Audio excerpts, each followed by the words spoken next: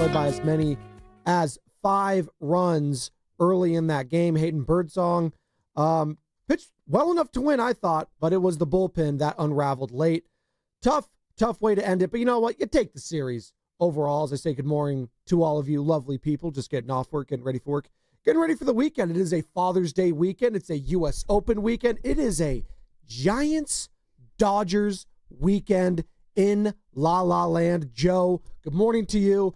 Tough loss, but you know what? At the end of the day, you look back, it's one of those series where we kind of looked at last week with the Padres where, yeah, you split, but you could have won all 4 of those games, or you could have lost all 4 of them. Similar to this one, you could have won all 3, but you also could have lost all 3. Yeah, yesterday didn't bug me as much as I saw it bug other people. I walked in this morning and I was like to Carter, you know, that one didn't hurt as much as I thought it might. And he was like, no, that one hurt a lot for me. And I hear him, but look, to your point, they could have easily lost all 3 of these games. They could have easily won all 3 of these games. The margins are super thin. Randy Rodriguez has been not just good, not just outstanding. He's been perfect essentially all season.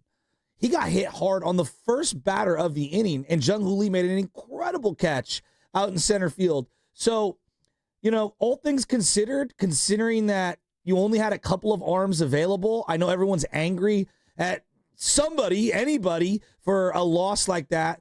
Sometimes you just escape Coors Field and you say, what are the positives? Well, you won 2 out of 3.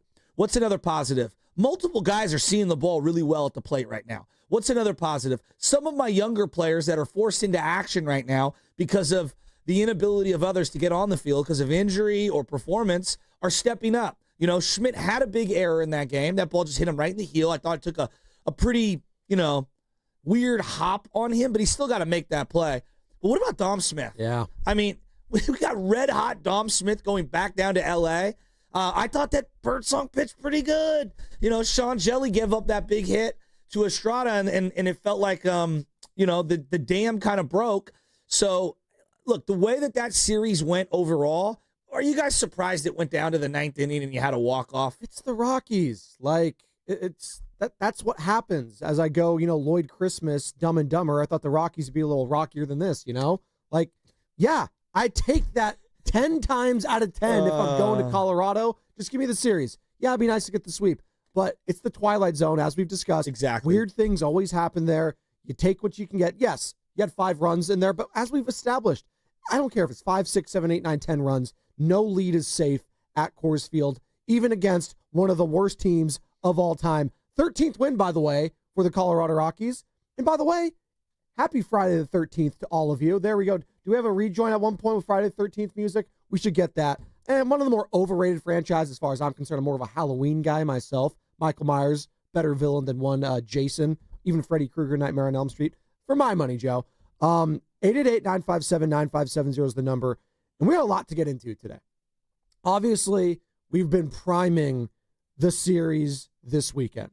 It's the first time you're seeing the Dodgers if you're the Giants and vice versa. There's a lot happening right now between both of these teams. They are battling for first place in the NL West. You got the Padres in the mix. There's a lot at stake this weekend. You don't have Matt Chapman. You don't have Patrick Bailey. But you know who you do have on the bump tonight, Joe? You got Logan Webb. Your ace. I know we parse words here. It's him or Robbie Ray. Top dog. Top dog, though. That's the guy I've seen against the Dodgers in the playoffs shove. I know he's up for this game. And he's going up against their ace this year. Yoshinobu Yamamoto. I just like saying the full name. You go Yoshi if you want. What's his ERA currently? 2.20. 86 strikeouts, 6-4 on the year. He's been outstanding. The guy's got it all. He's filthy. He's got the velocity. He's got the slider, the cutter, whatever you want, the curve. He's got it all. You got Roop tomorrow going up against old pal Clayton Kershaw. Guy's been there forever. God, it's pretty incredible. And we got to get to Clayton at some point today, too, because this potentially might be the last time you even see him. Like, just given the injury history, given the age of all of it, I don't know if we could, just say for sure you're going to see Clayton Kershaw against the San Francisco Giants again going towards this year. And then the young guy is going to get an opportunity again. On Sunday Night Baseball, down at Chavez Ravine, it's going to be Kyle Harrison against Dustin May. So I'm so damn excited about this. Hey, no. I look at it as an opportunity. I'm excited for Kyle Harrison. I'm excited about this weekend. I'm excited for Kyle Harrison. So the loss yesterday, Joe, it's not, it sucks because any walk-off is going to hurt. That's baked into the equation. That sucks, especially when you have a 5-run lead. And against that team, I understand the point of view from a Carter of the world, of all these people. Hell, Adam in the city who called yesterday, who's going to be at the game tonight. He messaged me on Instagram. He's like, that was unacceptable. Wait, oh, my God. Adam in SF DMing someone? There you go. Hey, He's a high-level loser, bro. well, I didn't say that, Adam. You're my boy. My boy Guido goes, I got to meet this Adam in the SF. Guido. Yeah. What's he up to? Is he still golfing? Guido's around the way. He's around the way? He's Okay. always around the way. Okay. Shout out to those watching on YouTube. Maybe Guido is brought to you by First NorCal Credit Union for a low-rate auto loan. Apply online or just ask for First NorCal financing at the dealer. It's so mean. It's mean-spirited, as Dibs would always say. We are coming to you live from the Laughing Monk Studios. Laughing Monk, righteously brewed in San Francisco. Why don't you go to Laughing Monk today to watch some Dodgers and some Giants tonight? Wouldn't that be great? That sounds burger? amazing. That's what I want right now. You know what sounds also amazing? When you come in batting 193 into a series and you've had 2 days off in a row, and your name is Willie Adames, and you're feeling a lot of pressure internally, externally. You come into that series and you say to yourself, I think we're all like, can he have a multi-hit game? Right? If there's one thing that I will take away from Colorado that I think can carry them the rest of the year, it's that the Willie Adames at-bats look so much better right now than they ever. Even the foul balls look better. He is squaring the ball up way better since the 2 days off in a row. So obviously June 10th, he comes in to that series batting 193. All right? 193. He has a hit.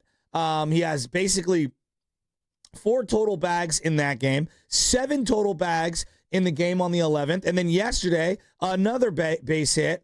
But to me, the at-bats look significantly better. Obviously, he had multiple home runs in this series, drew some big walks, had some really nice sac flies. It just feels like Willie Adames is seeing the ball at the plate better than he has at any point all year. He's barreling the ball up. He's having good at-bats. He's not chasing like he was earlier. Now, it's a 3-game set against a bad pitching staff in a hitter-friendly ballpark.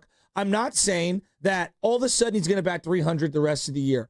I'm just saying when I went into that series, I wanted Willie Adames to come out of Colorado feeling good. I feel great about Willie Adames. You won 2 out of 3. Stinks you lost yesterday's game. Trust me, I know. I'm down on it too. I wanted the sweep. We all wanted the sweep. You're a full game out of first. But Willie Adames looks good. And if he can channel that into this series and hopefully all the way through the All-Star break, I mean, this would be the moment we would look back and say, hey, the 2 days off, going to Colorado, it was just what the doctor ordered.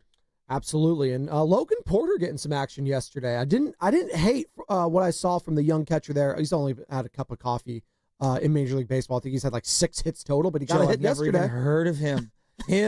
Kisner. I follow the AAA team. No, you've never. And I'm not trying to be mean. No. I've never heard of some of these guys that they're calling up.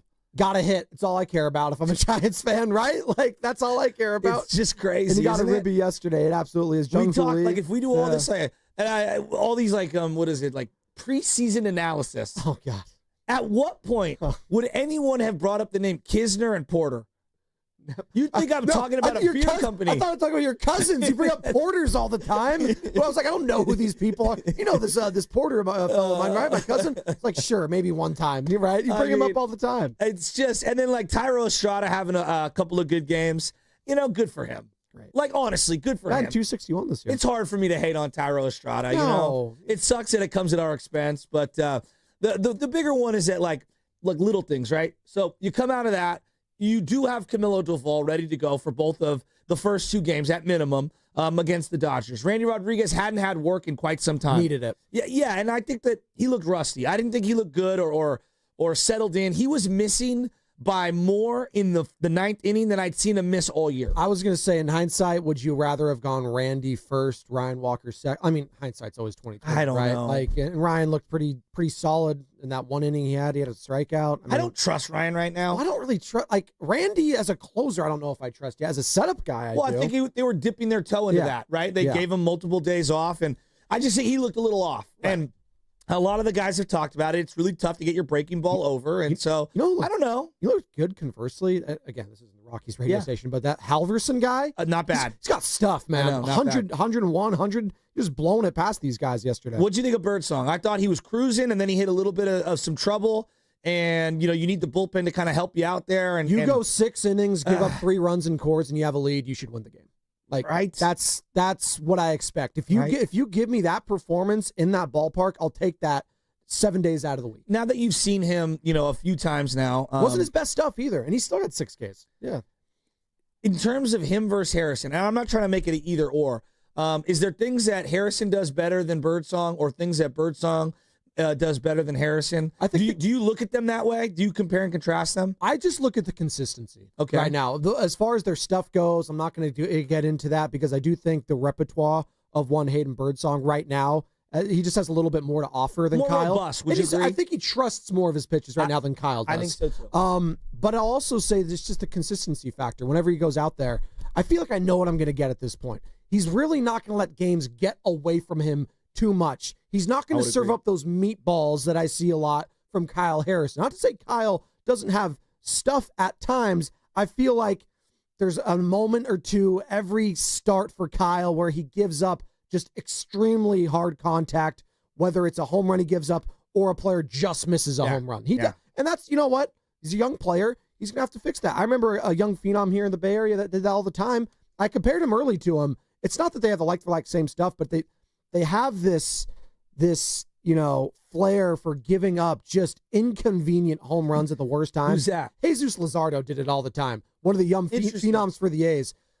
High cheese all the time, 95, 100. Yeah. He when had you the live stuff. up in the zone, you're going to get hit hard. And he just didn't have the movement that you needed, and you're not fooling these guys at this level. You're just not. Well, Luzardo was awesome earlier at points this year, and then what happens? But I think both guys, Birdsong and Harrison, they represent two things. Number one, you got to be patient, and you got to allow both of these guys to kind of mature into form. And I think that's the tough part is they're in a pennant race right now, or we're in the beginning steps of a pennant race, and so your tolerance level for some of the young guys, the growing pains isn't as big as you would if you were like the Rockies, because like right now the Rockies, it's development time for a lot of guys. The other part is you can see flashes from both guys. I think both guys show you glimpses of what could be, and that's the part that's tantalizing and exciting. The number one thing in baseball right now is, if you can get it, cost-controlled pitching that is young and under team control. That's what everyone's looking for. If you look around the bigs, some of the bigger, more bloated, difficult contracts to swallow are these pitcher contracts where a guy's making 40 large for multiple years, and you don't know if one pitch every 5 days could be his last pitch for 2 years. And so when you have a bunch of young arms, Wisenhunt in AAA, Birdsong in the bigs, Harrison in the bigs, they're kind of like the cheat code in Major League Baseball. It's similar. It's not the same, but it's similar to a rookie quarterback in the NFL, right? In that's what everyone's looking to have, right? You all want to be able to have it, because then you can afford these high-priced veteran lineup players or these DHs and things like that, or some of these bullpen arms. Jaden Daniels, Washington Commanders, they got Debo now. They've got Terry McLaurin. They can afford a little bit more to go to Houston, right? Yes. Go to with C.J. Stroud. Absolutely. The 49ers with Brock Purdy last year trying to sign all these guys. You got to maximize these windows when you can. And yes, the fact that you should be rooting for Kyle Harrison. I'm not saying anyone's rooting against Kyle Harrison at this point, but this is a massive start for him on Sunday. Again, it starts tonight first and foremost with the guy you want on the bump against their ace, Yamamoto versus Webb tonight. Cannot wait. You got this Root is tomorrow. A primetime matchup. This is an absolute. These teams right now, it's primetime first and foremost because of the players involved on one side of the baseball, but you put these brands together, and I get it. I don't think the Giants brand is at the level right now, the Q rating of a Dodgers, but you go through the history of baseball, yeah, it's one of the 6, 7 just most recognizable, right? Yankees, Red Sox, Dodgers, Giants, Cardinals. Am I missing? Cubs. There you go. Those are a few franchises that just you recognize those things. And when you see that Dodger hat this weekend, You'll see people walking around this weekend, I'm sure, wearing them. There's a bunch of them all of a sudden have been coming up here to live and to work and do all that. No. You gotta look at them a certain way. You're not going to give them a head nod, Joe. You're just going to walk right past them, all right? No, you're going to roll down your window and you're going to say, Dodgers suck, beat LA. That's what you're going to say. Is that what you're going to do with LJ? LJ, is your first words Dodgers suck? No, right now he's doing no on everything. LJ, you want to go to bed? No. Oh. Well, they'll be doing that the rest of your life. And then I go, hey, what about a baba? You want a baba? And he starts like smiling. I can go for a baba. Oh, but it's hilarious now. Like he now understands what no means. It's not just saying the word no. Like now he understands. No. You want to kiss your cousin Aaron? No. So mean. What does it mean? Yeah. Don't force the kids to do what they don't want to do, Joe. He's telling you no. All right? No means no. Thank you. It does. Absolutely, it does. But this is an interesting one because very few times in the NBA schedule do you get those like Laker Warrior Saturday night matchups that even like a non-Laker Warrior fan is intrigued to tune in on. Right. I think the Giants Dodgers this weekend on Friday the 13th, given that they haven't had a game all year against each other, we don't get it jammed down our throat the way we do Red Sox Yankees. I wonder if the nation is going to like just have a glance over. Like Logan Webb has been around for a couple of years. Obviously, you referenced the Giants brand overall. Chavez Ravine, Friday night. Is this one on Apple Plus tonight? It's a great question. The crack staff in the back will get on that. No. NBC Sports Bay Area. It is on. Why Apple Plus didn't pick this up is beyond me. Yeah, it's all right. Well, I'd rather it be. I know. But I'd rather it not be. This would have been a game that gets flexed, would it not? Right, well, we got the national game on the weekend. It's Sunday Night Baseball is ESPN. So there you go. So that is what they got there. And then who's doing? Is it a Saturday night game on Saturday? Yeah, Saturday. It's going to be night 7:10 is the scheduled first pitch. NBC Sports Bay Area. So yeah, there you go. He'll be locked in. Well, I wonder if Bonta Hill will be doing any of the games over the weekend. He'll be joining us. Well, his record isn't very good, so I don't know. Well, he's like 3-6 this year. It's not his fault. Hey, you know what? Colorado's a tough place. No, they won the couple of ones he's done in Colorado now, right? Yeah, well, yeah, that's what I'm saying. He's 3-6 now. Well, if this is, he's batting 500, right? 3 for 6? No? Is that how that works? No, that means he's 3 for 9, technically. He's 300 then. He's 3-6. Oh, okay. So he's not 300. 3, well, that's fine. Come on, man. Yeah. By the way, I would love the participation of the people because we're going to be diving deep into Dodgers Giants today. We had Eric Gagne on yesterday, Joe. Oh, God, it was so good. Cy Young Award winner. I hate to do what I'm going to do to him in an hour from now, but like in an hour from now, I'm going to give you my list of my personal Dodgers I hate. Period. End of discussion. And as great as that interview was yesterday, Gagne might find himself on the list. And if you missed any of that interview, find it on YouTube or the free Odyssey app. You're going to want to download that bad boy. By the way, you're going to be wanting to be locked in because today is the last day that you could win a pair of Golden State Valkyries tickets as they take on the Connecticut Sun on June 22nd at Chase Center. Got to be listening, though. When I think of Connecticut, I think of Sun. Yeah, right. I don't know. What was that I think name? Of Bristol, Connecticut. I think of like ESPN. It should have been Snow. ESPN. Connecticut Snow. Yeah, that doesn't have the same ring to it. Like there's the Phoenix Suns, which makes sense, right? Arizona is hot. Yes. I have never, there's certain states. The Phoenix air conditions. There's certain states, by the way, I have zero just desire to travel to. Vermont? Connecticut's one of them. Well, Vermont's got like maple syrup and like nice, like snowing. Maple syrup. I think of Canada with maple. Like snowboarding, skiing. They got like good like mountains. Rhode Island. You in on Rhode Island? Providence, I heard, is nice. It's on the coast. They got good seafood. Maine's got the lobster. I'm not into like camping or anything though. I'm out on that. So like nature. When I think of like just like that whole New England area, I just think of Tony Soprano going up north in season 1 and taking his daughter to all the colleges and like finding the snitch and then murphing him out. There you go. By the way, Tony Soprano, happy Father's Day. One of the most iconic fathers in on-screen history. Maybe we'll dive into the most memorable TV or movie dads of all time, Joe. As we shout to all the dads out there. Dr. All the Seaver's got to be in there. Right. All the father figures out there, all the uncles, the cousins. Uncle Phil. Everyone. There you go. I love it. I go Hal from Malcolm in the Middle, Bryan Cranston. It's a throwback. No, Before not bad he became Heisenberg, he was Hal to me. Phil Dunphy's up there. There you go. I mean, Modern Family. Phil Dunphy, I have to say, for the more modern type television shows. Hence the name. He's funny. He's hilarious. We're all a little Phil Dunphy. We got all of those TV dads. We're all little Uncle Phil. We got all of them with Inside of Us. We're going to pick this up on the other side. We're going to dive into Dodgers, Giants, and is losing this series the end-all, be-all, or winning this series the end-all, be-all for Giants fans? Is this the ultimate test to solidify, hey, you know what? We deserve to be in the conversation of winning the NL West. How important is this series for you? 888-957-9570 is the number to call or text, and it's brought to you by Fremont Bank, here for you, here for good.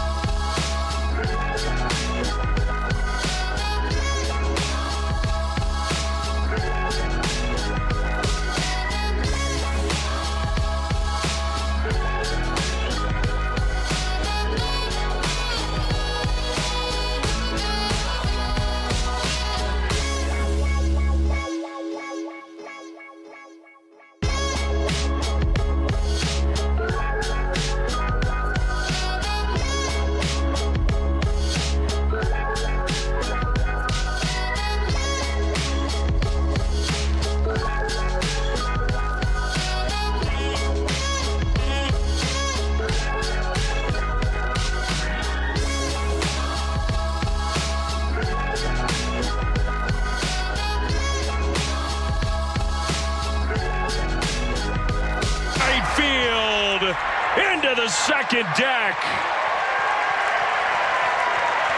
His first Giants home run was a no-doubter. And Willie Adames is coming out to get into position to greet Dominic Smith. That's an answer. 7-2 Giants. The Morning Roast with Joe Spadoni. Listen to that guy driving the bus, man. Damn, Spadoni. Damn, you sound good. And Joe Shasky from 6 to 10 on 95.7 The Game. Thanks, Bonte. Bonte Hill will be joining us in the studio today, as he does each and every Friday, 9 o'clock. Can't wait for that. Talk some Gigantes as they fall yesterday to the Colorado Rockies. On the call right there was Dave Fleming, sound courtesy of NBC Sports Bay Area. Dom Smith, 3 hits yesterday, Joe. Big time. He's batting .320 right now in a small sample size, albeit. But you know what? The bats are hot heading into La La Land. Can't be mad at the bats. Dom Smith, what a story. I mean, this guy been around for a minute, kind of bounced around. Feels like his career was hanging on one leg. Giants bring him in to replace Lamont Wade Jr., and this goes to show you how bad Lamont Wade Jr. is. I mean, this is a guy, Dom Smith, who anyone in baseball could have had. Anyone. And we talk a lot about WAR, like wins above replacement. Yeah. And this is a great example of you have a player who's not helping you, all right?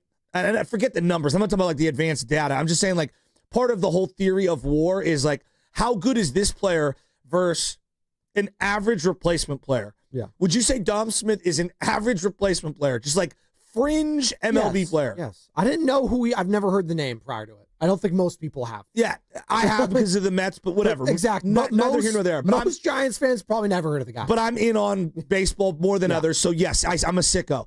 That being said, I mean, how much better, just in a week, how much better is he than Lamont Wade? He's done more in a week than Lamont Wade did all season. There you go. How about So the fact that Buster Posey has got a little Farhan magic in the sense of turning a guy over for someone else, flipping the card, and boom, we got an ace in the back pocket, right? And we'll see how long this lasts.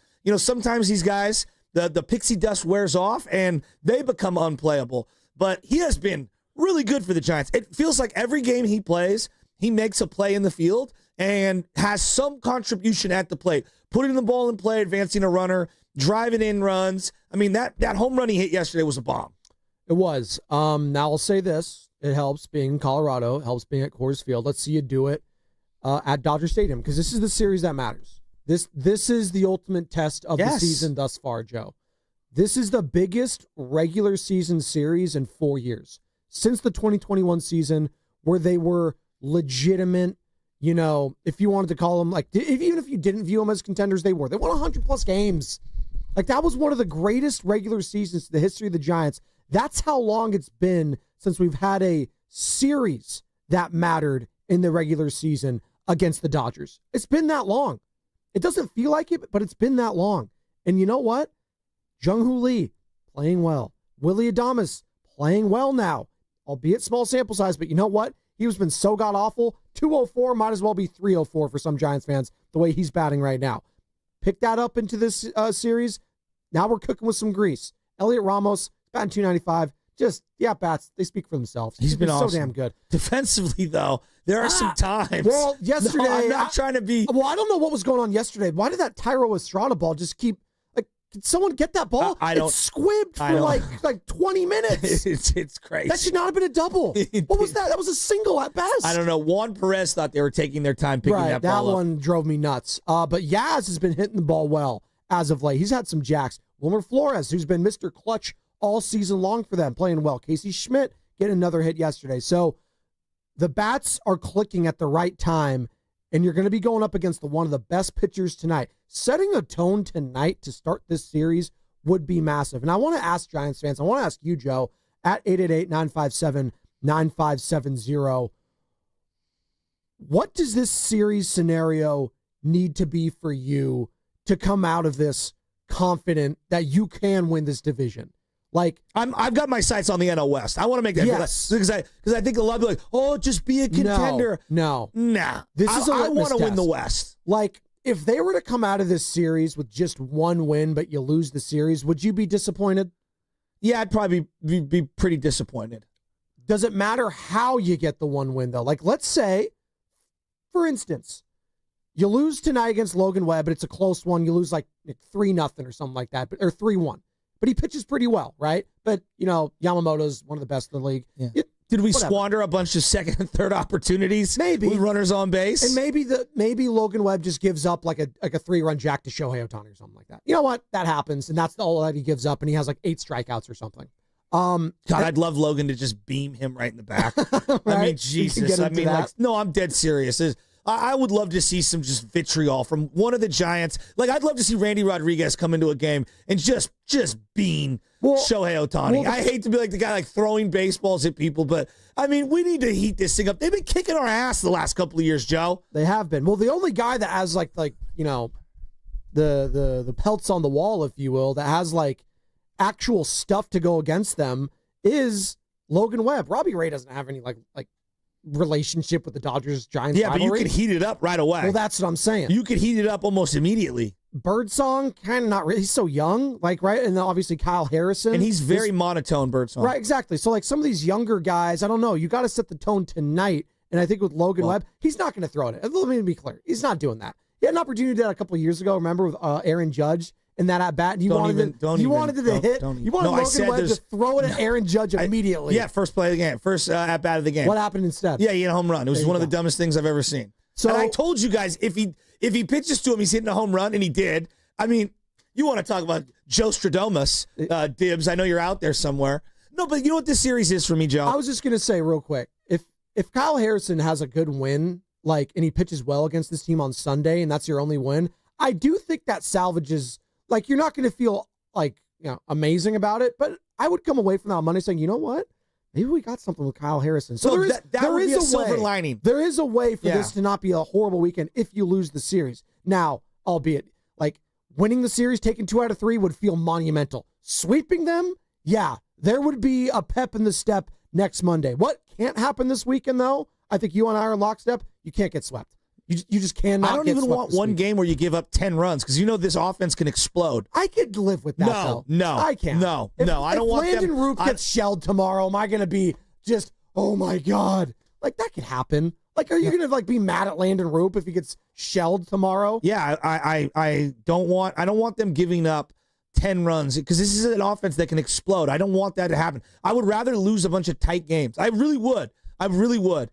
Joe, this is a yardstick series. The yardstick back in the day, you'd have it on the black chalk on the board over there. And the teacher would take it and smack it against the exactly. Board. Yeah. I am measuring myself right now against the best team in baseball. They're the reigning champions. They've got the best lineup. I know there's a million guys on the IL. I don't care. They've got the largest payroll we've ever seen. They've got more money deferred than even the American government right now. All right. They are 3-headed at the top of the lineup with 3 probable Hall of Famers in Shohei, Mookie, and Freddie Freeman.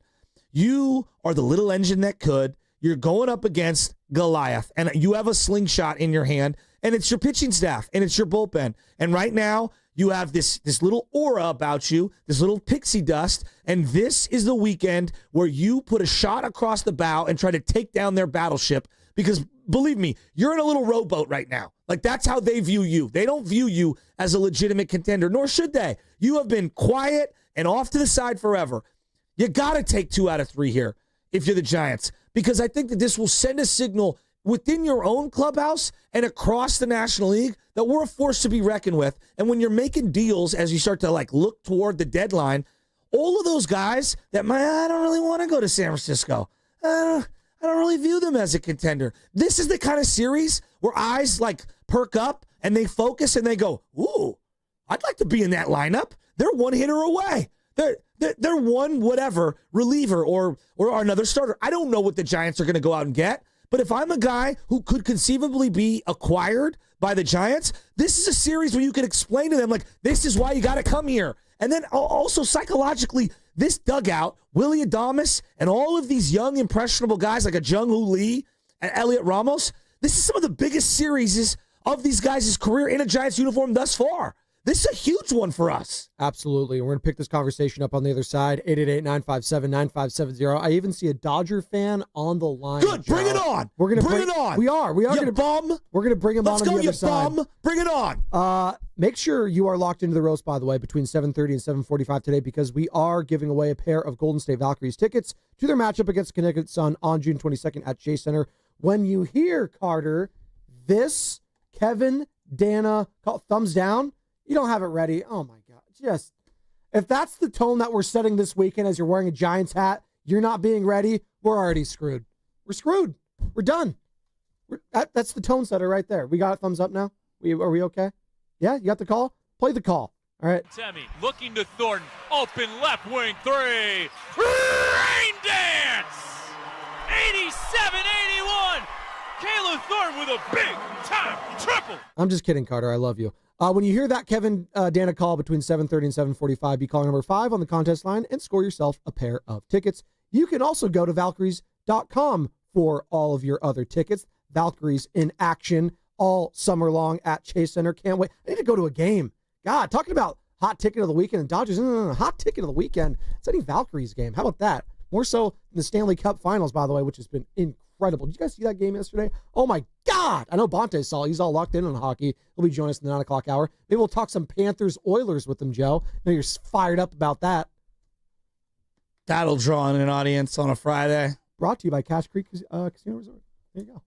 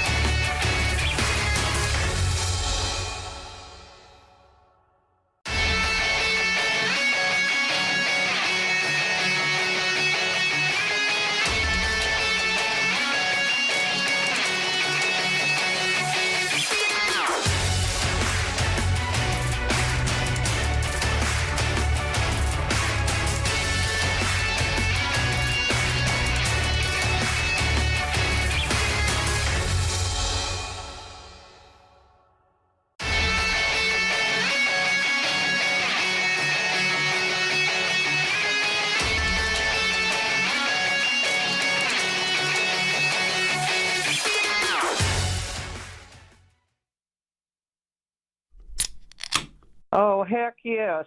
Bay Area, what's going on? It's your boy Chewy from 102 Jams. Listen to me every day, 3 to 7 p.m. But right now, let's get right back to the morning roast with my guys, Joe Spadoni and Joe Shasky, right here on 95.7 The Game. You fired up, Shasky? Oh, you know he is, Chewy. We need some more, like, enemy music. This is too casual for me. No L.A. music. None? You like to claim L.A. music when it's convenient, though, because California. You say California in general. Like who? Like Tupac. You love Tupac, first off, is Marin City and Oakland. Okay. Well, and New Jersey. Is he's more synonymous with NorCal or SoCal? Let's keep it a buck. No. Come on. Joe, you, the casual who doesn't understand that Tupac rise to prominence? His most famous songs are featured with Dr. Dre, who is from L.A. Come on. Technically. California Love is probably one of the most famous thing ever, like one of the most famous songs ever. Sure. And he's featured on that. No doubt. And no doubt. He does give California, but NorCal, To Live and Die in L.A. everything. is produced by Daz, and he actually rips Dre in the ad-libs at the end. Okay. So no Dr. Dre. California Love Part 2 without Punk. You love Snoop. Dre. You love Snoop. I love Snoop. By the way, that was the worst rejoin music I've ever heard in my entire life. You. It's Tigers Giants! Let's go. Who is that? Wait, whoa, Thank real you. quick. Thank you. That's the guy there's a new voice on the show. I didn't recognize that voice. I don't know. Put on Who JT. is that? Put on JT. Game tight. Put on JT. Game recognized game. Give me some Mac Mall. Give me some Mac Dre. Let's go. Give me some San Quinn. Hit it out the park, Barry Bonds. Well, give me something. That wasn't Give Sam me Frisco. Lubman. Stand up. That wasn't Sam Lubman. That was our boss. It's Matt Nahagian. Oh. Well, listen to the story I'm about to tell. This is still not another tale about that yell. This is actually like a depressing song. No, it's not. It's one of the greatest choruses of all time. Like, turn it up. Yes, you listen to the lyrics? For yo, walk around with Thank you. I cut all of these beats, by the way. I cut all the Nicotina beats that you have right there. You're on Spadoni's beds right now. I know you are. Oh, you're not? Well, if you found the beds in the system, I cut all these. 4 a.m. Bay Bridge music. Yeah. Jungle. Let's all go. of it. Why you smiling? You Beezy. That's what you need today. We don't smoke no Bama in the SFC. Lost Hawks. Come on. Give me Lost Hawks. There you go. Let's go. I'm feeling good. This is the biggest Giants series since the NLCS in 2021. Is it not? No, it's the biggest. NLDS, excuse me. Well, it's not even close. Right? Right there. Not even. No, it's not. It's not hyped enough. It's not hypey enough. No. Okay. What's after? I don't know, but it's not hypey enough. Okay. All right. Well, come on. Go Mac Dre then. There's a bunch of Mac Dre beds. There you go. Turn it up. You feeling better now? Yeah, I am feeling better. I'm ready to take 2 out of 3 from these bums. Let's go. I'm sick of hearing about Shohei, the guy who should be in federal prison. Oh my God. For gambling. Threw his poor guy under the bus. I mean, not since Greg Anderson has a friend been thrown in the slammer, for protecting somebody. Chris Carter told us, get a fall guy. And Shohei was definitely at that class. I mean, so there you go. Mookie Betts, as much as I love the guy, I also despise the guy. Why? Because he's too good. The Red Sox gifted him. Hey, Verdugo. To the Dodgers. Verdugo Shut up about Verdugo. Piece. He's on 6 teams since then. All right? Give me a break. Freddie Freeman, great guy. Obviously, I mean, he's like a great guy. I mean, great guy, obviously. But he's wearing the Dodger outfit. You he's hate that all these Dodgers are actually They're good all people. good guys, and that's what it pisses me off. Clayton Kershaw tomorrow, yeah. That's the reason I get pissed. I mean, but you know who else I hate? Max Muncy, this guy. Okay, you can hate that guy. I mean, this freaking guy. I mean, he doesn't even have a position. He drives me nuts. This team drives me crazy. And you're bringing up Kershaw. I despise Kershaw. I respect them. Kind of like Emmitt Smith or Michael Irvin with the Cowboys, where I despise them. Patrick Mahomes, yeah. If this is the last Kershaw battle, because you never know. Yeah. Like, the guy could get hurt. He's pretty old. Basically got injured at the end of last year. And, we don't know how many of these we get where he's at home at Dodger Stadium in that uniform, that all-white Dodger uniform against the Giants. This is something special. And we're watching kind of the end of an era. And, for a long, long time, whether you had Don Drysdale, Sandy Koufax, Fernando Valenzuela, Oral Hershiser, over the years, there's been a lot of I would call close your eyes Dodgers starters for a decade, for a different generation. Yeah. And for almost 2 generations, it's been Clayton Kershaw. And it's crazy to think that him and Lincecum were on the cover of the ESPN, the magazine, together. And I haven't thought about Lincecum in a Giants uniform forever. What was that, 18 years ago? Something like that? 07? Goes to show how great this guy is. Right? Right?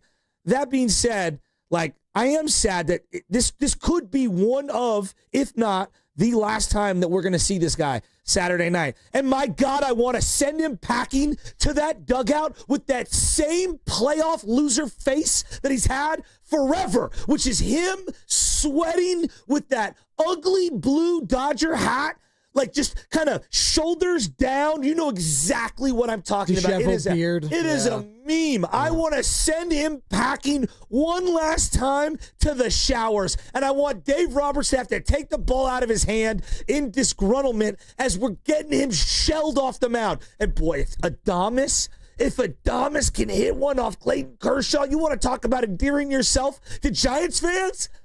Let's go! Is this the weekend that Willie Adames becomes a Giant, Joe? Is this the weekend that's going to happen? I mean, this. You know what you want to do? You want to slide in hard on Mookie Betts at second base. Break up 2. Give him the old elbow. What for? Why not? Let's see it. What are we waiting on? Brought to you by Golden State, serving the Bay Area for 3 generations. When you succeed, we succeed. Visit GoldenStateLumber.com. We're going to get into some of those scenarios on the best case and worst case scenarios for the Giants this weekend in L.A. You got Logan Webb on the bump tonight against the ace of the Dodgers this year, at least. Used to be Clayton Kershaw for a long time. No longer. It's Yamamoto is on the mound tonight. Primetime action. Cannot wait to watch it. It might wear their City Connects, the Los Angeles deferrals. What do those look like? You felt so proud of that one. It wasn't that great. Well, I mean, Ohtani has his own City Connect. It's pinstripes, black and white ones where it looks like you've been in jail. He should be. I mean, it's ridiculous. Like, can we relax on that? The federal government investigated certain individuals from my family for years on end, overturning everything, seizing computers, freezing assets. And Shohei Ohtani was cleared in less than 24 hours. In what world where our government moves slow as molasses, in what world did Shohei Ohtani legitimately get investigated the appropriate way? I'm not even saying that he actually did it, but to say that it was open and shut within 24 hours is a joke. It's a joke. We investigated Barry Bonds putting some cream and some clear on his knee significantly more than we did this guy moving money and betting on games. Ron is in Hayward. That's your guy, Ron in Hayward. What's number up, Ron? one Shohei Ohtani fan, number one Dodger fan that likes to call into the roast. He wants to talk about this weekend series, Joe. Yeah, in good. LA. What's go. Up, Ron? Let's go. Hey, what's going on, man? I've been listening to you guys ramble off at the mouth. I'm sitting here in my rig because, I'm a truck driver. I'm sitting on Montague Expressway right here in San Jose. I've been waiting to get on the show. It's been that time of the year. Yeah. This is Jackie Robinson, Dodger Blue time, baby, the world champs. So what you guys going to do tonight? We're going to win. That's what we're going to do. We're going to take 2 out of 3 from you, and then we're going to be in the top of the NL West come Monday morning. Hey, where's Monte at? Hey, that's the only thing that's missing. It's you Monte's and at 9 o'clock, Ron. Ron, 9 o'clock. Well, tell him I called in because I missed it. I probably won't do that. But thank you for calling in right now, Ron and Hayward. He's fired up about his Dodgers. He didn't really get into. I thought there was going to be some smack talk. What the hell was that? He laughed like Ted DiBiase from WWE. He's the $1 million man. It's funny. It's funny how sports works, right? Like in our mind, like Dodger fans and Laker fans, and we make them synonymous. I actually think that a Laker fan is a little different from a Dodger fan.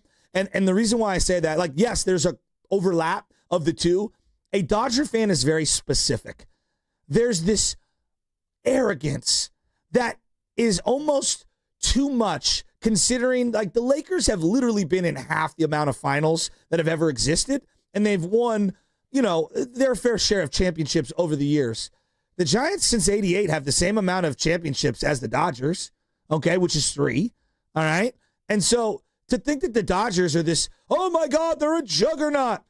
Cardinals have 3 in that same span period. The Red Sox have 3 or 4 in that time period. So you're not who you think you are. And they represent this casual behavior. Let's throw on a Dodger hat and my flip-flops in my jeans. And it's just, they disgust me. They embody more of everything I despise about LA, even more so than the bandwagon nationwide Laker fan. They really do. Like, they epitomize the definition of transplant casual LA sports fan.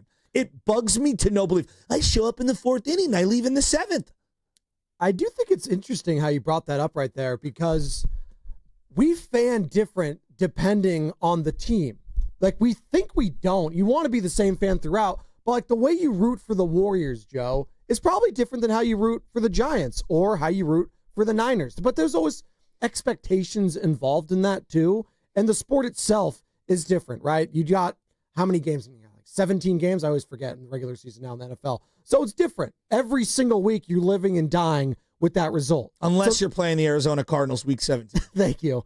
Juwan Jennings on line 1 getting ejected, right? Or if it's the Warriors, right? And you got Stephen Curry and it's LeBron and it's Steph and it's there, like it's different. But you're not going to feel the same if it's, Trae Young and the Atlanta Hawks, for instance.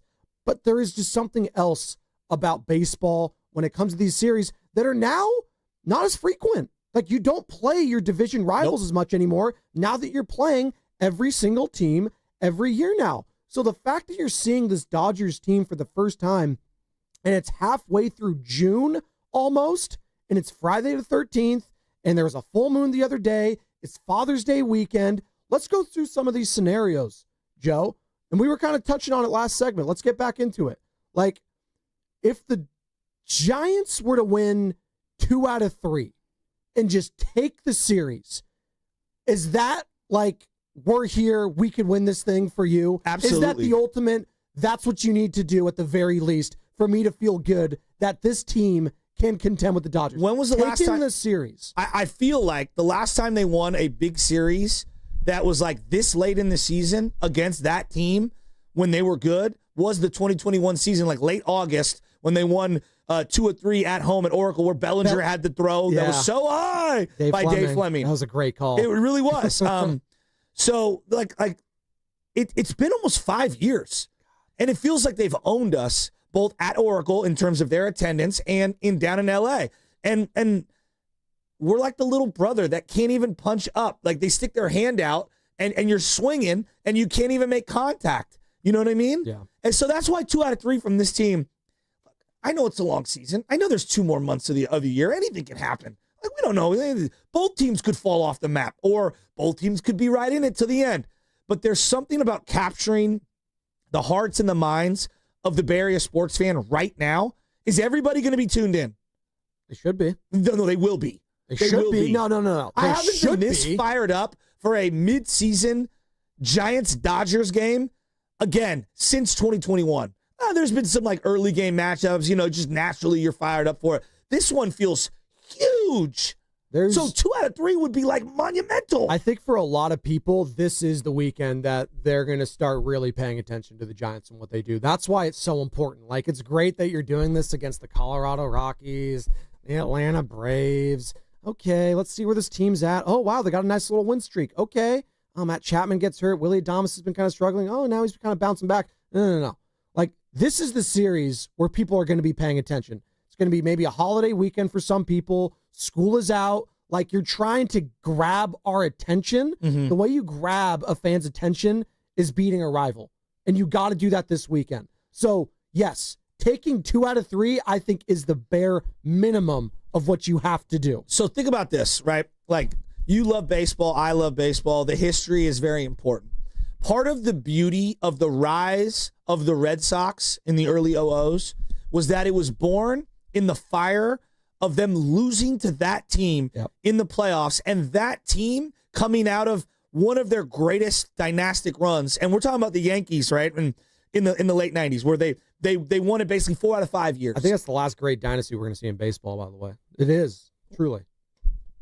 Maybe. Yeah. Like, I never say never. Like, who knows? Like, maybe. But I think losing to that team that way, and that team being the juggernaut that it was, did that not make the rise of the Red Sox that more dramatic? Absolutely. That more special? And there was the whole flirting with the Alex Rodriguez. You thought he was going to be a Red Sox. Yes. He ended up being a Yankee. You had Kevin Millar basically throwing Nomar. See you, Nomar. We're getting A-Rod. Yes. And then it didn't happen, right? I think we all watched that doc on Netflix about it. It was absolutely insane. Theo, the young GM at the time, Theo Epstein, now everyone knows him, right? But he was so young, and like, he was this new kind of wave of thinking, the Billy Beane kind of a tree. They tried to get Billy Beane from the A's. He spurned him. They pivoted to young Theo Epstein. So, yeah, there was so much baked into it. Yes. So I look at where the Giants are at, and though it's not exactly a like for like, I just look at where they're at right now. They're like kind of like out of sight, out of mind for a lot of teams in the NL, right? And that's they haven't been good. But I think for a lot of, and I know I hear you on this, I think for a lot of Giants fans have been out of sight, out of mind for a while. I agree. But they're going to the ballpark. I agree. So something is different this season. I saw Big Boss Man, who's in the back right now, kind of quote the Guru's favorite quote, something's happening here, Buffalo Springfield. Something's happening with this Giants team. But for a lot of Giants fans, like the diehard ones, that are going to be like, yeah, let's see. Let's see how for real this is. Because I do think the fact that there is a third wild card, people do fall back on that, Joe. Whether you want them to or not. I want the NL West so bad. I know you do. But some people are thinking in the back of their minds like, oh, yeah, we got the third wild card at the end of the day. It would hit different winning the NL West against that Dodgers team and against that Padres team. And, oh, by the way, against the Diamondbacks team, that was just the World Series 2 years ago. This is a stacked division. And you're a game out of first place on June 13th. On June 13th, you're a game out of first place against that Dodger squad who has injuries left and right on that pitching staff, by the way. Yeah, but now's the time. Like, I honestly, I want to see a little dust up. I really do this weekend. I want to see the Giants, like, start the fight in terms of the physical, mental edge that you're going to need right now. Like, they got a lot of nice guys on their team. Like, I want to see Willie, either coming across the bag, coming in hard. I want to see something here. I want to see Logan Webb throw one up and in on somebody. I want to see some nastiness. And by the way, we're going to get into some of those nasty moments between the Dodgers and the Giants today.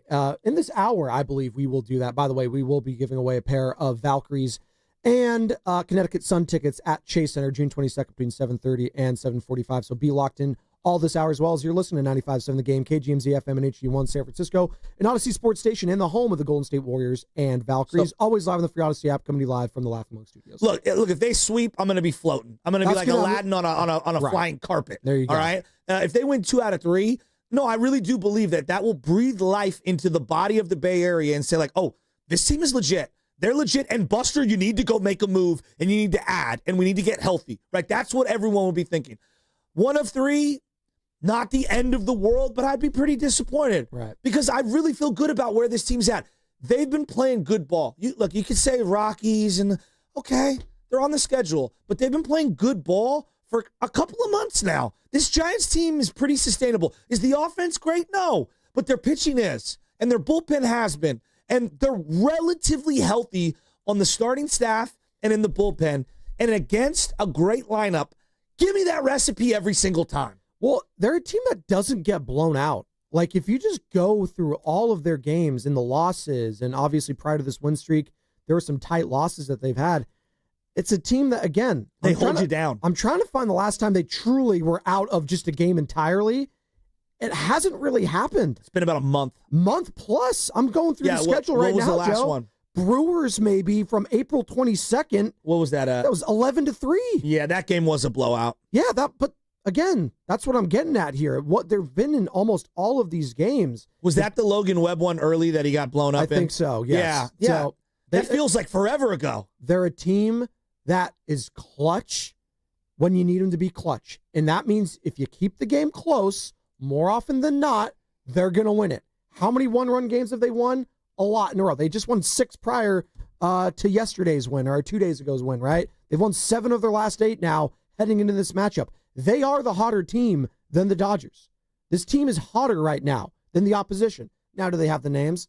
No, they don't. But I don't really care about that right now. Yeah, that might matter come playoff time when that could be the difference, right? Mm-hmm. Leaning on those guys. But right now, my guys are hot. My bats are hot. Elliot Ramos is just as good, I feel like, at the plate than anyone else the Dodgers has right now, which people might scoff at. People might say that's insane. That's fine. I don't care. His at-bats, the proof is in the pudding. Yeah, he's been a great player. Willie Adames, we'll see. This is a huge test for Willie Adames this weekend. If him and Jung-Hoo Lee have a good series, how good you going to be feeling, Giants fans? Again, you're talking about flying on a magic carpet. I'm going to take the magic carpet. I'm going to be bringing it here into the studio. Absolutely. And by the way, we're talking about all the good stuff, rightfully so. If they get swept, though, this weekend, Joe, is all the good feelings from this first half of the season just immediately thrown out the window for you? If they get swept? No, but I'll be really, really low in terms of energy because, again, this is a litmus test. This is to see where you stack up.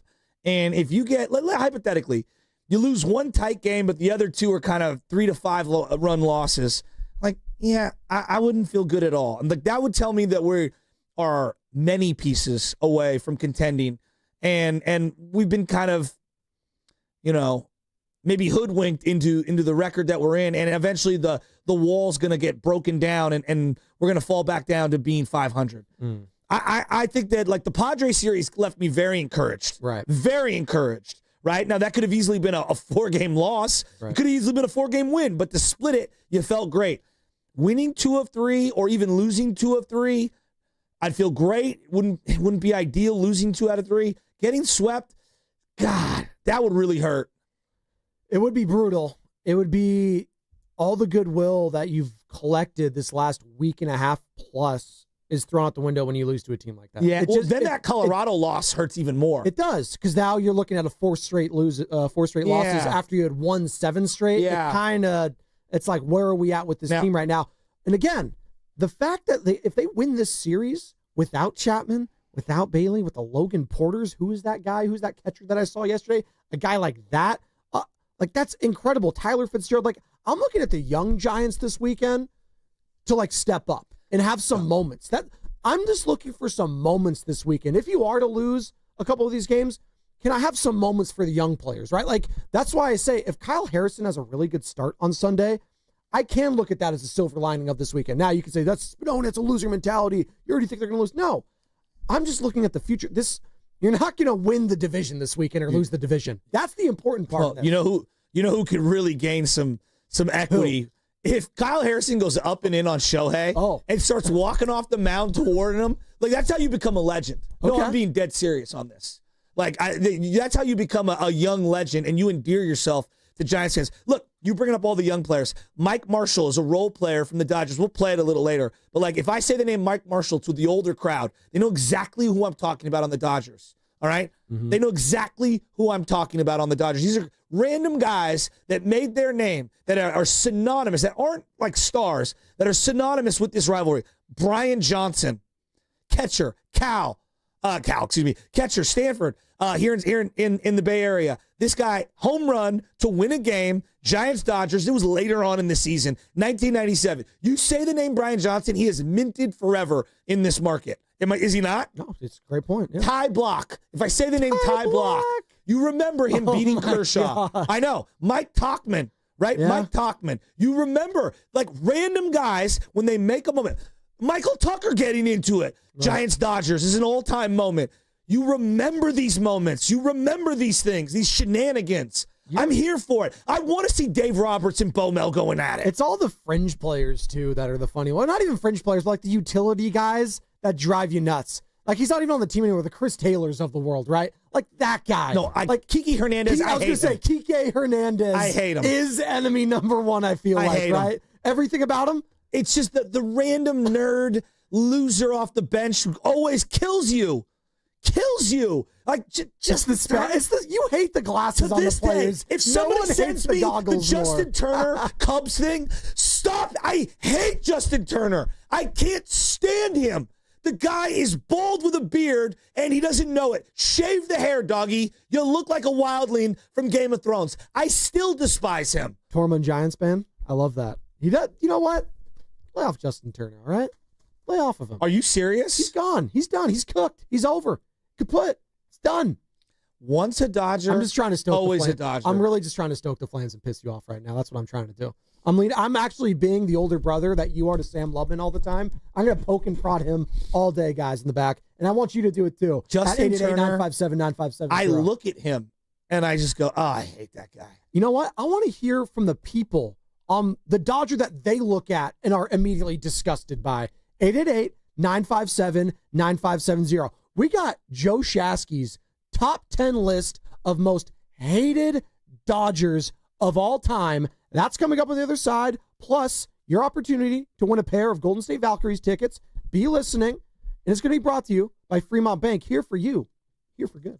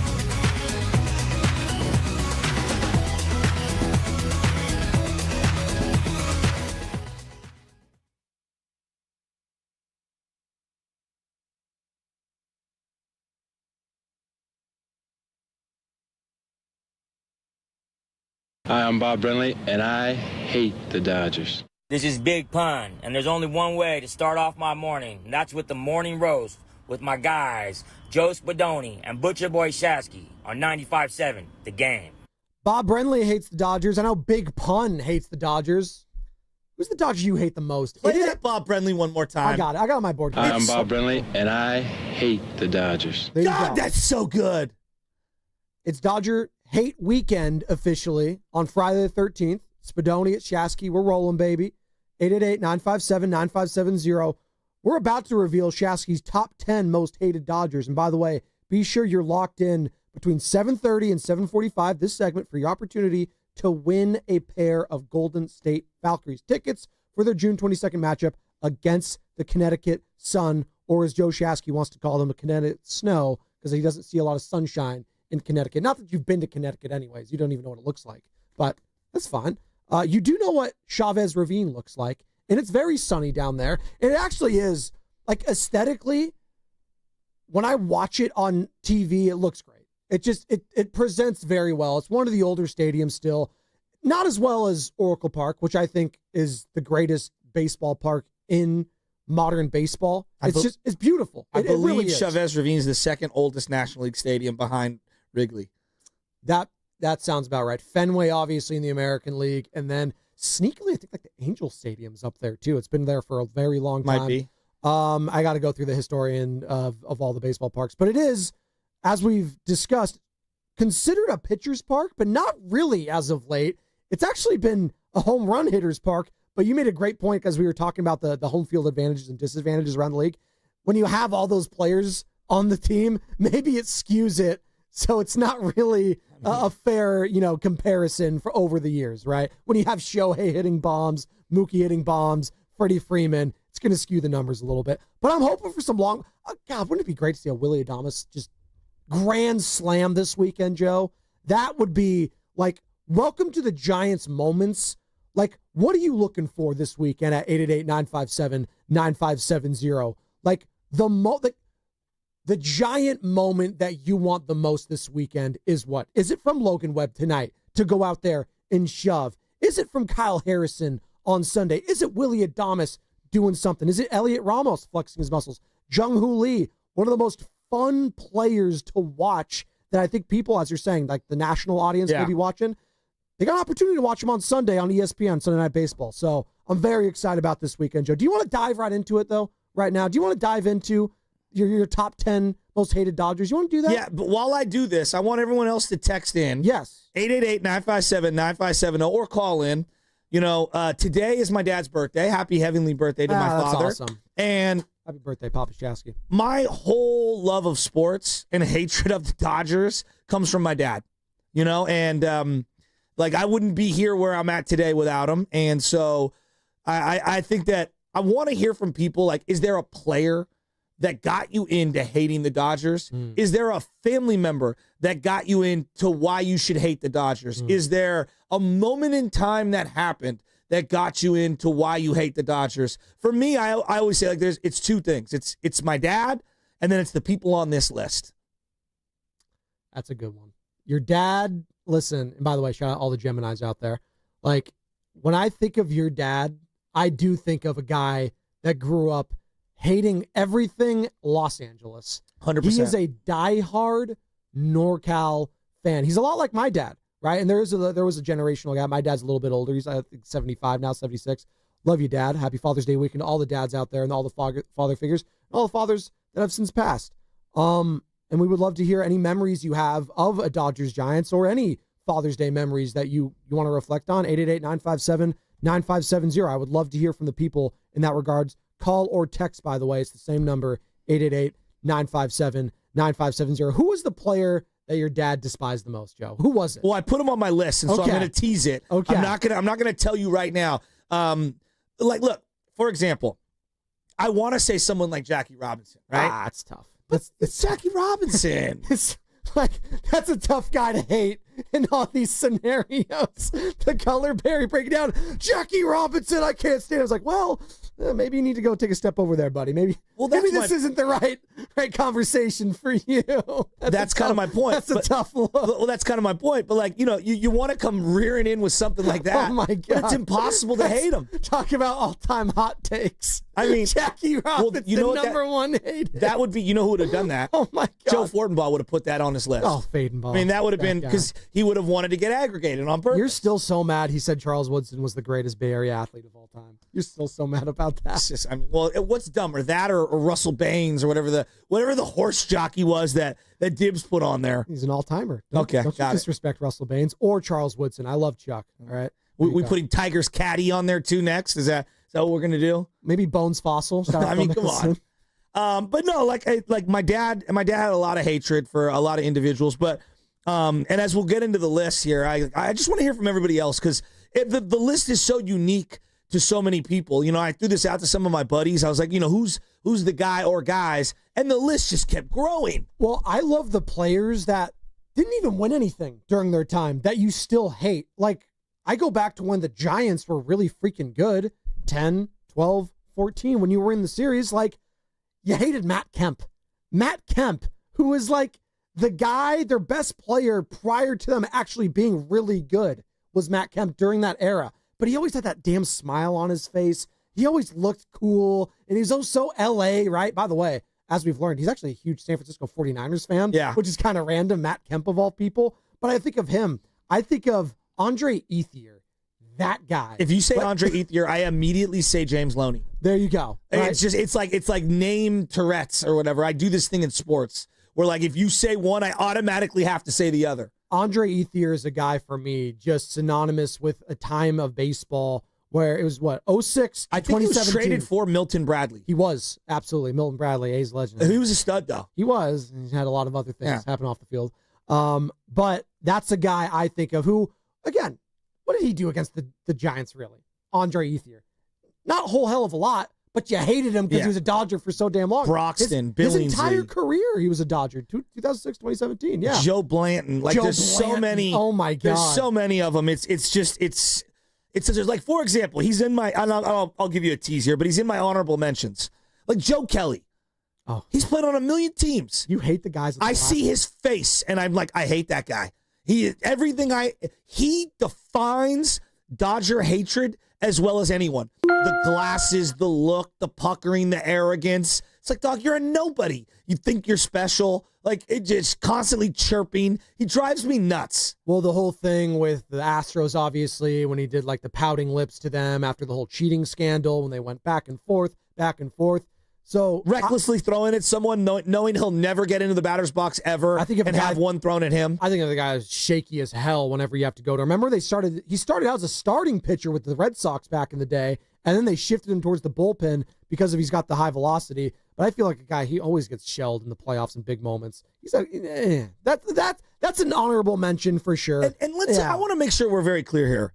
This is all in fun. Sports hate. No one's saying go out there and start a physical fight or anything like that. Well, Joe Kelly might. In general. Yeah. No, but I'm talking about sports hate. Sports hate is different from real hate. Of course. I mean, everybody needs to relax. No, there's real hate going on in the world. There's literally, as we're playing baseball in LA this weekend, there's actual real life stuff happening in LA this weekend. So this is all sports hate, and we're having fun. And this is where people want to go, take a break from all that. I saw some stuff come across my timeline yesterday.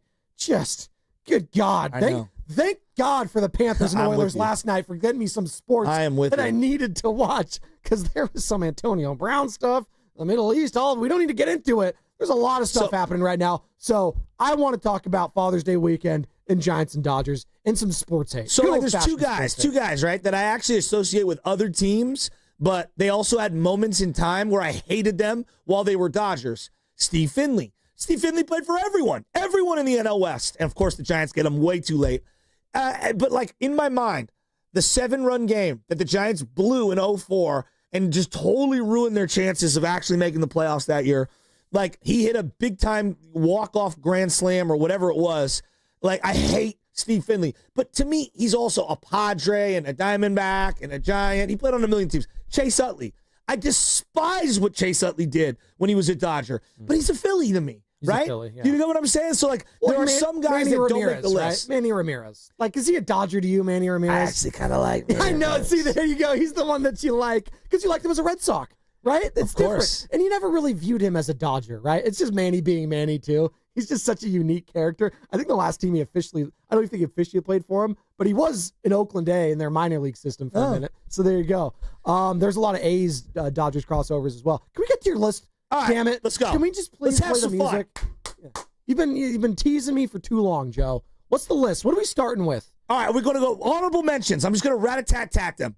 The entire Hairston family. Technically, I think Jerry Hairston was the only one that played for the Dodgers. But when you say the Hairston name, I despise the Hairstons. Okay. Joe Kelly. I referenced him. Goes without saying. The Specs. When I see the Specs, I think of Dodger reliever dorks, and I think of Joe Kelly. He has no problem throwing 100 miles an hour at someone, yet will never get in the batter's box. I despise that individual. Okay. Can't stand him. He also looks like he lives in SoCal. So there's just something about him that he's like a double. He's a twofer. Mike Marshall, the Take That game. Mid-'80s. Obviously, Roger Craig walks Pedro Guerrero twice to get to Mike Marshall. Second time, Mike Marshall hits a home run. As he's rounding the bases, he points to the dugout and Roger Craig and says, "Take that." If you say the name Mike Marshall, Giants fans of a certain age lose their minds. He was soft as Charmin. And then Scott Garrels threw way beyond the guy that he should have hit him. Scott Garrels pulling a Sean Estes and not hitting someone in the back when he was ordered a code red. It just drove me nuts. Let's get to Mike Scioscia. Mike Scioscia. I mean, synonymous with SoCal. Obviously, he was the Angels manager, but I'm talking about a guy that lived off one World Series for 2 decades. Jesus, Mike Scioscia on line 1. When I think of a big, burly boy who puts his knee down at home plate that I just wanted somebody on the Giants to batter ram, it was Mike Scioscia standing over the plate. I mean, he drove me absolutely nuts, which also brings me to another catcher, Russell Martin. And this is my honorable mention list of Dodgers that I hate. Russell Martin. There was just something. I'm Russell Martin. I don't know why I do that face when I say the name Russell Martin, but he just bugged me. He bugged me. He was a part of that Ethier, Loney, Kemp core that you're talking about, Broxton and Billingsley. Russell Martin, just a thorn in my side. I don't really, and I get it, he was there from 06 to 2010. Why do I think of him more as like a Blue Jay Yankee in that era? Like, I don't really, no, seriously though, like he was there, longest tenured there as a Dodger, but I don't view Russell Martin that way. He was a Pirate for a second too. He just bounced so many different teams. That's an interesting one. Continue. All right, Kiki Hernandez goes without saying. I mean, Kiki, the guy always comes through with a play or a hit or a home run. I mean, he defines what it is about role players having moments in this Giants-Dodger legacy. Then we get to Kenley Jansen. I mean, this guy just, he's so good. It's hard to really knock him. But that's what made finally beating him so sweet when Buster hit that home run, is that it felt like he was Thanos and inevitable in the late game situations against the Giants. But Kenley Jansen, the heavyset guy with that little toe tap, he just, God, he was so good for so long. I despise him. Let me look up his record against the Giants real quick. You do that. Kenley Last Jansen. honorable mention, Steve Sachs. I can't stand Steve Sachs. I know for some other people, he might have played on a zillion other teams, but to me, he's a Dodger. Let's get to the top 10. Now, you rat-a-tat-tat. Do you got the sound, Carter? I can't see you. We've got new lights. Are we ready to go? We are blinded by the lights right here. All right, I'm going to point, and let's get rocking. Number 10. Number 10. All right. I got the name, and I'm going to give it to you. Is that what we're going to do? Eric Karros. If you just say the name Eric Karros, I think Dodgers in the 90s that were rookies of the year who destroyed us. I think about 1993, him coming out of the dugout, high-fiving Mike Piazza. He drives me nuts. It pains me to say he's a great broadcaster, I like him on the because Fox he broadcast. really bugs me. I can't stand Eric Karros. Eric Karros, number 10. By the way, Kenley Jansen, the guy your honorable mention, 2-7 record against the Giants all-time, 3.55 ERA, 119 strikeouts, 37 saves, and 80 appearances. So actually, wasn't as bad as I thought it was going to be for one Kenley Jansen. So that's number 10, Eric Karros. This is Joe Shasky's top 10 most hated Dodgers, and I would love to hear your most hated Dodgers. And if you have any stories as to related why, it could be as simple as a player stiffed you for his signature and you've hated him ever since. I love it. Steiny on line 1, 888-957-9570. Steiny hates when anyone's happy. I mean, so that doesn't surprise me. There you go. Number 9, Joe. Number 9. All right. It's Yasiel Puig, number 66. Yasiel Puig, I mean, the guy licking bats, talking smack. I wanted Bumgarner and him to just fight each other, just get it over with and fight each other. Look, there's a small part of me that thought he was great for the game of baseball and great for the rivalry, but you can't talk about Giants-Dodgers without bringing up Yasiel Puig. I despised Yasiel Puig. He was a moment in time, Yasiel Puig. It was the defecting from Cuba. It was all of that. It was him getting all the attention because he was a Dodger and because of his physical stature.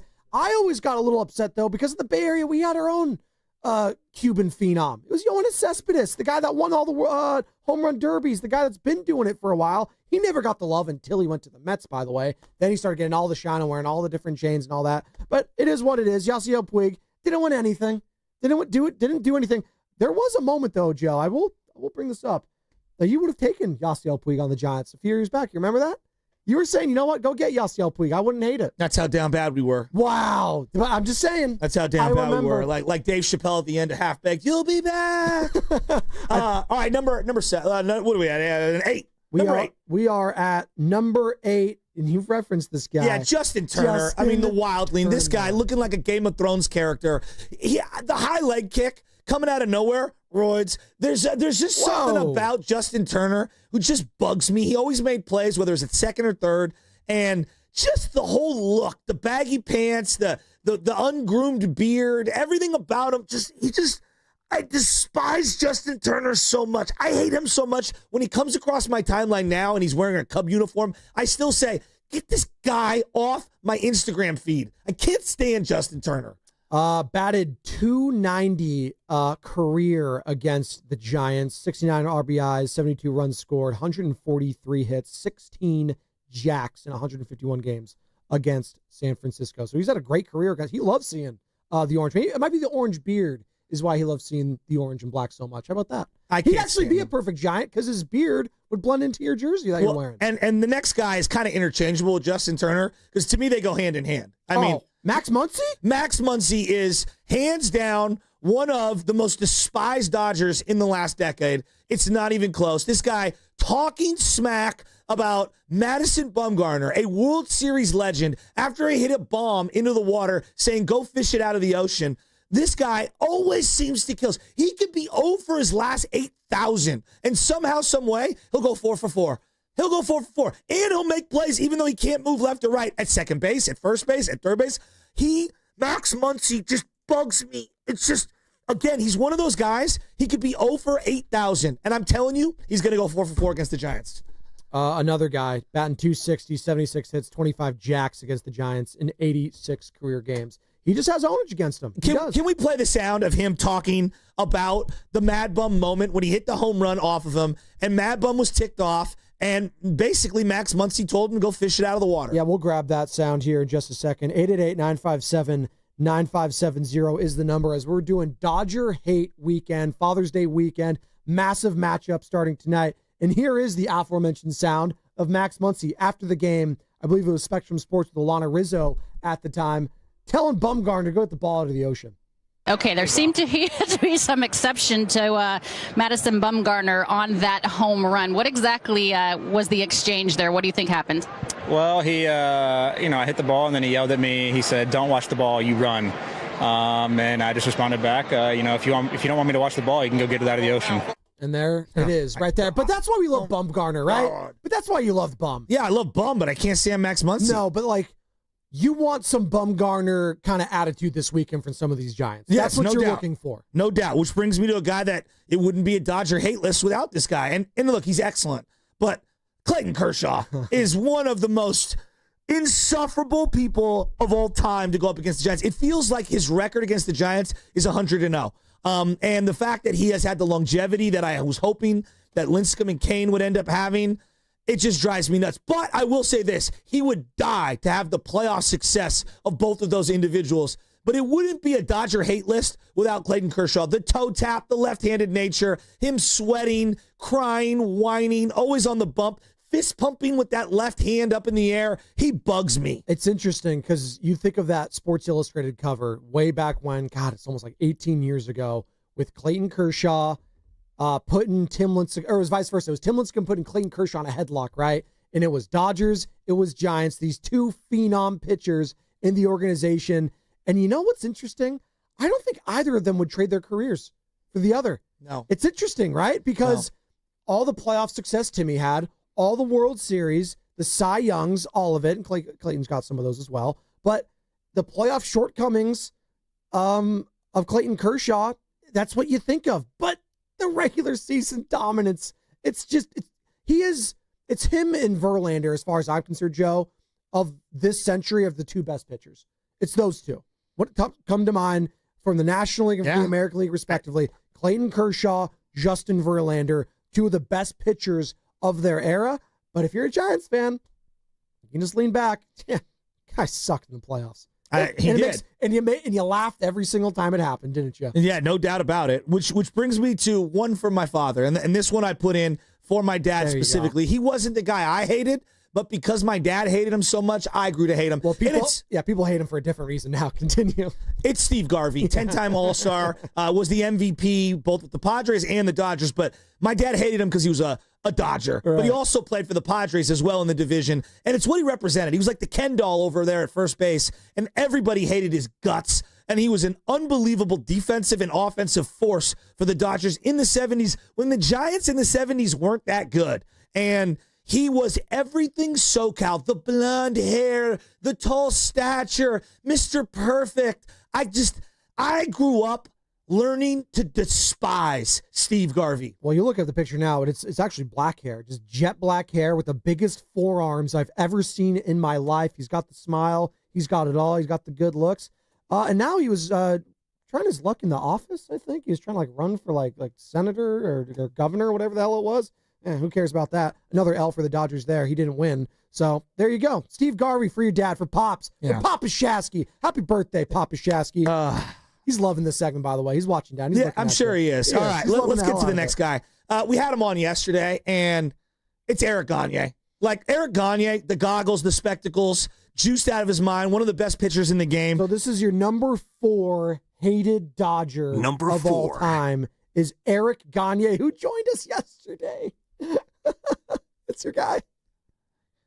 I couldn't stand him. The mock turtle with the cut sleeves, that's Will Clark's look, number 1. Number 2, he would wear the spectacles and the goggles. He was one of the best players in the game for 3 straight years. He won a Cy Young as a reliever. That rarely happens. It's not going to happen again, I don't think. He was that damn dominant. Yeah, no doubt about it. And it's just everything he represented. He was awesome. And at that point in time, we had not won a World Series, right? And so the Dodgers-Giants thing, all we had was the regular season, and we were clinging to those things. He was dominant. You can make an argument he was the best pitcher in the game for multiple years. And that's how good he was. And he was nasty. Like, he brought some nastiness to him, which we appreciate. And the look. You want that nastiness. There's the reason like Kershaw's not as high, because he wasn't like a nasty player towards you guys. He was just kind of a nice, go-lucky, just whatever. No, I want I want you to hate me kind of a thing. I want to be hated a little bit from the opposition. It makes it feel real. It's lost in today's sport, Joe.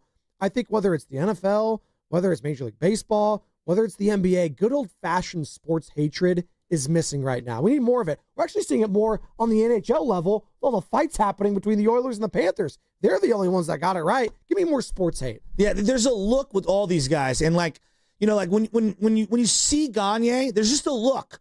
It's the glasses. You hate four-eyed people. You just say it. You hate the nerds. No, that's not true. But there's or a the look guys that these guys have. Wear glasses. Like Garvey. When I bring up Garvey, it's the bushy eyebrows. It bothers me. Am I wrong? It's the bushy eyebrows. And did I say blonde? I meant black. But it's the bushy eyebrows for me. It's the whole look. Most of these guys have a look. There's a specific look that for whatever reason drives me completely insane. Okay, so number 4 of your Shasky's top 10 most hated Dodgers was Eric Gagne. We're getting to the top 3, folks. This is real hate right now. Number 3. I see you on the street. I'm not even looking at you. Or I'm shouting, or my son, baby LJ, is going to be shouting expletives at you. This is the top 3. Joe, what's number 3 for you? It's one of the more overrated players of a generation defensively.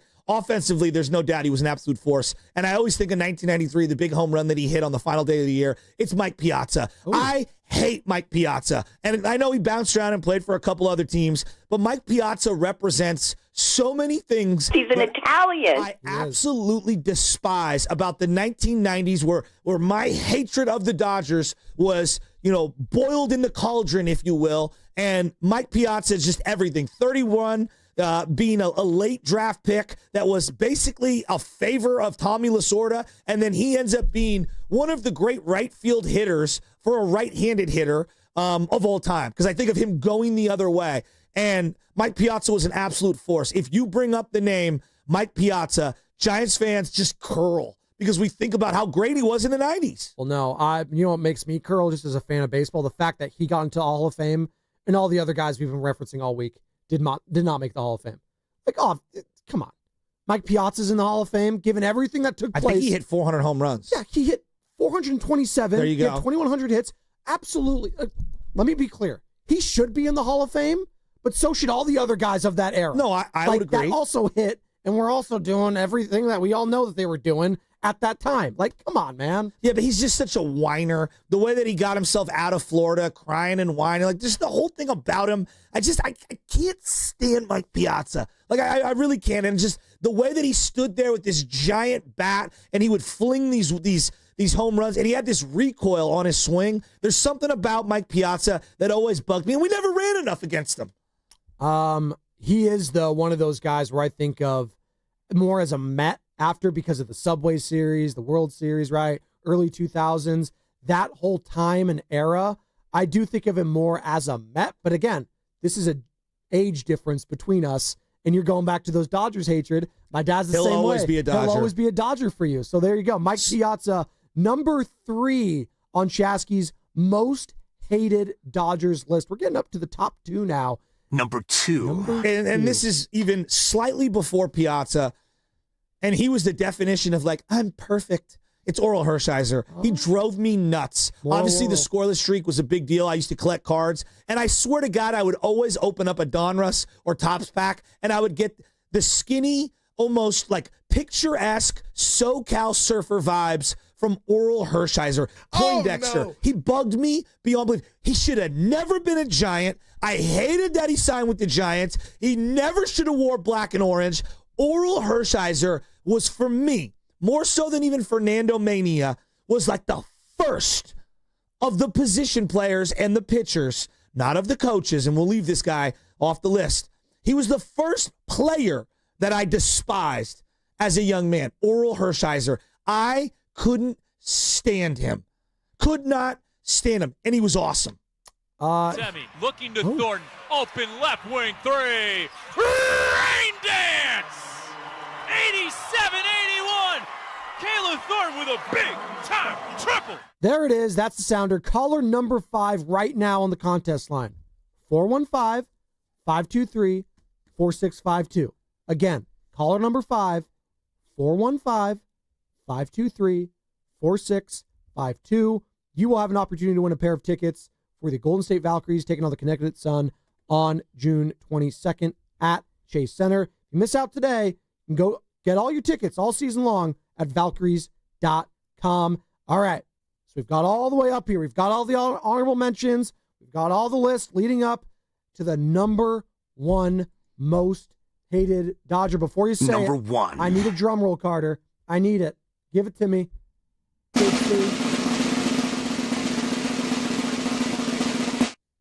It's obviously Tommy Lasorda. Anyone else on this list can be jumbled up 2 through 10, and you could do whatever you want with it. Not Jackie Robinson. All right, good. That's good. I was scared for a second. I was scared. I mean, anybody else on the list from 2 to 10 can be. We can rearrange it however you want. Hands down, number 1 guy for me that I've hated more than anyone in the Dodger uniform at any point in time is Tommy Lasorda. And there's a many layers to it. Number 1. It's the giant smile, the arrogance, the waving, the blowing of the kisses, and the nostalgia for me. Walking out of the corner of Candlestick, we would be in Family Pavilion, or we would be down that first base line with my dad, with my little brother. We'd go to all these Giants-Dodger games, And it brings me back to a moment in time of my dad sneaking in tall boys in the beer belt with the big parka. Hell yeah. And him teaching me how to despise the Dodgers and how to boo Tommy Lasorda in that blue satin coat that he was coming out. Just everything about Tommy Lasorda represents the purity of America in the sense of I could sports hate this guy. And he is really good at what he does. And he knows it, and he wants to rub it into you. And the arrogance with which he did it, and him knowing that he was a villain, and leaning into the moment like a WWE character, almost in the way like a Russell Westbrook does it to an opposing crowd. The first ever great sports villain in my life, and to this day, the most hated guy to ever wear Dodger blue for me is Tommy Lasorda. And I'm just, on the day that's my dad's birthday, and he's no longer with us, when I see Tommy Lasorda, when I hear about Tommy Lasorda, it brings up and conjures memories of being with my dad and booing Tommy Lasorda. And so for me, forever, it will be Tommy Lasorda as the number one most hated Dodger of all time. I love the list, and we want to hear your list. Who is your most hated Dodger of all time and why? 888-957-9570. We can have some cross-pollination. And if you have stories connected to any of these guys, like I love a good origin story of hate. I don't know if you've ever seen The Incredibles, Joe. Disney, Pixar, you're a Pixar dad now. You're a Disney dad. But like the first villain, I think his name is Syndrome in The Incredibles. The reason why he became a villain is because he was actually a huge Mr. Incredible fan and he wanted to work with him. And Mr. Incredible stiffed him. He's like, I work alone, kid.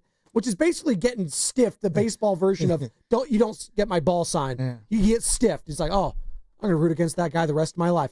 I love those stories. That's the best. You know why? Because you took the sports anger and it fueled you. Now, you get older in life. I don't like using the word hate anymore. Sports hate is different. You're a father now. So you're going to teach LJ about the sports hate of everyone. And you're going to be, first and foremost, when you're teaching him the history of Dodgers and Giants, you're going to start with that man right there, Tommy Lasorda, who I always think, and this is a deep cut for all of you.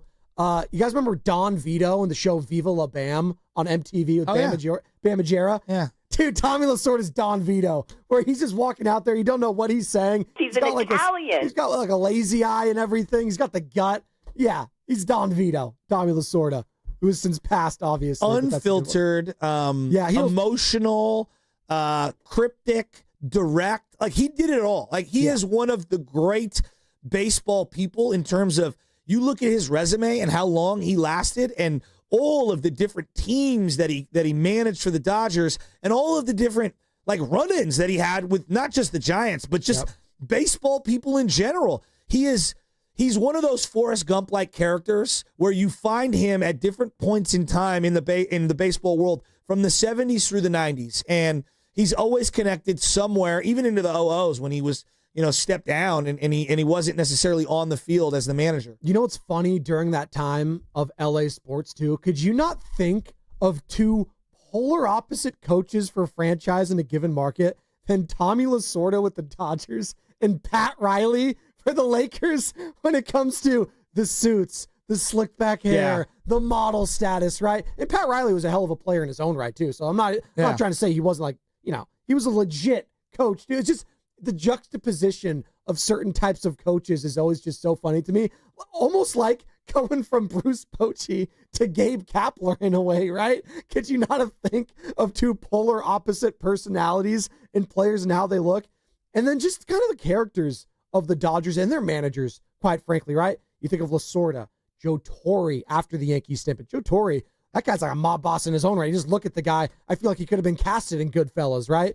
And then you got the Don Mattingly, Dottie Baseball, right? He's his own character. He should have brought back the mustache. Once he shaved the mustache, you're like, what are you doing, man? You got to keep the mustache. And then you got Dave Roberts, who again, Dodger and Giant guy. Like, I don't have any like hate. Like, I miss that. Like, Dave Roberts is just, He was also a Padre, but but he's like, no, I didn't like Dave Roberts. But you don't. We got him late. I didn't. Giants fans don't like Dave Roberts. No, but I'm just saying that's like a person. Like, he's just kind of like a nice guy. Again, I'm talking about as a player. I know, that's fine. But I'm talking about as the manager now because he's been the Dodgers manager for so damn long. But once you play for the Dodgers, it's very difficult to eradicate the hate. Like, Dusty Baker's one of the few that crossed over and is beloved. One of the few. There's not many. So I was going to say, Who are the Giants/Dodgers that you still respect? Brian Wilson? I think it's coming. No, well, Brian Wilson, I think Brian Wilson had a lot of clown behavior and he needed to be humbled. Straight up. Just straight up. I think same thing you could be said for Jeff Kent. Jeff Kent needed to be humbled, and we've come around on him. Time has healed the wounds. What do you mean when you say be humbled? Meaning get booed by the fans. Yeah. Yeah, I'm sorry. The way Jeff Kent ended his tenure with the Giants was ugly. Giants had some blood on their hands. He had some blood on his hands. He went to the Astros and then went to the Dodgers, and I always wanted to be a Dodger. Wait a minute. You said you always wanted to be a Cowboy when you joined the Astros because you grew up on a farm in Riverside, you claim. I was going to say, it makes more sense because he actually is from Southern California, but I hear you on that. You don't want, and there was all the stuff baked in between him and Barry still being there and being a part of the Giants. Yeah, don't join the Dodgers as a Giant. Brett Butler's one of the few that crossed over to both teams because he had a heck of a year for the Giants in '89, and they ended up going to the World Series, and he was a big part of that. But, he's got them Dodger roots, It's like Pac-Man Leonard was a Dodger, got traded to the Giants. It's like a Niner that hits free agency, and instead of going back to San Francisco, they go to the Cowboys. Yes. Right? You just don't do that. What else, Sergio Romo? Sergio, I got no, but he bounced around. He also played for 10+ teams. Yeah, he was an A. Yeah. I think timing matters in a lot of these things. I don't hate Juan Uribe, and the Giants couldn't offer him a deal. He ended up going down there. He was a hero, and for a couple of years we booed him or whatever, but it doesn't hit the same. Brian Wilson screamed and yelled at the owner because of whatever reasons that he had. There was, I don't know, man. Brian Wilson is a very interesting individual. He had a lot of hatred. By the way, we'll see one over the weekend. The most recent Giant/Dodger, Michael Conforto. Oh, well, Michael Conforto. Michael Conforto was never a Giant. Never? I'm never a Giant. I thought there's a whole term called Forever Giant. Not with him. Okay. Forever overpaid. Nick Ahmed, remember him? No. Did he get a ring last year too, Nick Ahmed? Did he get one? I think if you have any service time throughout the year, right, for the team, you get the ring. Nick Ahmed, Forever Giant. I'm just going through the list right now. Steve Finley. Okay. Scott Alexander. Yeah, that was the reliever. Scott Alexander. Yeah, whatever. Lefty. Okay. Steve Finley. We got Watson Clark. Right. Kevin Correa. The pitcher. There you go. Thought he was going to be something. There you Number go. 53, I believe. Yep. I'm just going through. There's some old-timey ones here, too. Give me some. Going back to, no. You don't even know some of these guys. Ed Cranes of the world. Jack Cronin. Never heard of these guys. Jim Gott. Oh, yeah. Jim Gott is very well known. Okay. Ed Goodson. You know that? Yeah. Like that? Little Ed Goodson action. Tom Haller. Marquise Grissom. Marquise Grissom was a good Giant, though. There you go. Were you mad at him? Marquise Grissom was a good Giant. No, but he bounced around. He was with a lot of different teams. Okay. When you're at the end of your career and you're a year here, a year there, I don't view you exactly the same. Brian Johnson. Yeah. Giants legend. Yep. Also Dodger. Yeah, but he was a backup player. He's bouncing around for his career. Stan Javier. Yep. A's, Giants, Dodgers. I think of him as a switch-hitting right fielder. Actually, Stan Javier was a good Giant. I think we're up against it. It's time for the injury report. Let's do it.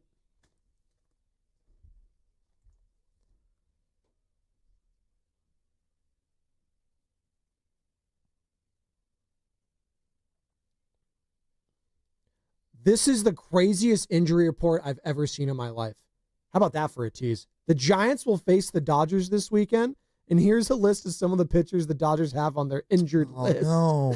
Play different music. Play a tiny violin.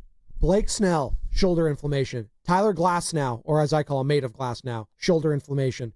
Roki Sasaki, shoulder inflammation. Oh, no. Emmett Sheehan, who I don't know who that is. Tommy John, Tony Gonsolin, elbow discomfort. Evan Phillips, elbow inflammation. Blake Trinan, forearm sprain. Kyle Hurt is hurt. Tommy John, Brusdar Gatterall. Isn't it Gratterall? Shoulder surgery. River Ryan, Tommy John. Gavin Stone, shoulder surgery. Michael Grove, labrum surgery. Oh, my God. The bed ran out of all the... That's like half their pitching staff. More than half. How are they going to compete? Well, you better Maybe they have to make a trade and defer some of their payments. I don't know. When I say that, how the Giants better win this series. The injury report was brought to you by Boxer & Gerson, Northern California's premier workers' compensation law firm, helping injured workers get their lives back for over 40 years. What's coming up with the game is brought to you by Fremont Bank, here for you, here for good. All right, we got this or that in the next hour. We got Bonte Hill at 9 o'clock in studio for the full hour. But first, we're going to do some rapid fire. The Dodger you hate the most and why? 888-957-9570. Can we go through some moments? Can we go through some of these moments?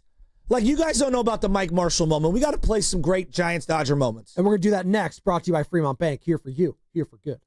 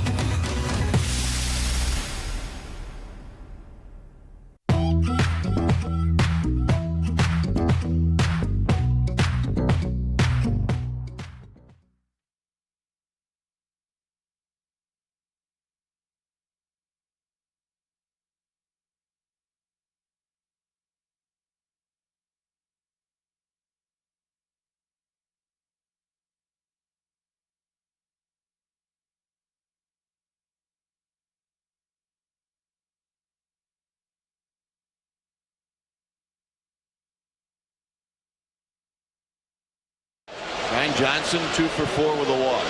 And he hits one high to left field and deep. Hollingsworth is back at the wall. And he's out of here! And this one is over! And the National League West is tied. Brian Johnson with his 10th home run of the year sends everyone home happy. And this baby is tied. Kype on the call. NBC Sports Bay Area, whatever the hell it was back then. Brian Johnson is a giant legend for that and that alone. All it takes is a moment sometimes, Joe. All it takes is one shining moment. And it could happen this weekend as the Dodgers and Giants start a 3-game set. First time they're playing each other. It's down in La La Land. Logan Webb on the bump. Good morning to all you lovely people just getting off work, getting ready for work, getting ready for a Father's Day weekend. Papa Shasky's birthday, obviously, Joe, as you referenced. We just went to all the Dodger hate mode last segment. And that man right there, by the way, as we do a tease for next hour, where Bonte Hill will be joining us in studio, Brian Johnson will also be joining us on the River Islands guest line at 9:15. Shout out Coach in the back for hooking that up. So Brian Johnson going to be talking some Giants, Dodgers at 9:15. Can't wait for that. The reason why that Brian Johnson home run lives for many, many, many, many, many years, and now multiple decades later, the 96 Giants lost 94 games. The 97 Giants kind of came out of nowhere, okay? And you have to remember the team had 1 foot in St. Petersburg, and they were going to leave. They were going to leave the market. And then they obviously had the baseball strike and everything like that. And so to say that baseball and Giants baseball wasn't connecting with the community is probably an understatement. Right. And things were kind of up in the air. And so they made the acquisition for JT Snow, Jose Vizcaíno, and Alan Watson. The deal happened, and there was a lot of moving parts for that 96 through 97 team, and they swung a big deadline deal, and they were fighting with the Dodgers at that point. And to see 60,000 people show up game after game after game at Candlestick against the Dodgers late in the season was like shocking. I mean, it was jarring to see everybody do that. And obviously, the Barry Bonds acquisition in 93 had kind of set things up. But that Brian Johnson home run basically walked them off, helped propel them to win the West that year. So that moment was a moment in time that it just, to describe it today to people that are young and don't, it's almost impossible to understand how big that series was. For being a journeyman like he was, for playing 7 years for a bunch of different teams, Reds, Royals, hell, he was a Dodger towards the end too. Tigers, Pods, he started his career with, but like he's had an incredible just sports career. He's an Oakland guy. He went to Skyline High School in Oakland, played quarterback at Stanford for 3 years. This guy played at quarterback and also won 2 College World Series as a baseball player for Stanford as well. I'm sure our guy Dave Fleming knows him very well. Like, that's an incredible career. I know like 7 years in baseball, but like to have moments like that in a career at Stanford, by the way, playing quarterback at Stanford is actually kind of prestigious. I know right now they're down bad, but you think of John Elway playing there, Andrew Luck playing there, Jim Plunkett, like that's legit. I don't scoff at stuff like that. And winning 2 College World Series too, guy's a legend for that in and of itself. But to be able to do that for a team you grew up watching, I don't know if he was an A's fan or a Giants fan. Hell, we could ask him at 9:15, right? Like, but to grow up watching a team and then being a part of said team and having a moment that catapults you to win a division over a division rival, yeah. And it's be called a Brian Johnson game forever, right? Like, that's pretty freaking cool at the end of the day. Even if you only play 7 years, you'll be remembered for something. And that's why I go to this weekend. Like, Mike Tauchman is going to be remembered forever. Yes. Mike Tauchman, right? Not Mike Walkman like he had in the 80s. Mike Tauchman. Is he still in the league? Is he a Cub? I don't even know what he's doing anymore. Doesn't matter, because you'll remember him as a Giant forever because of one play. So I'm circling this weekend. I want to see someone have a Tauchman-like impact this weekend. Now, that was towards later in the year when Tauchman made that catch. Albert Pujols was the guy that did it. So there is stuff that matters. It was in L.A. too. Like, so if Willie Adames does something amazing, if Casey Schmidt, right? If Casey Schmidt does nothing else but hits, a 2-run jack in the top of the 9th to put the Giants up late, and then they go on to win the game, he could be remembered for that forever. Like, when you do it against that team, it matters. When the Niners do what they do in the playoffs against the Cowboys, when Brock Purdy has that completion against that Dallas Cowboy defense and he connects with George Kittle, it matters. He'll always be a legend because he beat the freaking Cowboys in the playoffs, Joe. You were there. You were at that game, weren't you? Mm-hmm. That stuff matters. But you were also at the game when, Cody Bellinger did what he did. The little dribbler up the middle. We're going to go through the highs and the lows of the rivalry. And I want to hear the people. Rapid fire, 888-957-9570. It's Dodger Hate Weekend. Who's the Dodger you hate the most and why? There's so many different moments. But like the Brian Johnson home run, Joe, just to understand, I set the scene for 96.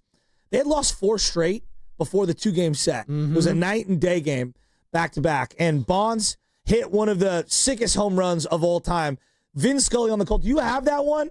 Carter, can you pull up that Vin Scully moment, please, at some point? But if you go to the Bonds highlights in a Giants uniform, him doing the twirl. Oh, the spin move? I got it right here. Etched in my head forever. First inning of this game.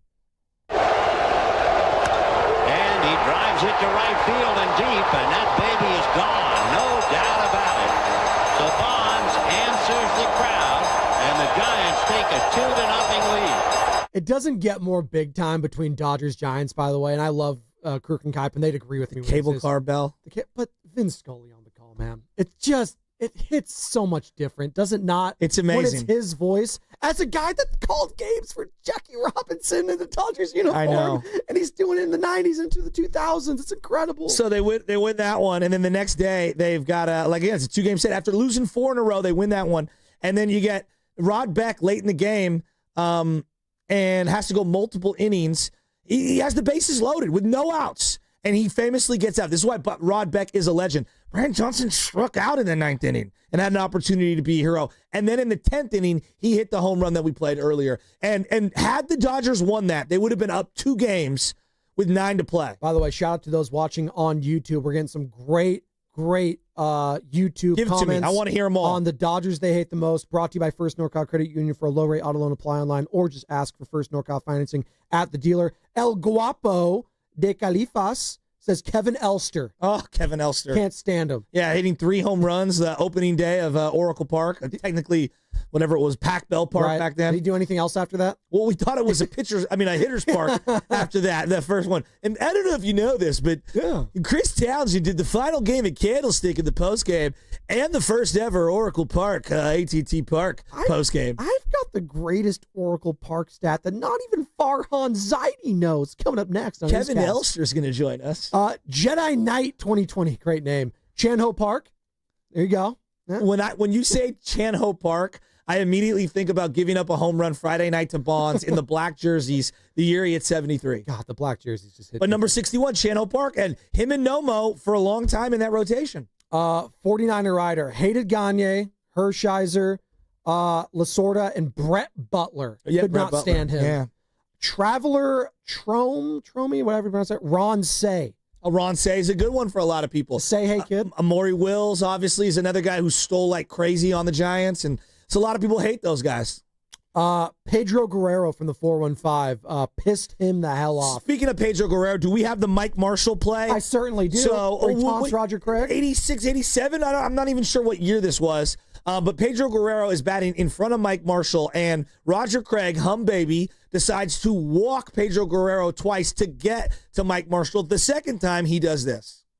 Wednesday night in San Francisco, Giants manager Roger Craig intentionally walked Pedro Guerrero twice to get to Mike Marshall. And when Marshall hit one out of the park, the excitement began when he circled the bases, taunting Roger Craig. Giants pitcher Scott Garrett's next pitch sailed over Alex Torino's head, and both benches cleared, led by Pedro Guerrero, who was easily restrained, and Mike Marshall later apologized to Roger Craig. Just the recap alone with that music, the nostalgia factor is a 10 out of 10. It's incredible. I don't even care that it wasn't the play-by-play call. That kind of made it a little better, didn't it? He's rounding the bases, and he's pointing to the dugout, okay? Yeah. Pointing to the dugout, saying, take that.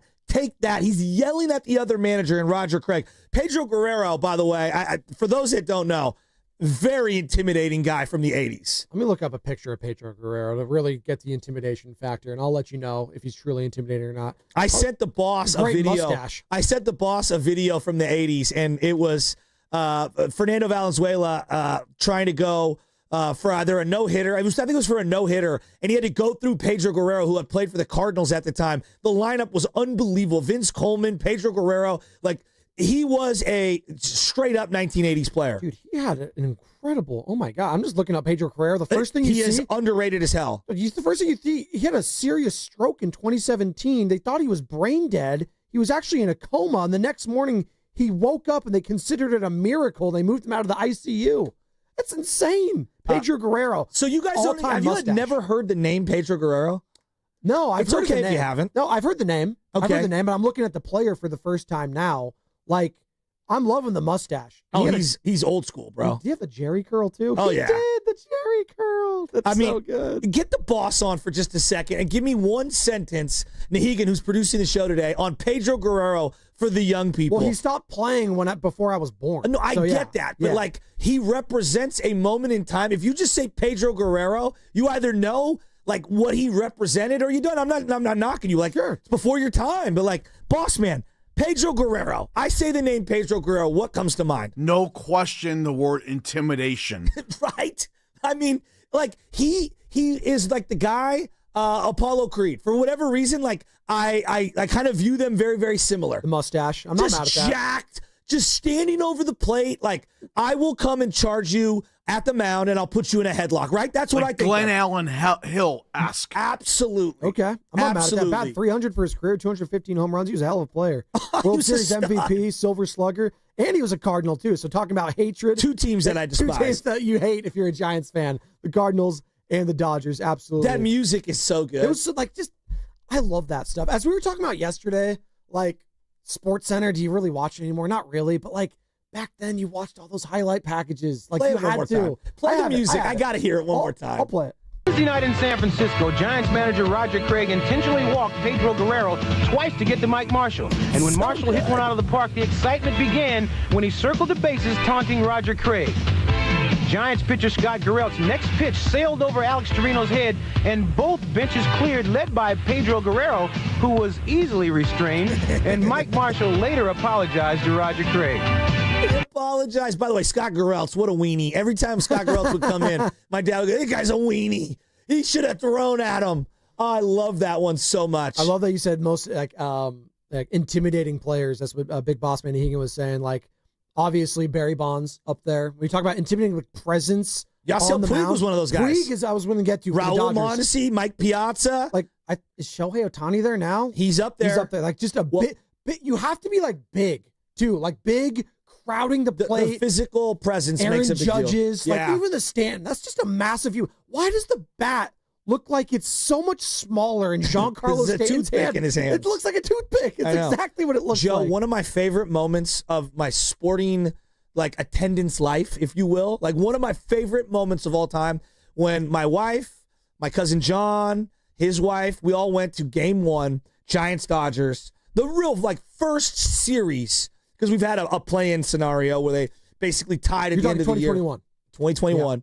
The first inning of that game, one of the great moments. I'm dead serious. It's a seminal moment. I will never forget it. The place was rocking. Buster Posey steps to the plate. I'm telling you, it's a top moment of going to games in my life. I got it right here. Buster Posey, NLDS, Game 1 back in 2021. Is behind 3-0. Let's see if Posey has a green light here. Costello, the runner at third. Posey does have the green light. Hits that one hard into right field. That is way back, and goodbye! Buster Posey! A two-run blast! And the Giants are on the board first.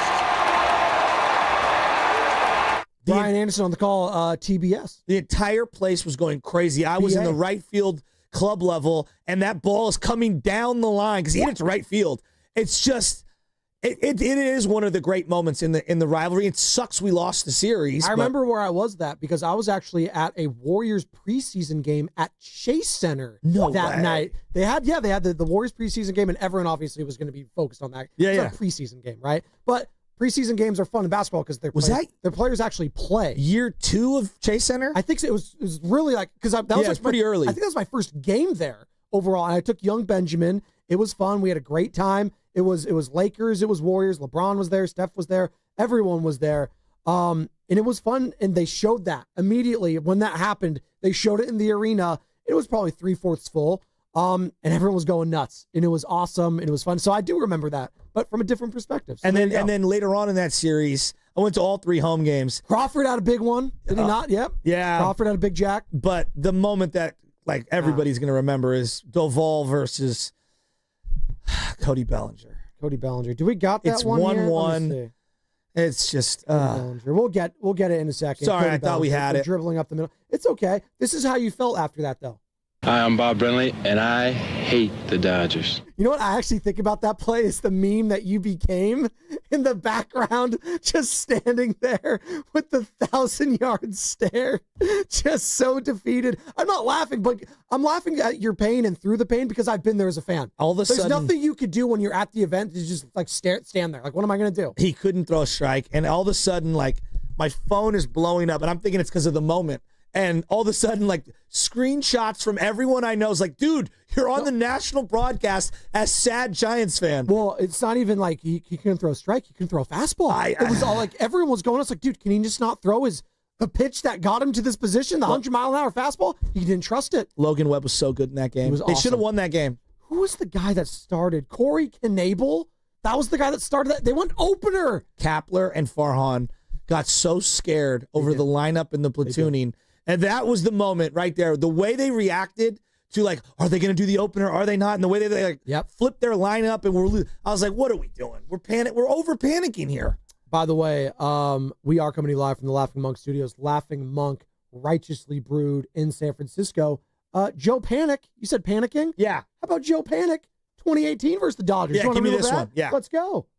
Panic with a high drive angling toward foul territory. And that's a fair ball and gone. Wow. Joe Panic takes Clayton Kershaw deep. Joe Panic, he had 29 career home runs, and before that swing, only 2 against a left-handed pitcher. Was confident it would be there once the regular season got rolling. Panic drives one to deep right center field. Puig's running out of room at the wall, and Panic's done it again. A 1-0 Giants win in the opener on a Panic home run.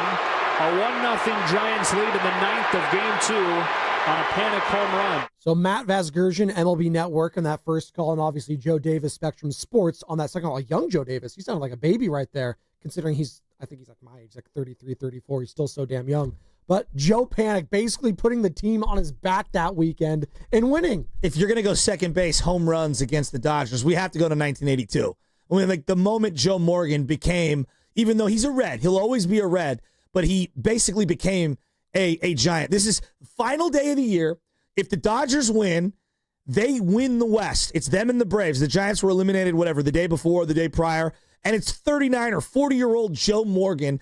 Fernando Valenzuela, by the way, started that game, and I think struck out like 10 guys in that game. He was 21 years old, fresh off the Cy Young. I mean, he was the man. And you get old man Joe Morgan hitting a ball at Candlestick. To this day, it's one of the great moments because it knocks the Dodgers out of the playoffs on the final day of the year. Here it is, Oakland's own Joe Morgan against the Dodgers. Drive to right field. Back goes Monday. It's gone. There it is, right there. Who was that on the call? That was Vin, was it? I think that might have been Vin. That was? God. That might have been Vin. Well, it's funny because all the different audio angles and all the different... I know. It was fuzzy. It's not AM, FM. Doesn't matter. Vin Scully. I think it was. You are right. That was Vin Scully. Dodgers Radio Network. 888-957-9570. We're going to get to this or that in a second because Big Boss Man's in my ear. He's got a great one. Well, he's so excited about it. Okay, good. Like Bob Brenly, though, at third base, sticking his hands up is what, like, there are images that you remember. I told you, like, the Bonds pirouette. Like, that's an image I remember. Brian Johnson, both arms up in the air, rounding first base. Yep. Shooter with the dust of Candlestick and all the wind in that 9th inning going like this as he's coming out of a bases loaded. Bob Brenly at third base in that situation, like throwing his arms up, that's one of the things I think of. Hi, I'm Bob Brenly, and I hate the Dodgers. It's a great one. All right. This or that.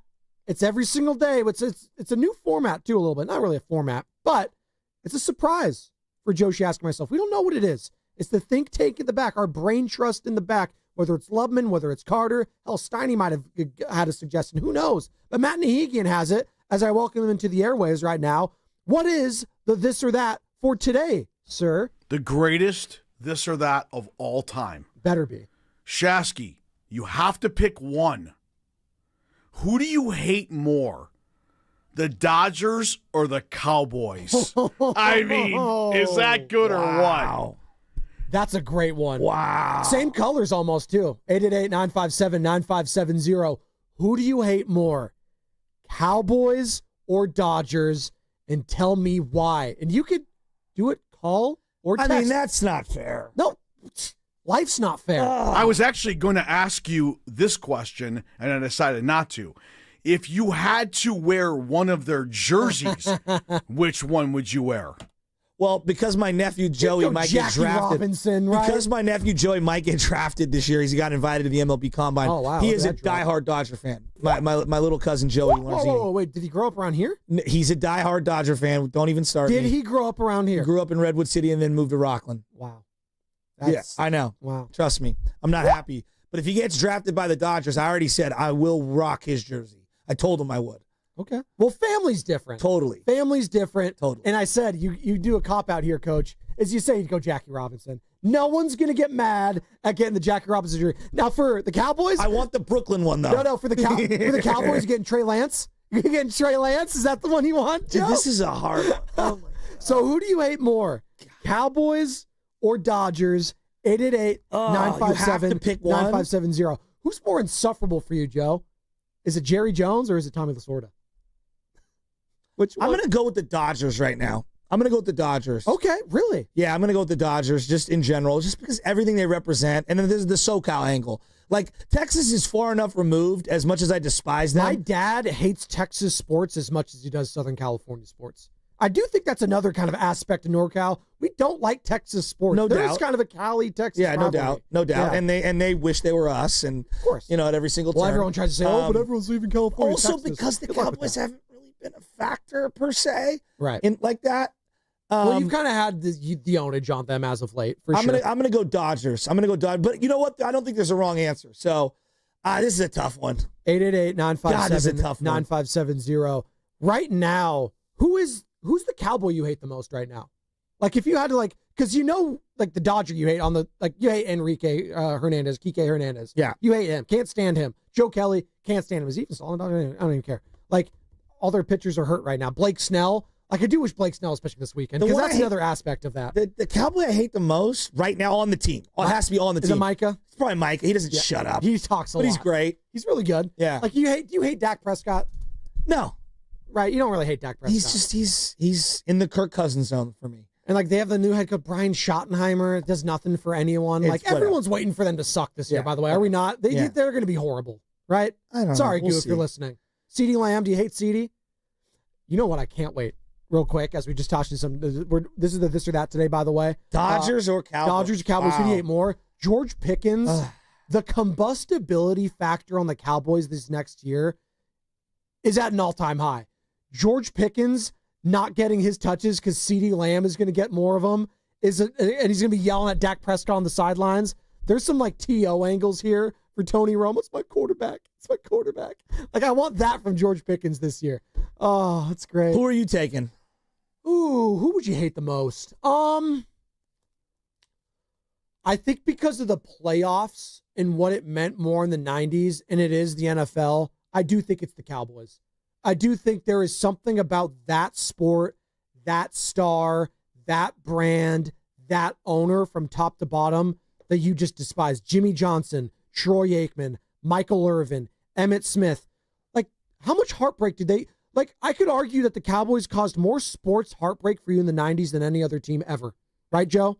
Oh, no, and for older people in the 70s as well. There's no doubt about it. There you go. That's... you did have the catch over them. That is baked... Yeah. By the way, Vince Scully being a part of that. Yeah. Kind of the cross-pollination of all that. Kind of crazy. And we can pick this up on the other side. I see Skills and Vallejo. I see a lot of people in the text line want to chime in. This or that, who do you hate more? Is it the Cowboys or is it the Dodgers? And it's going to be brought to you by Life Source Water Systems.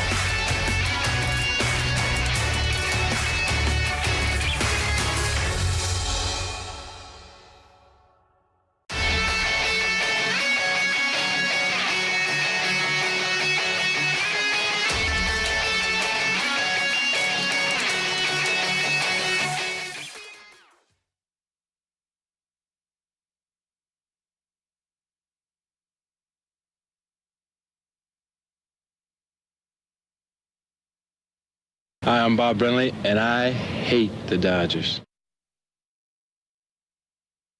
Hey, this is Rob. This is Chase. And you're listening to the Morning Roast on 95.7 The Game with Joe and Joe. Yeah, but who do you hate more, Bob Brenly? The Dodgers or the Cowboys? Hi, I'm Bob Brenly, and I hate the Dodgers. It's hate weekend, and that's the this or that for today. And you know what, Carter? We do have an open for it. And when we have an open for something, we should play it, right? Right? Let's hit the open for this. Light up.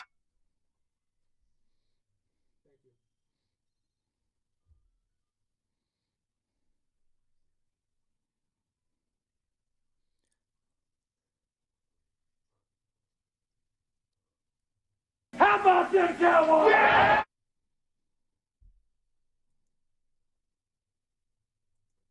All right, this or that. Who do you hate more and why? So, Cowboys or Dodgers? 888-957-9570, Joe. You can call or text that number. And remember, this is a segment about the people, for the people, by the people. We want to hear from the people. Call or text. Also, YouTube comments welcome as well.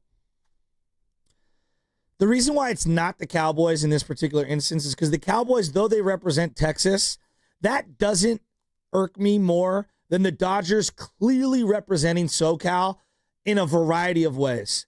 When I see a Dodger hat, it triggers me. When I see a Cowboy jersey or a Cowboy hat, I'm just like, well, you're a loser.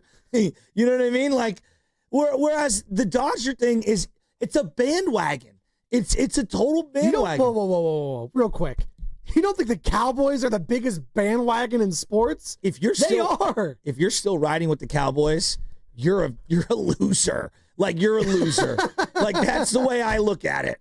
You're kind of a loser, right? You're kind of a joke. Dude, I love you, by You're the like way. a good. I No, didn't I'm say just that. calling it what it is. Like, you're just kind of a loser. You're a you're high-level loser, bro. You're probably old, right? Like, the Dodgers are the hip, cool thing, but they represent SoCal in a way that I've always look. LA is a cool place in theory, but You like going to LA? You've been down there. yeah, it's Enjoy fun it. to visit. Yeah, but if you're from LA, you're a certain type of dude.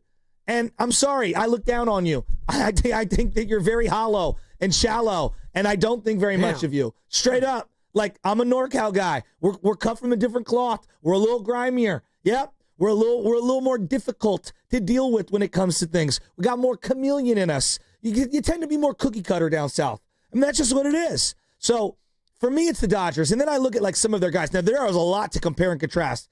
Kershaw, Troy Aikman. You can see a lot of comparisons between the two. Right? A lot of comparisons between the two. And Troy, obviously, where did he make his bones early on in college? UCLA for a little bit, right? Yeah, He's a SoCal guy, too. But you grew to love Troy later on, though. Kind of like how I love Eric Karros now as a broadcaster. There you go. Like, you used but to I still despise him as a player. There you go. And that's totally fine, right? Michael Irvin, right? Yeah. Super arrogant, cocky, and in your face. Similar to Yasiel Puig. Similar, right? Very That's a similar. Great one. Who was some other all-time? Like Moose Johnson. Yeah. Moose Johnson that's a good reminds one. me a lot of Justin Turner. Love him Can't stand him. Love him as a broadcaster, Him and though. Jay Novacek might as well be Justin Turner and Max Muncy. And then, obviously, the overarching one, and he was your number one hated. That's why I threw the question out. Your number one hated Dodger was the manager, Tommy Lasorda. Like, Jerry Jones, though. Like, come on. Like, that's the guy you should hate the most out of all of these figures in both franchises. It's Jera. No. How can it not No, be? because look, I think about this. If I'm driving in a vehicle with family, okay, if I see a Dodger hat on the street and I pull up to the red light and you happen to be right there on the corner, I am compelled, and pretty much every single time, I will roll the window down and say some sort of funny Dodgers suck like comment. Mm-hmm. If you're wearing a Cowboy jersey, I just drive right by you. I don't even care. No, you laugh. Is what yeah, you they're said. a bunch of dorks. Like a Dodger fan, it evokes something out of me. Like, how dare you wear that hat in this region? Cowboy fan, I'm like, yeah, I expect you to be obnoxious and just like don't know anything about sports. You really don't know anything about sports. Funny you say that about NorCal versus SoCal, because if you just go out of this state or country, they associate all of California with the same person, by the way. They think we're all the same type, which obviously you feel some type of way. There is some regionality within this, just like people from NorCal are different from SoCal, just like LA is different than San Diego. The fan bases and the people are different from region to region. Hell, you go to Bakersfield, they're going to act different there. There is regionality here, but at the end of the day, the Cowboys get shoved down your throat during football season so damn much when they've just been so mid to bad for almost my entire life that even the people like that don't have a dog in the fight, they hate the Cowboys more than they hate the Dodgers. Like we hate them. And by the way, the 707, they chime in and saying they hate the Dodgers more because during my lifetime, Cowboys have been more relevant. Like I'm talking about. Like, but they get shoved down your throat more. That's why I picked the Cowboys, because they are constantly shoved down our throat during the football season when they could not be more irrelevant. They sucked last year. They had Cooper Rush as their quarterback. Why are we talking about them instead of the Chiefs, instead of the Eagles? You're opening up with Cowboys? Why? I get why they talk about the Dodgers all the time. Cowboys fans wear costumes. They're good. They show up. Cowboy fans, it could be Colts Niners, and they'll be here comes the Cowboy fan, has to be at the game. And then they're like, lean into it. They're obnoxious. They're playing a character. If you're a Dodger fan guy who walks into, Kezar Pub, you're going to get it. Way more than a Cowboy fan, I feel like. If it's backwards, do you get it even more if it's backwards? Well, and you're in flip-flops and jeans? Yeah, absolutely. I feel like I'm seen right now, not with the Dodger hat, but I do like the flip-flops and jeans look. I'm just going to be honest. I'm from NorCal. I'm going to call it. No. I'm going to tell you right this. That is a SoCal look.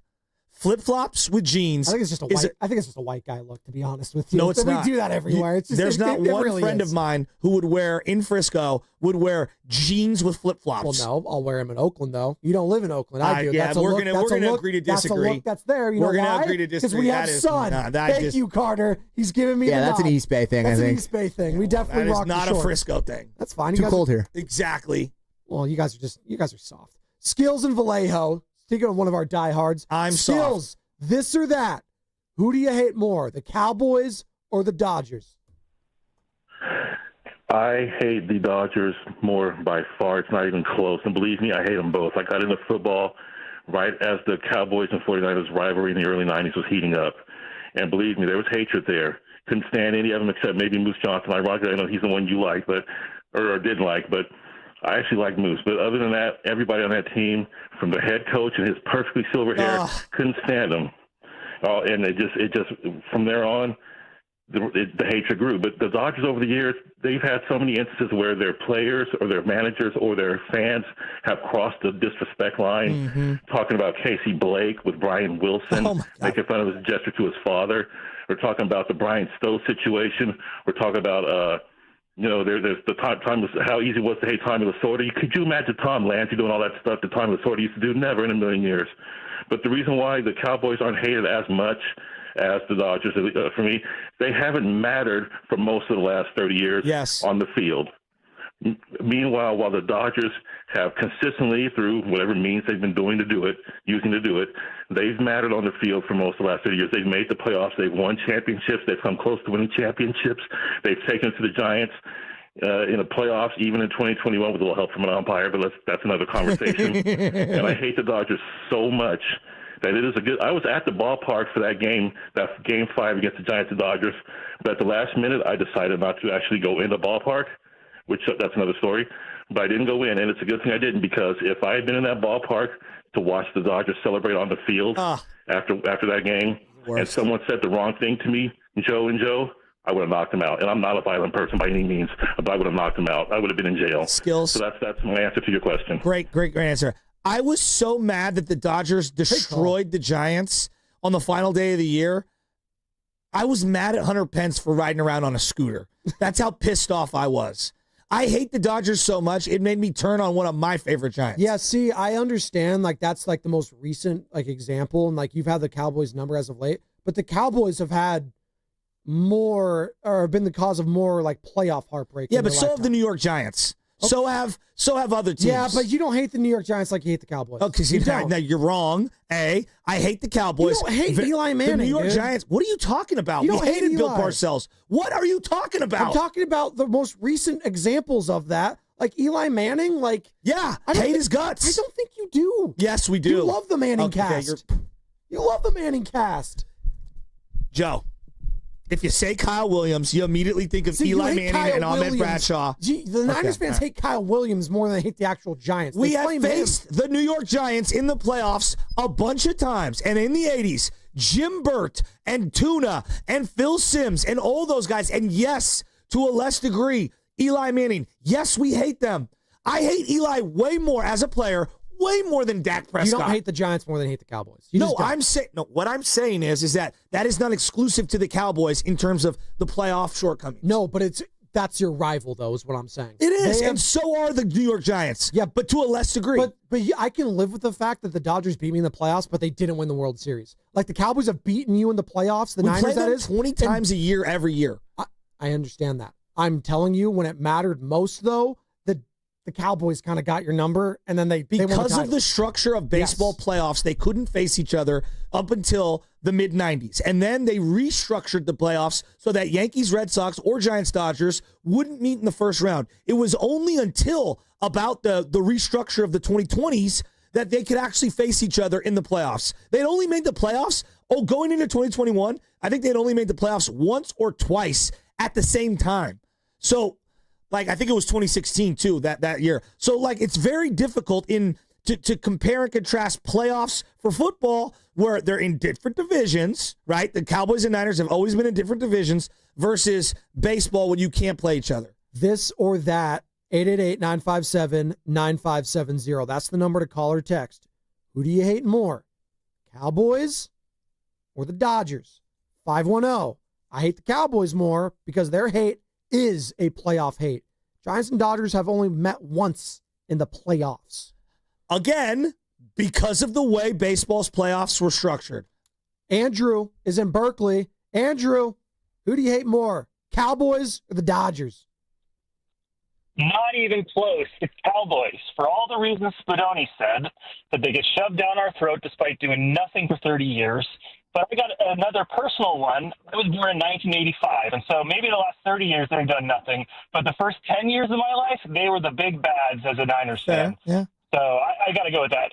As for the Dodgers, sorry, boys, but I used to be a diehard A's fan. I got nothing against the Dodgers. Then get out of here. Well, actually, Andrew, I'd argue that the A's should be most pissed off at Dodgers. They're the ones that beat them in a World Series, right? The most famous play, and I appreciate the call, Andrew, the most famous play maybe in baseball history is what? Kirk Gibson on a bum knee, homering off who? The greatest closer at the time ever, Dennis Eckersley, where a Bay Area guy, by the way, Fremont High School, a guy that, is one of the greatest of all time, coined the phrase walk-off. As he talked it, walking off the mound, he's the one that coined that phrase in that moment. It's one of the low moments if you're an A's fan of all time. Yeah, you won the World Series the year later, but that was marred by the 1989 earthquake. Beat the Giants, great. But I'd argue that the A's should hate the Dodgers more than the Giants at times because they beat them in the biggest game ever, the biggest series ever. But they don't because obviously some people were too young. Andrew probably was too young to even remember that. So it is what it is. So that's chalk up to the Cowboys, right? Okay. Yeah, the but Cowboys won. Again, he doesn't hit the algorithm of Giants fan, Niner fan. No, so that's going to skew the answer. But I will say, I think majority of people, if you were to poll America, I do think they'd hate the Cowboys more than the Dodgers. They would. Well, we're not talking about America. We're talking about the San Francisco Giants Niner fan. That's fine. I'm just telling you just hatred scale of just those individual franchises right now. I don't think a lot of people hate this current Dodgers team. They might hate that. What how are you much talking about? They're like bending the rules so that they could build a juggernaut. Yeah, we're a little ticked off. At least in the NFL, it's all equitable. They played within the rules, and people are mad about it. Larry in the city. Larry, who do you hate more, Cowboys or Dodgers? It's the Cowboys by far. It's ridiculous. The Cowboy fans who've done nothing irritate me to no end. And for a team to say the stadium's open so God can watch America see him on Sunday, that warrants hate, period. The arrogance of the Cowboys irritate the heck out of me. And when you talk about the Giants fans, I hate the Cowboys way more. The Giants, yeah, we had our problems, but the Cowboys showed up repeatedly and was an issue. And I love when we used to just smash them. So, no. I see a Cowboy fan and my skin crawl. Really? In the Bay Area, you got that damn jersey on? Excuse my language. But it's the Cowboy fans by far. Thanks for taking my call. There you go, Larry in the city. See, I do think it's more triggering here in the Bay if you do see a Cowboys jersey than if you saw a Dodgers hat. I see a lot of Dodgers hats all over the place. Yeah, and I feel inclined to tell each and every one of them, you're a Dodger fan? Get out of here. You don't say that to every single one of them. Almost every single one of them. Yes, I do. You don't. Okay. Just saying. You're walking around town with me all the time. Well, I do. Okay. Yeah. All right. Do you do that to Cowboys Michelle, fans too? I bet if you got Michelle on the phone right now, she'd say that she's yelled at me on multiple occasions where I rolled the window down and said Dodgers suck as I'm driving through the city and see someone on the corner wearing a Dodger hat. Brendan, San Francisco. Brendan, who do you hate more? Dodgers, Cowboys? It's always going to be the Cowboys. I'm about to turn 40 next year. So my formative years of Niner football was the disrespect between the two, the spike of the football on the star, all of it. I loved every minute of it, and I cannot stand – you guys hit it on the head. If I see a Cowboys jersey in the city, I'm saying something. But with the Giants, I love my Giants more than anything. My lovely girlfriend is a Dodgers fan from growing up in Southern California, so that is a constant struggle. But, well, you're bought and paid for. But it is always going to be the Cowboys, and that is never going to change. And that's Brandon. That's 3 straight for the Cowboys, by the way. They're just running away with this. Do we have a poll up, by the way, about this? What is it? Yeah, what does it say? Where are we at with the poll? 888-957-9570. Before we get to that, that is the number. It's this or that. 67% Dodgers. Thank you. Which means 33% for the Cowboys. Wow, thank you for the uptick. Thanks, Dan. Matt Dibley over Squirt. there. Hey, I like Squirt Soda. It's underrated. By the way, we got Brian Johnson joining us at 9:15 today. Synonymous with one of the great moments of Giants-Dodgers history, Joe. And that's going to be when Bonte Hill is also joining us in studio for the entire hour. So, brought to you by River Islands in Lathrop. Deli Boy's hitting me up right now. Deli Boy saying, I laugh at a Cowboy fan. I loathe the Dodger fans. Were you laughing in the 90s, Deli Boy? Were you laughing in the 90s when they were synonymous with Super Bowl You're asking about where we're at now. This isn't the 90s. I wish it was because I would do so many things different. Okay. I'd be buying this stock in this thing called Apple and Amazon. I wish I can go back. The Gray Sport Almanac moment. God, I wish I can do that. Money would be great. Like if someone tells me they're from Dallas, I don't instantly like, ugh. But if someone says like, I'm from LA, like you just think of a certain way. Why? Because like I view the Laker and the Cowboy fans very similar. You're just a bandwagon fan. Now, can you be a bandwagon fan of the Dodgers? Absolutely. Trust me, I get it. But it's more synonymous with that region for me. It just is.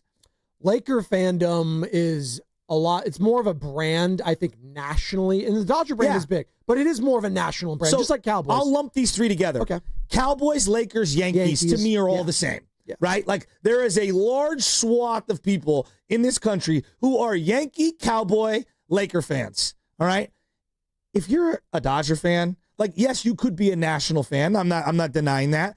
But there's just something baked into the whole LA thing that I just look down on. Chevy Mo in San Francisco. Chevy, who do you hate more? Dodgers or the Cowboys? What's happening, double cups? Dodgers all day. Can't stand that disgusting blue, especially when it's prancing around this beautiful city, all them implants. Never would have been in the mission, but now they are. It's just disgusting. You see a cook, sometimes you think twice about ordering from that guy. Any good L.A. SoCal, everything down there, we just can't do it, man. NorCal all day, baby. There you go. It's Chevy Mo. Okay. Chevy Mo's Talking ready. Up to the Dodgers hate. It is hate weekend as the Giants are playing the Dodgers this weekend.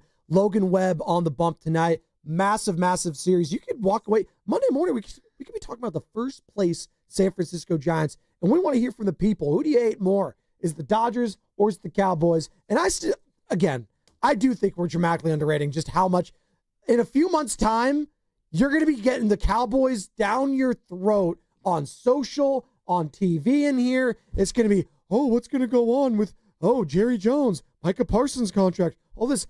It drives me insane. I understand why I get the Dodgers alerts on my phone constantly because Shohei Ohtani is the biggest star in sports right now. He is doing amazing things. I don't care what CeeDee Lamb and Micah Parsons are doing. They're third best in their own division, and they get shoved down my throat. That's why I hate them, Joe. That's why I hate them. But they're irrelevant. You hate that? No, they're irrelevant. No, but they're not, though, because the media makes them relevant. I don't consume Stephen A. Smith's Cowboy takes, so it doesn't trigger me. No, like when I'm watching MLB The Show, or whatever, MLB Network, there's nothing but Dodger stuff. When I see John Morosi and the different people, Bob Nightingale, like you look at their coverage is slanted toward the Dodgers. Like that is the team that gets all of the love. Like when the Niners are good, all right, they get unbelievable coverage. They're a national brand. Yes. When the Giants are good, they get a little bit of coverage, but nowhere near what the Niners get. So it doesn't trigger me as much regarding the Cowboy coverage. It just doesn't. Which one of the fan bases bother you more, though? Of those two, who do you think per capita of the fans you meet of those teams? An LA fan bugs me more than a Texas fan. That's period. Surprising to me. That is so surprising. What's surprising about it? The guys in the back are going nuts, too. Dude, you're out of your mind. The Cowboys fans, dude. Cowboy fans are insufferable. No, they are, but they're also losers, so I kind of laugh at them. I think you were friends with way more Dodgers fans than you realized. Name one. Cowboys fans. I don't know. I don't know your friend group. I have one friend who's a Cowboy fan. His name's Guru. I'm just saying. Hence, insufferable. Yeah, I love Goo. And I've let Goo wear a jersey of the Cowboys in my house. I don't think I've ever let anyone wear a Dodger hat in my house. You're a little soft on the Cowboys when it comes Don't to you get exhausted, though, every year of hearing them win 12 games and then the fans saying, here, this is our year, finally our year, and we know it's not their year. It never is. It's not even but that's when the they're beauty of it. No, not even when they're winning. When they suck. Last year, they're awful, and they're leading segments and weekends with Cooper Rush, who I couldn't even pick him up if he was on a milk carton. Who? They just don't. I don't care. But they don't bug me like they did in 1997. Like in 1997, we have this conversation. It might be different. They don't bug me anymore. They just don't. If they win the Super Bowl next year, Well, they're not. But if they did, I promise you, they're going to be shot up number one on your hatred. I've done Cowboy sucks chant. Well, trust me, I was there in the playoffs when Brock made that great throw to Kittle. Are they playing each other this year, by the way? I don't know, but Cowboys, that was Niners? great. Don't get me wrong. The Beat LA chant is undefeated.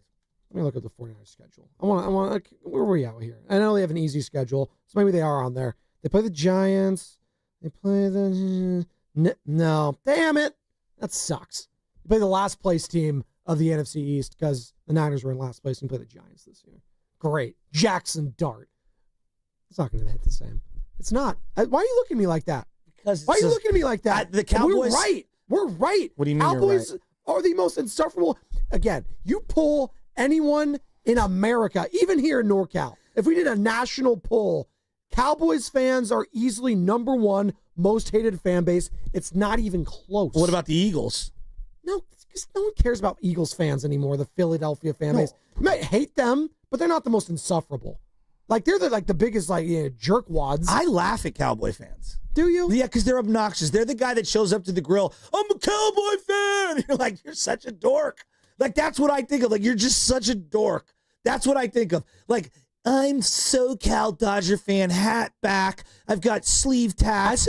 I like Mookie. That's more Padres fans these days, I gotta be honest, than LA Dodger fans. Like, Padres fans are the ones with the flip-flops and the shorts, the board shorts, backwards hat. They're chilling, dude.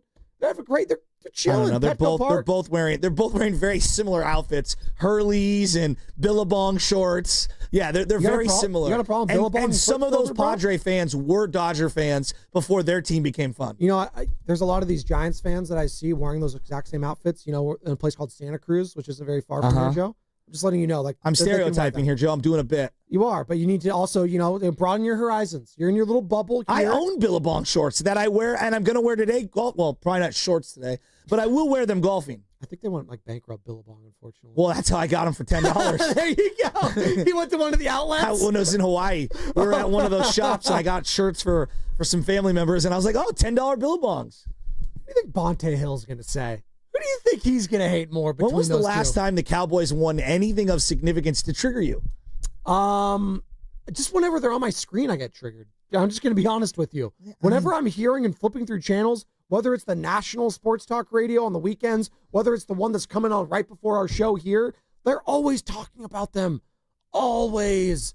I can't go a day without seeing it and scrolling through my timeline on Twitter, whether it's Pro Football Focus, whether it's whoever, ESPN.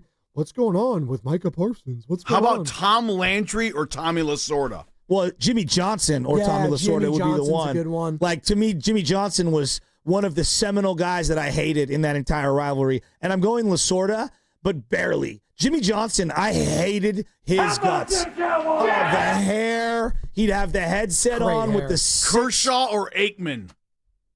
Who do you hate more? Yeah. Now it's Both Kershaw. Hall of Famers. Yeah. Now it's Kershaw. Yeah. We could see the last Clayton Kershaw start against the Giants tomorrow. That could be like a realistic thing, which is insane. Insane. Puig or Michael Irvin, I might lean Michael Irvin because he was better in his sport and had specific moments that destroyed us. And you liked him at the U, didn't you? Come on. Who? Michael Irvin? Yeah. Oh, of course. But I was also. But there was a point. I'm when also a Notre Dame fan, so I hated him at one point. Okay, but again, like there is the collegiate aspect in some of these players that you did grow up at one time saying like I actually kind of like that guy. But when it comes to baseball, you're not really watching collegiate sports. So Troy Aikman, right? You know the Barry Switzer. Did you hate him? Did you have any love lost? Not really. I thought he was just a rollover. And, Okay. So no, not really. He's like a plug and play. Like whatever. Whoever coaches his team, it doesn't matter. They're going to win no matter what. Pretty much. I was more mad at Dion for jumping ship from us going there that's than a I good was one. hating anyone else. Dion's an interesting. I mean, he thing in went all turncoat on us. Well, and he was a Giant at one point too. Yes, Like, and that's- then quit on the Giants. Like that's talking about figures that you can't stand I now. know. That's one of them. But I still see Dion jerseys at Niner games. I still see him. The Sanders. Do you feel some type of way about that? Even though No, he won it's a Super fine. Bowl? Time has That's passed. fine. Okay. Yeah. For a certain time though, it was not okay. No. Okay. During that 90s, that period of 90s. Look, football. he was a mercenary, and it hurt me, and I hated it that he left. But I Kinda probably like the hated first big one to do that, yeah, right? But I probably hated Jeff Kent way more for going to the Dodgers than I did Dion. That's a good one, actually. I mean, I despised Jeff Kent. I hated him going to the Dodgers, That's dude. what I'm saying. That's what I'm saying. That's what I'm saying. And I was mad at Dion. Don't get me wrong. When's Jeff Kent going to the ball? Like, has he gone back to like any like Giants reunions or anything like that? Jeff Kent, he won an MVP. He's busy watching his kid play in the college baseball playoffs. Where's he play at? Not Texas Tech. Where was he playing for? Jeff Kent. It was in a Southern team. Definitely a Southern team. One of the greatest. Shocking, right? Jeff Kent, Southern team. One of the greatest mustaches you'll ever see, by the way. Texas A&M. You're right. He plays for Texas. What did I say? Texas Tech? Hayden. Yeah, Hayden Texas A&M. plays for Texas A&M. Well, you know that Riverside guy always wanted to be a Cowboy. I'm just saying. He did look, in fairness to Jeff Kent, if I would have just seen him walking on the street, there's no way I thought he was from LA. If I was putting together a roster. He looks like he is from So here we go. Dallas, Texas. If I was putting together a roster of guys that look like CHPs, okay, of sports athletes, I would have Pat Spencer as the young apprentice and Jeff Kent as the grizzled vet, almost like the training day of CHPs. Those two together would be hilarious. Pat Spencer, Jeff Kent, who else is in there? Hunter Strickland absolutely looks like he's a police Well, Hunter officer. Strickland would be in the in like the rec room because he got a little too creative with one of the people he pulled over. I was going to say something. I'm not going to say it because I'll get in trouble, but I'll say it off air, which is always best. Maybe would have turned the camera off. 888-957-9570 is the number as Bonte Hill is joining us on that note in studio as you're listening to 95.7 The Game, KGMC FM and HD1. Sorry, I'm blind. I can't see you. We have an new Odyssey lights. Sports Station and home of the Golden State Warriors. and Next Valkyries. level. Always Damn. live with the free Odyssey app. Go to live for the Laugh Among Studios. That is true. We have these like giant, like it's almost like we're in NBC Sports Bay Area with some of these lights that are on our faces right now. Where'd you guys get the money from? Did you save on me or something No, like that? we actually went over to NBC Sports and took them from your studios and dropped them in here because we're hanging out. We're you know what? Move. I scratch your back, you scratch mine, Bonte. Right? Is that how it works around here? That's how This it or works. that. This or that. Who do you hate more? You can only pick one. The Cowboys or the Dodgers. I know. It's there's no wrong answer. I mean, for a long time, it was the Dallas Cowboys. I agree with you. For a long time. I kind of own the Cowboys now. But that wild card game a few years ago at Jerry's World, I got those same feelings that I got from the 90s. And football will trump all. Now, what we need is another pennant race between the Giants and Dodgers. We haven't had too many of those. Down the stretch, pennant races go on wire to wire. We may get that this season. I lean to... You have to pick one. I'll go Dodgers. You're wearing the I'll go 49ers hat, by the way, too. I am wearing You a were hat. a It was the Niners only one in the hat. car. Yeah, Okay. I did a hat. It was a bad hair day. If a guy comes to one of your parties wearing a Cowboy jersey, don't we all just kind of like laugh and make fun of them? Yeah, you do. Dodger fans, Joe, it's a different level of hate. 'Cause Yeah. you're like, all right, he's from L.A. He's seeing it from the other side, and they've got Mookie Betts, Choyo, Toddy, and Freddie Freeman. Cowboy fans are kind of a joke. They're like Laker fans. They're everywhere. Thank you. They're like little ants. Shut up. Everywhere. Thank you. They're like Laker fans. Exactly. They're like Laker fans. You see a Cowboy fan, they're like, okay, that's a casual football That fan. means they're a Yankee fan. That means they're a Laker fan. They probably like North Carolina or something, or whoever's good. Probably like Duke. Yeah, well, I'm an Ohio State Yankee Cowboy I'm a Laker fan. Wolverine. It's bothering me. Oh, I roll with the Tide, baby. I roll Tide. Really? Did you know who was a coach before Nick Saban? Probably not. 888-957-9570. You can keep texting in. I don't know if we're going to take many calls, but we got Brian Johnson joining us in about 13 minutes, Bonte. Did you know that? The Brian Johnson. The That's two right. home runs in 1997. Skyline High School's own Brian Johnson, former quarterback of Stanford. Wow. So my top two moments right away, it's one good, it's one bad, and that is the good. The 2-run home run game during the day game. I was at school. I was in class during that game, but the Giants win 4-3 in extras.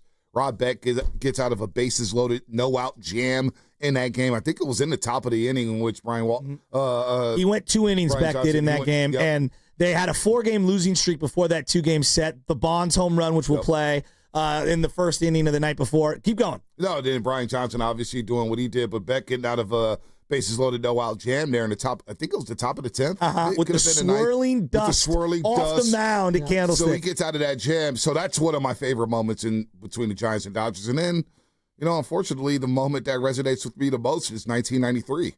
Giants go 14-3 down the stretch. Piazza home run. All 3 games they lose was with Solomon Torres starting on the mound for the Giants. Brian Hickerson was dealing. Brian Hickerson, number 41. Swift was dealing. John Burkett was dealing. I mean, Bonds is having a career year. What do you have? 46 jacks, batted .336, put up triple crown numbers damn near. Matt Williams is doing this thing. Will Clark's last season with the Giants, and they lose game 162 because Solomon Torres gives up.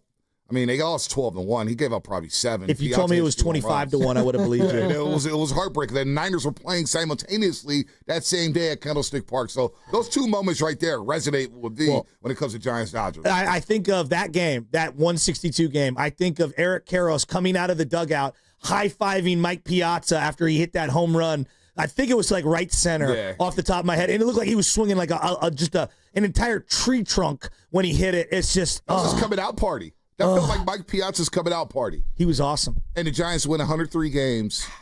The Braves, they sweep the Rockies, and they didn't lose to the Rockies all year. It was the first year of the existence. 19 games? 19-0. 19-0 against the Colorado Rockies. About this week. Oh my Colorado God. Rockies went 0-19 against Atlanta, their first ever year in Major League Baseball.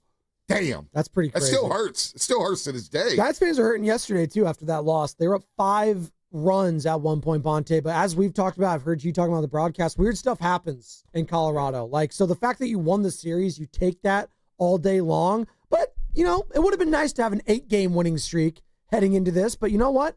You got Logan Webb on the bump tonight, and momentum is only as good as your next day's starting pitcher. All right? And you got one of your best on the mound tonight, but you're also going up against one of the best in all of baseball in Yamamoto. He's sick, too. This is next level. This is what we want. And it sucks with the schedule now where you have to play American League teams all throughout the league, and you only get Dodgers, Giants 13 times, 12 times, whatever it is. This stinks. Do you miss it? Do you miss it? Yes, we need to be playing the Dodgers. I like that they play all the games. teams, though. I like that they play all the teams. I want 19 games against the Dodgers. I want 19 against the Padres because that's how you build rivalries. That's how you build hate between the fan bases. That's how you build hate between the clubhouses. The fact that the Giants and Dodgers are playing for the first time in mid-June of 2025 is criminal. But now that these games are more scarce, it does kind of make them even bigger, right? Like, in a way, because you don't play them as much, Bonte, they become more magnified at the end of the season. Just like, it's not the same as football, but the fact that you only have those divisional games twice a year, they make them a little more juicy. So even more so this weekend, this one's going to be magnified to me. Well, it will be. It's the first time. I still like the 19 times where you really figure out who the best team is and whatnot. But 13, beggars can't be choosers here. Look, the Giants are playing good baseball. They could have lost 2 or 3 in Colorado. Did we not watch the games? Going with some idiots yesterday on Twitter. It's like, oh, man, you got to sweep Colorado. Have you ever watched a baseball game at Coors Field? I mean, it's wackiness. The thing, everyone's like, home runs.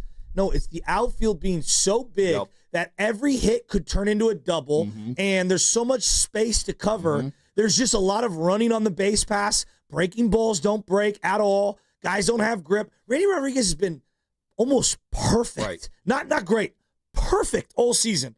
And look, it's a bad outing. It was a bad outing. It's a bad outing, and you mentioned it. Singles turn to doubles, doubles turn to triples. Balls are just flying in. They have the most fair territory in all of Major League Baseball, Coors Field. So I didn't even know that. But not only that, this is why people are like, Randy Rodriguez should close. Closing's not easy. You've got to have a different mentality in the ninth inning. It's different from the 6th, 7th, and 8th to the ninth inning when you're trying to shut it down. But just be thankful they won 2 of 3 because you could have blown Tuesday night when you're down 5-2 at the top of the ninth inning. You had to rally Wednesday to win that baseball game, and you're not hitting much. So, look, 2 or 3 Coors Field.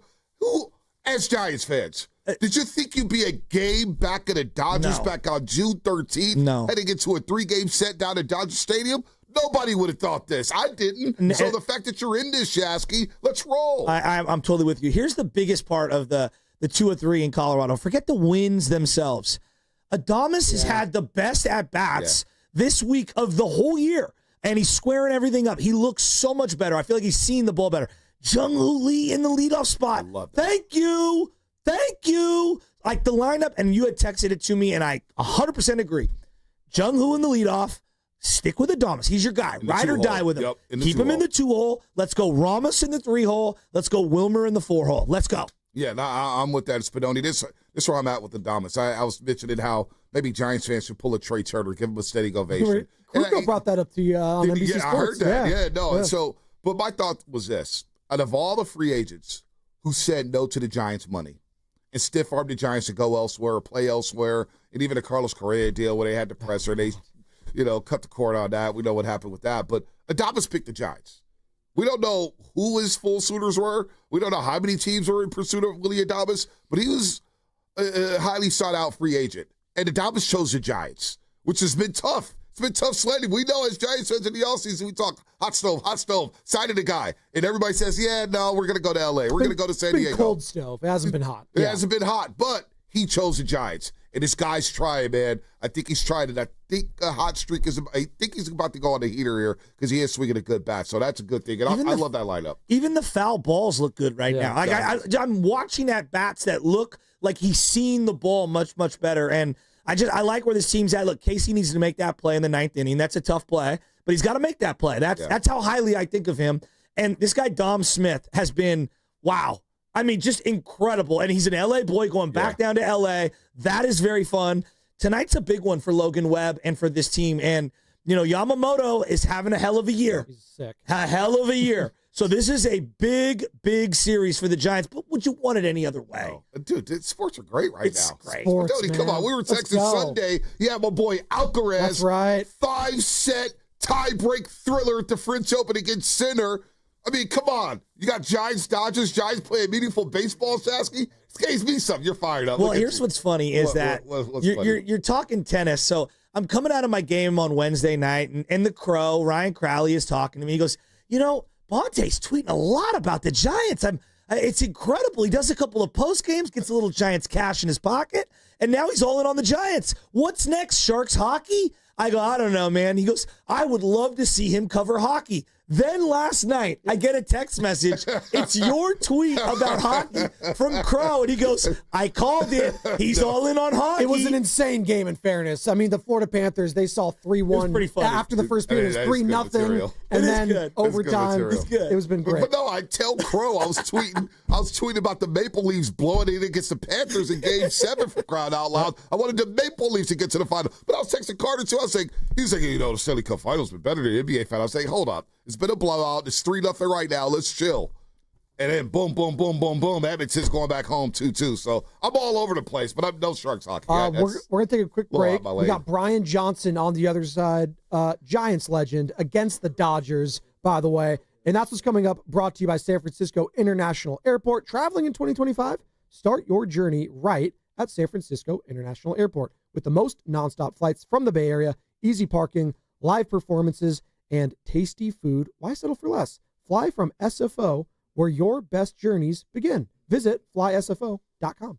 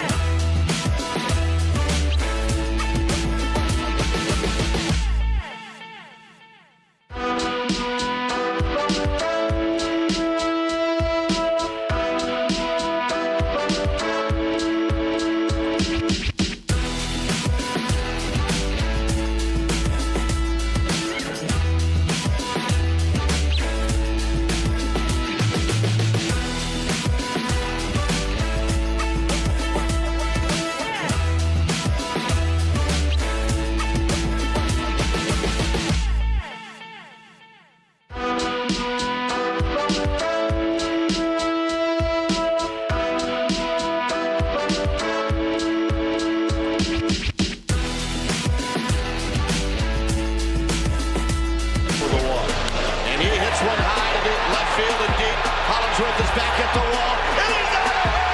And this one is over. And the National League West is tied. Brian Johnson with his 10th home run of the year sends everyone home happy. And this baby is tied.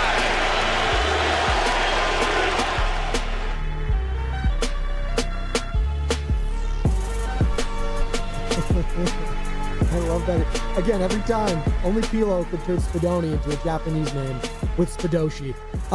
By the way, that call, courtesy of, well, now NBC Sports Bay Area, where a guy that works for them currently is in studio joining us, Bonte Hill, obviously, host here at 95.7 The Game occasionally, and he joins us every single Friday at this time. And that call was on September 18th, 1997 at Candlestick Park. They tied the NL West there. Giants would go on to win the National League West by 2 games. And the home run was courtesy of Brian Johnson, who joins us right now on the River Islands guest line, as all guests on 95.7 The Game appear on the River Islands guest line. Is it time for you to discover the islands? River Islands in Lathrop, Skyline High School out of Oakland, California's own, Stanford's own, and the Giants' own Brian Johnson. Good morning, Brian. Does it ever get old listening to that call? How we doing? It's a great introduction. I appreciate that. Yes, sir. Does that call ever get old, though? Just listening to that. I don't know if you heard it on the way in, but just that moment and being a Bay Area guy, whether you rooted for the Giants growing up or not, obviously Oakland, I don't know if you're an A's fan or not, but playing for that franchise and being a Bay Area guy and having that moment, tying the Dodgers and going on to win the division, it's something that if you're remembered for the rest of your career, you'd love that, right? Yeah, it's been really special. I've been very fortunate to have that split second in time to be positive, right? To be, not a perp walk, not anything else that may be negative. But no, it was great. I did grow up both an A's fan and a Giants fan, and always loved them both. And then it was really exciting to be able to play for Dusty, who was one of my better friends during that time. And JT Snow and I played against each other in college, and we're friends. We were drafted by the Yankees together, and then we wound up, with the Giants together. So just a lot of really good stories, and it was a really good time. And when you have the most fun is when you win. And we had a lot of talented guys, and we won a lot. And it was absolutely a great memory that follows me everywhere I go, because anytime a professional baseball player is introduced or around other people, anybody hears about baseball, the first thing they do is they Google you. And that's the first thing that comes up when people Google me. And so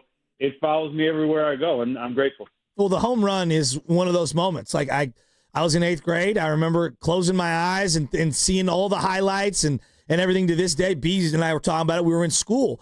You guys had lost 4 in a row, okay, heading into that Dodger 2-game set. The Bonds home run, the pirouette, that's another moment in time that I'll never forget.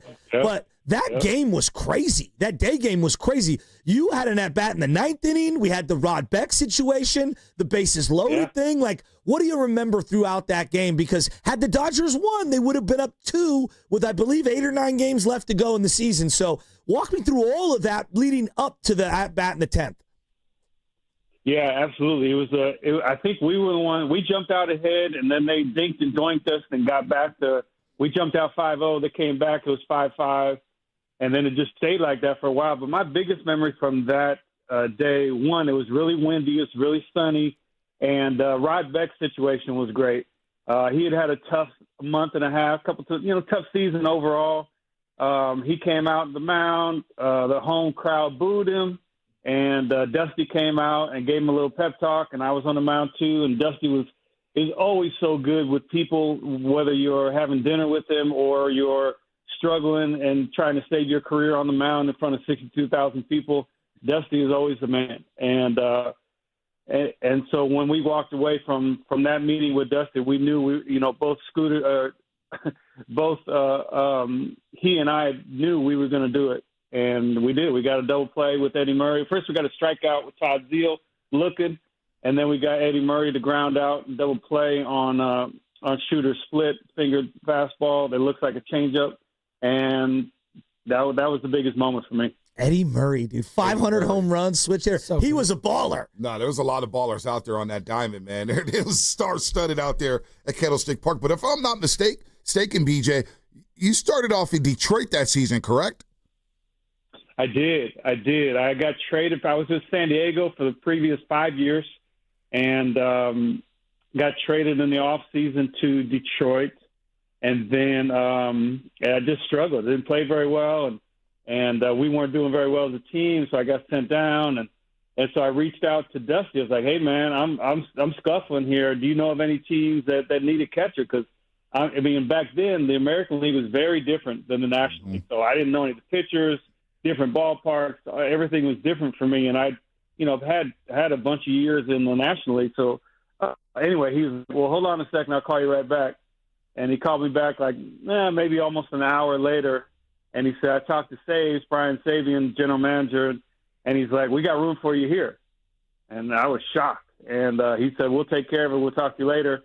And in the end, I got traded back to the National League West. I got traded to San Francisco for Marcus Jensen, who was a friend and also went to Skyline High School. So imagine that. Yeah. Doug and Brian Johnson here, Giants legend, Bay Area's own, joining us here on the Morning Roast. Spadoni, Shasky, Bonte Hill in studio. And Brian, we're talking about all this right now. Why? Because it's the first time we're seeing it this season. Giants, Dodgers in LA, Logan Webb, him and Robbie Ray, basically 1-2, 2-1, whoever you want to take, 1A, 1B. It's been incredible to watch this season. Hey, how do you feel about this team right now? Just a game out of first place against the vaunted Los Angeles Dodgers lineup. When you just look left and right, I mean, you got MVPs. Shohei Ohtani, I mean, it's obvious. The guy's incredible. Mookie Betts, right? You got Freddie Freeman, Teoscar Hernandez. The list goes on and on and on. And yet, the Giants are right there with them. How fun has it been to watch this team this season? Yeah, it's been fantastic. Hats off to the Giants and the whole organization. Made some really good moves. Great job by Buster. Just bringing some calmness to the organization, making some strategic moves with personnel and kind of doing his thing. So great job in his rookie season and that. But yeah, the guys are playing great. And what's nice about the rivalry with the Dodgers and where they are in the standings is that the Dodgers aren't playing poorly. So it's not like the Dodgers are underperforming and the Giants just happen to hang on. The Giants are hanging with them, and the Dodgers playing well. So I love that. I think it's going to be a great finish through the rest of the way, and I'm excited to watch. So growing up in the Bay Area, I'm just curious on this one. And let me know where you stand. We do this game called This or That, all right? And what we do is we make you pick one. You can't sit on the fence like Humpty Dumpty, okay? Who do you hate more, the Dallas Cowboys or the L.A. Dodgers? Ooh, that's a tough one. I say the Cowboys. Wow. Who's the guy? Who's the guy for you? Who's the guy you hate? Jerry Stinkin' Jones. Told you. He's arrogant. He thinks it's all about him, and that just bothers me. And the biggest mistake he ever made was getting rid of Jimmy Jones. Thank you. Yep. I just don't like the way he runs things, and people are going to be Dallas crazy forever because they're the Cowboys. So his margin for error is gigantic, and I just don't think he's very good. Hey, that 97 team that you were on, the Giants, I mean, it was a magical run, and the moment that I always think of is when you guys clinched the West and Barry's jumping up on top of the dugout and hugging everybody. And I mean, is that one of your favorite moments as a baseball player, playing on that team in that moment? Because you grind your whole life playing ball, and to have that special moment against the Dodgers obviously resonates. But just that season as a whole, was that it for you? Yeah, it was very special for us because if you remember, the strike wasn't that long ago, and in 1997 the strike was 94 into 95, leaking into 95, and baseball fans were pissed. And they were still pissed by 1997, and they, especially in the Bay Area, they just weren't excited about baseball a whole lot. And the A's were having talented good teams coming through there, and the Giants just hadn't quite together that during that stretch of times in those three seasons that people were getting really excited about. So with Billy Miller, with Darrell Hamilton, with all the Glenn Allen Hill, we had Richie Aurelia. We had so many talented and interesting personalities on our team, which made it really fun, I think, for the fans. Hey, Brian, really good stuff. I see here you also got a podcast, right, called Talent Chasing. Where can I find that? Yeah, I appreciate it. It's on everything. It's on Apple Podcasts and Spotify. It's all over. It's called Talent Chasing. Thanks for plugging that for me. It's an international podcast. I got 2 partners with it. One's in Portugal and one's in Amsterdam. And one's a filmmaker, one's a businessman, HR professional, and then me. And we've got probably over 20 episodes now.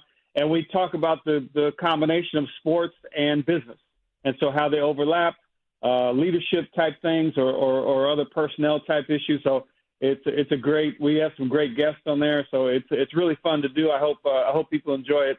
Talent Chasing, you can find it wherever you find your podcast. That's awesome. Hey, Brian, we greatly appreciate your time this morning, and we'll be listening to the podcast, and we'll do it again soon, man. Thanks, guys. Thanks for having me. There we go. Thanks, BJ. Brian Johnson, Giants legend, joining us here on the River Islands guest line. As all guests on 95.7 The Game up here on the River Islands guest line in Lathrop. Bonte in studio with us for the entire hour as well. Just a cool guy. Bay Area guy, too. That's pretty awesome. High. Yeah. Skyline High. Just the fact that he wasn't on the team, midway through the year, he's in Detroit. And those expectations for the 97 team, I believe they began the year 13-3. And I remember SportsCenter had a quick highlight clip of the Giants, and on that old scoreboard at 3Com Park, Candlestick Park, said the Giants are 13-3, best team in baseball. And it was like, all right, they'll fade a little bit. Well, they had lost 90-something the year before. Yeah, 96. They finished in 4th place. I think they won like 64 games, maybe 68 games, lost 94. So the expectations were just so low for the 97 Giants, and they made all those moves in the offseason. Sabian making the move to trade away fan favorite Matt Williams, right? Jeff Kick comes aboard. Jose Vizcaíno, Darryl Hamilton, our boy Julian Tavares, JT Snow comes over from what was that deal for JT Snow? Was it Alan Watson? Yeah, Alan Watson. I'll never forget it. And next thing you know, the Giants have one of the best runs in San Francisco history for that team from 97 to 03. Well, what sucks for me, like the moment that Brian Johnson hit the home run, right? That's the one that we're talking about against the Dodgers. It propels him to win the West. First playoff appearance since the 89 World Series. And then you face the Florida Marlins, who had been in an organization for 5 seconds. I'm just going to read you some of the names from that series. And we know the manager, Jim Leland. Game 1, Edgar Renteria, a young Edgar Renteria, base hit up the middle to drive in a run to win the game. Gary Sheffield on that roster? Gary Sheffield's on that roster. Bill Miller in that game. Charles Johnson in that game. Charles Johnson was a hell of a catcher. A hell of a catcher. Traded for Mike Piazza at one point. Kirk Reeder. Kevin Brown faced off. Okay, the names in this series. This is Bobby Bonilla was a Florida Marlin. Yeah, he was getting paid. Rod Nen won Game 2, coming out of the pen as the closer for the Marlins. Roberto Hernandez, who the Giants had swung a deal for, was the losing pitcher. Craig Counsell had a big error in that game. Okay, Stan Javier, Moises Alou, the names in that series, who the Giants lost to, and they ended up winning it all that year. It's almost unbelievable how many guys. What? Al Leiter on that. Al Leiter played for that team as well. Wilson Alvarez, the lefty that they had, he played a game in that one. Like, it's just, there were so many names from that series. Mark Kotze was a rookie that year, current A's manager. Cal State Fullerton. There you go. Mark He's Kotze a good player, Cal State Fullerton. They may have won did they win a College World Series with Mark Kotze and Cal State Fullerton? I don't know. They had some powerhouses, the Titans. It was always playing at Rosenblatt Stadium. He was the most outstanding player of the College World Series as Fullerton won its 3rd series championships. Go. Wow, look at that knowledge. There you go. Look at that knowledge. Look at that knowledge. Balling Ace stink this year.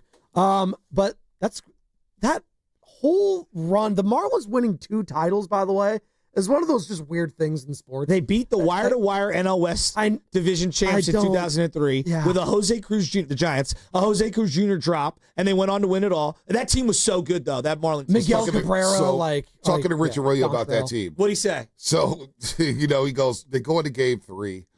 They lose Game 3. Jose Cruz Jr. drops to who was a Gold Glover. Who was a Gold Glover. He drops, and they go to Game 4. They weren't sure if Schmidt was going to pitch, Jason Schmidt. So Alou asked Jason, hey, man, I need you to go. What's up?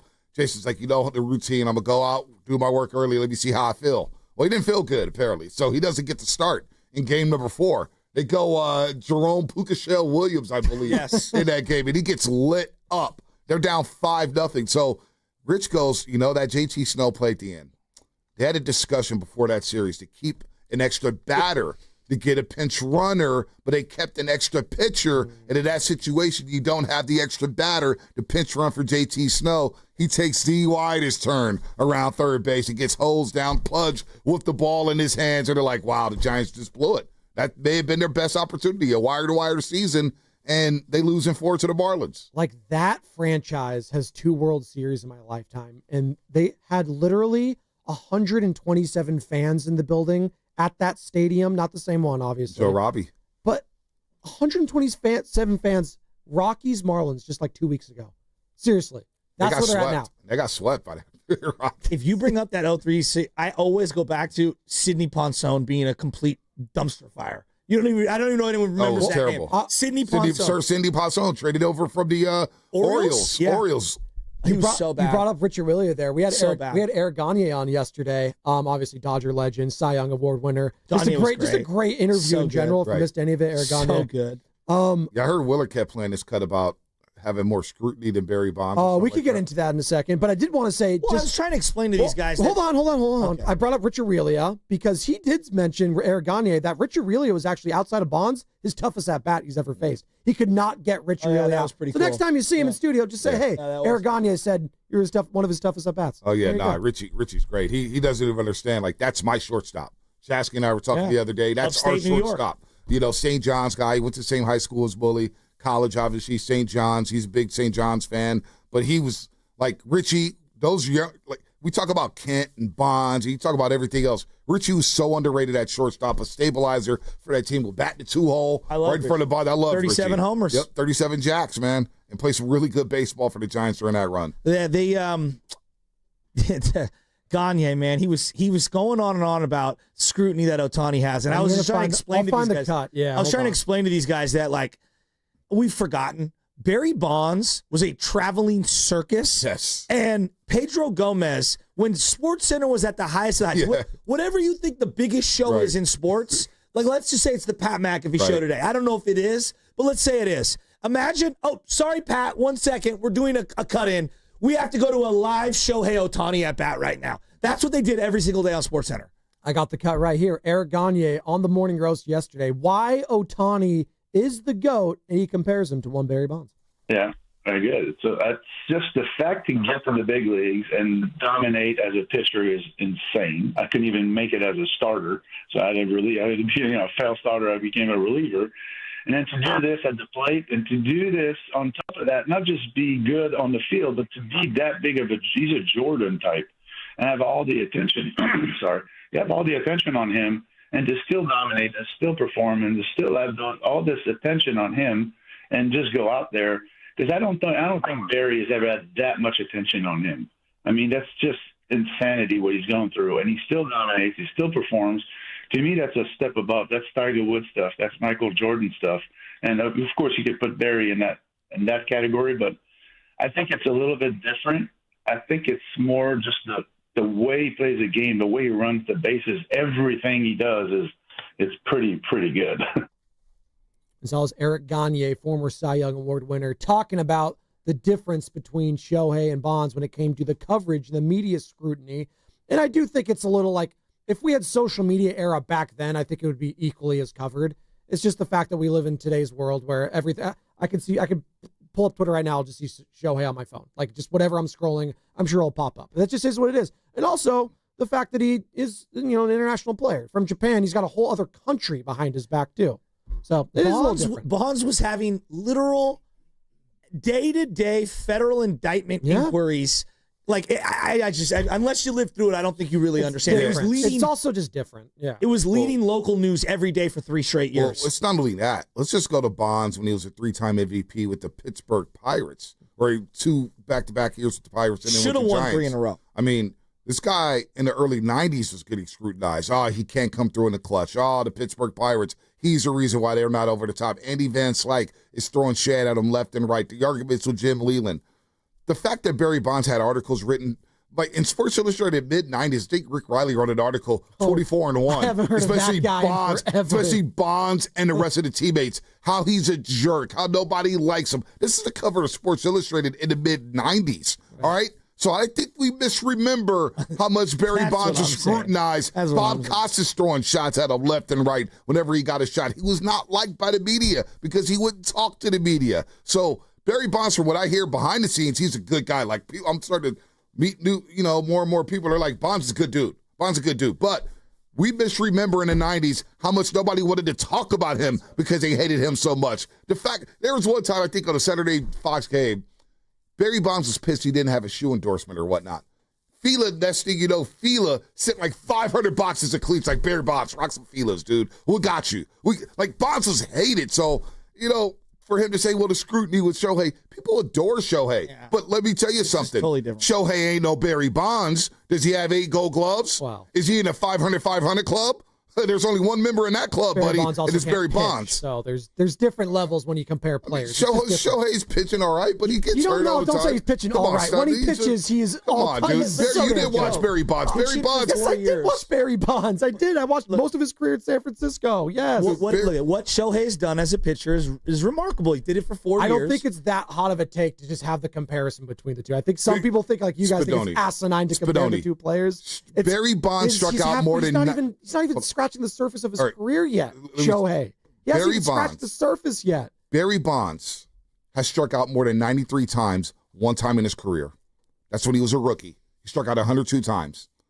The most he ever struck out after that was 93 times within the season. 93 times. Think about that.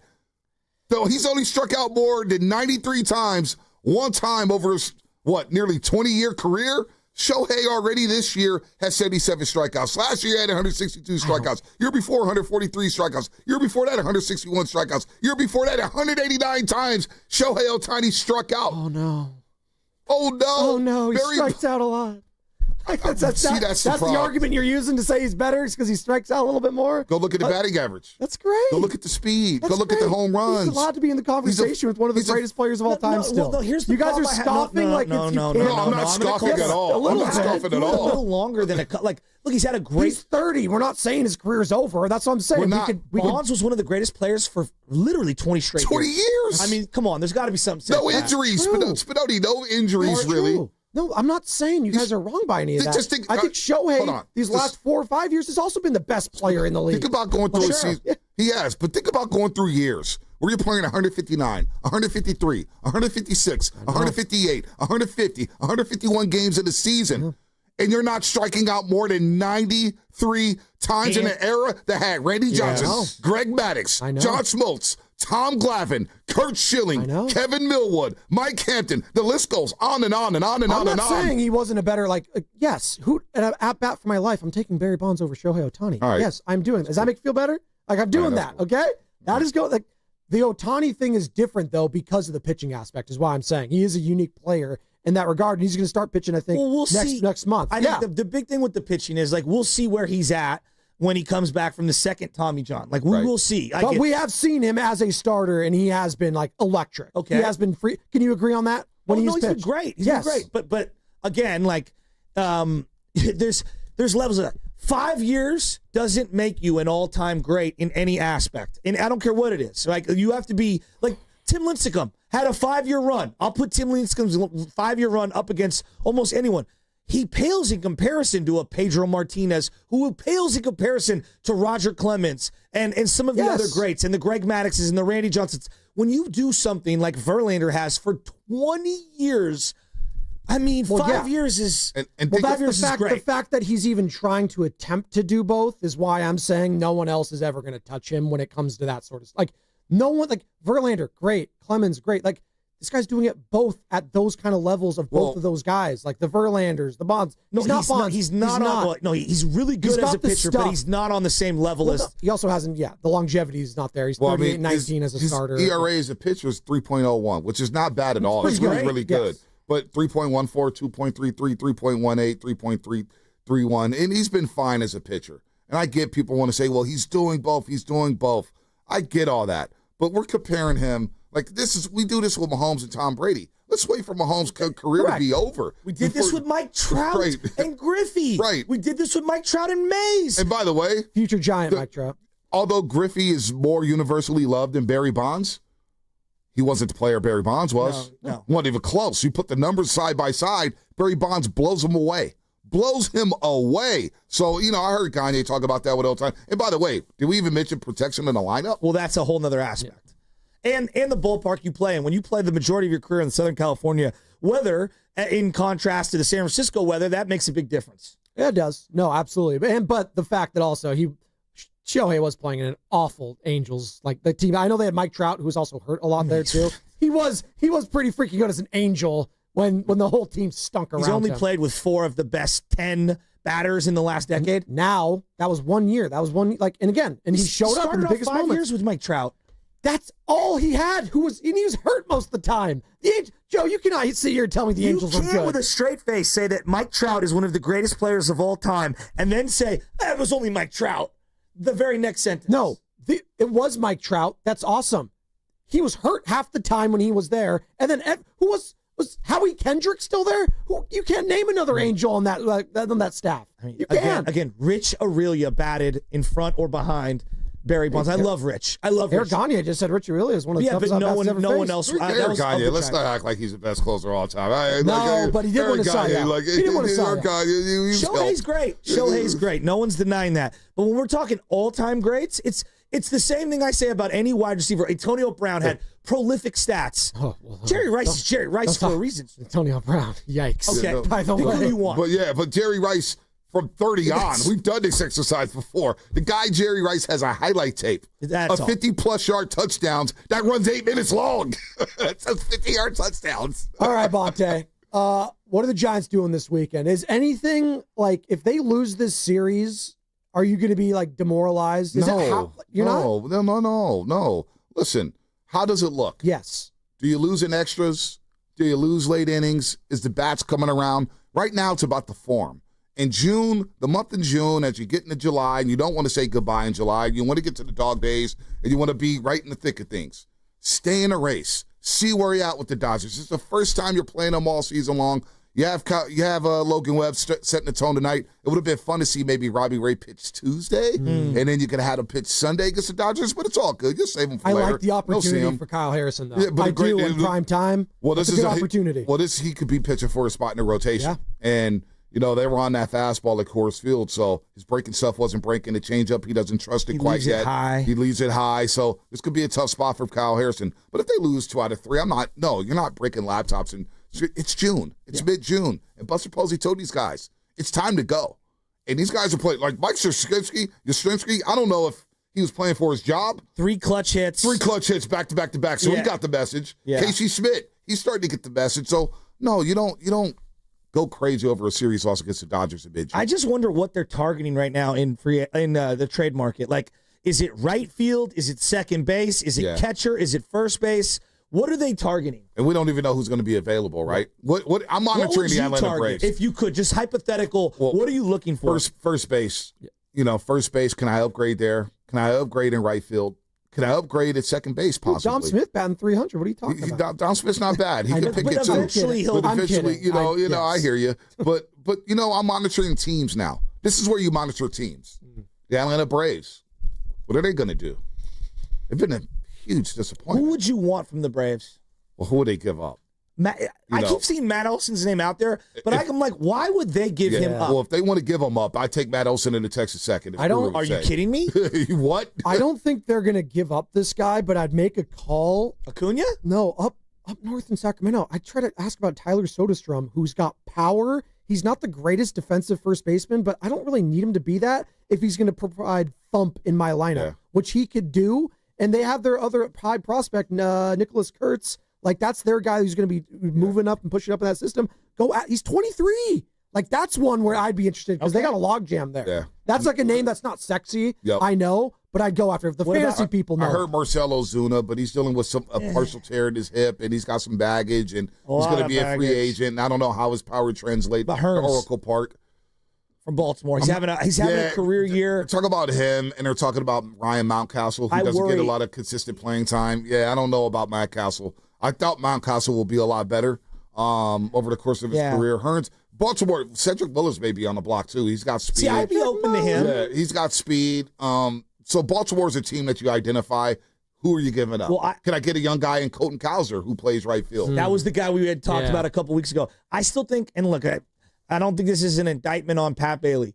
I'd be looking at catcher. I know there's not a lot out there, but catcher, I think they're going to need a legitimate major league catcher. I don't know if that means backup player or a bat that you could sub in late in the game. I don't know if I'm 100% sold right now on Bailey for the rest of the year by himself. I think you need someone behind him. Talk about shallow market. God. Yeah. What? Talk about a shallow market. Just catchers in general. It's thin. Yeah, it's really thin.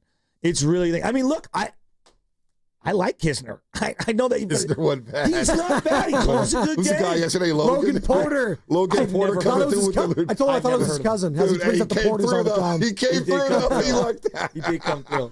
Good guy. So isn't this exciting though? Like honestly, I feel like they're fun. I was thinking about it, and you were joking with Crowley about the tweets with the Giants. I feel like I'm back immersed in Giants baseball because I know who's playing every day. Think about the usage rate. This year, they're top 5 in lack of players they use. We haven't gone through an opener this season. Wow, we got starting pitcher going 5 innings. I know. Wow, I got a legit Major League Baseball starting rotation. I know who's going to be in a lineup every single day, whether they bat 2nd or 5th. That's fine, but they're going to be in a lineup. They're not making moves. The Sacramento shuttle's been shut down on weekends because nobody's getting shuttled back and forth from Sacramento to San Francisco. Last year, players thought, well, I can't rent a house because I may be back in Sac next week. I got to get a hotel room. Family, stay up in the 916. I may be back soon. Who knows? You don't get none of that this year. So I'm enjoying Giants baseball. They're in a race. They're gonna, and Posey's telling Tim Kawakami, this told me everything. I love the Zach Wheeler deal is what Buster Posey said about the Zach Wheeler Colors Beltran deal back in 2011. He goes, I loved it. I know Shasky and I have loved it for years, Spadoni. Yeah. Posey, if there's an opportunity, he's a championship or bust mindset. He ain't here just to have fun and be relevant. He's here to win championships. So that's the difference for me, Bonte, as you said that. Like Farhan, I expected really nothing at the deadline. I just knew what I was going to get, which was a nothing burger. I'm actually kind of optimistic if I'm a Giants fan. It's like, you know what? Buster could pull something huge off here, and it'd be fun to see. Fast 5.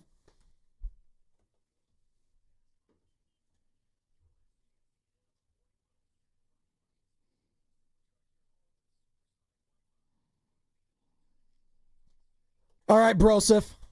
Me? Yeah. All right. Your final thought. Happy birthday to my great grandmother, my Nana, who is in heaven, lived over 100 years old. Wow. It's also my cousin Joey's birthday and my dad's birthday, heavenly birthday today, all on June 13th. It's a big family day, and so happy birthday to everybody out there. I love you guys, and happy Father's Day to everybody that's out there. For those that are a father, aren't a father, would like to be a father, maybe step into the place of someone not having a father figure. To everyone who maybe never even met their father. I know it can be a very emotional weekend for a lot of people on every single side of the coin. So if somebody is impactful for you and or you're missing somebody or whatever, give somebody a call, tell them you love them, give them a hug, and happy Father's Day to everybody who is there in the life of someone needing a father or is a father. So yeah, I'm all over the place on that one, but just love you, and love you, Dad. I miss you. There you go. Happy birthday, Papa Shasky. We all miss Papa Shasky, and we still play the drops. I got it right here. Come on. I can't find the Tom. Hopefully that's him this weekend in a good way, starting tonight with Logan Webb. Friday the 13th. It is Friday the 13th, yeah. I got the photo of Papa Shasky, Ches, and myself on the refrigerator. And I'm thinking now, when you brought him up, happy birthday, Papa Shasky. We love you, and I know you're looking down on us, but he would love this Giants team. I think he would love this Giants team. Totally agree. They play defense. They're running the bases now. They pitch. They pitch. The bullpen's solid. He would love this Giants team. So, yeah, happy Father's Day to you, Joe. Seeing Joe with baby LJ last week at original Westlake Joe's. Baby LJ's running around smiling and laughing. Seeing Shasky be a dad. Wow, he could actually turn it off for once and be a father. I was worried about the guy.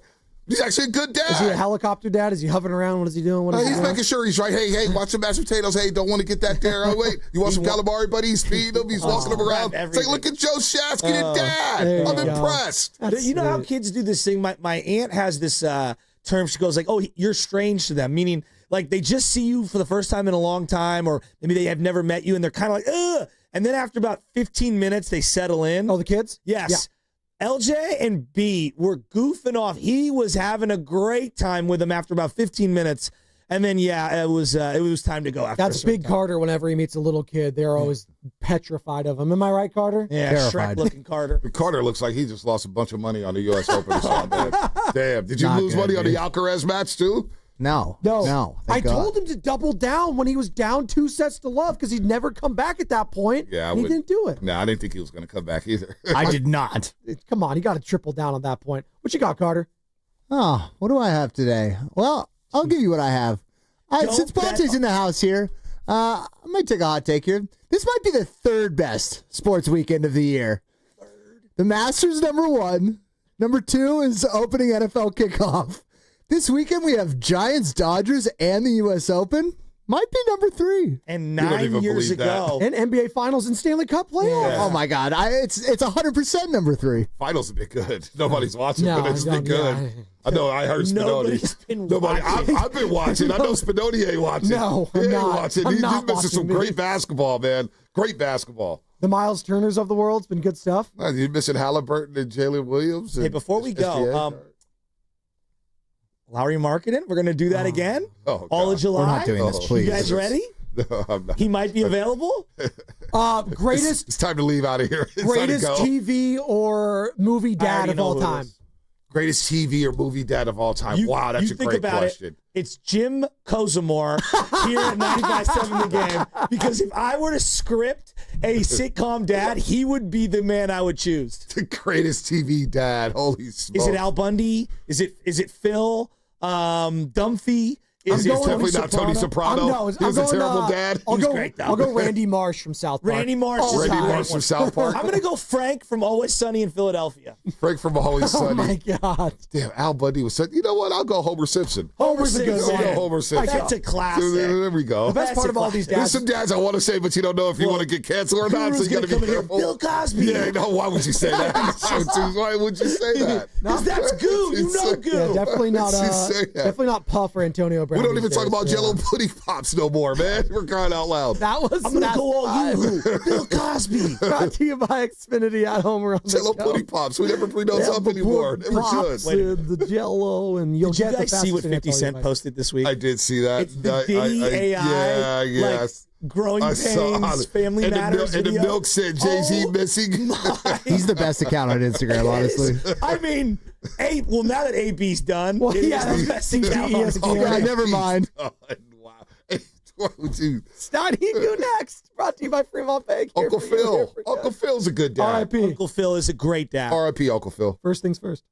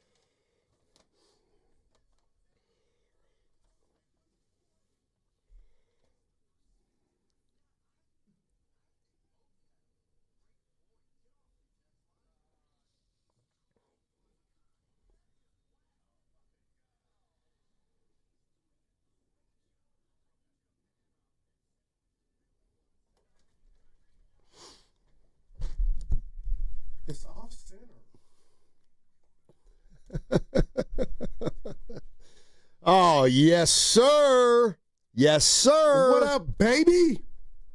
It's a Friday, and it is a fun Friday. Yeah, we got a lot in store. Yes, we do. Yes, we do. Should I let you just come out like Johnny Carson, then I chime in? Well, you wouldn't be able to do that. Yeah, I mean, you can't do it on the new vodka pregame show. Dude, that is pretty funny. What's up, baby? Not much. We got Giants-Dodgers, 3-game series. I'm excited. Gonna have to talk a little bit about yesterday. The baseball is I want to use a word. I don't want to get fired, but it's amazing how that happened. It's baseball. Yeah, there's a word to go with it. A B word. Karma? That's a K word. It's true. That's true.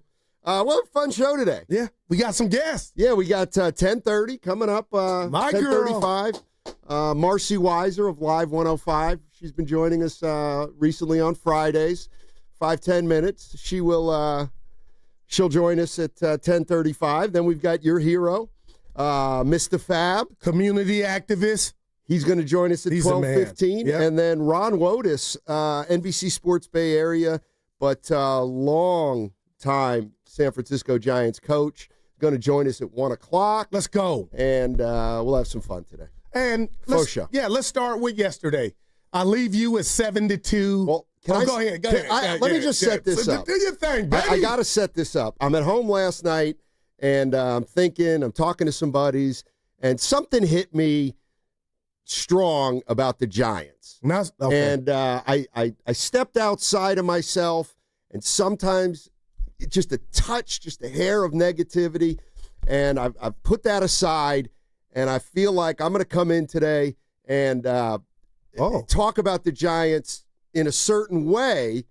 But then you came in and said, "Oh, Steiny, we got to get into the Giants and what happened yesterday." So we may be a little bit going in opposite directions, but you start. What? So the Giants lose 8-7 yesterday. Okay, so they were up 7-3. They end up losing 8-7 in the ninth. Yeah. So a cynic could say the Giants are lucky in regard to the way that they pulled out the first 2 games of the series. Would you allow that? Could you understand somebody saying, sure, okay, but you're up 7-2, and conventional wisdom is the Rockies, the 12-win Rockies, are about to get swept. You're going to sweep them. And Steiny, you don't know this about me. I did the Garlic Guys podcast last night with the great Sam Lubman. You didn't ask me how that went, but he said it went great. And I said I brought you up because you don't know I love baseball so much that I'm superstitious and I'm a gambler. That's a bad combo. I really think the way that they blew that game after having a 5-run lead, not takes the luster off of what's going to transpire this weekend, but that could have been your 8th win in a row. We're okay 3 games in without Chappie. And the way that it happened, where Rodriguez, who didn't look like himself, gets a double play ball that Casey Schmidt, that looks like Brooke Robinson here lately, booted. And I say that to say, Steiny, now I feel like since you lost that game, it's only 1, but you're coming into this Dodgers series, maybe not on the high horse that you could have been on like Tonto, had you kind of, took care of business. So you could say it's either out there, it's neither here or there, but I'm superstitious, Steiny, and I feel like that the series win was tainted just a tad bit, if you know what I mean. Sure. But I would Rodriguez had a 0.61 ERA. Yeah, how's the All-Star appearance looking now? Steiny's just one blip on the radar. Yeah, hey. Are we not going to talk about the new lights in here? Fire away. No, I'm glad I got my clothes on. Yeah, I'm not going to get into it. I'm going to focus and stay on point. But you're not mad at anything I said. You have the sweep, that's all. Or do you look at it like, hey, we really should have lost 2 or 3? Well, here's the way I would look at it. So they come into the Colorado series. Colorado loses 2 games late. And for some reason, for some reason, you believe, even though it's baseball, that, oh boy, the Rockies may mail the rest of this series in. It doesn't work that way.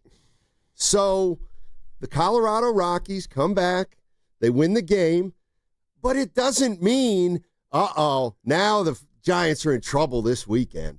They lost. I hope I wasn't saying that. You know, they lost the game. Yeah, and now they play the Dodgers, and they're still in a good spot. Now, look, I know Dibs is on his way to Disneyland, but I got to mention Willard. You say a lot of great takes, but this week he captivated me. And he captivated me, Mark Willard did, with the, oh, my God, they're going to miss Matt Chapman. And Steiny, yesterday was the day that they missed him, because if he was out there, I give you my right arm that double play is made and they sweep. So it's kind of bigger than the Dodgers, and I'm excited about this series, Sunday night, Father's Day, Sunday Night Baseball on ESPN. But I guess now you're kind of coming into the house of the Dodgers knowing that the glove kind of lets you down in the relief pitching, and you're playing a better team. So, you know, you can't win them all, but I hope I'm not coming across like, oh, the season is lost, and nothing that transpires a sweep. You want to send a message, but if you get swept, the season's not over either. So it's so funny that that's the way you're thinking, and I'll be honest with you. 7-2. I took stock last night in an objective way. I'm watching the game yesterday with Evan. We see the 9th inning, and they lose the game 8-7. And I'm thinking, that's just so fitting. Right. You know, I'm always reminded of when Shaquille O'Neal said, one lucky shot deserves another, when Derek Fisher made a game winner in the playoffs, but it came after Tim Duncan banked in a crazy shot. And I did kind of feel that way. Well, Giants got 2 of these, and now they drop one. It's, you know, it's just the way it goes. But here's the bottom line when I'm watching yesterday afternoon's game. The Giants have got my attention. They've gotten my attention. And I'm thinking about it this way, Goo. What the Giants have done in the last 10 games, since they started that series with the San Diego Padres. Oh, okay. They have created more interest in the past 10 days than they had in the previous 55 games. That's just the way I'm looking at it right now. After these past 10 games, how exciting they were, how many one-run games they had, how many moments they had, whether it was Chapman's home run, whether it was Dominic Smith and Johnson coming up and helping right away, whether it was Casey Schmidt filling in for Chapman a couple nights ago and starting a rally in the 9th, whether it's Webb's dominance. They got my attention. Like, they have piqued my interest. And it's just because of the last 2 weeks, and I want to see where it goes from here. No, I'm not mad at you. And it couldn't have happened at a better time, because now the Dodgers are in town. The Giants are going to L.A., and you're going to watch all 3 games. You got to watch all 3 games. That's where we're at right now. And it's because the Giants have put themselves in a position where, this is pretty fun. This is kind of interesting. They're in this thing. I get it. It's mid-June. But the way these games have fallen into place, and now with the Dodgers coming up with something at stake, I think the interest right now in the Giants is at an all-time high this year. And if you want to go for a few years, I got no problem with it. Well, yeah, I just go back to 2021. But I'm going to steal from our friend in the chat, Jim Olay. He says it takes a lot for you to get excited. But and I feel that. Well, I didn't say excited. Well, they've piqued my interest. But Steiny, if this team loses 100 games, just for me, you know I love the game so much. Forget the chicken on the game. I'm going to watch anyway. But I love that you think something's happening here or you want to monitor it. But for sure, I feel like I can't, and I know we're up against it, I can't shake the parallels of 107. And that they qualified for, forget the 107, they qualified for the postseason. So that's the standard that I'm setting for this Giant team is, can they do that? And will they win 107? No, qualify for the postseason. Sure. Because that's the goal. But tonight and this weekend is a measuring stick. And I hate what the Dodgers represent just about baseball. There's the haves and the have-nots. And they are the haves, and they throw money at their problems. But I'd love for the Giants to kind of knock them around. And, Steiny, their pitching staff is not all that. So I give the Giants, I know they're without Chappie and Bailey, but I give them a shot. Take 2 out of 3 or sweep them. All right, 888-957-9570 is the number. Let me ask Giants fans if they feel as strongly about the last 2 weeks or so as I do, and how this team has played games that have made this team interesting, and now here they are. They play the Dodgers, and I can't wait. We got a ball game tonight. All right, that segment was sponsored by Cache Creek Casino Resort. Don't forget, we got Marcy Weiser coming up at 10:30, Live 105. Mr. Fab at 12:15. And then longtime Giants coach and current NBC Sports Bay Area analyst Ron Wotus at 1 o'clock. Let's get it going on 95.7 The Game.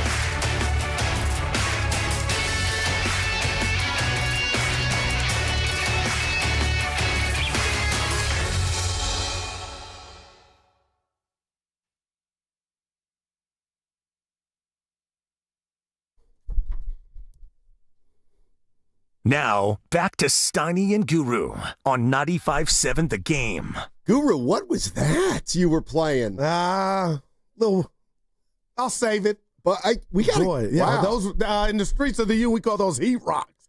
Baby. I mean, I just walked into the studio during the break, and Guru had a video up of one of the greatest of all time, Rick Barry, and I couldn't believe some of the language coming out of his mouth. Well, there was another host on there with him. Okay. Yeah, who was, yeah. What do you say at the next break? You give it to Steven. We may want to use that. Okay, I got you. For later in the show. I got you. I could bleep some things out.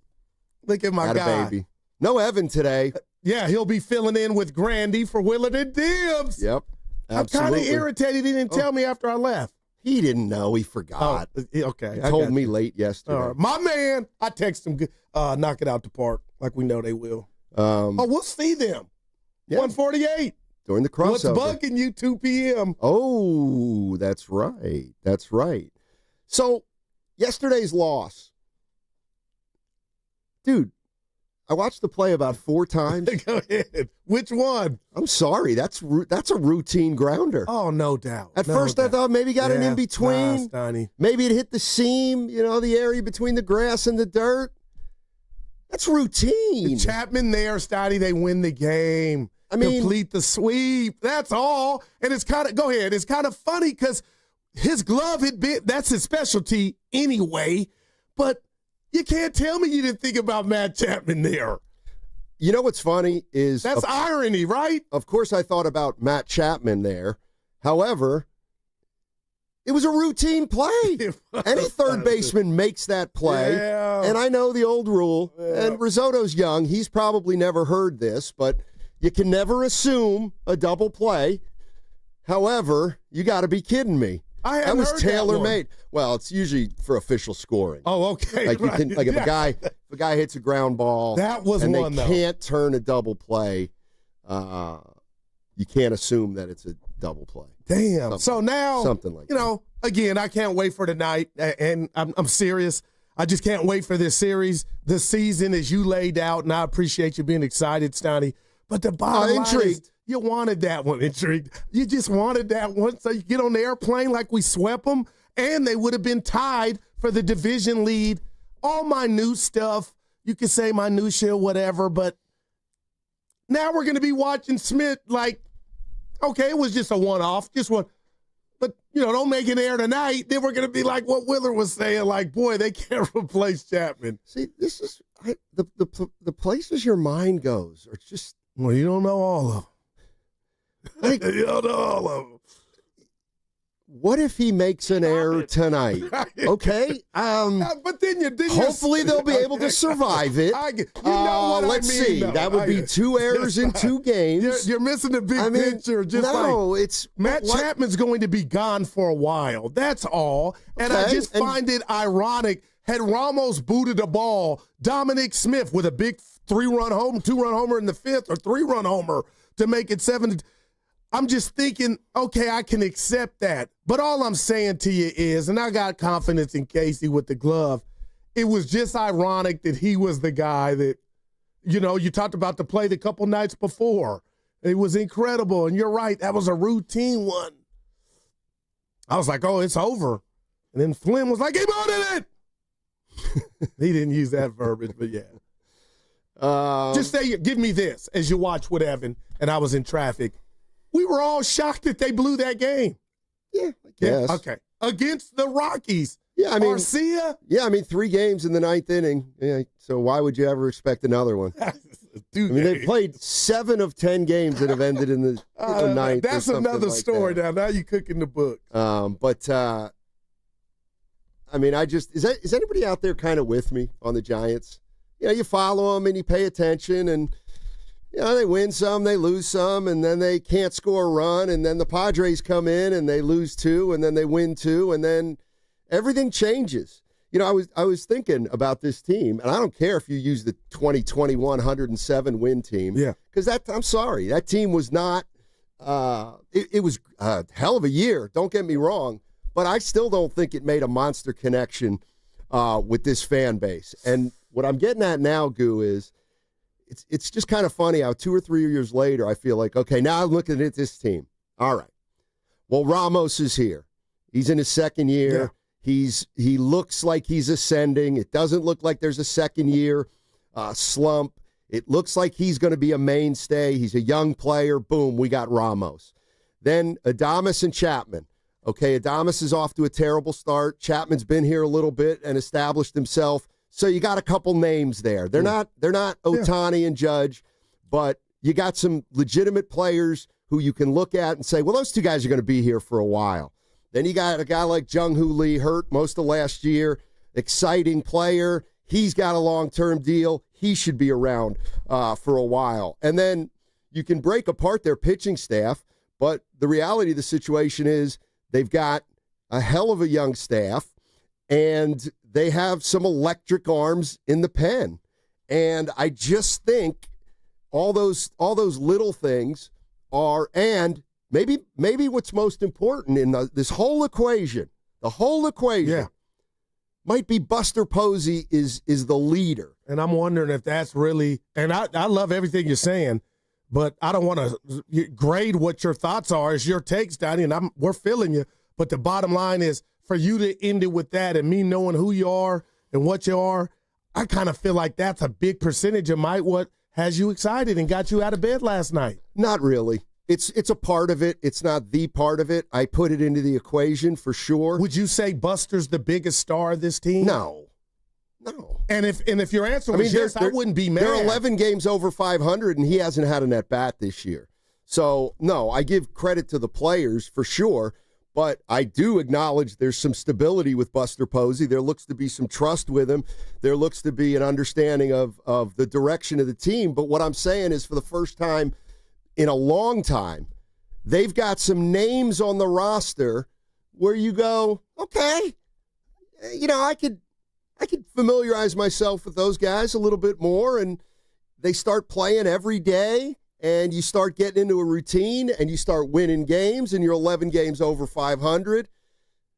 That's how you become a name that fans will align with. Yeah. You got to win first, and they've won so far early in this season. And he has not. Oh, go ahead. Yeah, I just think that, especially the way it's happened the last 2 weeks, is gathering more and more interest in this team. Yeah, and I'll say this, just being the fan that I am, you cannot tell me Giant fans who root Shasky's, Bontes, 49er Frankies, Loveman's, the Grandies, the Dibs, the Willards, who root like hell for their team, aren't rooting like hell for your team, and maybe just a little bit more because of who's running the show. And that's just how I look at it. Like Steph Curry's running the Warriors. So it's like the success is almost a double header of success.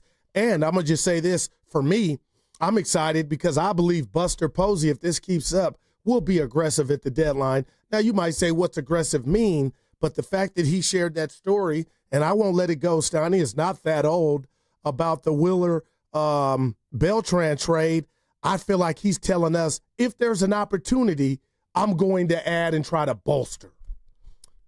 I mean, that's his job. No doubt. Plain and simple, that's his job.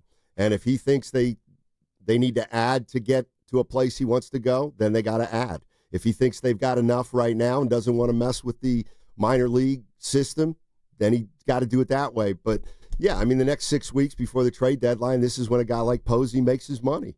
Let's go to Sam. Sam's in San Francisco. What's going on, Sam? How you doing, man? Hey, good morning, guys. How are you? Hey. Hey, all right. So a couple of points that I just wanted to get across.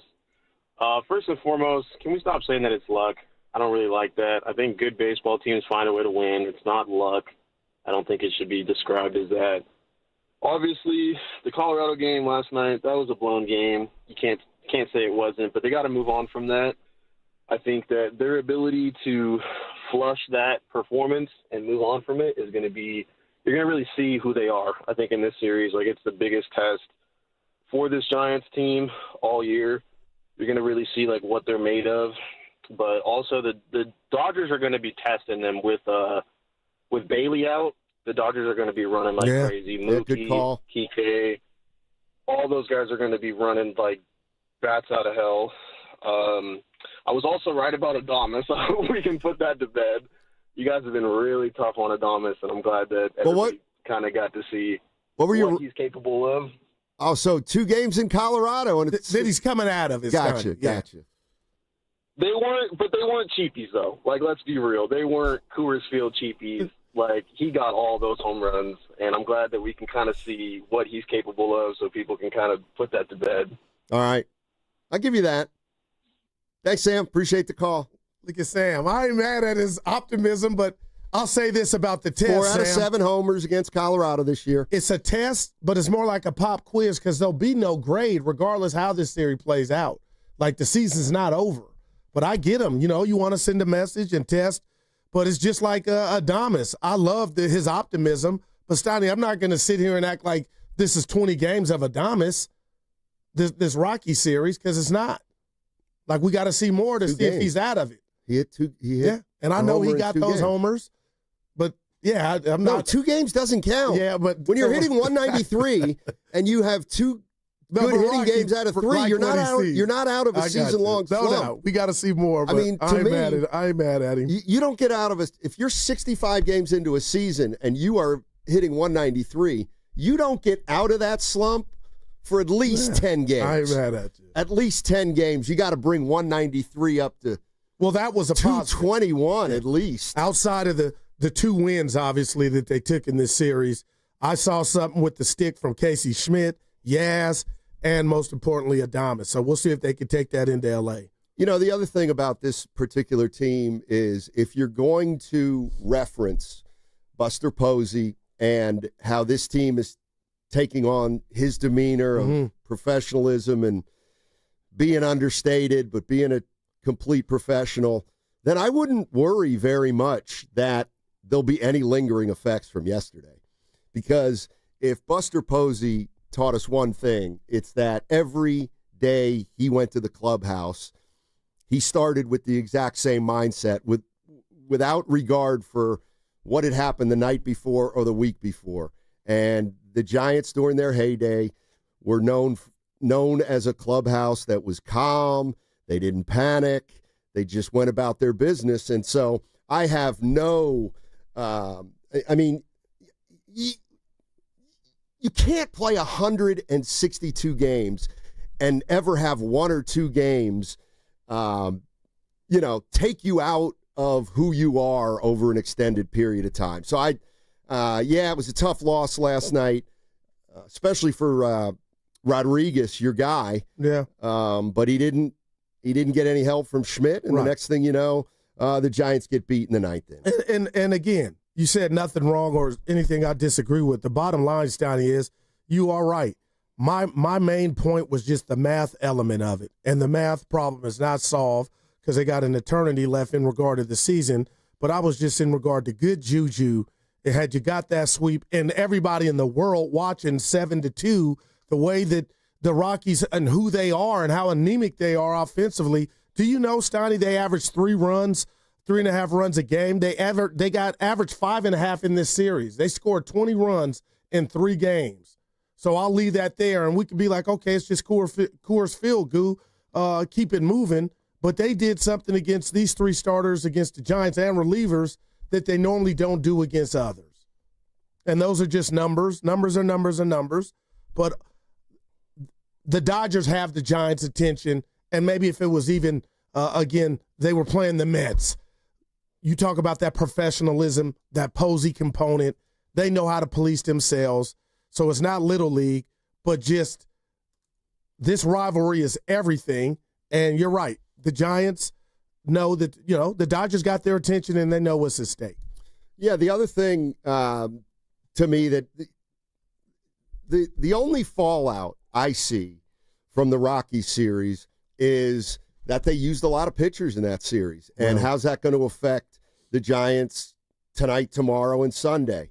Rodriguez ain't going to be able to pitch tonight. He threw 40-something last night, so he's not going to be able to go tonight, you wouldn't think. And let's see, if the Giants feel the pinch from coming away from Colorado, which sometimes happens. Yeah. Webb tonight versus Yamamoto, and then they get Kershaw tomorrow. I'm trying to see who's going for the Giants tomorrow. You may already know. Tomorrow, I think it's Roop. Okay, all right, good call. And Let's then see. Sunday, I think it's Yeah, you're right. Roop versus Harrison Kershaw tomorrow.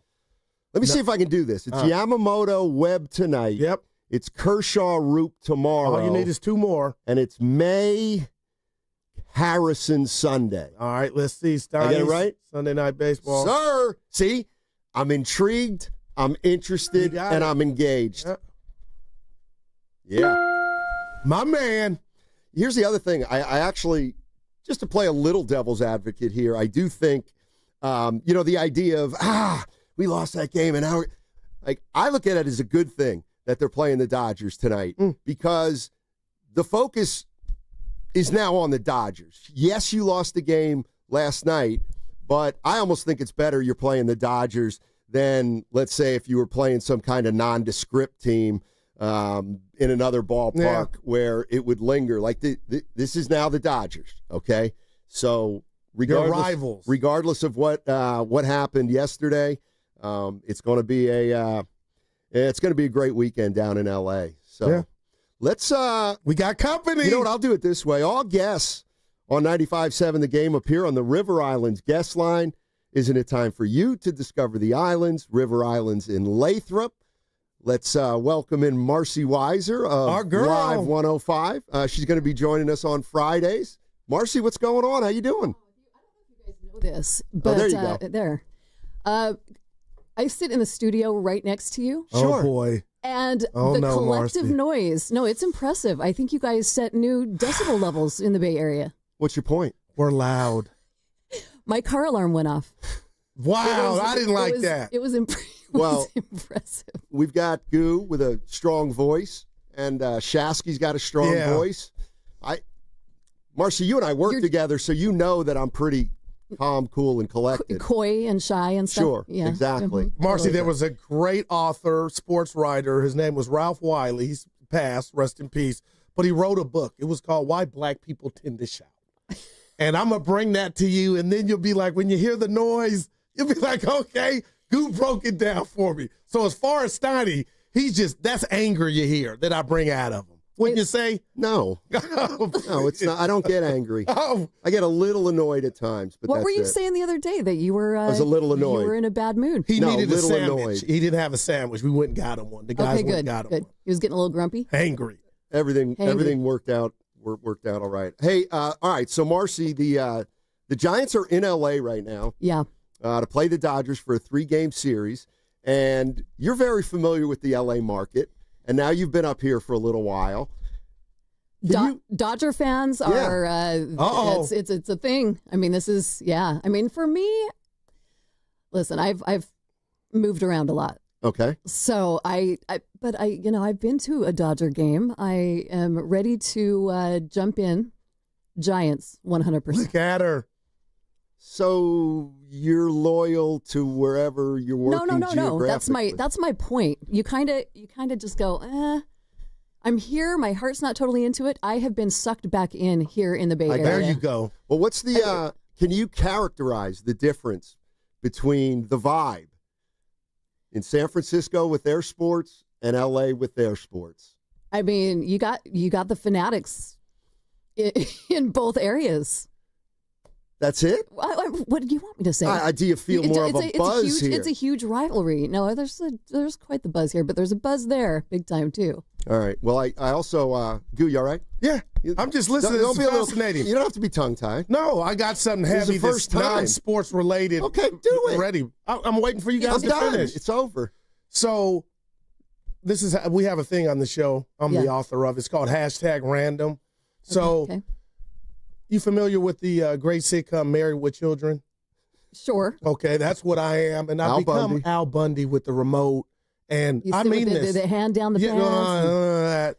But I need some advice on how to kind of spice it up to where I can get back on my horse and be that, that guy.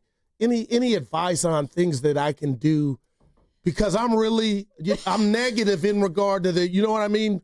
I've forgotten and I need a little help. Why is Steiny trying to stay out of this I'm conversation? not in this one. I tried to ask him. He didn't have nothing. I go, you know what? 10:30, I'm going to ask our girl. No, you got Any advice? Do you have date nights? No, we don't. You got to have a date night at least once a week. But I got to be honest, you asked. Once a week? Now Yeah. that's like, but my date nights have consisted of, is there a TV so I can keep up with the game? I got to get that out of my, and then she knows. Sports guys, I you know what I know. mean? Like, how do I just got to break it off or I'm a loser. Ooh. And you I'm don't not wanna, a loser, lose her. You don't want to lose. Yeah. People be like, yeah, you are. Talk to me, help me. What is going on here? Bob, I'm getting help. Yeah. Well, Dr. Marcy here. You do need date nights. You got to keep the effort. You got to put the effort in. Do you bring home? And I'm not talking birthdays or, no, I don't. I've gotten away from it. Yeah, see, you got to step it up. And then you will be. Trust me, you will action. See some action. And we want to dress up. You wanted to, because the other day, this is true story, TMI. She said something subliminally because I said, where do you want to go? And when it was all said and done, she said, you need to take charge. It was your decision. And I was like, oh my God. Like, I came and told Steiny, like, she wants you to be the man. Yeah. Tarzan. I didn't forgot how do I get that back? I'm trying to help. Be decisive. Be decisive. Maybe listen charge. to Marcy's That's advice. What she, that's okay. What, all right. That hurt me. She didn't know it hurt me. I was like, man. Did you let her know?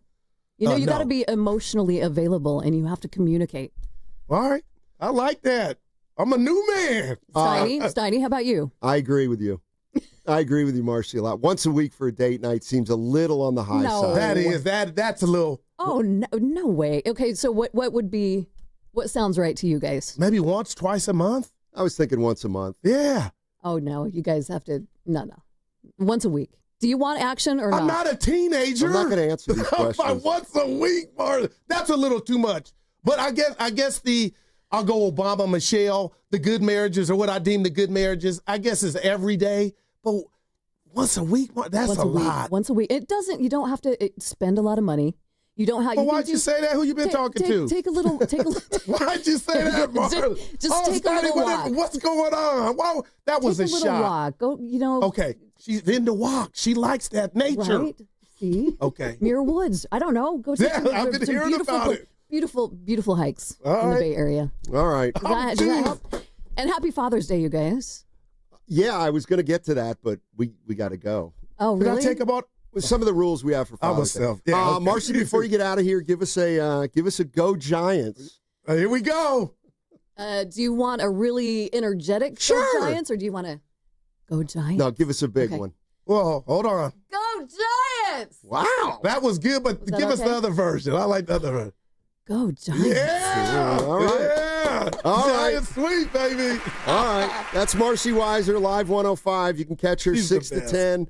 Our sister station. What's coming up on the game is brought to you by Fremont Bank. Here for you, here for good. Segment also brought to you by Crystal Geyser, Alpine Spring Water. Guru, get some.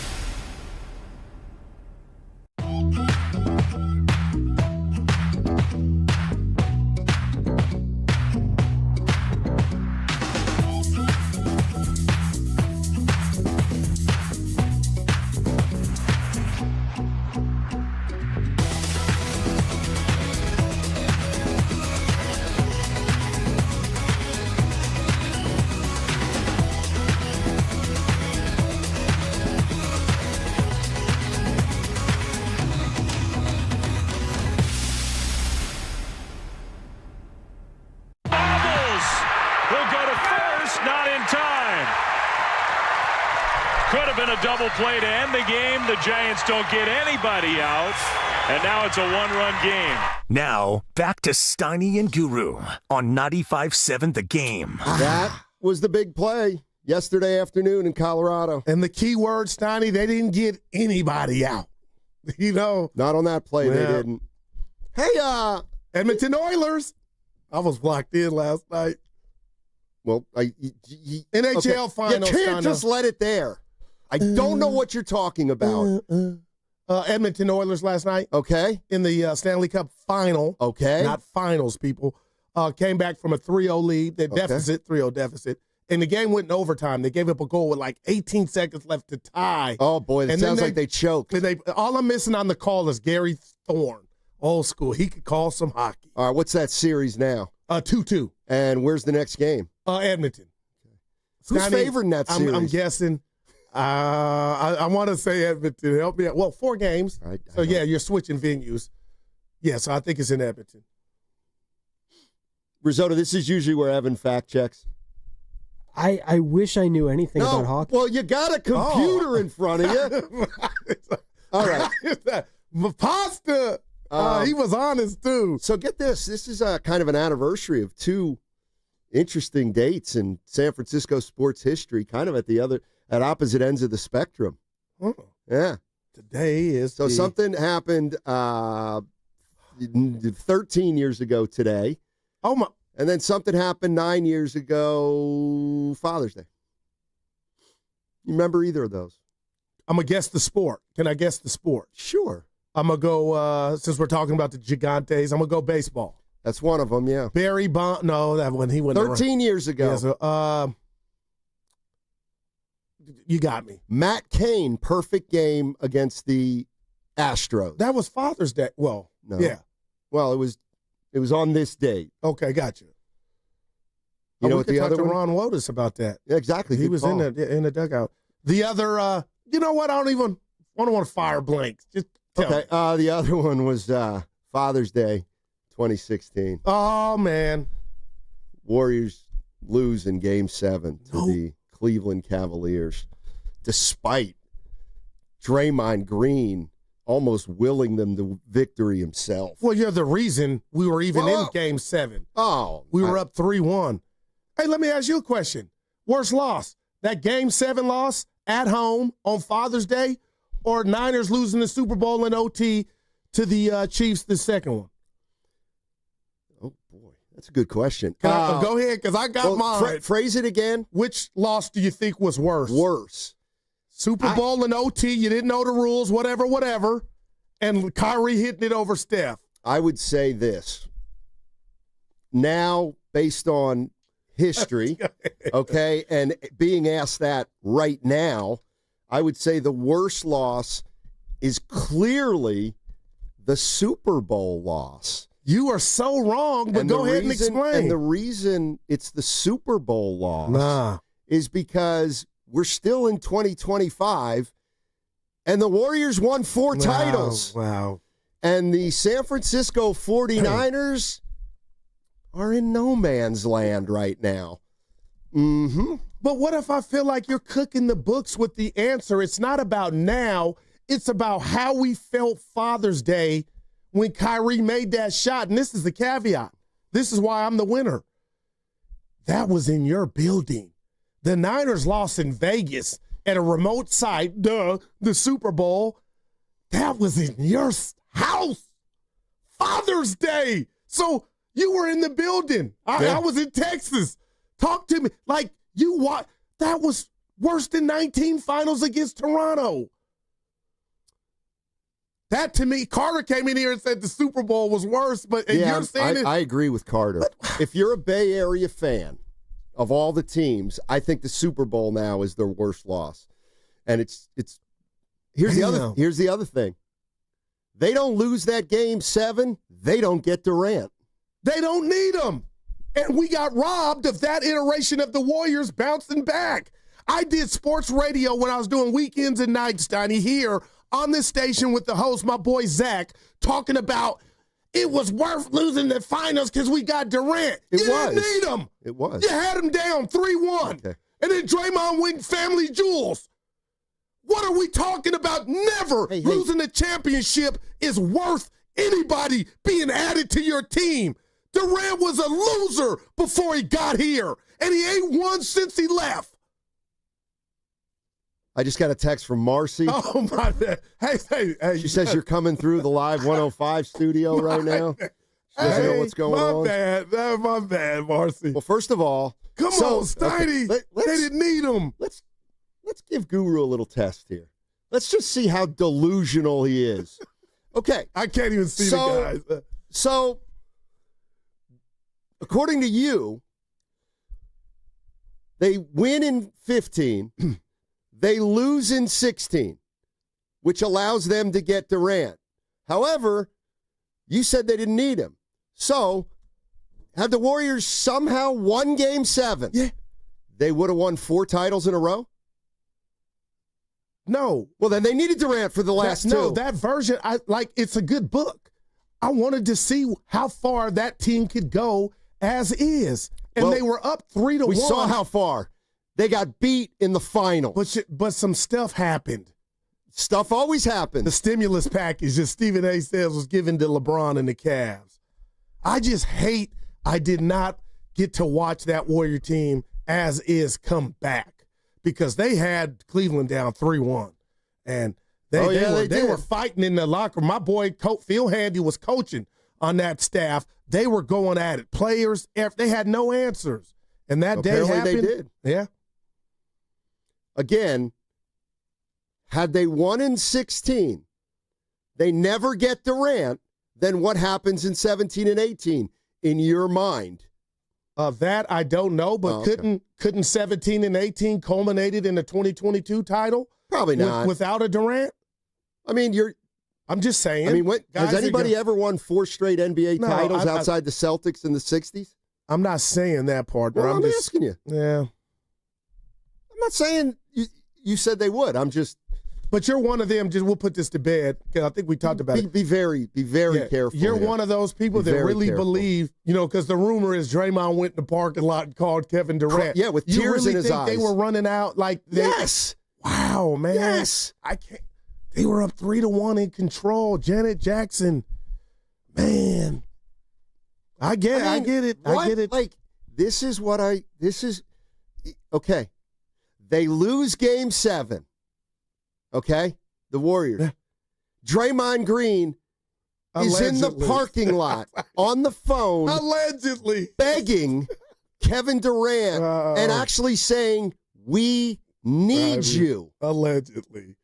If you listen to Bogut and Harrison Barnes, that courtship started before that parking lot. Exactly. Makes it even worse. Yeah, that I don't like. The Warriors are lucky they didn't get fined for collusion. That thing was going on since January. Oh, man. Shame on them doing that. Well, anyway, Durant's not here. He's the biggest name in the offseason, apparently. I think Giannis is. They say he's not going anywhere now. Well, those are words. Well, would you be shocked? Those are reports. Yeah. He likes Milwaukee. He's raised a family there. All right, you love the league. You love the association. Sometimes it's cosmetic crap. If you could just take a step back, because I know you're such a fan. That's all I do. Where would you like to see Durant end up? You know what? Cue up the Jeff Van Gundy. I couldn't care less. But you did. Come on, Steiny. Who could use him the most? Because I got my answer. Like, it's not that I don't care. It's that I can't impact it or affect it. I'm not asking you to. So, like, sometimes that's what the microphone's for. I think it's the Rockets. Okay. And somehow they could get them. Right, there you go. But so it's I the want your Rockets for you. I don't have Spurs? a strong opinion. Spurs? Like, I like to just see, I don't think there's anything wrong with, well, it's Durant and the Spurs. Oh, that'd be interesting. Houston's got some young players that he'd be interesting there. Golden State, well, he has no interest in coming back to this hellhole. But, that part's fun. Yeah. But I'll wait to see where he ends up going, and then we can talk about it. Yeah. Trevor Trauma on the chat says, I'm actually on Steiny's side on this. What was my side? I guess again? not caring. It's not so much I don't care. It's that let's let it play out, and then we can all have an opinion on it. Yeah, tell Marcy I'm sorry. I got loud. You can tell her. What about the advice you gave? You know what's funny is once a week. That's too much. You know what's funny is, that's 4 times a month. You kind of did take me back to 7th grade. When she came in here, which is, some guys, I ignored you. Some guys get around a woman and they can't talk. Positive. Other guys get around a woman and they can't shut up. Hey. Oh man. Hey, boy. Yeah, you are something else, man. I don't know what that says about you, Steiny. I was just happy for anybody else to come in here. Give me something. I don't have those problems. I'm always the same. I'm consistent. That's pretty good. Mr. Consistency. I was shy in high school, though, Steiny. You know what, Goo? 2 things. I got 3 things. So, this will stick to Giants baseball just a little bit. But first, let me say you're listening to 95.7 The Game, KGMZ FM and HD1 San Francisco, an Odyssey sports station in the home of the Golden State Warriors and Valkyries, always live on the free Odyssey app. Coming to you live from the Laughing Monk Studios. Laughing Monk, righteously brewed, as Mookie Betts would say, in San Fran. Yeah. Oh, man. So, Goo, go ahead and tell everybody. Go ahead. It's the first thing you said today, and just go ahead. About the country? No. Well, no, that was yesterday. Oh. Apparently you went to the doctor yesterday. Oh, yeah. Listen to this. If this guy couldn't do stand-up comedy, I don't know who can. I broke my back. So you came in today, and you feel like you've discovered something. You figured something out. We got results from Tell our listeners. Okay, real quick. I got the results yesterday about 4:30. I sent them to Dibs, the picture and the definition, sent them to the boss just because he acted so concerned about me last week. I send the findings. He comes out in front of you and says, I'm blocked. Like, damn, boss. I'm just trying to tell you that it wasn't my imagination. Something was going on. So I have a 50-year-old knee, but I also have I thought you were 43. I feel 35. Enthopathy of the patellar tendon. So that is the front of my kneecap is what was giving me pain. Say it again. I tried to give it to you. Oh, boy. Enthesopathy. Oh, like Pop's got neuropathy. Okay. So this is enthopathy, but it's of the patellar tendon, and there was a bruise. I took a fall in pickup, so I'm okay. I don't need Cutnon, ice, ibuprofen, and I'll be back. And I was so excited, I sent it to you. I didn't see it. Man. When you think you have friends and family. You're omitting the punchline. Oh, it's jumper's knee, too. They call it jumper's knee. So they, I'm a leaper, so no shocker that I got jumper's knee, Steiny. Oh, my God. Dibs is on his way to L.A. He was driving, so he couldn't read the text. My man called me back. I couldn't get it. But, man, I'm okay, man. I got jumper's knee, and I can leap. This guy is so I'm just telling you. I was so when they said jumper's knee, I said, go figure. Steiny, I get the boards. My boys will tell you that. There's a reason guys like Andre Miller never got jumper's knee. He couldn't jump over a newspaper, Steiny. Damn. But I'm just letting you know, if that don't tell you your boy was active on the court playing above the rim, I don't know what will. And I'm lightweight proud of it. I got to tell you.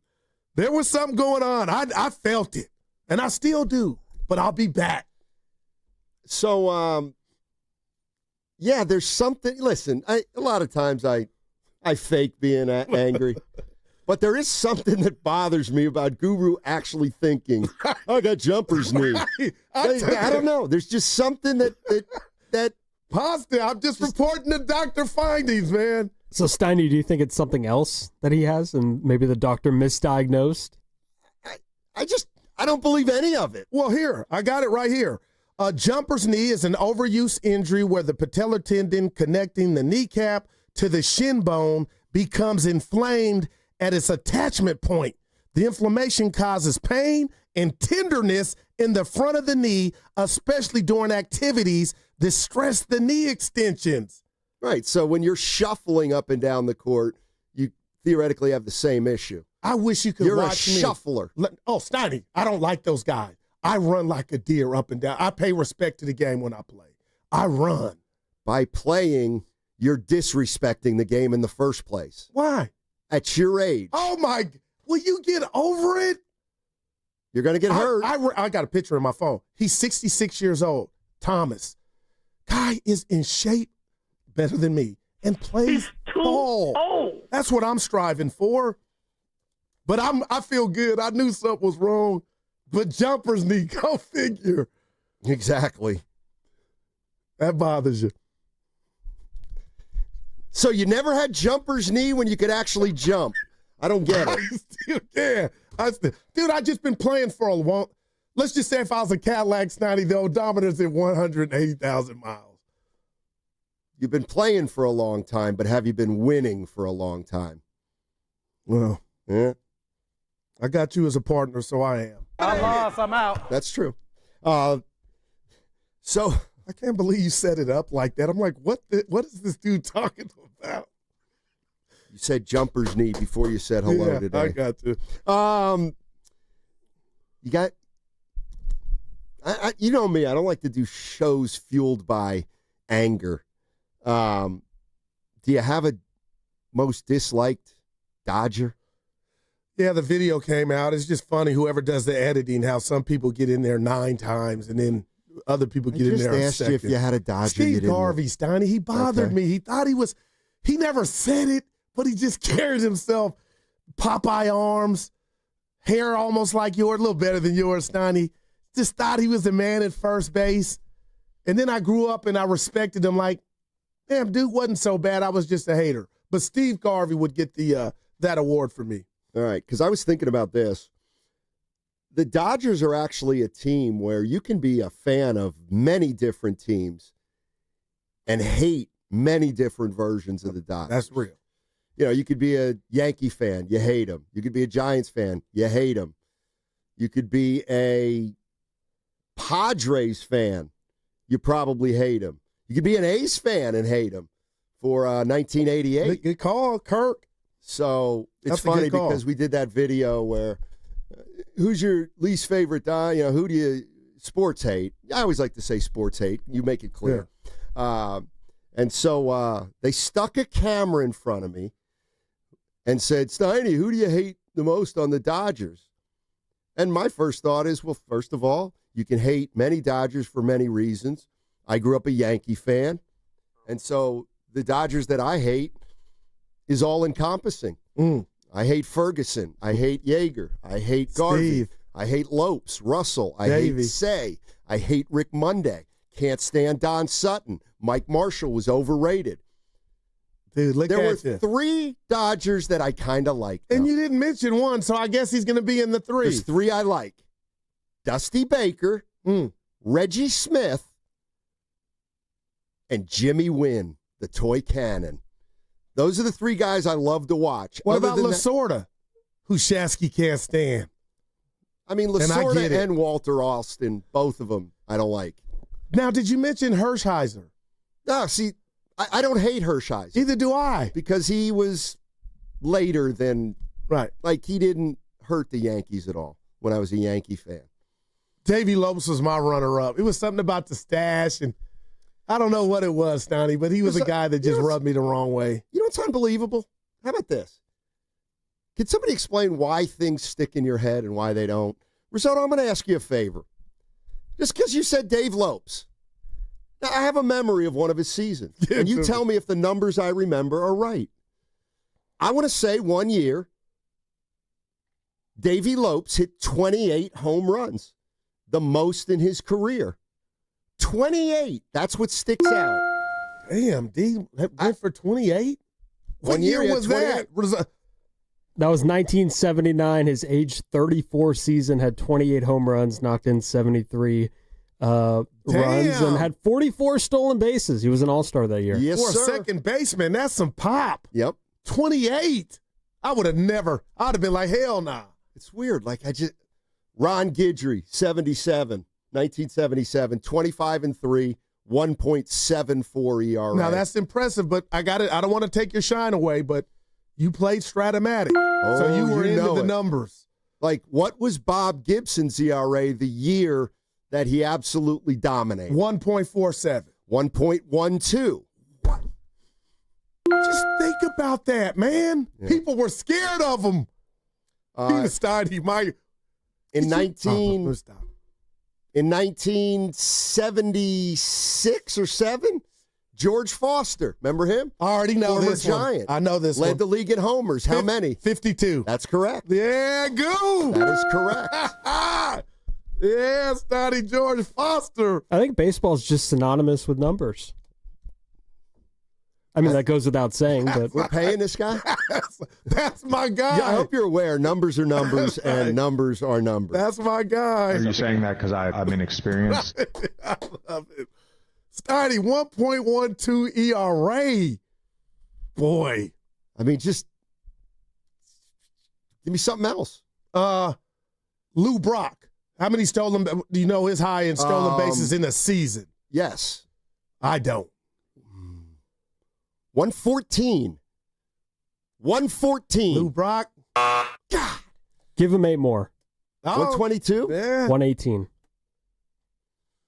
All right. I was, one in the teens. Yeah, there you go. You know. But you already passed this test. That was impressive. Lou Brock was second in the MVP voting that year, too. Hold you want to guess? What year? What year? 1974. Okay. You get 2 guesses. You go and I go. We'll just go back and forth. I'm going to say Johnny Bench. I'm going to say Reggie Jackson. Johnny Bench was 4th in that voting, and Reggie Jackson was in the American League. Oh, yeah. Okay. I've been on one. NL MVP 1974 was National League. I'm going to go with. I'm going with Aaron. That might be right. Okay. Aaron was older at this point. Yeah, I know. Still in the league, but a little bit older. Stop on your head. How dude. about 1970? Come on, Steiny. Oh, I know it. Joe Morgan. If I hear this, what if Joe Morgan was 8th in the MVP voting that year. And I'm not cheating. Give me the team. Yeah, then he was already mentioned. Not you Garvey. hate him, Steiny. Steve Garvey? No. Who did you hate? Steve Garvey was an MVP. Garvey was the MVP in Steiny, 1974. wow. Well, now I really hate him. And the third after Garvey and Lou Brock, Just give me the team. It was Dodgers. You called him overrated. Dave Lopes? Mike Marshall. You know why? Oh, here's another number that sticks in my head. 106 appearances he made one year. That's still probably the record. 106. Thank you. Dude, wow, man. Thank you very much. Yep. You got to love baseball numbers, ladies and gentlemen. Numbers are numbers are numbers. You know who He pitched 200 innings that year, by the way, and did not start a game. Nope. That's when men were men. Yeah. I hope Willard's listening to this segment. You are something. What are you looking at me for? Because you talk back. You talk a big game with Will. Huge game. Hey, Will, Huge how you game. doing? All right. Coming up on the other side, we'll find out. We'll see what's happening on the other side. But I know this, what's coming up on the game is going to be brought to you by Fremont Bank. Here for you, here for good.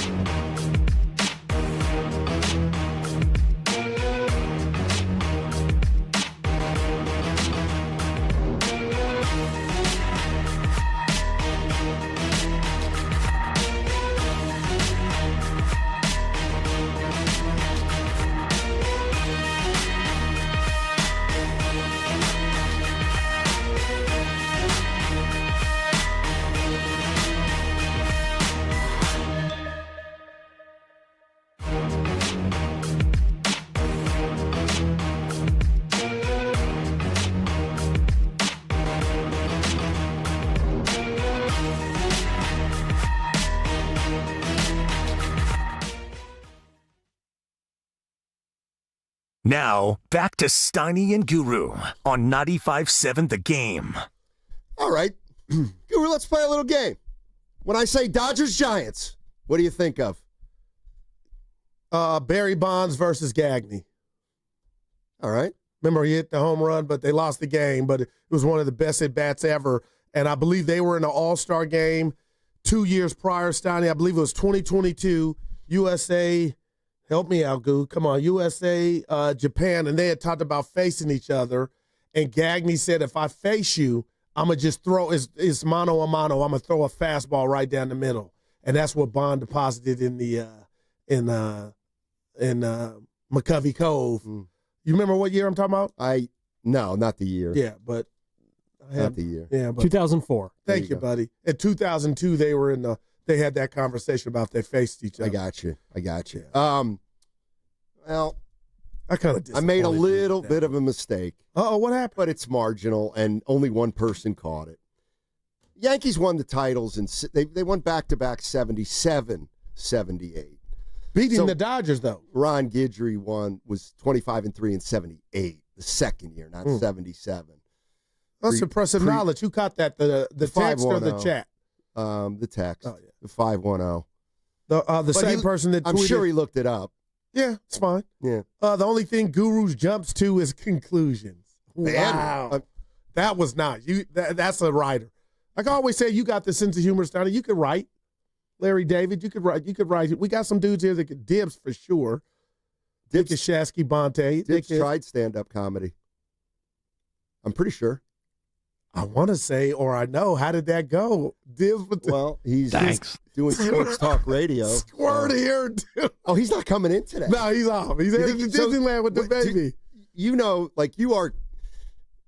hold on you're renowned for being the office gossip. When was Dibs scheduled to leave for L.A.? That's a Nahegan question, but if you listened during the crossover, he told us he was headed out.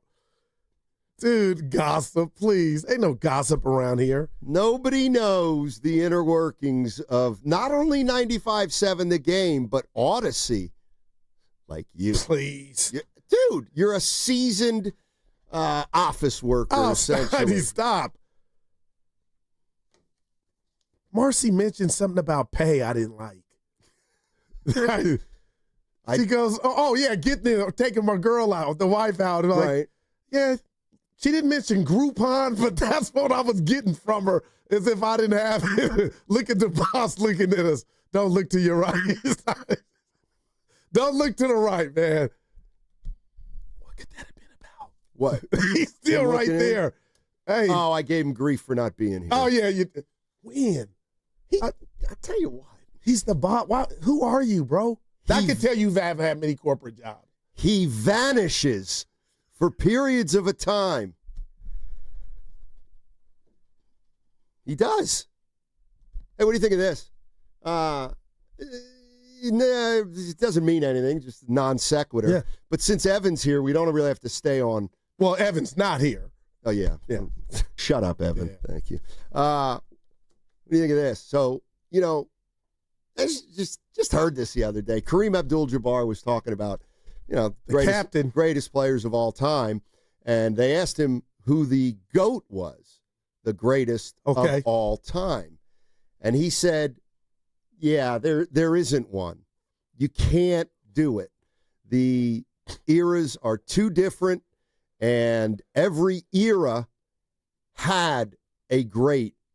And so I was thinking maybe instead of saying Curry's the GOAT, we just say Curry's the God. He's the greatest of time right now.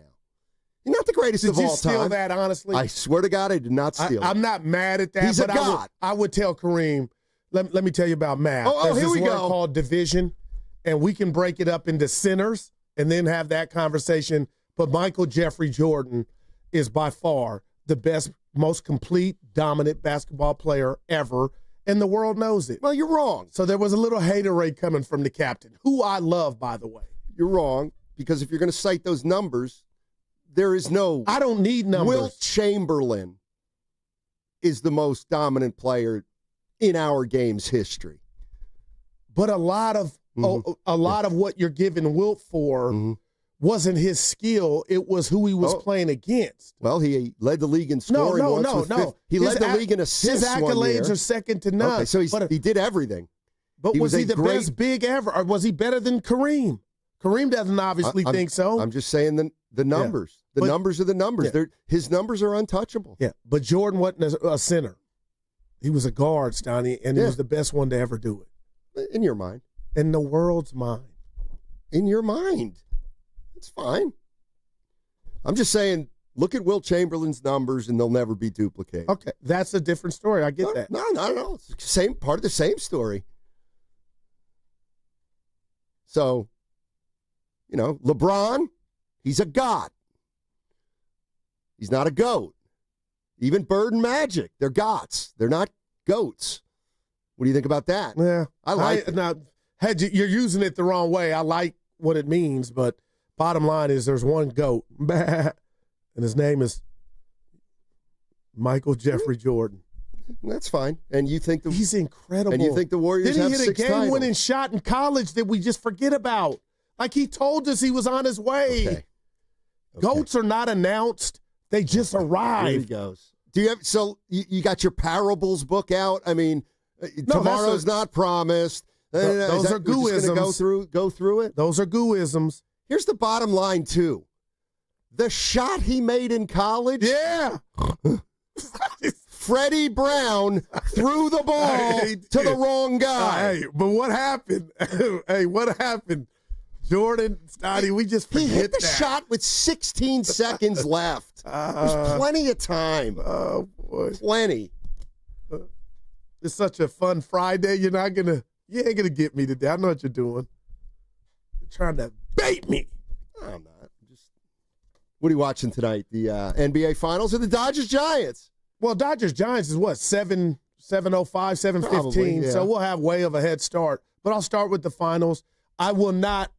I don't do the watch both because there's only 2. So I'll watch the whole finals game, put the phone down because I'm trying to cut back, and then watch the Dodgers-Giants in its entirety. No commercials. And you know what I do? It's kind of fun, Steiny. Then I go back to Twitter and start from the time that I was off and see you, Pasta, everybody, Shasky, Bonte tweeting, Frankie about the game. And then I'm like, oh, this is what they were talking about, that play. And then I kind of rewind. You steal it from them. Like when you see all this stuff that was important that you didn't have being important, then you can I'd say, yeah, I had it. Yeah, it was very important. That's yucky. Yeah, I know. Are there people like that? One's wearing an 11 Parsons jersey right now. Please, stop. By the way, why? Talk to me. What you got? Because they put a poll up in the morning. What was it? The results. Okay, what was it? Bay Area fans, who do you hate more? I hope you haven't seen it. I believe you have. I haven't. The Dodgers or Cowboys? I'm a terrible person to ask because I'm not a Bay Area fan. But you live here, so you know what I mean? It feels like the Dodgers are more of a rival. 77% Dodgers, not a rival route right now, just in general. Who do you hate more? 77 to 20, whatever. I mean, this gets down to something very simple, and that's the Dodgers have had more success than the Cowboys over the last 20 years. Yeah. And but not who's even broken close. your heart more? I know the Cowboys beat Steve Young a few times. They got over on him once, too, to get that Super Bowl in 95. But the Dodgers, just in 2021, they sent you home. Yeah, that's why I think it's the Dodgers. Pasta's too young to know, right? Who? Pasta. Steve. Although he is a historian. He is a historian. It should be fun tonight. Good pitching matchup. Webb against Yamamoto. Take the under. 6.5. I like the under. Hey, how'd that game turn out for you yesterday? The Mets. That was a loser. Was it really? Yeah. I didn't know. It was. They won. The Mets won the game. But they had to win by 2. They won by 1, giving up 3 damn runs in the 9th. How do you do it? Dude, I don't know how I have hair. 4-0 in the ninth inning. I should be George Jefferson, Steiny. With my life, the dysfunctions, Blue Chew, and my hair is still standing. I don't know how. It's the vegetables I eat. So you and I are both fathers. We got 6 kids between us. That's a lot. As far, yeah. Well, hey, I have friends that say that, and I don't like it. As far as we know. Hey, that's character. Hey, I don't like that. I don't play that. But go ahead. So I heard a story once. Hopefully it's not a. I don't think it's a. Like he told me, so I. So get this. Be careful, Steiny. It was about 20. Don Nelson was coaching the Warriors the second time. He was a little bit older, and he met this young woman. Yeah. Who said, "I'm your daughter," and he said, "What? I'm your daughter," and he didn't know about it for most of her life, and then he found out, and I'll give him credit. He's like, "Wow, welcome to the family." Wow. No, that's real how stuff. You doing? That like, happened. Wow. Oh my gosh, probably how's your mother doing? But yeah. Then, he's like, "Oh, this is awesome! I got a daughter. I didn't even know about." No, that speaks to his character too. He didn't run. Wow. Yeah. Could you imagine, missing out? Well, I know that's not my case because I didn't. You weren't. Yeah. Yeah. I got you. I was getting. You know what I mean? And not much was happening back then for me, Goo. Yeah. You know what I mean? Yeah. And Tupac, the great Tupac, rest in peace, said, "Only God can judge." But Steiny, I do judge, and I need to stop doing it. But when I had friends that knew or weren't in their kids' lives, I'm like, we can't be friends. You don't know that I feel this way, but right. That says it all, right? Yeah. No, but got every tennis shoe in the book. So I was thinking about this. So we got Father's Day on Sunday. Can't wait. So I got 2 questions, and this can be to fathers and mothers, but it's 2 questions. One is, and I'm going to ask you, Goo, and then I'll tell you mine. Oh, my God. I know why the boss was looking in the window now. Why? Because I said he blocked me on text. I might be in a little trouble. Okay. Damn. Well, go ahead. So, Father's Day Sunday. So who out there has a story about your father that's linked with sports? Is your dad the reason you're a fan of a certain team? Is your dad the reason that you like one sport over the other? Is your dad the reason you like sports at all? 888-957-9570. What role, if any, did your dad have in your sports fandom? Was there a poignant moment between you and Pops? I'm about to tear up, man. And 888-957-9570. A lot of young men and young boys and girls get their sports interest from Pops. Can be Mom, of course, but Mother's Day's passed. And so I was just wondering if anybody wants to share some stories about their dads and how they drew them into the sports world. That would be my first question about. That is awesome. About Father's Day. And then secondly, this one seems to be becoming kind of like is pineapple okay on pizza? It's not. Okay. And here it is. If you are a father and you have a spouse, partner, and kids and pets, so on Father's Day, do you, A, spend it with your family, or B, you don't have to spend any of it with your family because it's Father's Day? Because I got a story. Well, what do you do? Yeah, I got a story. Is there a rule there? No, I'm being honest. I'm growing in this because you talked about what your father asked for, and it was kind of like, just give respect? me that and me time. I'm fine. But Steiny, my son, Daryl, is moving into an apartment, and my wife just sent me a text message because we're going to a fish fry at my Uncle Billy's house later on that day. So Sunday morning, I said, where you guys taking me to breakfast? She goes, oh, we're going to move Daryl in the other apartment. I said, I swear, I'll show you the text. Sure. I said, it's Father's Day, all caps. She's like, yeah, we'll see you at your uncle's. Nah. Well, listen, I'm not helping nobody do Dondada. I'm going to be a fat rat in the bed watching the games until we got to get ready. So I'm offended, Steiny, that my Father's Day is starting off with what word am I looking for? Chores. And y'all leaving me to be by myself. What's your chore? To move Daryl in from you one apartment. You got to be. I'm not doing anything. They're doing it, but I'm offended that they're picking Father's Day to do it. I misunderstood. Like, I'm a little hurt, but I'll be okay. So I'm driving up in the caddy by myself. So I go, me and my daughter ride together. She goes, what makes you think your daughter doesn't want to see Daryl's room? I go, oh, so all three of you are going to go do that early in the morning. Right. I got the remote. So you're not going to help? No. It's Father's Day. I ain't moving nothing. Goo, I am with you. I'm not 100%. moving nothing. Don't lift a finger. And where are the gifts? Well, that's boy, what I don't If they don't make it up to me, oh, boy, Scotty, I'm going to be hurt. I can't believe they're moving Sunday. Well, me and the Miami kid. Why can't they do it tomorrow? Exactly. That's disrespectful. That's why, Marcy, we don't have date night more than. That's what's going on with me. Because the wife called that shot. Steiny, I'm going to bump on the pickle Sunday, baby. Good for you.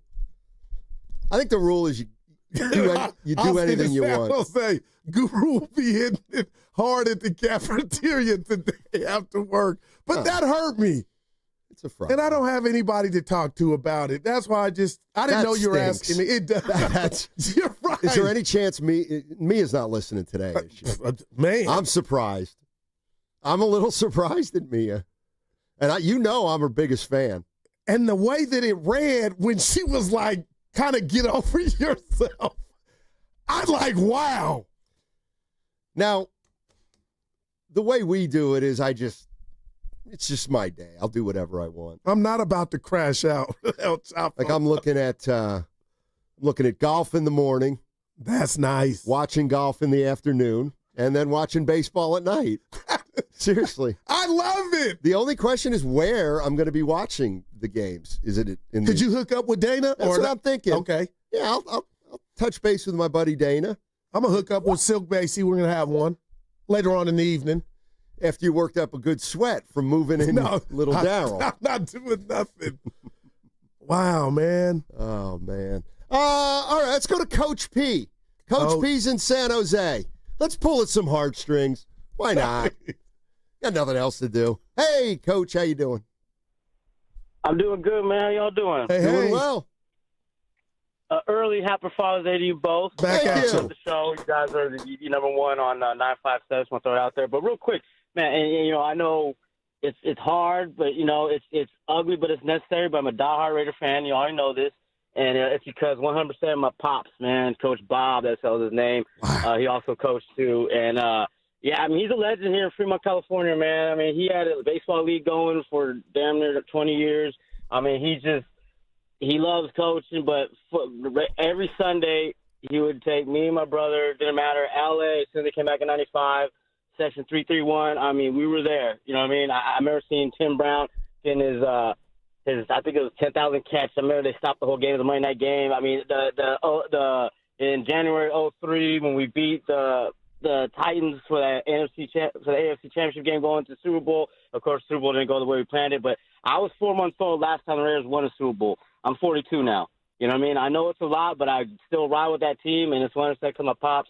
And now I take him to the games, you know what I'm saying? We're going down to SoFi and all that. I can't afford to see him tickets like he used to be able to, and obviously they're in Vegas, but best believe there is 1, 2, maybe even a few games I take him throughout the year just because he's an OG and he deserves that. Hey. Happy Father's Day to my dad, Coach Bob. Happy Father's Day to all the fathers out there. Love you guys. Keep it going. Thanks. Let's go, Oakland. Go Dubs. Look at him. Yeah, happy Father's Day to Coach P's dad, Coach Bob. Now, we're getting some texts on the YouTube chat, and some people are saying, don't utilize all your anger now. Is it possible that Mia's setting you up for some kind of Father's Day surprise under the guise wish you that were moving little Daryl It'll in. be a hell of this will be the super surprise of ever. But I'm reading the tea leaves, Steiny, like the weather person, and I'm thinking, nah, this is it. They're moving. Now, real quick, just so I understand this. Sunday morning, they're going to wake up early and drive to Santa Clara. Yes, sir. Move in little Daryl. Yep. And go ahead. And you'll spend the day as you want until they get back. Yeah. And I think it was set up for me to say, hey, I'll come along. And I said at the beginning, Steiny, I can show you the thread. It's fine. Maybe I should have her call in and you kind of just make her feel guilty. Like, is Goo really making this up? What is the ideology behind picking Sunday? Here's why I don't want to do it, because if she does have anything cooking, it's not going to work, because then she's going to be. Right. I don't think there's nothing cooking on the stove. Well, of course you don't. He's got to be out by the 15th. He's got to be out by the 15th. Yeah, June. Okay, what's the date today? 13th. It's the 13th. Why can't you? What do you got going tomorrow? Yeah. Running down there tomorrow. What if this new apartment is like the site of just a really cool Father's Day brunch? You show up, you move some boxes, and there's something on the stove. Pasta, waiting. my favorite movie is Pretty Woman. All right, Richard Gere and Julia Roberts. I just quiveled and got goosebumps, wishing that might be it. But I hate to break it to you, Steiny. I don't think that's it. But boy, that would be a blast. I got to be careful. You'd be surprised. I'm saying a lot without saying it, right? And here I am asking Marcy about date nights once a week. And Father's Day is moving day. Wow. Hey, we got, a minute? Oh. Okay. Wow, we got a lot of calls. So I'm going to push them all to the other side. Don't go anywhere. Shane, Jesse, Joel, Jimmy, Pete, and Christine. The question I'm asking is, with Father's Day coming up on Sunday, would you like to share a story about how your pops, or if you don't have a father, your mom, a parent of any kind, got you into sports, a memory of something? Guru's dad is a big reason why he's a Cowboys fan, right? Yeah. Norm grew up Sports in fan. Texas. Yes. And then in sports. And I got some stories about my old man that may explain a few things about me, quite frankly. But, just wondering if people want to share some touching stories about Pops. 888-957-9570 is the number. We got 1 minute here, so how about if I just throw something out there, what they call a non sequitur? Before you do, can I read this from I won't Murillo? have time to do it, but go ahead. Forget Marcy. Yeah, I'm messing. Goo, you're going to need mercy, but go ahead. Yeah. All right. Yeah. Russell Westbrook, free agent. Why? Because he opted out. No, why would Denver say night-night to that? I think he's coming back. He had a player option. So he's now a free agent. What do you get him in here to push pods? Wow. And, Not to mention the 37-year-old. What's his pay these days? That's a great question. Westbrook. I think he made very little last year. I love his effort. We all do. I almost want to say like $5 million, but that's got to be wrong. Yeah. Maybe the mid-level-ish. Risotto's on it. No, we haven't got there for him, have we? I want to say he really took a. I would love him on the Warriors. Of course. But he ain't playing behind pods. He wouldn't do that. He would look at pods like, man, hell nah. That's who he is. Give me that. Risotto, you get it. I think he made over $5 million. Okay, so I was right on the money, or close to it.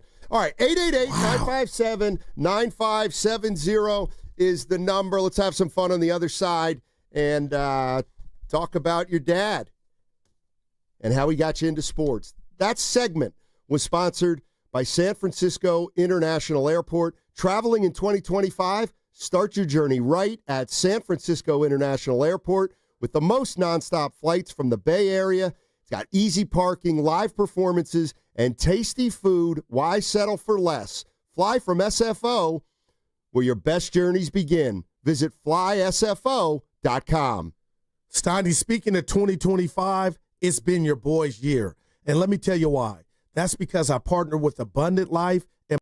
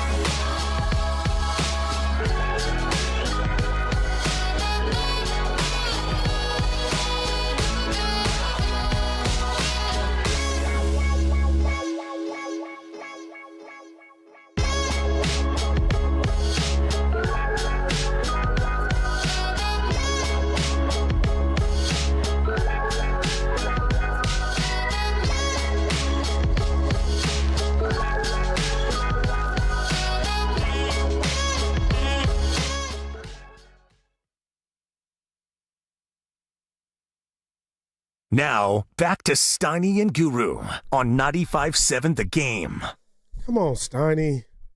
Now I'm truly in a bad Happy mood. Friday. Not anymore. What happened? You didn't correct. I'm getting cussed out on the phone. Mm-hmm. Eric Gagney?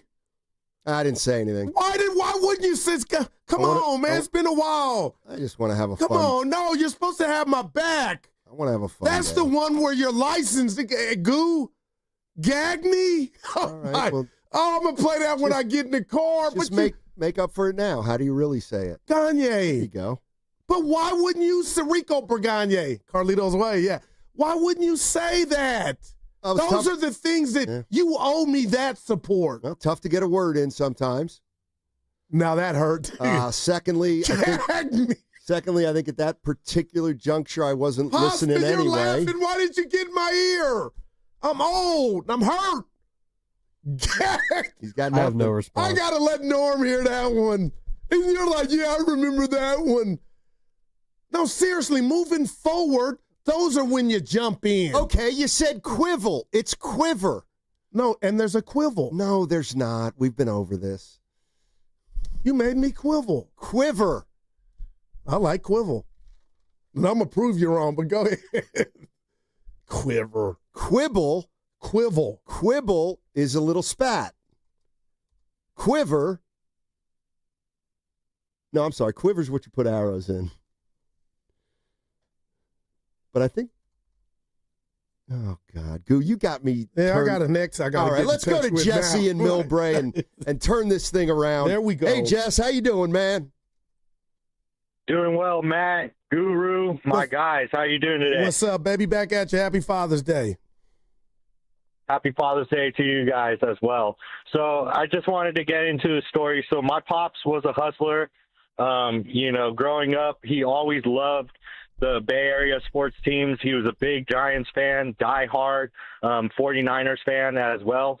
And so he wanted to give me a memory when I was 9 years old. And he planned on taking me to opening day at Pac Bell Park, the very first day it ever opened.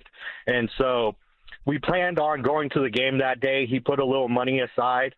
We get to the stadium.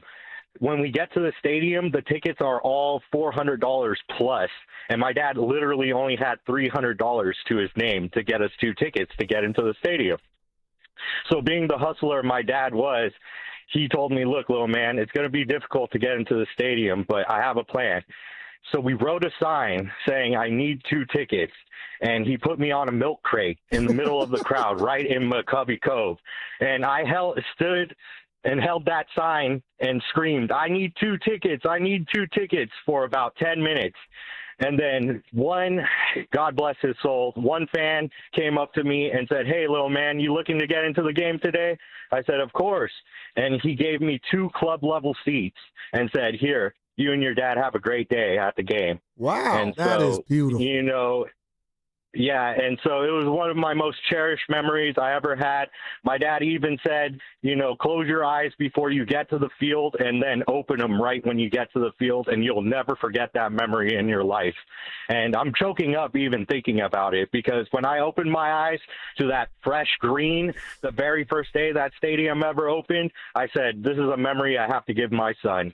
And, rest in peace, Pops. He died in 2016, and happy Father's Day to you guys. Just wanted to throw that Thanks out for there. sharing. Thank you for sharing. Great story, man. Jeff. That hits you in the real cardiac, Steiny. Wow. And their first official game, April 11th, 2000, against the Dodgers. Wow, Steiny. Yeah, good stuff. That was a good dad, man, trying to make it happen for his kid, and he did. It's funny. It is funny. So I've just really, thinking about my dad and Father's Day and sports. And mine not only is sports related, but I'm realizing something else came out of it. So, my dad was a ref, a basketball official. Right. So he had games, he reffed games 6 nights a week. I think I've told you this. Mondays was high school girls basketball. And you can remember. Tuesday was high school boys. Wednesday was college men. Thursday was high school girls. Friday was high school boys. And Saturday was college men. He would have 6 days a week. And I could always go to the games with him. He would tell me exactly when he was leaving. He'd be like, son, got Scranton Millersville tonight at Scranton. Be leaving at 4 o'clock. If you want to go, be ready at 4 o'clock. If not, I'm leaving without you. And there was just a rule. He left, then Pops left when he said he was going to leave. So I went to 95% of the games. I got there in time, and I realized, so I would follow my dad, drive with him to his game. I'd have a ball with me, and sometimes these gyms had auxiliary gyms where I could shoot around when he was reffing. But I realized, Goo, I'm almost tearing up. It's not just the sports and basketball. This guy has made me the most punctual, anal, time-constrained guy on planet Earth. All positives. I hate being late. I get stuck in traffic, and I hate it. Hey, party starts at 7. Okay, party starts at 7. Let's get there at 7. That's beautiful, man. Is it? No, it is. And those are all gifts that everybody wants to pass down to their kids. But I guess, Steiny, when did you realize it was bigger than just ball and the camaraderie of riding with Pops? Because that's why I'm getting emotional. But just the fact that you got those tools of life. Well, what I realized as a father with 3 daughters is they're not punctual. Oh. And I better be able to deal with it because, did I say they're not punctual? Wow. So you just. Amazing. They drive me crazy. Yeah, you know what? You need a ride? I'll give you a ride. What time you need a ride? 3, Dad. Okay. 3 o'clock. Where are you? Yeah. Where are you? It's amazing. I'll be there about 3:30. Okay. What about my last half hour? I'm supposed to waste that time for you? Anyway. No, so I've got a time fixation. No, I love it, Steiny, and I just want to jump in because I'm not calling you a failure because you didn't pass that down to your 3 girls. But when I think of my father, Steiny, I don't know how you looked at your dad. It wasn't Jordan. It wasn't Magic. And I don't want to say this is rare, but Norman Johnson was my hero. He was a tall man. He was an athletic man. He was a fisherman. I've seen him pull a deer by the horns. So my dad was my hero. So he passed ball down to me. And my Cowboy fandom, not Pirates, nothing else, the Cowboys, both my sons and daughters, they could give a rat's ass about the. So how did I fail? How did I get stabbed in the back pasta 3 times?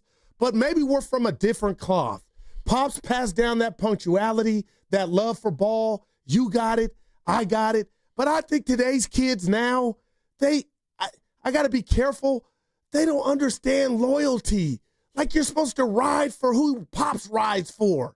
So that's my biggest gripe I got about fatherhood, Steiny, is kids are going to do it their own way. Frank Sinatra, do it their way. I get it, but it kind of hurts. But I'll say this. My first football game, my first sporting event was Steelers, Terry Bradshaw against Roger Staubach in Old Texas Stadium. You were there. And we were only there because it was our annual summer family trip, August. And I'll never forget seeing that star, not even knowing who Roger and Terry were. But it wasn't like Bloods and Crips, that's gang. But Steiny, it was like it changed my life. But that was my dad and I, real quick, Steiny, always had disagreements in regard to life. But the one thing we could hone in on was that love for ball, man. Took me to our first Giants-A's game. And that's why now I got to go here. I'm going too far off the ranch. I hope my kids would say, my hero is my dad. And only they'll have the grade, and hopefully I'll be around to hear it or get it, because I'm calling Pops my hero, Steiny, and that's just what it is. Hey. But what if they were to be like, this dude was a bump on a pickle? But I tried to give them what Norm gave them, and hopefully they'll run with it. Yeah, I'm pretty sure. I know I'm motor mouth. No, I'm pretty sure that, no. But that last call about the guy, that story by you and the Dodger game for the first pack, Steiny, that was incredible. Pops had 300 to his 200 to get him in. So he wasn't balling out of control, you know? Right. Let's go to Joel. Joel's in Berkeley. Hey, Joel, how you doing, man? I'm doing all right. How are you guys? We're doing well, thank you. Man, I was hoping you wouldn't call me right after that story. Oh, it's all right. We can't top that. It's all good. No, I know. Take your time. I don't have a specific story like that, but it's just my dad. When I grew up, sports fan as far as I knew, and I ended up going across the street to my neighbor's house, and like that's where I just go, oh my God, there's sports on TV, cool. And this is an aside, but it turned out the neighbor had played on that 1963 Loyola team that won the title. All right. And I had no idea about that. Someone just told me, oh, yeah, this guy played college basketball, and then it turned out. So as I grow up, I became a huge sports fan, and my dad would say, oh, I had the A's team, but that was about it. But then I found out as an adult, it turned out he was a huge sports fan. He grew up watching cricket in England. Huh. And he was a fanatic, it turned out. But for whatever reason, he tamped that all down as an adult. And I had absolutely zero idea. And he told me a little bit about cricket, and I don't know if you ever, it's a little bizarre looking if you don't know what you're doing. Yeah, no. And I had no idea what was happening. Yeah. And so, but then it turned out they play cricket around here now. It's kind of big because there's so many people here from India and Pakistan that they've started leagues here. And so we went out to Larkspur, and there's a park out there where they play, it's amateur, but they play cricket. And so he and I, probably about 5 or 6 years ago, went out there a couple times, and it was great. We just sat for, it was like 3 other. Joel, you know what? You're breaking up a little bit, but I think we got the gist of it. That's pretty cool, actually. Man, that is. So they got a cricket field in Marin. Do you know how the game is played? I don't even know what the field looks like, except it's very big. And no, I don't know how to play cricket. And do you know? I'm being honest. You have to hit the ball in the Guru, bounce. you got a computer, but I'm old school. Why do they call it cricket? I don't know. Okay, seriously. I'm not sure. The only dumb question's the one you don't ask.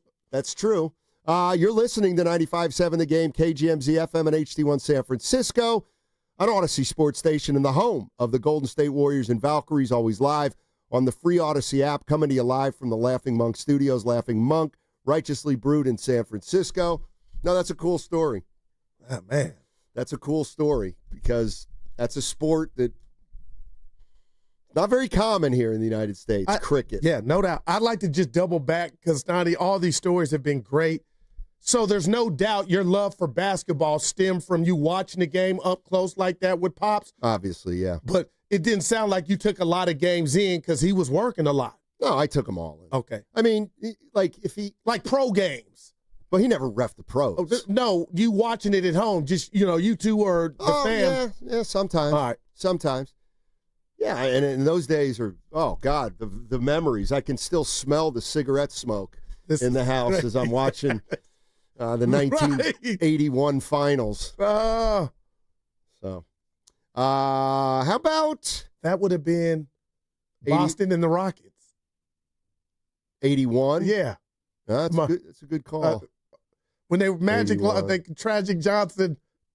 Remember, Houston beat them. Yeah, Ralph Sampson's turnaround. Let me see. Back in the day when the first round series was 3 games. Back to what you're let's go to Christine in Danville. Hey, Christine, how are you? Hey, guys. Hey. Happy Father's Day to both of you. Thank you. Back at you. So I have a sister. My parents didn't have boys, but my dad grew up playing sports, loving sports. So he raised both of us loving the Niners and the Giants. And he always taught us whether your team is on top or on bottom, they are your team no matter what. Some of my fondest memories are going to Candlestick, watching the Niners in the 80s. So Joe Montana is my hero.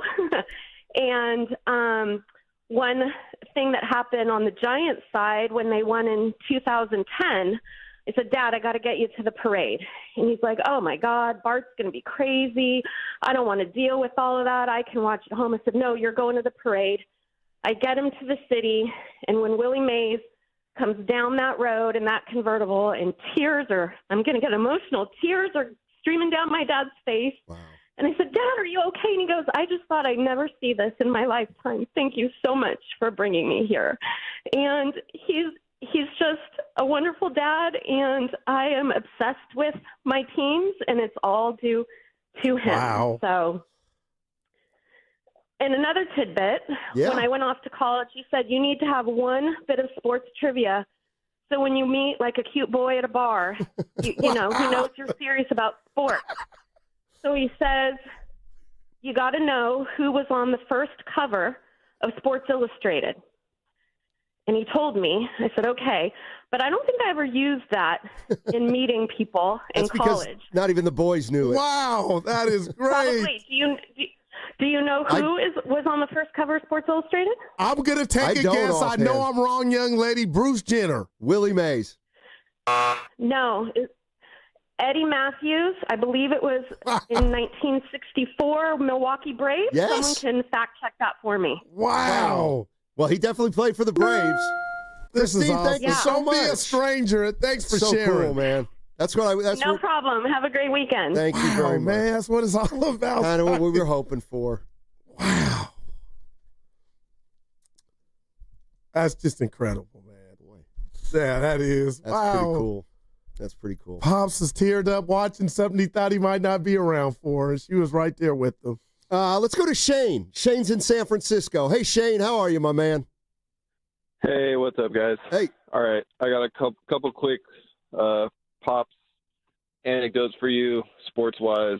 Growing up, you know, my parents met playing college basketball. My dad played college baseball and stuff, nothing crazy, but Little League coaching, my dad was probably the most prolific Little League coach in Litchfield, New Hampshire history. He really shook things up around there.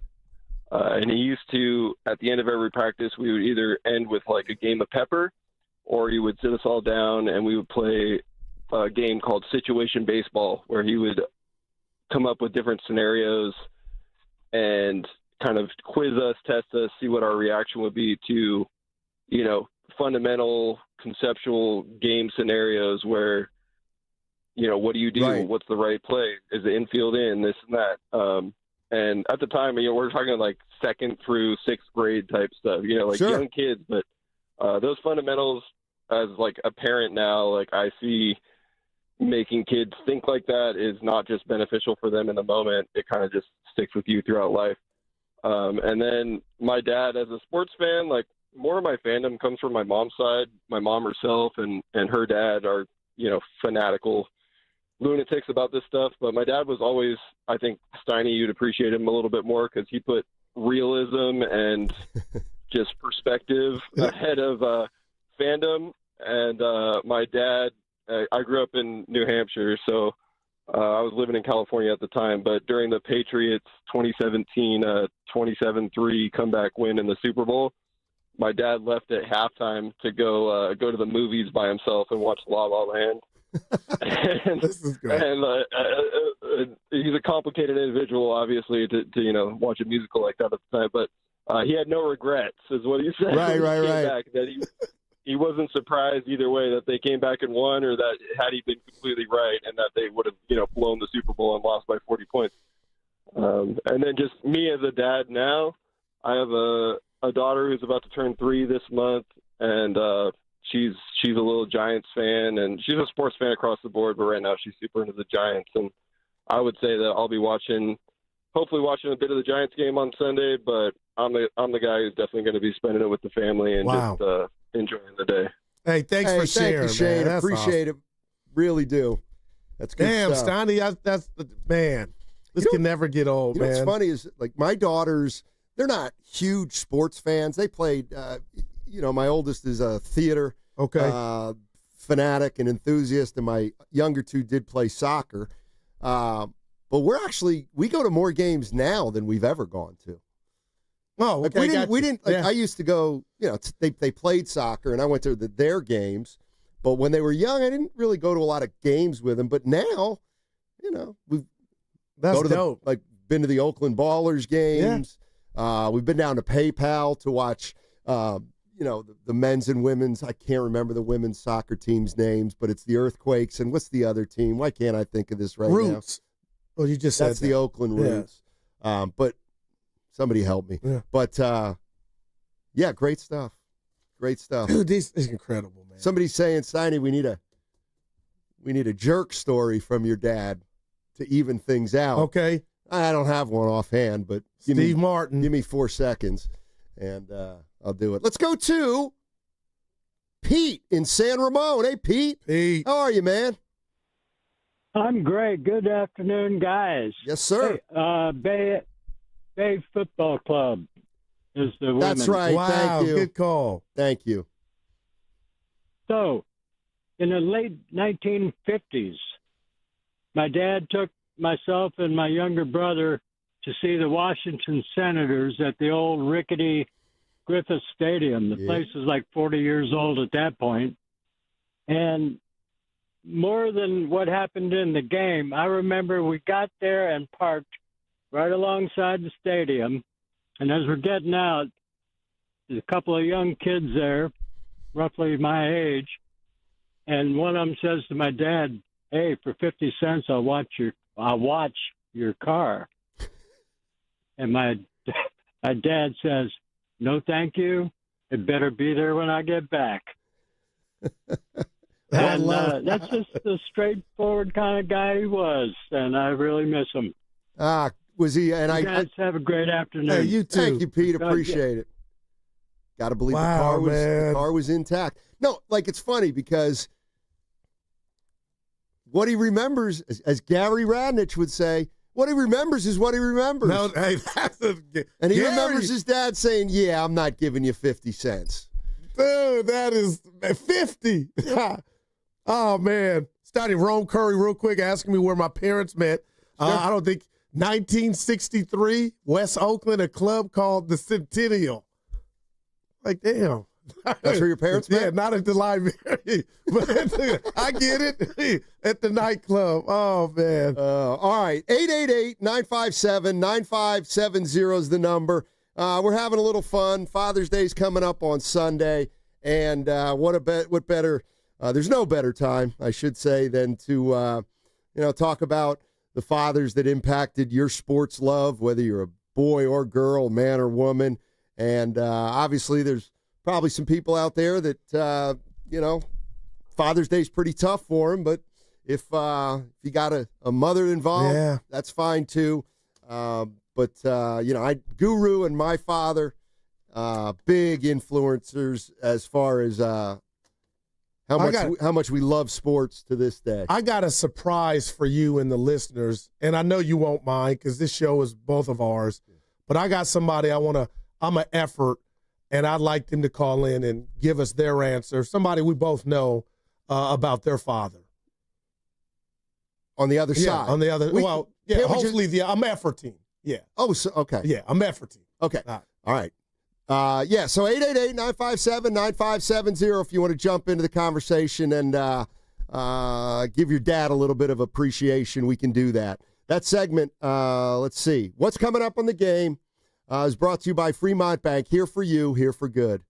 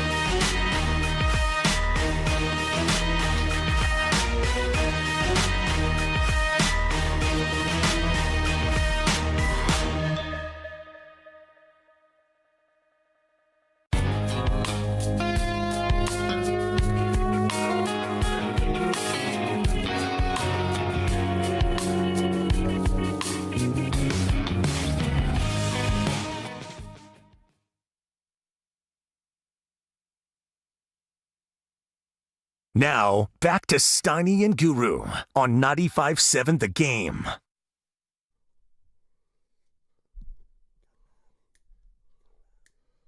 All righty, Steiny and Guru here. Happy afternoon to everybody. We're getting there. Closing it's Friday, in on, baby. Closing in on it. Yep. And, I see everybody lined up. Wanting to talk a little bit about Father's Day. We got a little special guest here.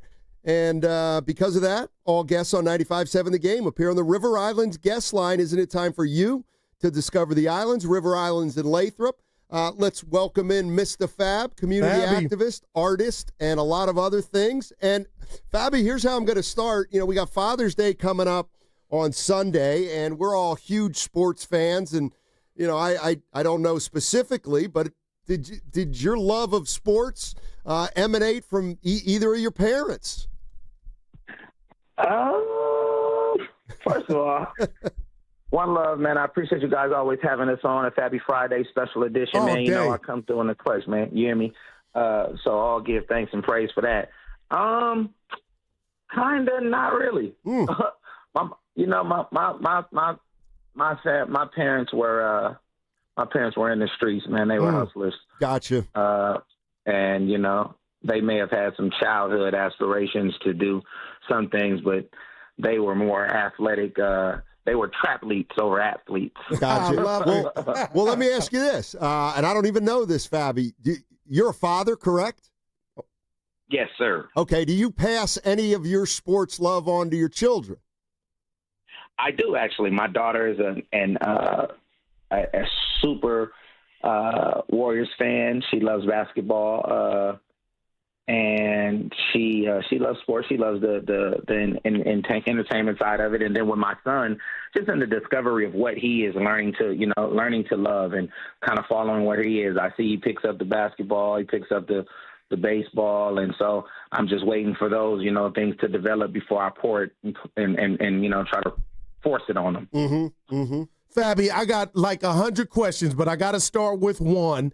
Obviously, the Warriors aren't in the finals. I'm not hating on the Pacers and Thunder. I'm enjoying it. But I never knew, Fab, and I mean this, that the WNBA would hit like this in the Bay Area. I know you're front row, Fabby, when it comes to the Dubs, but can you share with us your thoughts on this scrappy young Valkyrie team, and have you been out there yet? Man, seen the upset the other night, them knocking off the good team, man. They didn't think that they'd be able to do it. Watching those ladies out there, man, just bring, just a great lineup. Kate Martin and Veronica and Kayla. Watching the things that they're doing, it's like, okay, this is.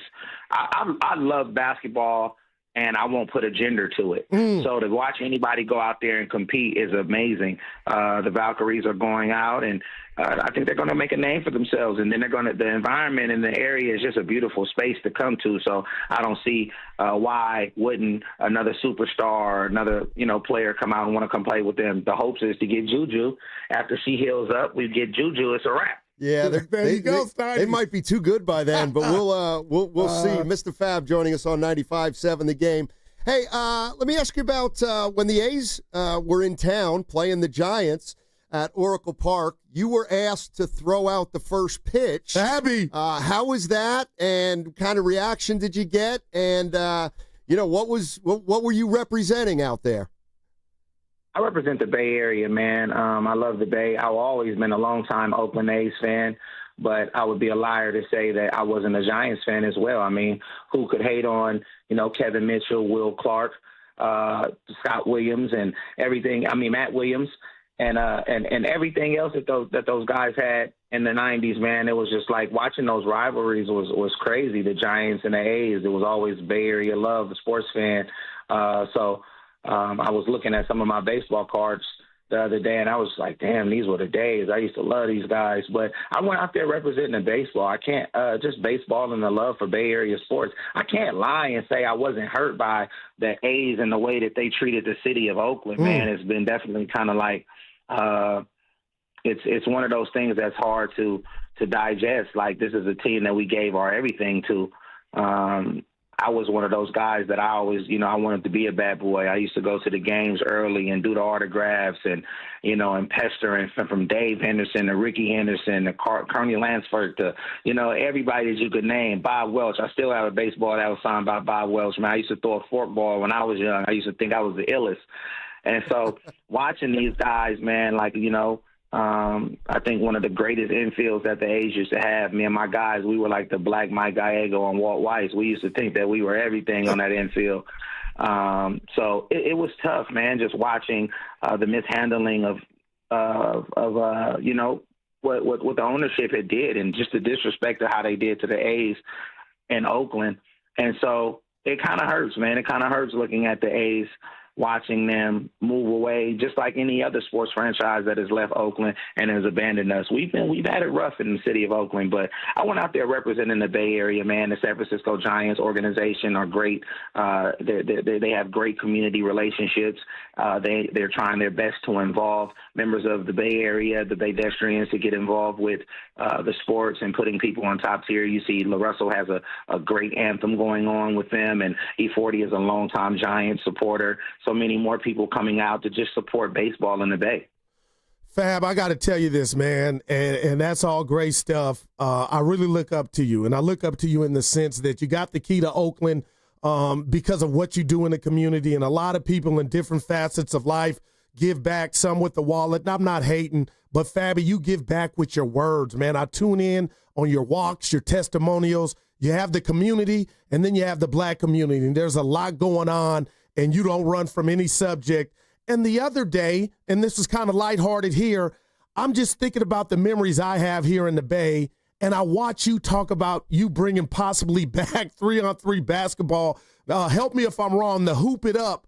But I'm like, does he have a team where you come up with these ideas? But can you speak to that if you're bringing that back to the town or the Bay? Most definitely. That's June 21st and 22nd in San Jose.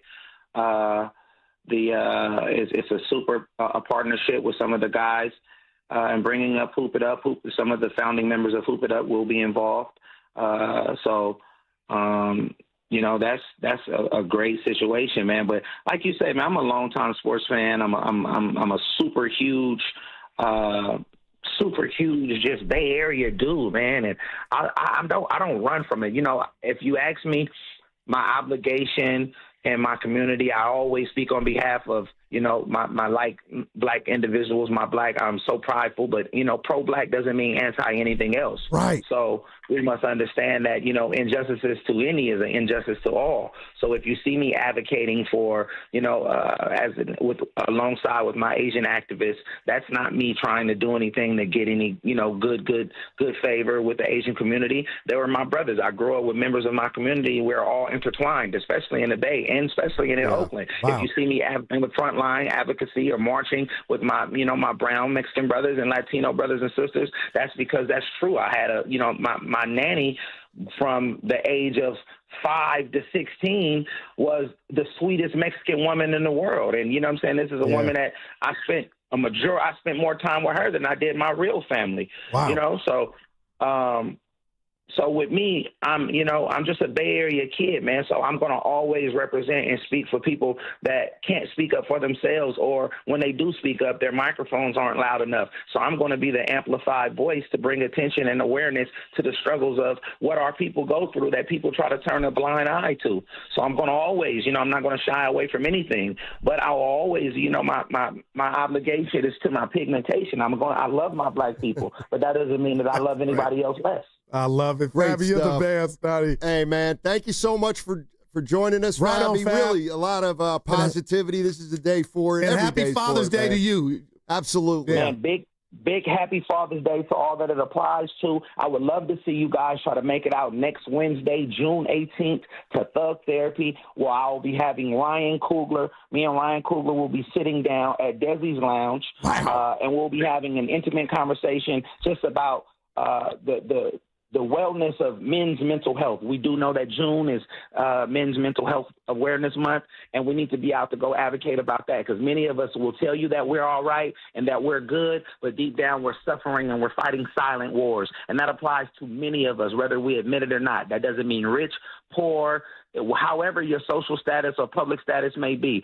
You are not exempt from going through some mental hurdles. So next week, wow, man, that's what we're going to be doing. I love you, Fab. Bobby, for real, thank you man. so much, man. We'll put out the word Thug Therapy with Ryan Coogler. And don't be Desi's surprised Lounge. to see me Wednesday. I told you we got to get out And there. I would love to see you, bro. That'd be, that'd be the apple of my eye. Like, okay, come on now. We're touching the masses. Thanks, man. Love y'all, man. Yeah, Thank y'all for what y'all doing. Keep repping. I appreciate man. you. That's Mr. Fab. My obligation is to my pigment Steiny. Oh, man. Good dude, man.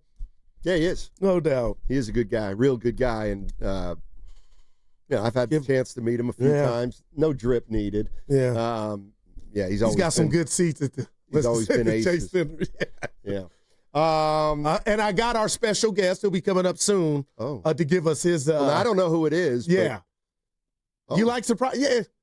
I know. Do I you. like surprises? Well, Yeah, the if they're- good if ones they're you like. good. Yeah, no doubt. If they're good. But Is if there they're- really a bad surprise? Yeah, you having to wake up to move in Daryl on Father's Day. Yeah, I'm trying to effort Little Mia, but Daryl. yeah, I'm trying to effort Mia too. Don't forget, coming up in a half hour, we got Ron Wotus, NBC Sports Bay Area, and he's also a special assistant to Buster Posey. We'll get back into the San Francisco Giants. Of course, they got a big 3-game series against the Dodgers, which starts tonight. Ron Wotus in a half hour, but till then, we're sharing some Father's Day love, Father's Day stories, and asking our listeners, essentially, tell us a story about Pops that helped you learn to love sports, or was he a big reason why you ended up being such a big sports fan that you listen to sports talk radio, quite frankly.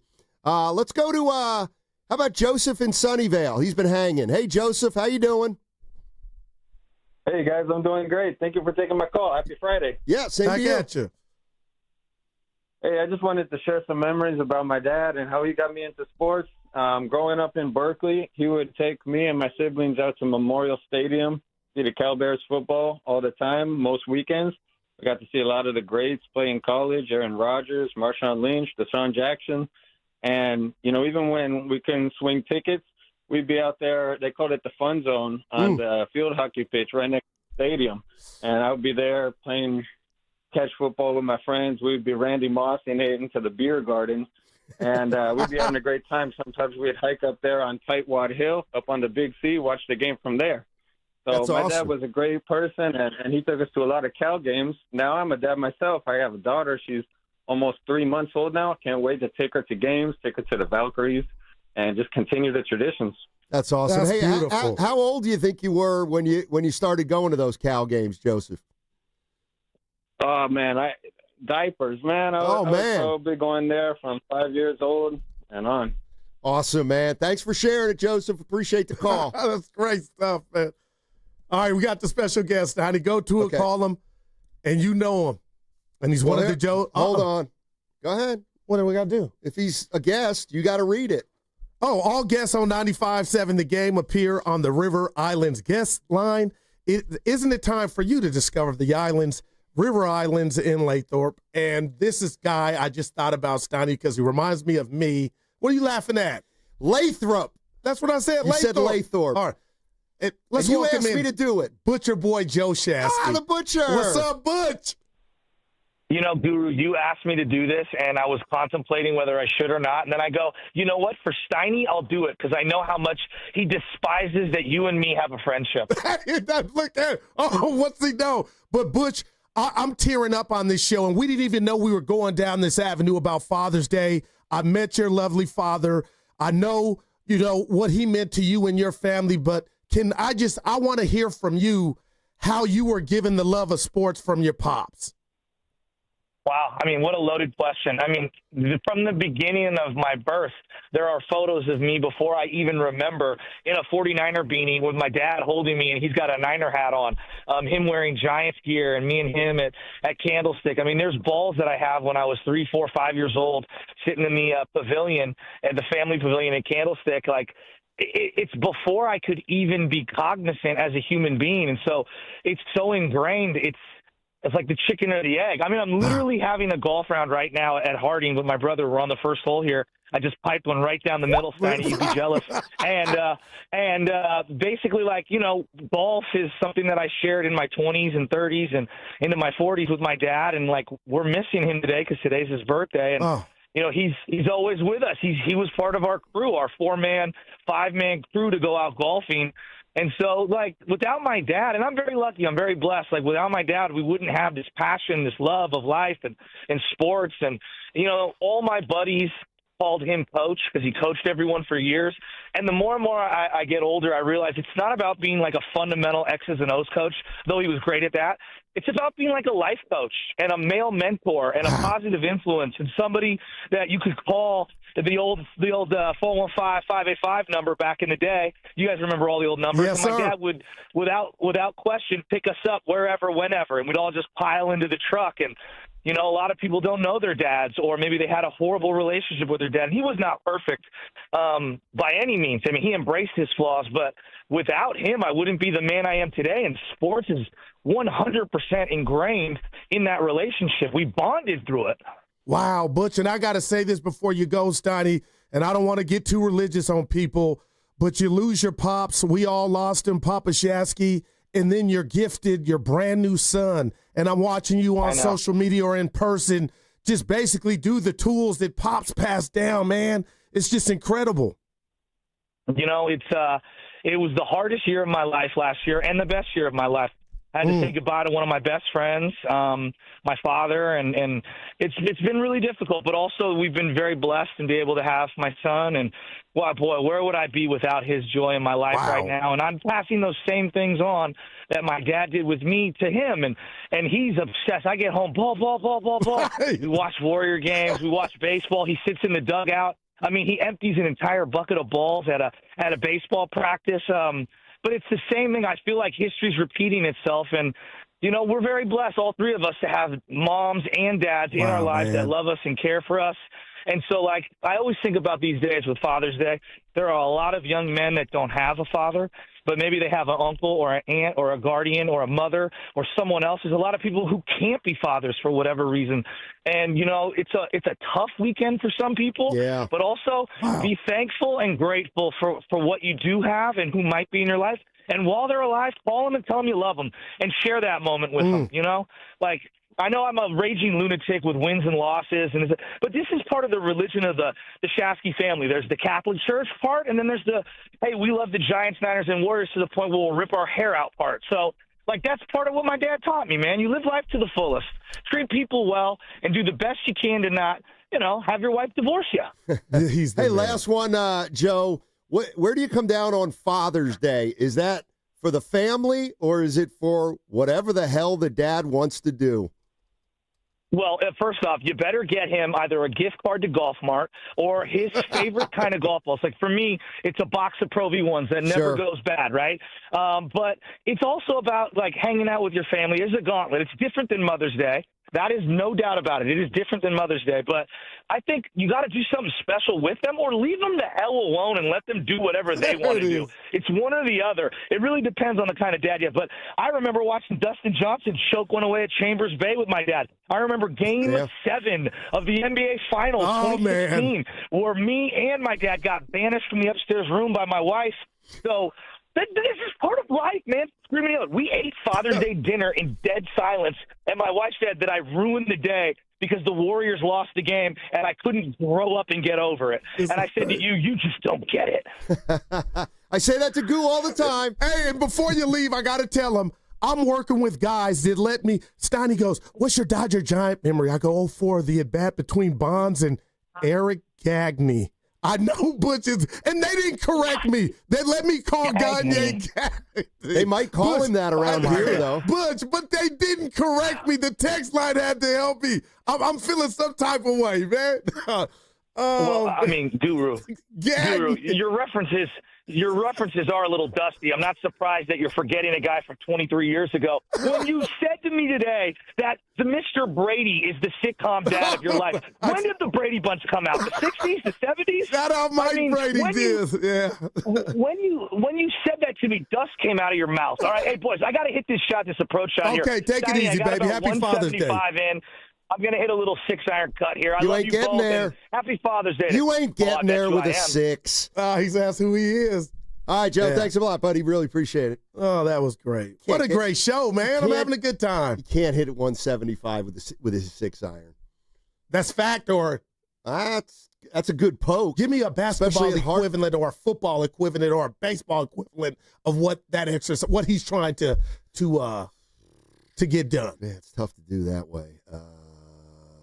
3rd and 28 and completing it, getting the first down. You know what? Yeah, it's 3rd and 21. Okay, but 3rd and 21. That's a bear, but it does happen. Yeah. Yeah. Let's go to Brandon. Brandon is in Los Gatos. What's up, Brandon? How are you, my man? How's it going, my guys? Hey, I'm doing wonderful.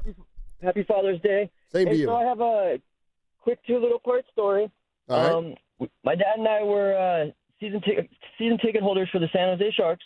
I'm 37 now, but 97 I was 10, and we scored tickets to the 1997 All-Star game in San Jose. It was a random selection process for the seating. We ended up scoring row 5, right where the players were introduced, and I got to meet Wayne Gretzky, Mario Lemieux, Martin Brodeur, Owen Nolan, Patrick Waugh, and I got pictures with all of them in my little photo album that I'm staring at right now. And one thing in life is that's what my dad and I bonded through were the Sharks. Wow, that's awesome. We had season tickets. Yeah, we had season tickets all the way up to 2021. So in 2016 was when we went to the Cup. Well, they give you the tickets ahead of time for the playoffs.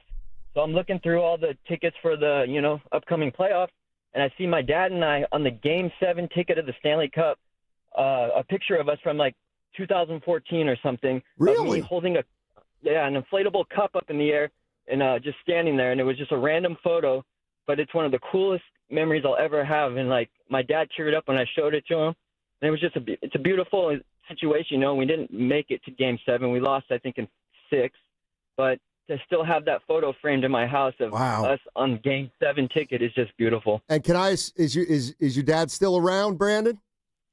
Absolutely. Good. So blessed. Awesome. Good. Great story, man. That Thank you so much. Damn, Steiny.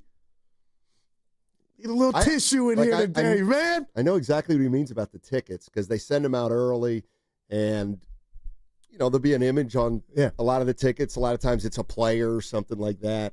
But it can be crowd shots and stuff. That's awesome. Man. That's really pretty cool. Yeah, it is, man. Really all the stories, man. Yours too. Hey, I'll give you a few more details on the other side, but it looks like we got a 4-pack of Giants tickets to give away between 1:15 and 1:45 today. So I'll give you more details on the other side, but we're giving away a 4-pack of Giants tickets to next Saturday's game against the Red Sox. Oh, wow. And we got Ron Wotus, NBC Sports Bay Area, also a special assistant to Buster Posey. He's coming up at 1, and so we'll give away the 4-pack after we talk to Ron Wotus, and we'll have another good 10, 15 minutes before Ron Wotus to take some more of your stories. We're talking about how Pops, your dad, and your love of sport, any parent you had, how responsible were they for your love of sports, and do you have a specific memory?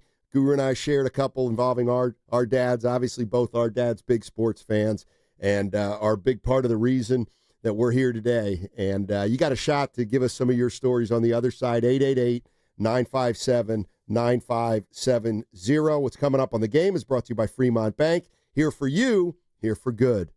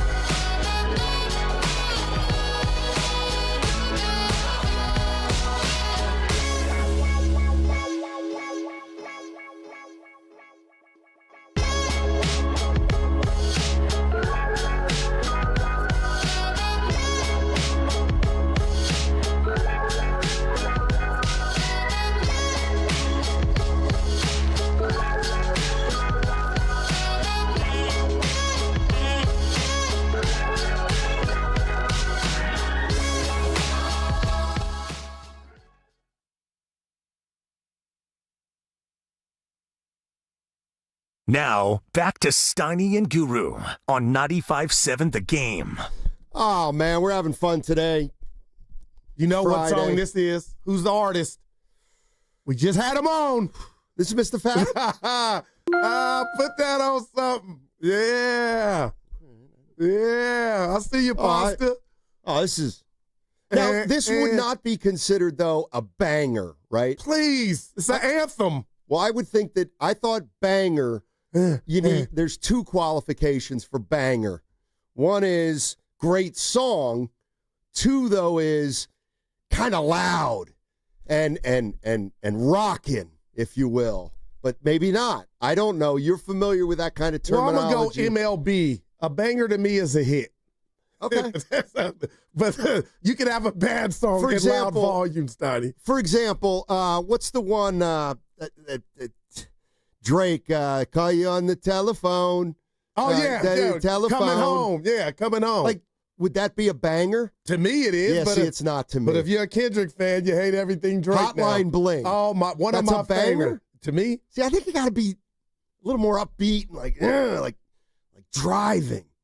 You know, not like folk song. So you're going Run DMC, Hard Times. Oh, yeah, like Funky Cole Medina. Yeah, Tone Loc, rest in peace. Well, of course, Remember E40's Warrior Anthem? Yeah, I don't remember that one. Choices, yep. Klay Thompson, yep. Remember that? That was incredible. Something like 40 watt.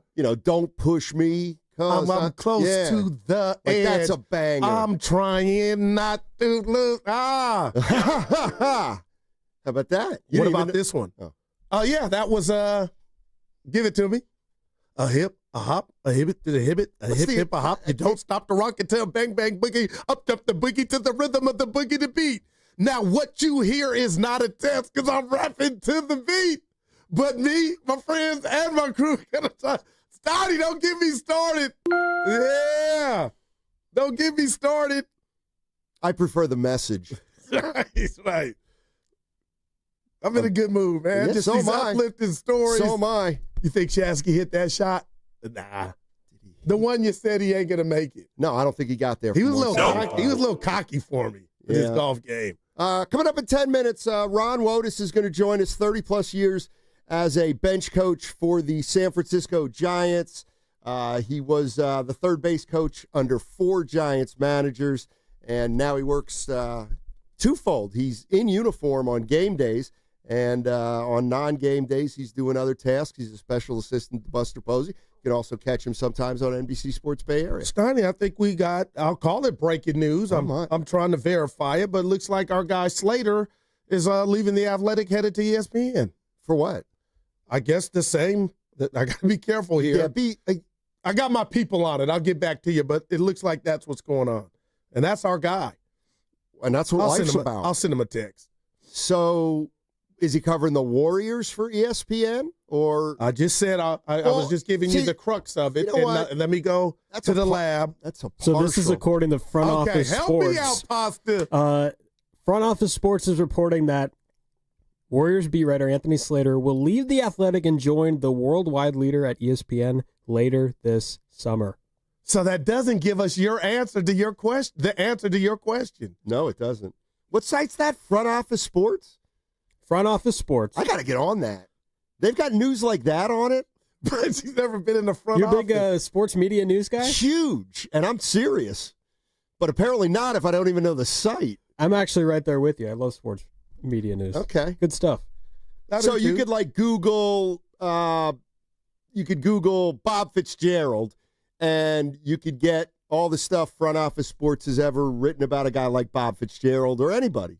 Maybe. I don't know how old the site is, but also the article that came out about Slater says that he will continue to cover the Warriors as well as contribute to their national coverage as well. Okay. Well, so we don't lose them then. Hey, Steiny, do you follow Barrett Media? It's Ken, by the way. Yeah, I used to work for Barrett Media. Okay, well the Barrett, same type of thing. The man. Barrett of Barrett Media. Yeah, he put me in the game, Ken. Yeah, he's the only guy who's ever fired me, Jason Barrett. Bay Area sports guy was another one? The only guy? Bay Area sports. Yeah, he was the only. You've never been fired from any other entity in your life? No. I borrowed a radio. I was a janitor. Borrowed. Broke it and tried to put it back in. They called me in the next one. I guess there were cameras, Steiny. They said, they didn't even ask did I break it. They were like, here's your last check. We got to let you go. And I looked at him like, I'm 18. Tidewater Associates in Hayward, Steiny. Why did I try to borrow? Because I was a janitor. I forgot my headphones, my Walkman. I tried to borrow somebody's radio and put it back together. It broke. Let's go to you remember. Let's go to your neck of the woods. Union City. Yeah. Talk to Derek. Derek's in Union City. What's up, D? Hey, guys. Can you guys hear me? Hey. Thanks for taking my call. Hey, just wanted to share this. I appreciate you guys letting me take the stage here. But I've been a Bay Area sports fan forever. And my dad got me into all the Bay Area teams. And he took us to a lot of games. And he passed away in 2007 from a heart attack. But one of the things that he actually did, and one of the things I remember was he took me to the 97 catch 2 with Terrell Owens. We were behind the end zone, and when he caught that, he looked at me and said, "Hey, son, it was worth the money," right? And after that, in honor of him, we bought season tickets for the Niners, so we've had it ever since. I have a family now, and it went full circle when 2019 I took my sister in honor of my dad with Green Bay against the Niners.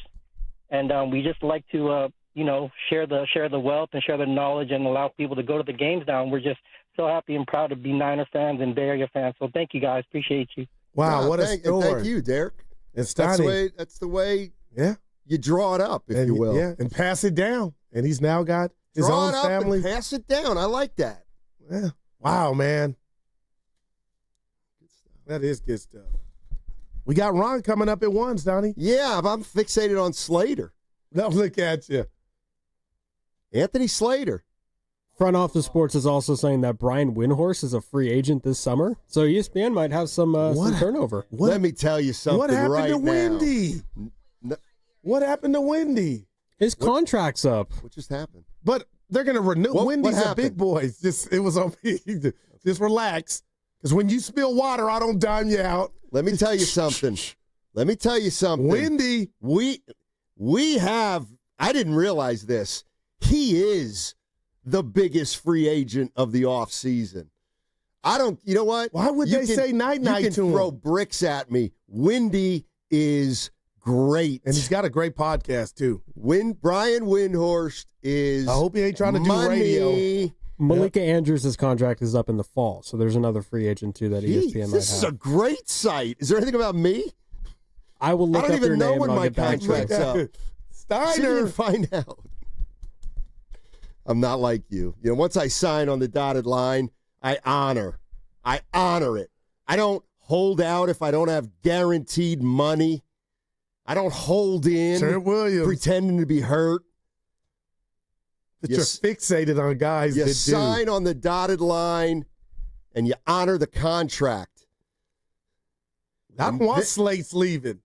I kind of don't either, but if he's going to be covering the Warriors then we're all for ESPN, good, and I'm sure if the Kings ever win a game, he'll start covering the Kings here and there. Hold on. That wasn't your finest hour. You're trying. If the Kings ever get to the postseason again, Mike Brown they stink. I'm sick of them. Mike Brown just had the Coach of the Year trophy. Dude, life. That's what it's about, man. You can never, and just like this job with you, you can never get comfortable, man.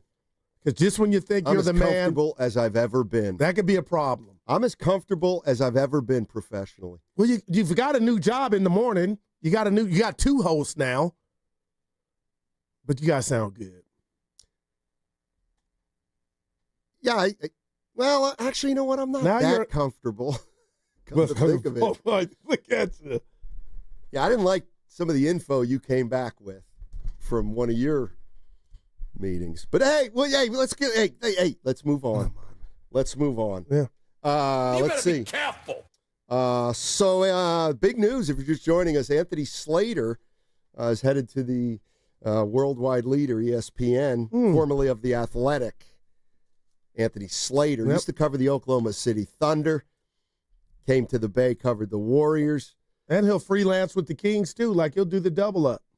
Yeah, if they're any good. That's what I mean. Well, you can't go 22-60. I got you. And get covered by ESPN. I got you. But I'm saying the Kings had something going. That's what I'm saying to you. Front Office Sports even quoted Tim Kawakami in this story. So I've never heard of them before today. But what did he say? Can you read it to us? Give it to me. Tim Kawakami said, quote, "He was always so good that he was going to end up as a national type, and ESPN is the best spot for that." He continued to say, "It is a little sad, but I'm just glad it happened." How did they identify Tim Kawakami? They said they just said Tim Kawakami and David Lombardi left the Athletic for the Standard last year, and then it went into a Kawakami. Oh, so okay, they essentially acknowledged he's with the Standard now. Gotcha. But he made the same move away from the Athletic as what the connection was. Because I think Tim at one point had managerial duties with the Athletic in addition to writing. Yeah, he was the San Francisco-based editor. Yeah. So he's following slates. It's a big deal. I'll congratulate him. Who's following slates? No, I'm saying he's following when you go national. If I said our guy that I was sipping red wine with, Sal Castaneda, myself, and Mr. Spears, I don't know who you mean. Mark Spears. Okay, what about him? Like he went national, and it looks like Slater's doing kind of following those footsteps. Yeah, I would say that's all I was trying to say. Well, just took you a while. Hey. Yeah, Mark Spears, of course, wrote for the Denver Post and Boston Globe. And the what was the the outfit in Anscape? It was something before. Remember the Undefeated? Yeah, look at my man. I'm undefeated. Good call. Coming up momentarily, we'll have Ron Wotus joining us. 30-plus years as a bench coach for the Giants, and he was a third base coach under 4 managers. Of course, the Giants play the L.A. Dodgers. Can't wait 3-game tonight. series starts tonight. There's also Game 4 of the NBA Finals, and we got a lot of action. Game 5 will be on Monday, people, not Sunday. Well, that's good. That means there's no Giants conflict with the NBA Finals because they would both be starting at 5:30. Yeah. Baseball game is 4 o'clock Sunday. Giants Dodgers. I thought you said it's Sunday Night Baseball. Yeah, it starts at 4. Does it always start at 4? No, it starts at 5. I'm telling you right here, maybe because they're an hour up because of Father's Day. Maybe. All right. All guests on 95.7 The Game appear on the River Islands guest line. Isn't it time for you to discover the islands, River Islands in Lathrop? Let's welcome in Ron Wotus, analyst at NBC Sports Bay Area and special assistant to Buster Posey in baseball operations. 30-plus years as a Giants bench coach, and he coached under 4 managers. Ron, thank you so much for joining us. Really appreciate it. Well, good to be with you guys. Thanks. Yeah, I'm just wondering, I'm getting up there, and you've seen a lot of baseball. I felt like we were just kind of humming along this year with the Giants, middle ground. They all of a sudden hit a spell where they can't score any runs, only score 32 runs in 16 games. Then the Padres come into town, and over the course of 2 weeks, the entire tenor of the season feels like it has changed. Do you see it that way? Well, you're going to have your ups and downs, Steiny. I mean, that's accurate on what happened, right? We had trouble scoring. I think we didn't score more than 4 runs over a 2-week period. San Diego took the first 2, and it wasn't looking good. But since then, since the shake-up, too, with Buster and Zach making the moves and making some changes with 3 players, the team's been playing well. I mean, look, the team's not perfect, but I think the bottom line is nobody is. We pitch, and that you're going to be in every game when you pitch, and they find ways to win the game. So they're on a good run right now. They're playing good baseball, just enough offense to win games. The torture is back, right, coming from behind, et cetera.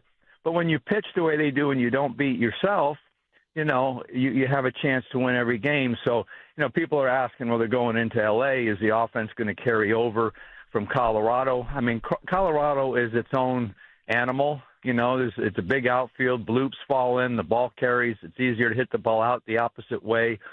So I wouldn't anticipate that. And, pitching is different with each club. But the bottom line is they don't have to pound the ball. They got to play their game.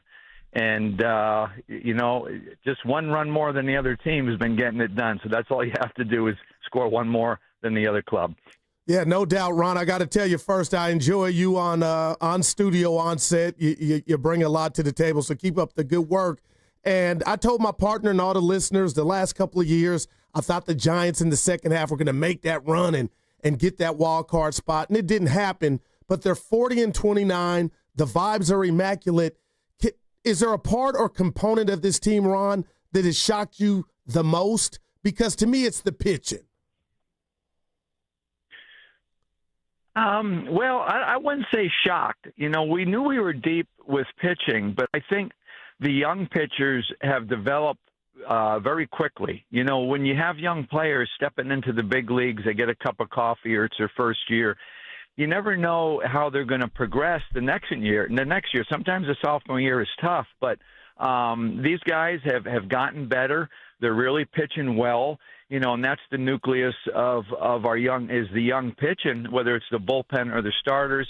We made some great acquisitions. I know people have been on Adames a little bit, but he's brought so much to the club with his energy and his fight and his determination, and I respect the heck out of him because through all his struggles offensively, he hasn't hung his head, or he's there for everybody else. And, that type of teammate creates the culture that you want. You got him and Chapman as a couple, the leaders.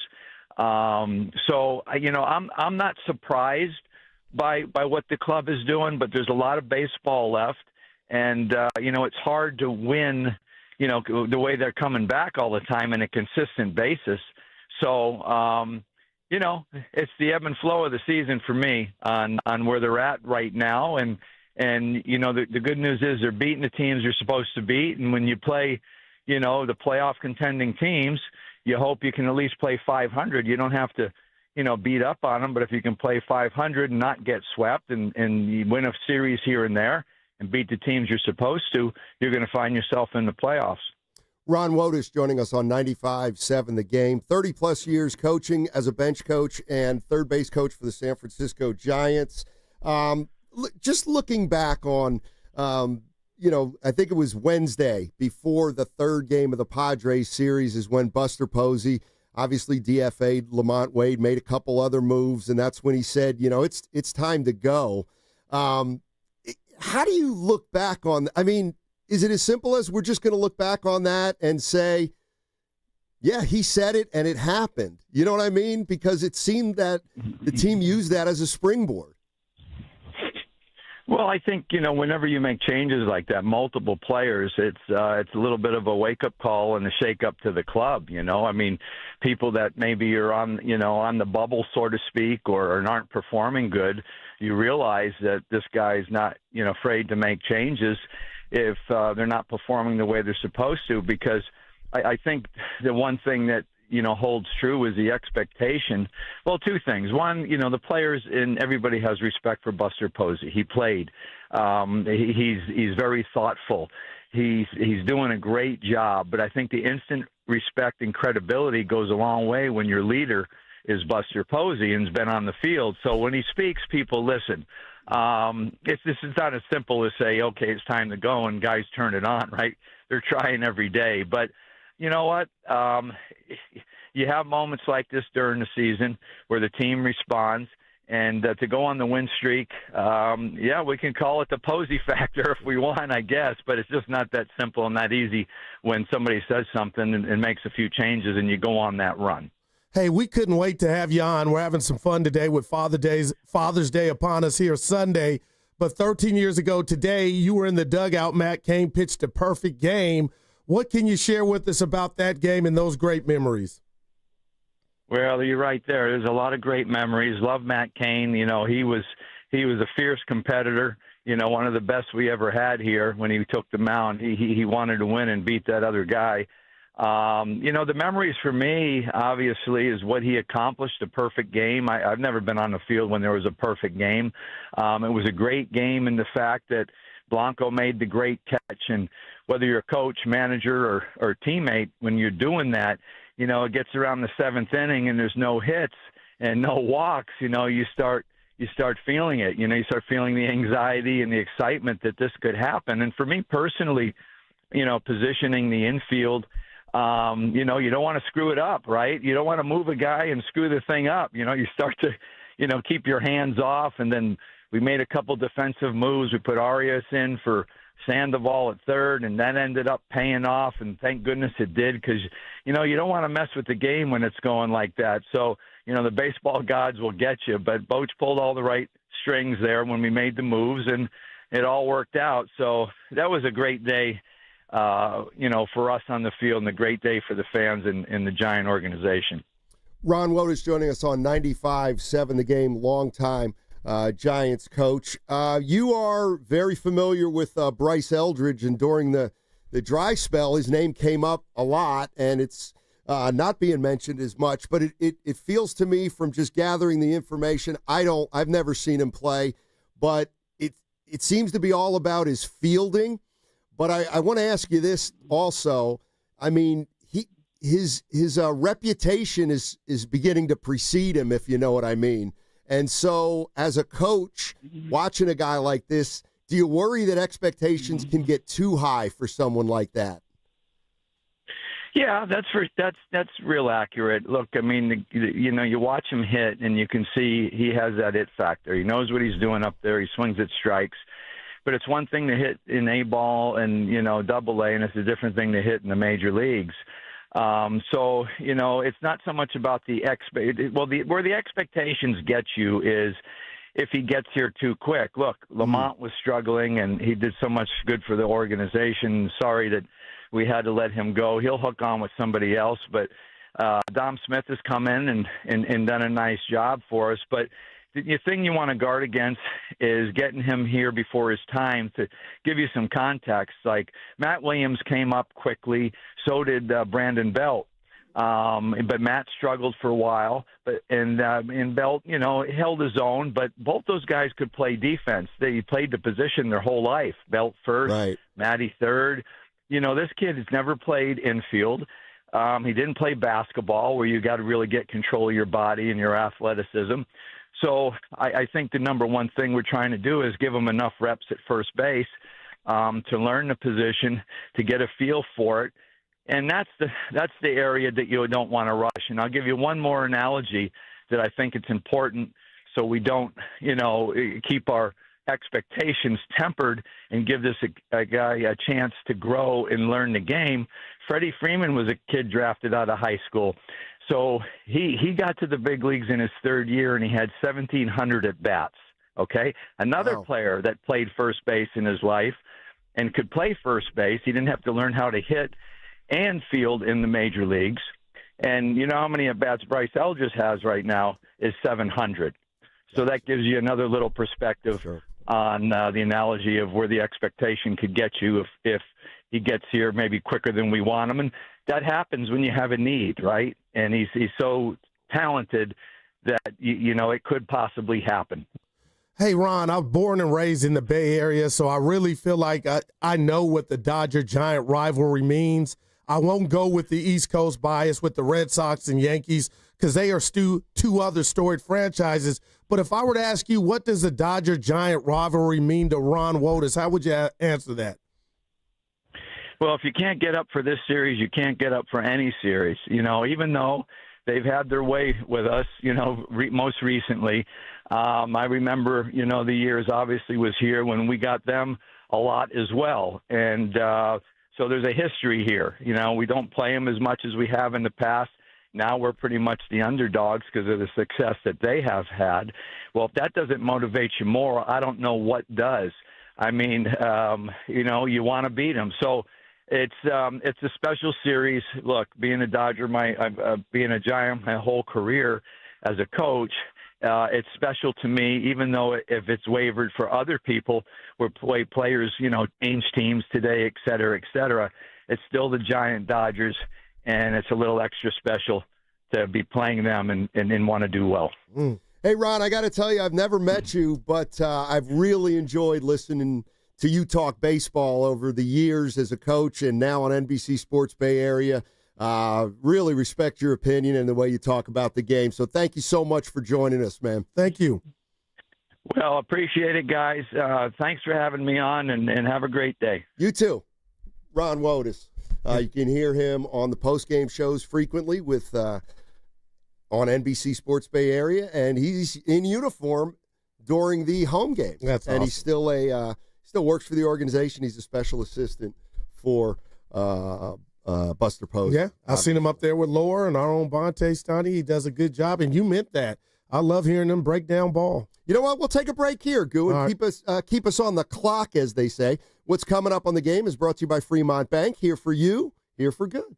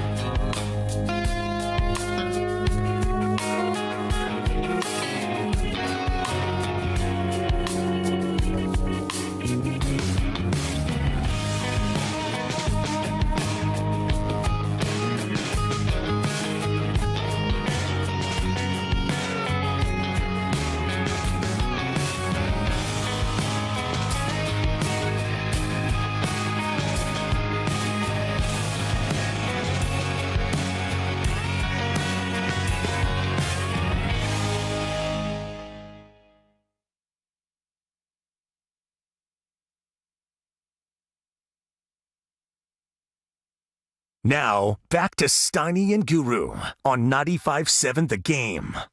All right, thanks to Ron Wotus. Joined us in the previous segment. Gave him a big compliment, and he deserved it. There's certain guys and women that just, they got a way about them, and they got a way about talking about a sport. They don't talk down to you, but you get a lot of information, kind of like the way I talk to everybody. Well, I was going to say, thanks a lot. That means a lot coming from you. You know, like educating without arrogance. Yeah, I got you. You know what I'm saying? Wow. Because there is some arrogance out. Wendy, I can't believe he's a free agent. What are they doing? Maybe he's just he's exercising a player option to get a multi-year deal. Or they got to pay Barkley and the rest of those guys coming over. You know what? That's not a crazy thought. What is going on? Big news. Bob will be fine. My guy. Bob Myers? Yeah, he'll be fine. My prediction, he will not be. You think so? I don't think. If he gets a job, we got a job. I got to take the test. I have no idea, but I don't think he's going to be with ESPN next year doing the same kind of stuff he's doing. I could see, here's what I could see. I could see Myers moving to just game analyst. Yeah, no doubt, because he's great at that too. I hear you, Steiny. But like, do you know actually? And this is seriously the stuff you're good at. Like, do you know what the post-game show is going to be next year at ESPN, or no, we don't even be know. On Thursdays. We don't know, and it's going to be simulcasted for. They'll still be in Atlanta. They won't be in. They'll be in the Turner studio, and I don't want to say ghetto because that's my word. It's like you're forcing it because you have to. But the bottom line is, I'm like, how is this going to work? Is it going to be Thursdays where that's where they became household names and a staple? I don't know. Yeah. And then what's going to happen with Ken? Like, I don't know. Is it going to be like our crossover at 148? No, it won't be because we're all in the same place. Gotcha. Let's go to let's take a quick call here and go out to. Oh, well, it doesn't say where this person's from, but welcome. Who we got? Good afternoon. Who do we got? Hello. Hello. Oh, hello. Oh, boy. Mia? Hey. Is this Mia? Hey. How's it going? Goo, it's Mia. Yeah, it is. If you didn't recognize the voice. Yeah. I just want to set it up. Me, I'm not starting anything, but Steiny, my guy, just always are. Yeah, he asked me what I was doing, what the family was doing. Bad connection. You know what? You want to hang up and call back? Well, you're sounding perfect. So why don't you just call back and we'll see if we can clear it up. Yeah, okay. Now, can you hear me? Hang up on her and tell her to call back because we can hear her. Let's hope the boss is not listening. Yeah. Oh boy. No, this is a better call. No, but did you know she was calling? I told her to call, so you could grill her. So you're no, you have to. I'm gonna set it up. No. Oh boy. No, it ain't about me. You need me to do anything? No, yeah, I'm telling you. Just you owe me this. What? Yeah, just say, wow. The truth is gonna come out, and you're gonna be like, there was no other day or days. Okay. That's all. Okay, Mia, we have you back. Hey, can you hear us better? Yes, I can. Okay. So before you go, let me jump in real quick, Steiny. Let me introduce you to Guru. Yeah. You probably know him. So I didn't share our text thread about your plans with the kids on my day, Father's Day. So Steiny politely asked what the family was doing. I told them where we'll end up, Uncle Billy's for the fish fry together. But Mia, I just wanted you to share with Steiny what your plans were with the kids the morning of my day. And Steiny, here we go. Mia, can you share with them? As you know, our son goes to Santa Clara University. Yes. Right? Sure. So he moved out his apartment. I went up there. What day was that, Daryl? Wednesday. I was in work. Wednesday. I moved him out of, me and little Daryl moved him out of his apartment. Okay. So he's moving into a house. Okay. So the move-in day could be the 16th. Okay. But we already been down there once. I will have to take another day off from work. I said, well, we're going down there on the 15th for Father's Day. How come we can't just do the move-in in the morning? I can think of a reason or two why you wouldn't want to do it the morning of. But Steiny, jump in. Hold on. Mia, okay, just one quick question, Mia, before I do jump in the middle. Yeah. Can you just give me a brief rundown on what Daryl did for you on Mother's Day this year? I was hoping this question came up. Oh, no, you are. I'm listening. I got some flowers. Okay. And a card. Okay. That's it? You know what? Go ahead and move little Daryl down there on Mother's Day or Father's Day. I don't get lunch. Yeah. I don't get dinner. Because you know why? How come? He doesn't know how to cook. Hey. Oh, he cooks on this show. Mia, tell him what we ended up doing on Mother's Day. We went to your sister's house. Don't make it seem like I didn't do anything. $200 balloons and chocolate.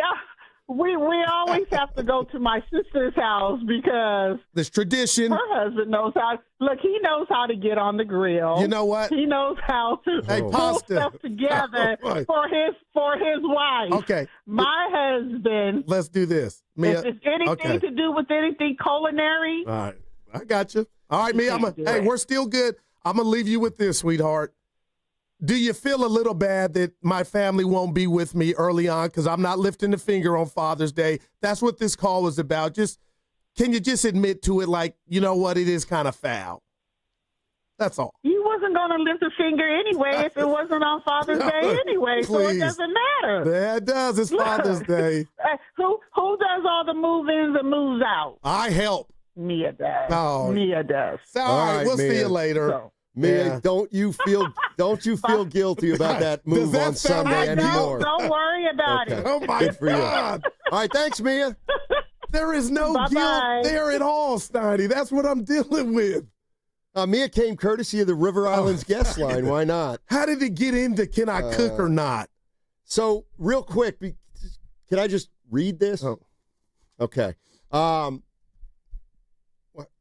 Okay.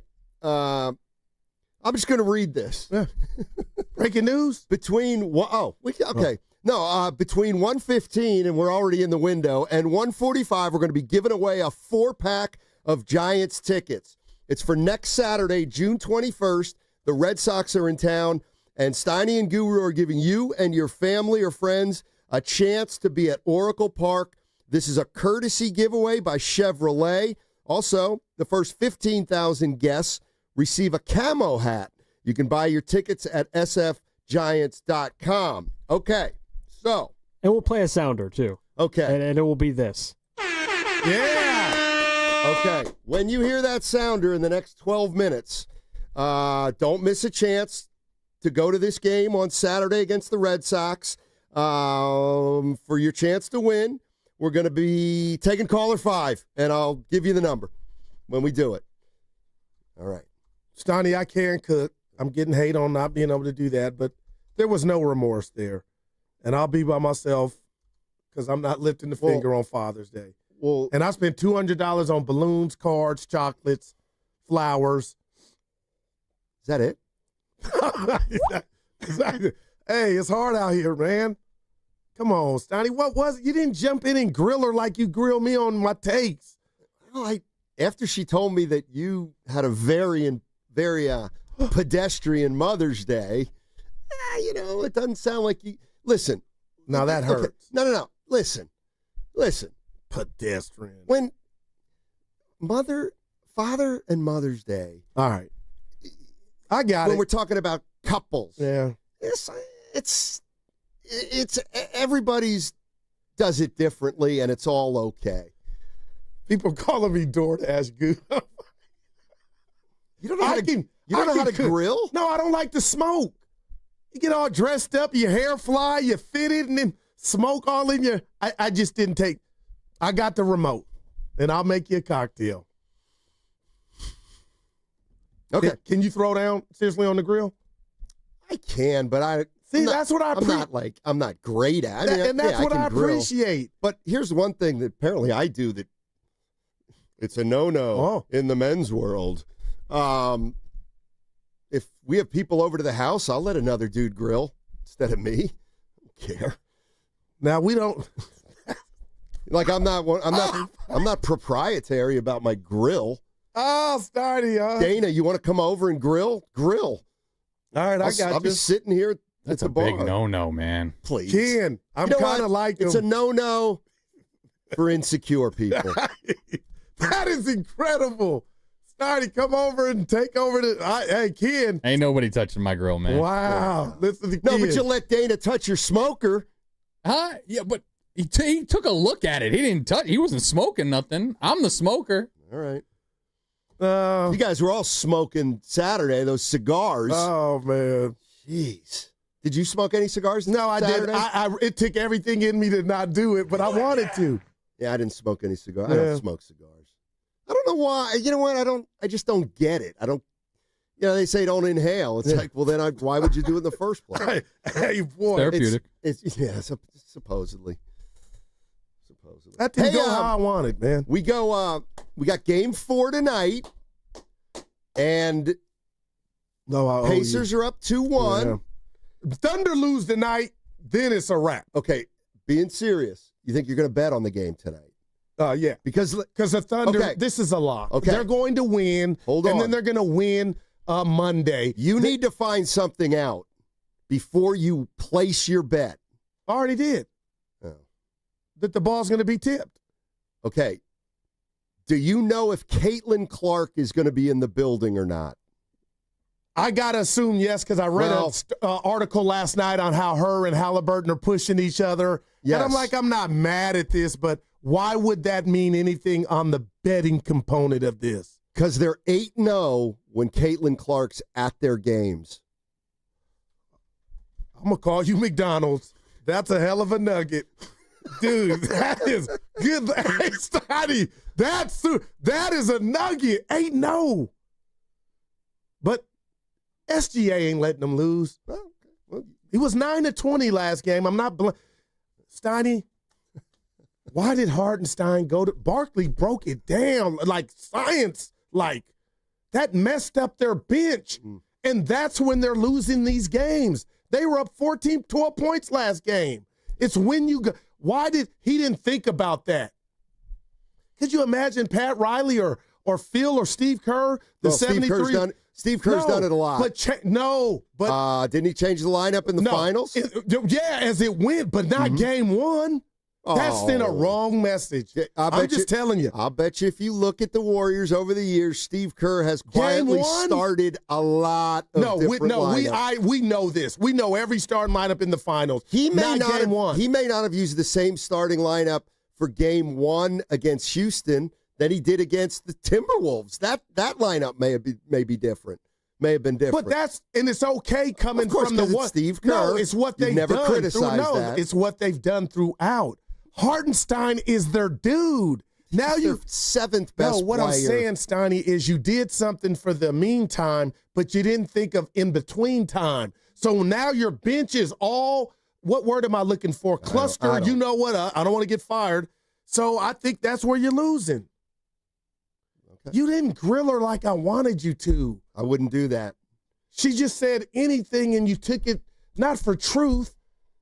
Like, well, if there's one of you that is likely to embellish, it would be you. I never want you on the stand helping me out in the courtroom as a witness. I'm calm, cool, and collected. But you change. No, I don't. I wanted to grill her. She ain't a piece of fish. So I'll be by myself Father's Day morning. Hey, the dynamite. Oh, you are right. You might be onto something. Hey, I saw something in one of those stories about. Dude, this show is going fast. The free agent period in the NBA. No. I want you to fill in the blank because this is a sentence I read. Okay, and we're talking about a certain player. All right, here we go. See if you know. All right. I'm going to let you fill in the blank. I've been on fire today after Gagney. The Warriors are monitoring what's going on with this particular player. I already know it. Who? Because G is for Guru, for Stanford. Drew Holiday. I know. I mean, they may be, but no. That is not this one? No. Giannis. Nope. Same team. Oh, please don't tell me Middleton. He's on Washington. Oh, my gosh. You're right. Brooke Lopez, no. Oh, my guy, Kyle Kuzma. No. The Warriors are monitoring, Bobby Portis. Oh, he would fit. Would he? I would love him and Draymond, and he can step back, hit the three, and is a goon, but a good goon. Like it. Hey, Mike Dunleavy, I dare you. What don't you like? I thought you were. I love Bobby Portis. All right. What's he costing these days? But I dare you to bring Portis in here because Portis, Draymond, and Jimmy Butler? All pros. Oh, my God. Jimmy Butler. That will be. Butler's been a godsend, Steiny. It's just about the Me. dynamics. I feel like you're being prejudiced in regard to personality. I am. But Butler was Robin. He didn't even want it to be the front runner. Bobby Portis is a lunatic. He is. Maybe I mean we this need in a good way. Draymond he is a lunatic. He said we needed another a-hole. Well, they got one. Okay. Butler. What if you go get one more? One more? No, they can't handle one more. I think you're selling the Warriors. What word am I looking for, Steiny? Short. Their culture. Oh, my God.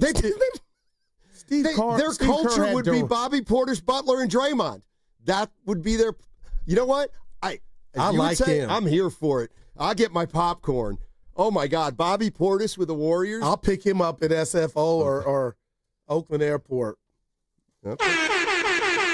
Oh, there it is. Your chance to win a 4-pack for Saturday's Giants-Red Sox game. Right now, be caller number 5 to the contest line, 415-523-4652, for your chance to win a 4-pack for the Giants game against the Red Sox on Saturday. Also that day, the first 15,000 get a camo hat. So if you want to just get to the game, go to sfgiants.com. But caller number 5 wins a 4-pack, 415-523-4652. This giveaway, courtesy of Chevrolet. That might have been your best read of the week. Well, stay tuned. Oh, you got because this is when I start getting nervous. Well, the lights are shining brighter than they ever have in this studio. Let's just say that. Good Lord, can I offer you some oxygen? Man. You did that all in one breath. Well, I'm getting ready for the next one. Yeah, you'll see some areas of opportunity on this next one. No, I'm playing, Steiny. You're doing a great job. That's Willard's bit. Yeah. Hey, so no, you in or out today? Still game time. Come on, buddy. After that call, I might be with you. Well, I'm not going to get into your business. How far you got to drive today? About 2.5 to Sac. Okay, that's what I want to know. So damn it! What are you where are doing? you watching the game? Which one? The Pacers. The Giant game. 5:30? I'm gonna be somewhere. I'll be at home by then. 5:30 or 6. Well, first off, for the Sunday night baseball has been 4 p.m. I knew that, but you make it sound like we both didn't know that. No, you knew it. I didn't know it. But I'm taking strays because they say we both didn't know it. But anyway, the Giant game, I'm not worried about. That's gravy. Okay. But I like to be where I'm at on my keister at tip, first pitch, or kickoff. So you'll get if I leave right away, I'm there right before tip. And so I didn't even bring this up. So you're going to stick. So yesterday, Goo, I had to do a podcast. Yesterday, Goo, I said, any chance you pop into the ship? You go, Steiny, I'm there. And of course, I walked to the ship, and halfway there, oh, Steiny. But the joke is you were going with or without me. No, but I enjoy it better when you're there. But me and Loveman had magic going on garlic fries and baseball. Give me what's the most poignant thing you said about the Giants?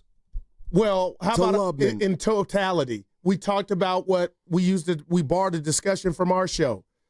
Tradition in regard to baseball and the exit velocity, launch angle, and that stuff. We really got into that, the minutia of that, and then also just talked about blowing the game yesterday. That was a big part of it.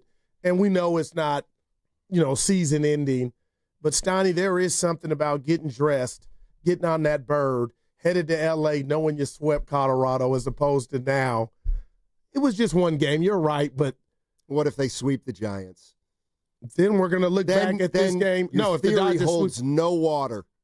No, you mean if the Dodgers sweep the Giants? If the Giants sweep the Dodgers, see here. Then this opinion you're sharing right now has no what if validity. They get swept? Will we say, "Oh, that game in Colorado"? I won't. What would you say? Dude, you got me thinking of Bobby Portis. Oh my gosh, that would be so. What outfit was that? Who reported that? It was ESPN or something like that. Something reputable. Slater. I'm about to text him now. You don't even have his number. Actually, I don't have his number. I don't want to put his business out there. You know, home base is in my neck of the woods for the Slater family. No, it's near Sacramento. Hello? Oh. It's past it. That's why. That's my guy. That's why if the Kings make some hay, he'll probably be doing a lot of Kings work. Well, they need a barn first. Anthony Slater of The Athletic is going to ESPN. Question is, what will that do to our relationship, if any? Well, you need to be worried about me and Myers. If he gets hired in one of these jobs. Well, there's no jobs open. Steiny's pretty good at There's no jobs open right now. That bothers me. There's no jobs open. That Sportus news was via Jake Fisher. Oh, he's legit. NBA he's got a reporter. Substack. And it's called the Stein line, which is kind of ironic. He works with Mark Stein. They work together. Yeah. He works kind of for Stein's Stein line is what, yeah. That could have been your handle. Stein line. You know what's funny? One time I got an email from a general manager, and I'm like, oh, my, look at this. And he blew it. What team was it? Do you remember? I can't remember. It was like 20 years ago. And oh, wow. I open it up, and it's like, hey, Mark, blah, blah, blah, blah, blah, blah, blah, blah, blah, blah, blah, blah, blah. I'm like, what the hell? And then we got the young guns coming. And then I went, looked, and we had very similar AOL accounts. AOL. I think I was like M. Stein 33, and he was like Stein, I don't know, whatever. But anyway, yeah, we got the young Thundercats. Yep. I don't know why that term bothers a lot of people. Hey, if you're wrapping up a work week like me, it's time to flip that mental switch. Time to unwind. And when I'm off the clock today, it's going to start with New Vodka. That's NUE. New Vodka, American-made, award-winning, 7 times distilled, clean, crisp.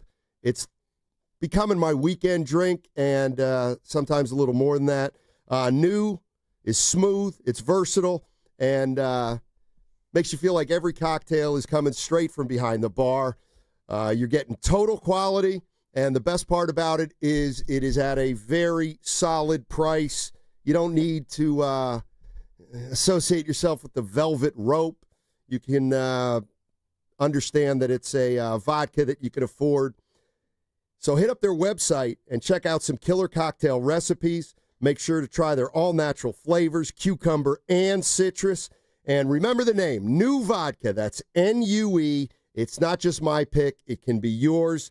So when the show's over and it's time to hit relax mode, which we're about a half hour away from, make the right call. Grab New Vodka. That's NUE Vodka. And you can check out their website at newvodka.com to find out where you can pick it up.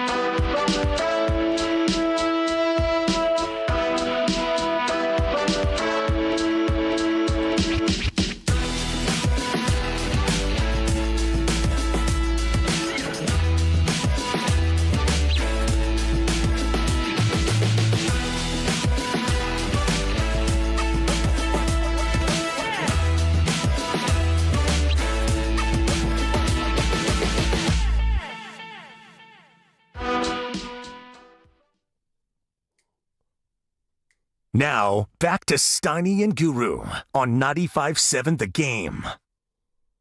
Sounds like the theme from Gilligan's Island. Thank but you, Sam. you know what this is from. I don't.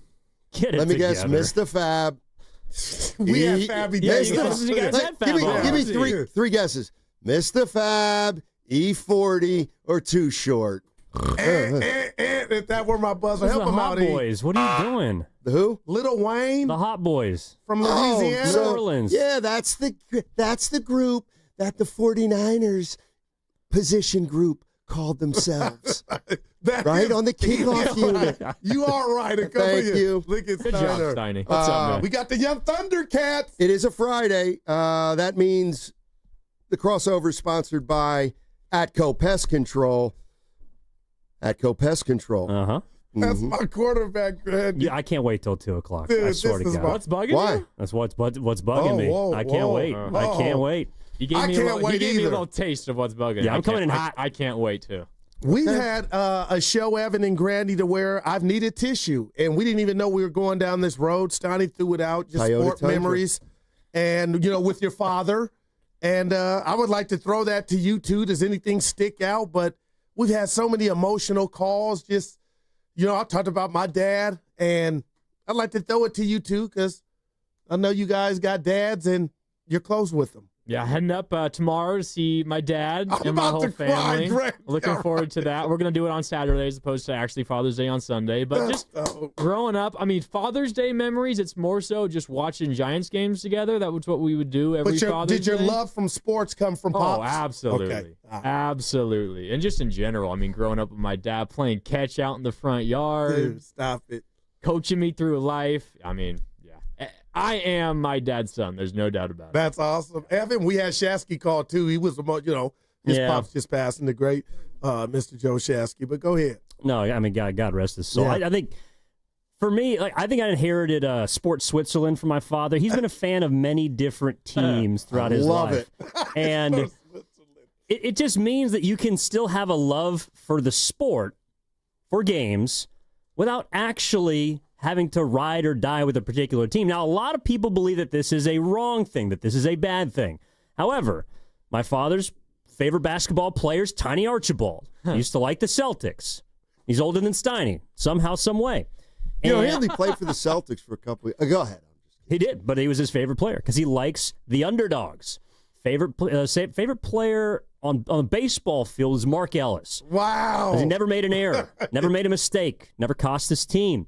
And now he has thrown them to the wayside for obvious reasons, and now he's found himself in his locale of sunny San Diego. I think he's listening from Kauai right now. He's in Hawaii. Shout out. So he ditched me for greener pastures. But he taught me how to love a sport without falling in love with an individual. Like, you love the game, and it doesn't matter when or where you're watching.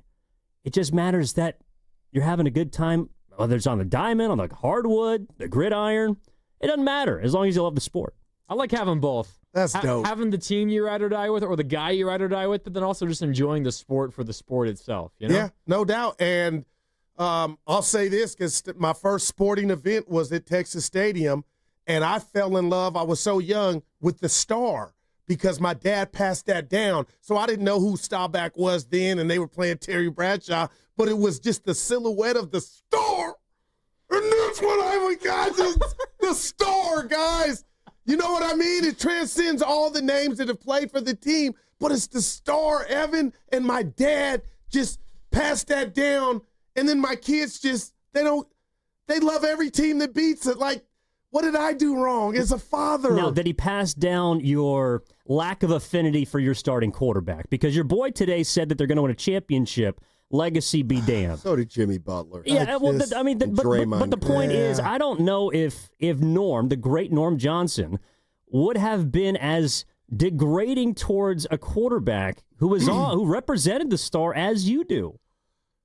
Well, his era wasn't internet. That's I'm not fair. saying the internet's impacted me at all, but if Dak made that proclamation, that means he's at the end. When you're running out of stuff and the career's winding down, Grandy, you say, what the hell? We're going to win it. Just last week when we were at the great Ken Luttrell's barbecue for his birthday, you came up to me unprompted and said, Grandy, Hey, I've been out of them the last couple of years, but the Cowboys, they're going to do it this year. That's a real feeling. Steiny's heard it from me too, unsolicited. I really feel that, but I got to see it. And I can't control what I'm going to see. Dak can't say it, but you can say it? It's a narcotic, Steiny. What's on your mind he has today? some great pop stories. So, as you know, the 49ers just finished minicamp. Sure. And there's been a lot going on, so I just got through watching the tape of their minicamp. Oh, yeah? Let me tell you something. Give me that drop of, let me tell you something. This guy's a player. Steve Kerr. It's on 2025 drops. 2025. Wow, towards the bottom. Rain Man. Forget it now. It's in the middle of the page, Pasta. Let me tell you. Grandy. This guy's a player. Jordan James. Oh, my God. Holy Toledo. Running back out of Oregon. Mm-hmm. He can fly. Yeah. Take it from here. He can. What are you saying? McCaffrey's replaceable? Or what? Just, there's my guy. That's your takeaway. Put it in the back. Fast. Put it in the back pocket. No, he's got intangibles, too. I wouldn't even We say don't know what they are yet, but he has them. I feel like this is all just a joke. I wouldn't say because I heard Grandy and Steiny. I heard Mr. 49er Mark Willard say, "Hey, James Jordan's pretty good."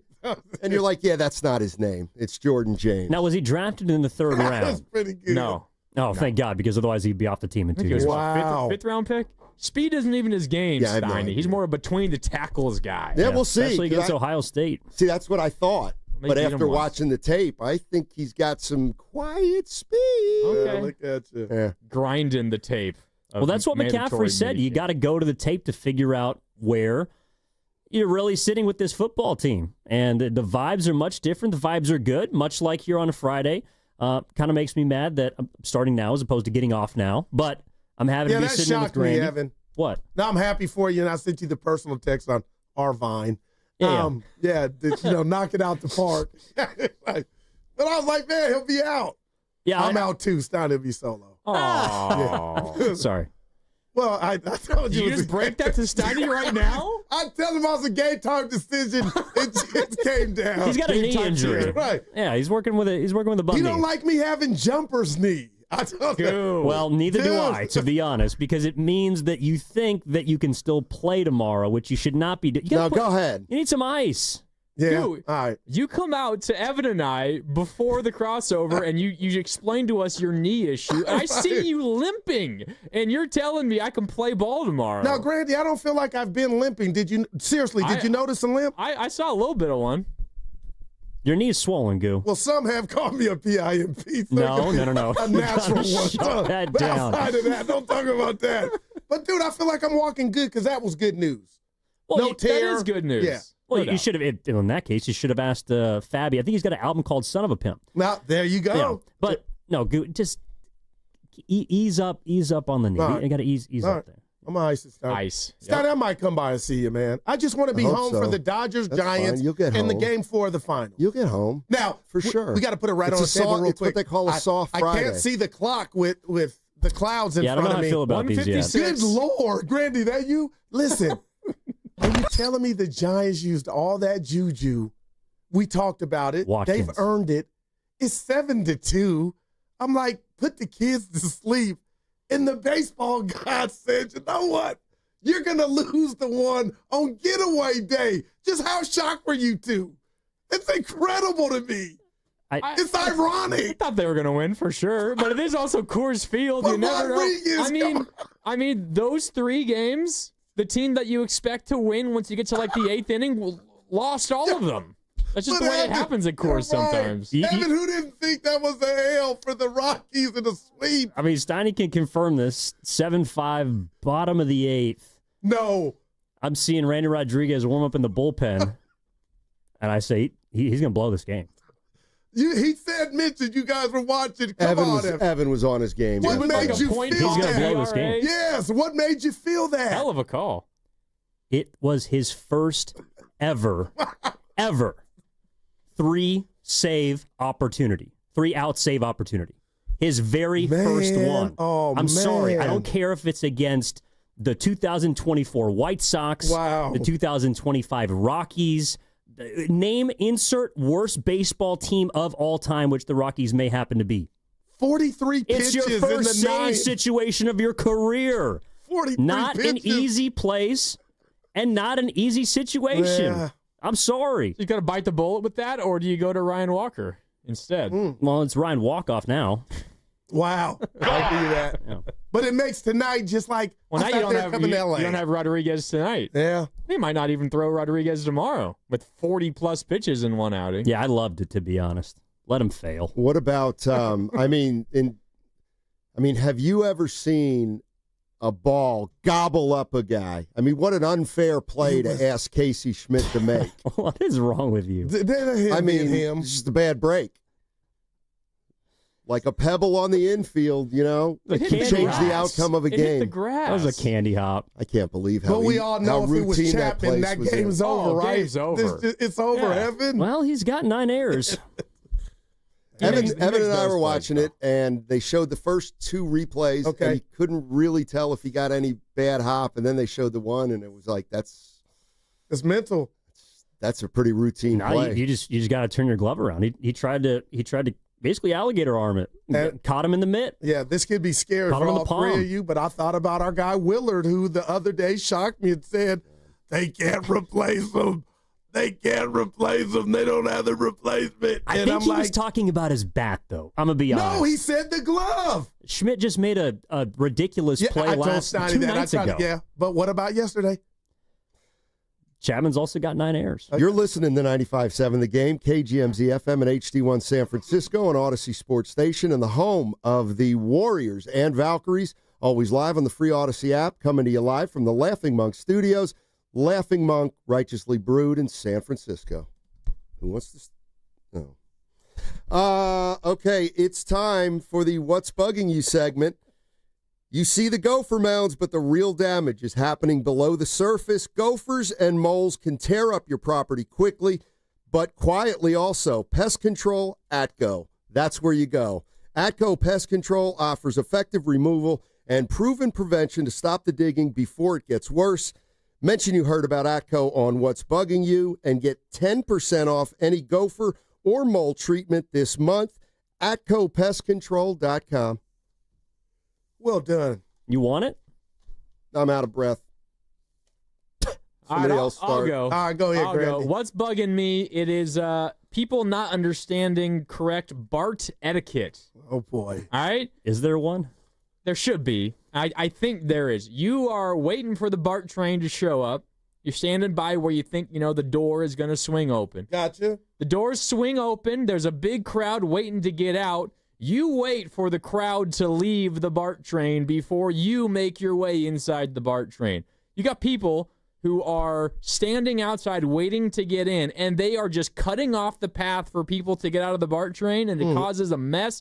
You hang out to the side, let people clear out. Once people clear out, then you make your way in. It makes it easier on everybody. BART etiquette, people not understanding BART etiquette is bugging me today. Yeah, and life etiquette is right behind. I don't want to, you shouldn't be shocked. No. Well, go ahead. No, it's on me. So listen, we had Mia call earlier, and I don't want to air out all the Johnson business, but Sunday's Father's Day, and nobody's listening at home. I told her to call in, but I mean what I'm about to say, and I hope I don't come off as entitled. I also have a birthday, and I know when it's somebody else's birthday, mainly my kids or my spouse or my father, the first thing when I open my eyes and brush the pearly whites, a little yellow these days, is I give the person the card right then. What's been happening in my life is 5:30, 4:45. The day's over. Give me my card in the morning to set the tone for the day. I don't ask for much, but my birthday just passed. 5:45, we're headed out to dinner, and I'm like, where was this 7 hours ago? And then they're like, open it. No, I used to run to my mom and dad here, and my kids young. You start the day off with that love. Yeah, thank you. I don't want to sound like a snob, Evan. Give it to me early, man.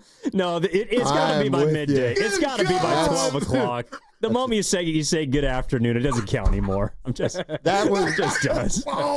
That one should be on your greatest hits. Oh man, it bothers me, man. That should bug you, to be honest. All right, I say this tongue in cheek, but since Willard's not here, I feel like I have to come down someone's road about something they said earlier in the show. Oh wow! So I was listening to your guys' open. The first 15 minutes, you guys killed it. Awesome job. I'm sitting on I'm walking on the treadmill, listening to you guys, and I'm just thinking, Matt Steinmetz is really, really bugging me. Whoa. Now, I just saw Karate Kid, so I'm about to pull a judo move. Hold on.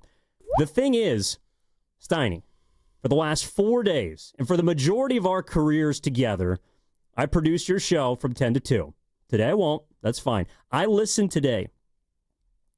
You might have had the best opening 3-minute segment of your radio career. And what I mean by that is this. Wow. We often talk about the ins, the outs, the teases, get into break. Steiny, I swear to God, man, you were flawless. Like, first, you guys come out, throw it to Goo. Goo's got something funny right off the rip. It's great. And then Steiny goes, all right, we got the incomparable Marcy Weiser coming up at 10:30. Wow. We got the great, illustrious Mr. Fab, later in the show. And then the sage, Ron Wotus at 1 o'clock here to talk some Giants and Dodgers. And I'm like, wow, this is incredible. I can't wait for the rest of the show. And then it hits me. Dude, you never do that when I'm here. Wow. You never do that when I'm behind the glass. Wow. I have to remind you every single show who we're teasing, what we're coming up with, what's going on, staying on track. And, dude, you were so on point, it bugged me. It made me mad how good you were today off the rip of this Friday show. What? I didn't know where he was going. I swear to God. Your response. You know what may have something to do with it? 10-12 break. This segment was sponsored by Cache Creek Casino Resort. All capital letters. Tease Mr. Fab and Ron Wotus. So they're specific. No. You did it before the break. Well, they were you specific. did it right off the rip. There were specific instructions that I'd gone over perhaps previously. Oh, now he's coming down my road. Wow. There you go. Evan. Well, you know what, Evan? I'll endeavor to get you a compliment, basically. Be as good, under you on Monday as I was today with risotto. How about that? All right. What's bugging me is, so I don't know if it's a directive or encouraged strongly, but we had, it's part of this station that hosts shouldn't take the same day off. Hey, if Guru's out, trust me, that limits me, but I don't take the same day off. And ditto for the morning crew. So Willard and Dibs are taking the same day off on a Friday. Allegedly. Okay. You're really doing this, huh? So one of two things is going on. Either the rules don't apply to them, or they disregard them. So we either got a boss problem or we got a player problem. Because really, you're going to regret this one, partner. You know what? File it under suggestion then. Thanks. Okay. I'll just say this to everybody, all of them who are included. Noted. Wow. Noted. Well, Goo's got some time coming up. Yeah, but it's been cleared. It's a family reunion, Grandy. Don't let them hate on me when I'm gone. Now, Evan, you always have my back. Wait, hold on. Okay, so I don't know where Guru is. That's Steiny. Evan's like, where he's at. Yeah, well, I got to let the people know because he's except he's going to forget except for today. The thing is, you're gone at the end of what the NBA Finals would have been. Yes. So you only would have missed Game 7 if the Warriors had gotten to the finals. And you know what, Evan? They would have lost in 5. You are right, and I made a mountain out of a molehill, but you're totally right. I have nothing. I can't believe they spread it out this. I don't like it. But Norm was still pretty confident. Yeah, no doubt. And did you two know when Game 5 is? This hurt my heart. Monday, right? Why not Sunday on Father's Day? I have no idea. No, Evan, seriously. Why? I guess I don't understand why it matters. What are we doing? Isn't it better for the NBA to have a game on the weekend than Is on it Monday? How about Father's Day when everybody's at the crib? Yeah, Sunday ABC. Yeah, any Sunday, but Father's Day Sunday for sure, right? And by the way, they need to get rid of this. Nothing personal. We need a new crew to come in. You know what? I said to I'm being Evan real. This is out the of other day control that now. I actually regret. I was highly critical of Mike Breen. He's very good. Oh, hello. It's just right. His receivers. They're getting to know each other. It's his receivers. It's a new system. Patience. Running backs need someone to block. Speaking of which, has anybody seen Debo in a red commander uniform? Dude, he's got weights in his cleats. He looks like Trent Williams. Well, Steiny, look it up. I did. You sent it to me, and clearly you're not, as they say, up on the story. Which is? Please enlighten us. You see Kittle responded? No, I didn't. Yeah, he said, this is part of what we call the install portion. It means you're supposed to be doing it that way. There's a lot of portions. And Kittle said, learn football, clowns. Yeah, you think I'm kidding? I don't care. Well, that has nothing to do with his size. How do you go from I thought he looked Megatron good. to Rerun? That's a guy from Three's Company who was overweight. What was the show? What's happening? You guys all Steiny. know trying to how stick up things for are Debo. going on when it's 6 months from the season. It's He's like football Guru. fat. You're Guru gonna be a shows me. Commanders fan this year? Guru That's shows what me it a is. Yeah. photo of Luca. Hey, Luca looks great. I'm like, it's the 1 month. You don't have to look great. What are you talking about? He was lifting 720 pounds. Let me tell you, you know why he looks like this? He's going to Greece for 6 weeks probably. That's a lot of But Guinnesses. the point is he can keep it off and he's working. No, he can't. He can't keep it off. Sonny, he's still got metabolism on his side. Congratulations. You're in the best shape of your life. You're also in the middle of the off season. Well, No, so you're is showing Debo. that you're working. No. Debo's in the middle of the Debo's been eating offseason. Popeyes. Please. That's what's happening. Number two. Does he look that different This from is cosmetic. I'm going to send it to you. Yes. I saw it. I mean, And it it looked said like he was Debo to Popeye me. biscuit away from offensive lineman. I said, yeah, let me see. And I was like, oh, boy. Yeah, the issue is he was running routes against other wide receivers, and it looked like he was in slow motion. There's no one guarding him. He doesn't have to try to break away from anybody. Other He's just wide running to receiver- run. okay. No pads on. Maybe the pads are what we've all been. Is that okay? Like it kind of tucks it in. Yeah. You know, I mean, he's always been a big boy. Yeah. he's been walking the His line. numbers weren't big last year. I'm just saying. doubt. Is that why he switched to number one? Kind of slim it down. Slim down. Or that's his order. I told you If I were guys, you gotta drive-through, stop. give me a number one. If I were a Laker fan, I wouldn't like what I'm seeing because This is weird. He's going to get hurt. This is what he's doing now is going to be the equivalent of like the Curry Olympics. If you look at early And Luka he's not- when he was given the he NBA never does anything buckets, this Steiny, time of he was year. this size. He was Wait, thin. wait, wait, wait. Is this like when you used to think that lifting weights would ruin your jump shot? Hey, you know what I saw? I was listening to Sarah and Vinny a little bit. Apparently, you're supposed to lift, then do cardio, as opposed to cardio, then lift. It depends on what heart rate range you're working in. Tell But it to- yes, you can. Tell it to Sarah and Vinny. Oh, I got no clue. Well, I see them every single morning. They don't want to talk to me. Apparently, they only want to talk to you when you got those glasses on. That's what's going on here. Luka working out is going to get him injured in the Probably. season? His body is not used to working. Welcome to my life, 11 months Brandon. a It's June. year. Exactly. And he's already accomplished Thank the you, goal. Evan. Thank you. Evan and Grant. Oh, I gotta my go. God. He's networking. See. Is that a new Happy bag? Friday. Yeah, where's your normal bag? Where's your normal bag? It finally hit the pipe. Come on, just hit back on. Do it for me. You are. Oh, you guys are on right now? Yeah. My old bag ripped. Oh, no. You're going to be there at All right. 6:30. I'm getting it fixed. Talking to the mic, Steiny. You're going to be there at 6:30, Steiny? All right. On You're worthless. 95.7 The Game.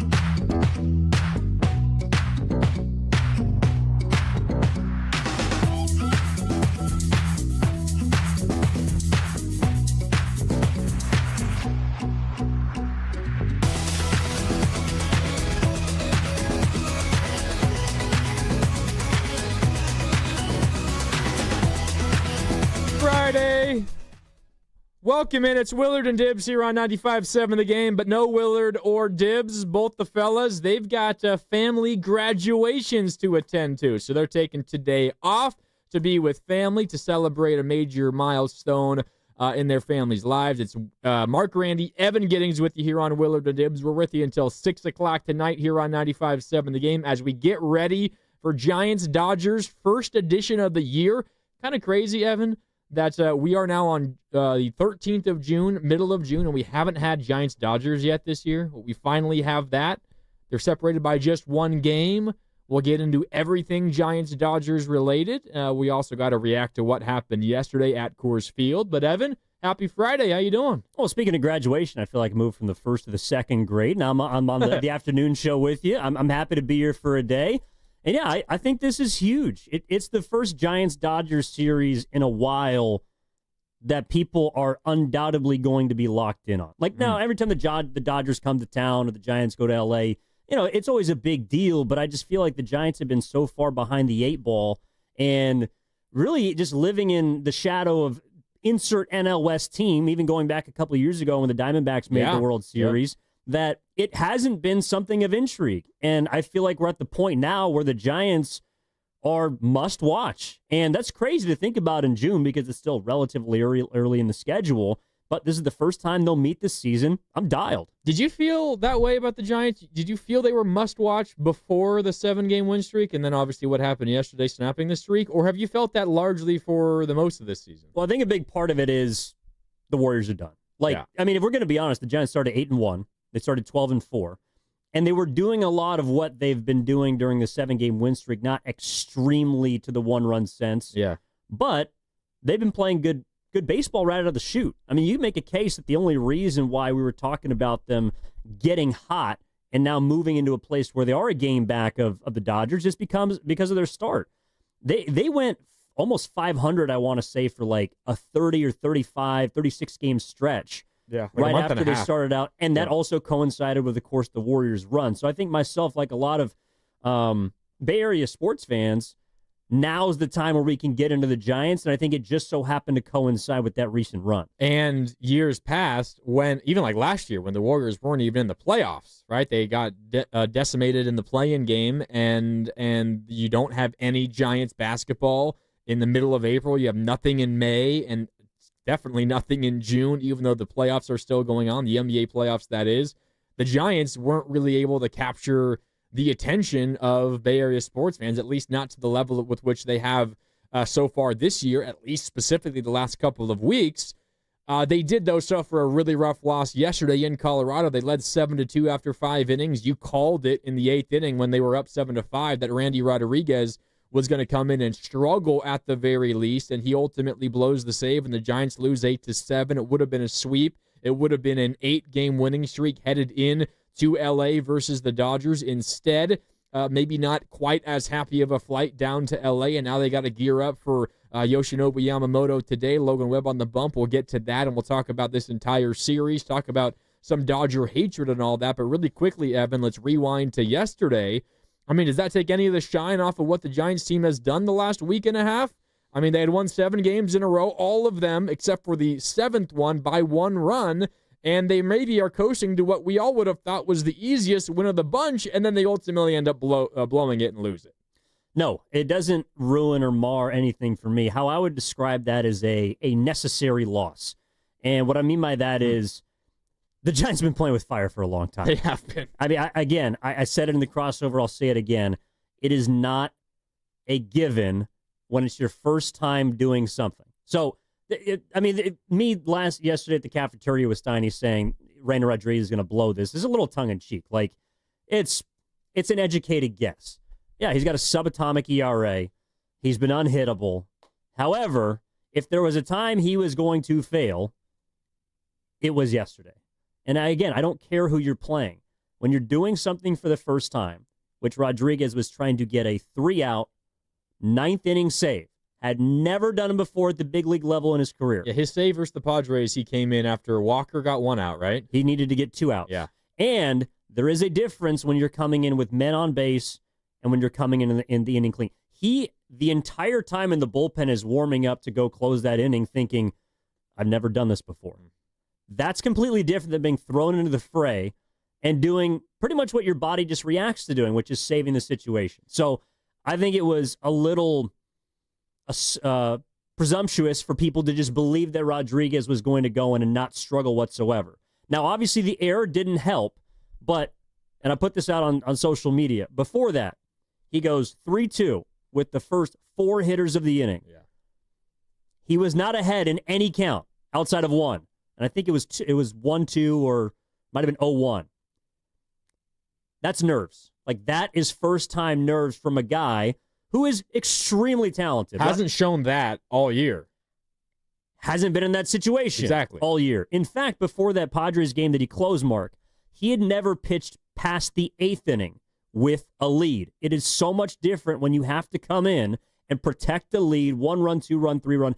Any save situation is going to be different. So I view it as a necessary win because that's a learning experience for Randy Rodriguez and someone who has been one of your most important players to this point. And I think he's only going to get better from that experience. Yeah. 888-957-9570. It's Mark, Randy, Evan Giddings with you. We're in for Willard and Dibs here on 95.7 The Game. Willard and Dibs out with a family graduation, so we're with you until 6. If you want to weigh in on that Giants loss, I mean, is it a nothing to see here loss? As Evan puts it, a necessary loss, a learning experience loss for someone like Randy Rodriguez, or is this a sign of something bigger? You can hit us up, 888-957-9570. For me, this is not a sky is falling loss. This is not a 7-game win streak be damned. That's not who this team is. What the Giants showed yesterday is more of who they are. That's not how I feel. But the way that I view this, Evan, is this is the kind of loss that confirms to me what kind of team the Giants are. The kind of team that I already thought they were, which was a good baseball team, but one that is kind of playing on a razor's edge and one that does not have a ton of margin for error. And you commit an error like that in the 9th inning, or you can't throw a strike to batters in the 9th inning, or you throw an inexperienced closer out there in the 9th inning, you might lose that game because you don't have a ton of margin for error. Now, they ultimately had a good chunk of margin for error yesterday specifically. They were up 7-2. It's one of the worst teams in the history of baseball. Yada, yada, yada. I get it. But as we zoom out and look at this team from a wider perspective, yes, they had won 7 consecutive games. 6 of them by 1 run. They could have easily lost 3, 4, 5, hell, all 6 of those games. They probably should have lost each of the first 2 games of this series versus the Rockies. This is a team that, again, it's not a disastrous loss that's going to potentially be the reason why they don't make the postseason or whatever. It might be. Who knows how it's going to turn out. This is a loss, though, I think that just shows, as presently constructed, currently with their injuries as well, this is a team that can't make those little mistakes because that's going to be the reason that they lose. They just don't have a ton of margin for those kind of errors. I mean, I would argue no team can, though. Like, for example, the Sunday game where they beat the Braves. I mean, they're an Ozzie Albies kick ball away from going to extra innings or potentially losing that game. Like, when you're playing 1-run games, stuff like that's going to happen. And I don't know. It doesn't necessarily take my belief in the Giants. It doesn't mean that I feel any worse about them, but the Giants have been playing with fire all season long, and that's also their path to victory. They're going to play in tight games. They're going to have to make routine plays, spectacular plays, and if they don't, it might come back to bite them. But the night before, they executed a beautiful squeeze play that ended up being the difference in that game. Couple of nights before that, they had a few, just gritty at-bats in which they were down 0-2, ended up working Watts. Adames comes to mind. Those are the kinds of games that you're going to have to win. So while they didn't make enough plays yesterday, I don't look at it even against the Rockies as being, a marring loss to the winning streak. Like, you are not going to keep winning 1-run games again and again and again. In fact, the stat that it only happened once, 7 times in a row, 1-run games. Yeah, like the Cubs in the 1960s or something. I forget exactly when, but yeah. Yeah, that was the only other team to do it more than the Giants. During Prohibition is the last time. I don't know. But the point is, it was eventually going to run out. Yeah. And it ran out against the Rockies. But I also think, too, Mark, it doesn't change how I feel about this Dodgers series whatsoever. And I don't think it changes the way the Giants feel about that series. To me, the way that they lost was because of inexperience, and it was because of players that have been in positions that they're not typically prone to. Schmidt is not their everyday third baseman. That's Chapman. Rodriguez is not their everyday closer. That's Doval or Walker. Players being put in positions where their failures should ideally enhance their future production. That's something that if I'm Bob Melvin, if I'm the Giants, I just got to live with. Well, I think also, and we got a text from the 925 asking, how could you possibly be inside the head of a professional baseball player? That's ludicrous. But I think the way that the Giants have handled Randy Rodriguez in the past suggests exactly what you're talking about. I remember when they made the change, when Bob Melvin changed the closer from Walker to Doval, that was while they were in Detroit. They got swept by the Tigers in Detroit. And he said post-game, they hadn't had a save opportunity in a while, but he said post-game one of those days, a couple of days ago, I decided Doval is our closer, Walker is going to be the eighth inning guy. And I forget who it was. It might have been Shane Rubin of the Chronicle who followed up and asked, essentially saying, well, what about Randy Rodriguez? Was he in any consideration? Do you ever think about putting him in the ninth inning? And he immediately shut it down. He said, no, he's not a ninth inning guy. And there has been an extreme hesitancy to use him in the ninth at all. And we've only seen it twice this year. It happened out of necessity because you couldn't throw Doval 3 consecutive games. But even before there's been any sort of even usage of him in the first place, the Giants were extremely hesitant to use him there at all, Evan, even despite the fact that he's been, by a pretty decent margin, their best reliever this whole season.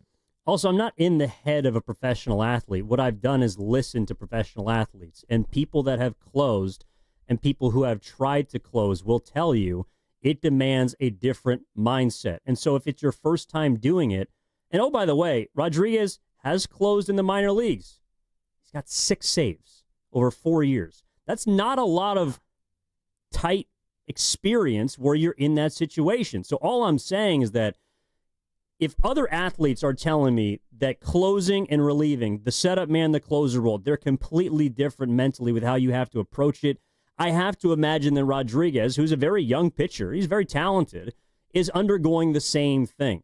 And so my thought process yesterday was just like, this is not going to be as easy as 1, 2, 3, where he's basically mowed everybody down for the entirety of this season because it's a different situation. Pitching with the lead is different than pitching from behind. Pitching in the ninth is different than pitching in the eighth.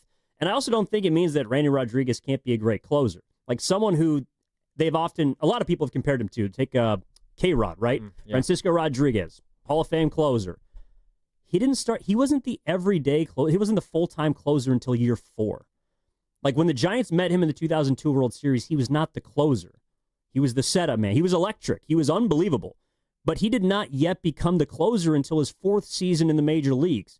So it's a process with someone like Rodriguez. And I, for one, love the fact that Bob Melvin allowed him to fail in that situation because I think with how much talent he has, with the electricity in that right arm that he has, this is only going to help him. And it's going to help the Giants. Yeah, no doubt. 888-957-9570. Earl, I see you on hold. We'll get to you when we come back. Plus, you want to play golf with Willard and Dibs? Well, the guys will be broadcasting live from Cache Creek Casino Resort on Friday, June 27th. And today, Evan and I, we're giving away an overnight stay plus a round of golf with the guys later on in the show, and that, of course, overnight stay and the round of golf is at Cache Creek. It's to one lucky listener and their guest of choice. All you need to know now is keep on listening because in the 5 o'clock hour, we will ask 3 trivia questions about things we say on the show. Your first hint is coming right around 3 o'clock. And then when the time comes, the first person to answer all 3 questions correctly on our contest line, I'll give you the number in a little bit. You will win the overnight stay and the round of golf with Willard and Dibs at Cache Creek, so just keep listening. All right, it's Willard and Dibs. It's Evan and Grandy with you here on Willard and Dibs on 95.7 The Game, talking Giants, talking Dodgers. We'll also get into Brandon Ayuk and Kevin Durant and the NBA Finals before the show is over. Plenty to get to you on a Friday right here on 95.7 The Game.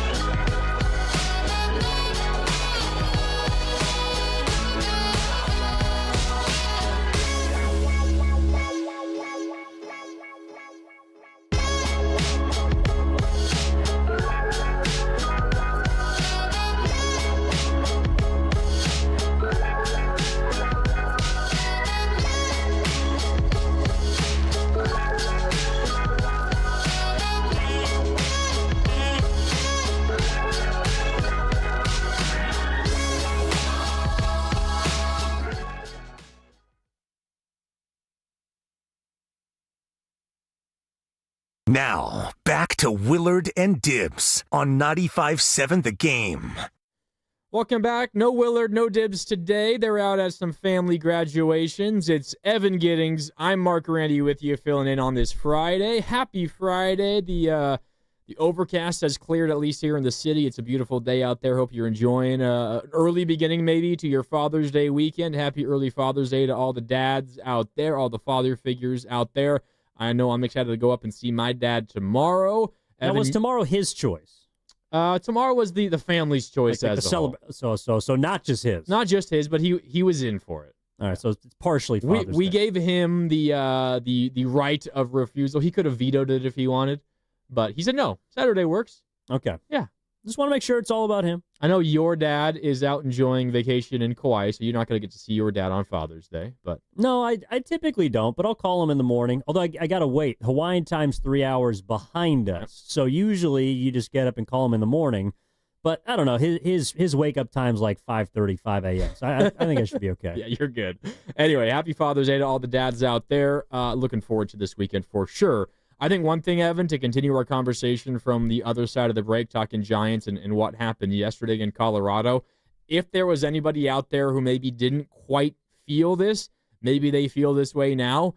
One thing the Giants desperately need, and I think we got confirmation that they do need this, they need Matt Chapman to be healthy once he comes back to play the rest of the year.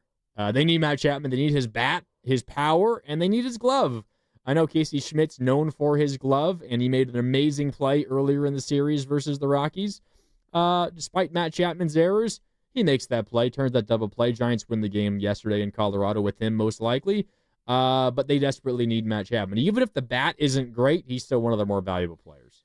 Well, I think that the bat has actually been a lot better, and it's probably been at the best it's been this season. That's what sucked. Like, he was swinging it really well. Bad timing. But Chapman, I know people love Ramos. I know people love Lee. Perhaps Webb is in the conversation too, but it's a bit different for position players. But like, Matt Chapman's your best player. Like, he's your best overall player, in my opinion. I think with what he does on the defensive end, along with, he has 20% of their home runs. And really, if we're talking about what the Giants lack, 20%, is that true? Well, it might have changed after the Rockies series. But going into the series. Going into the series, When he he had went 12 down. home runs of their, I think it was 61 going in. Like, that's a lot. And when you remove that from your lineup, you're asking, well, apparently you're asking Willie Adames to not do too much because he's incredible, mile high. But the point is that the Giants don't have a lot of guys that swing and get extra bases. And that's what you have to have in order to be successful in 2025 if you're going to score runs. And I think basically, the Giants are resigned to, if we can get 4, which is about what they average, a little more than 4 runs per game, then they're going to be in any ball game. And it's just a question of how you get there. And I think Matt Chapman is a big reason why I feel like they're going to have an opportunity to be in any ball game. Also because the amount of pitchers that they have more strikeout artists in their bullpen, but a lot of their starters are guys that pitch to contact. And Matt Chapman is a massive plus. He might be the best defensive player in baseball. So, you're missing arguably your best player. And I just think that's something that absolutely is going to hurt at some point over the next few weeks until he returns. Yeah, and it hurt yesterday, and it's very likely going to continue to hurt. No matter how, I thought Casey Schmidt had himself an awesome series, except for that one blunder that he made, which, might have cost the Giants the game. Not that it's solely on him. Randy Rodriguez wasn't good either. But Casey Schmidt makes that play. You very, very, very likely win. A double play would have ended the game. You can't assume a double play, but it hurt the Giants yesterday, and Matt Chapman might miss upwards of like a month because there's a chance that he does not play until close or maybe after the All-Star break, and that is coming up in mid-July. 888-957-9570. A couple of you want to talk about these Giants. Let's go out to you. Earl is in East Oakland, and he starts us off. Earl, what's up? How you doing? Yo, good afternoon. What's going on, fellas? Thanks for taking my call. For sure, man. What do you got?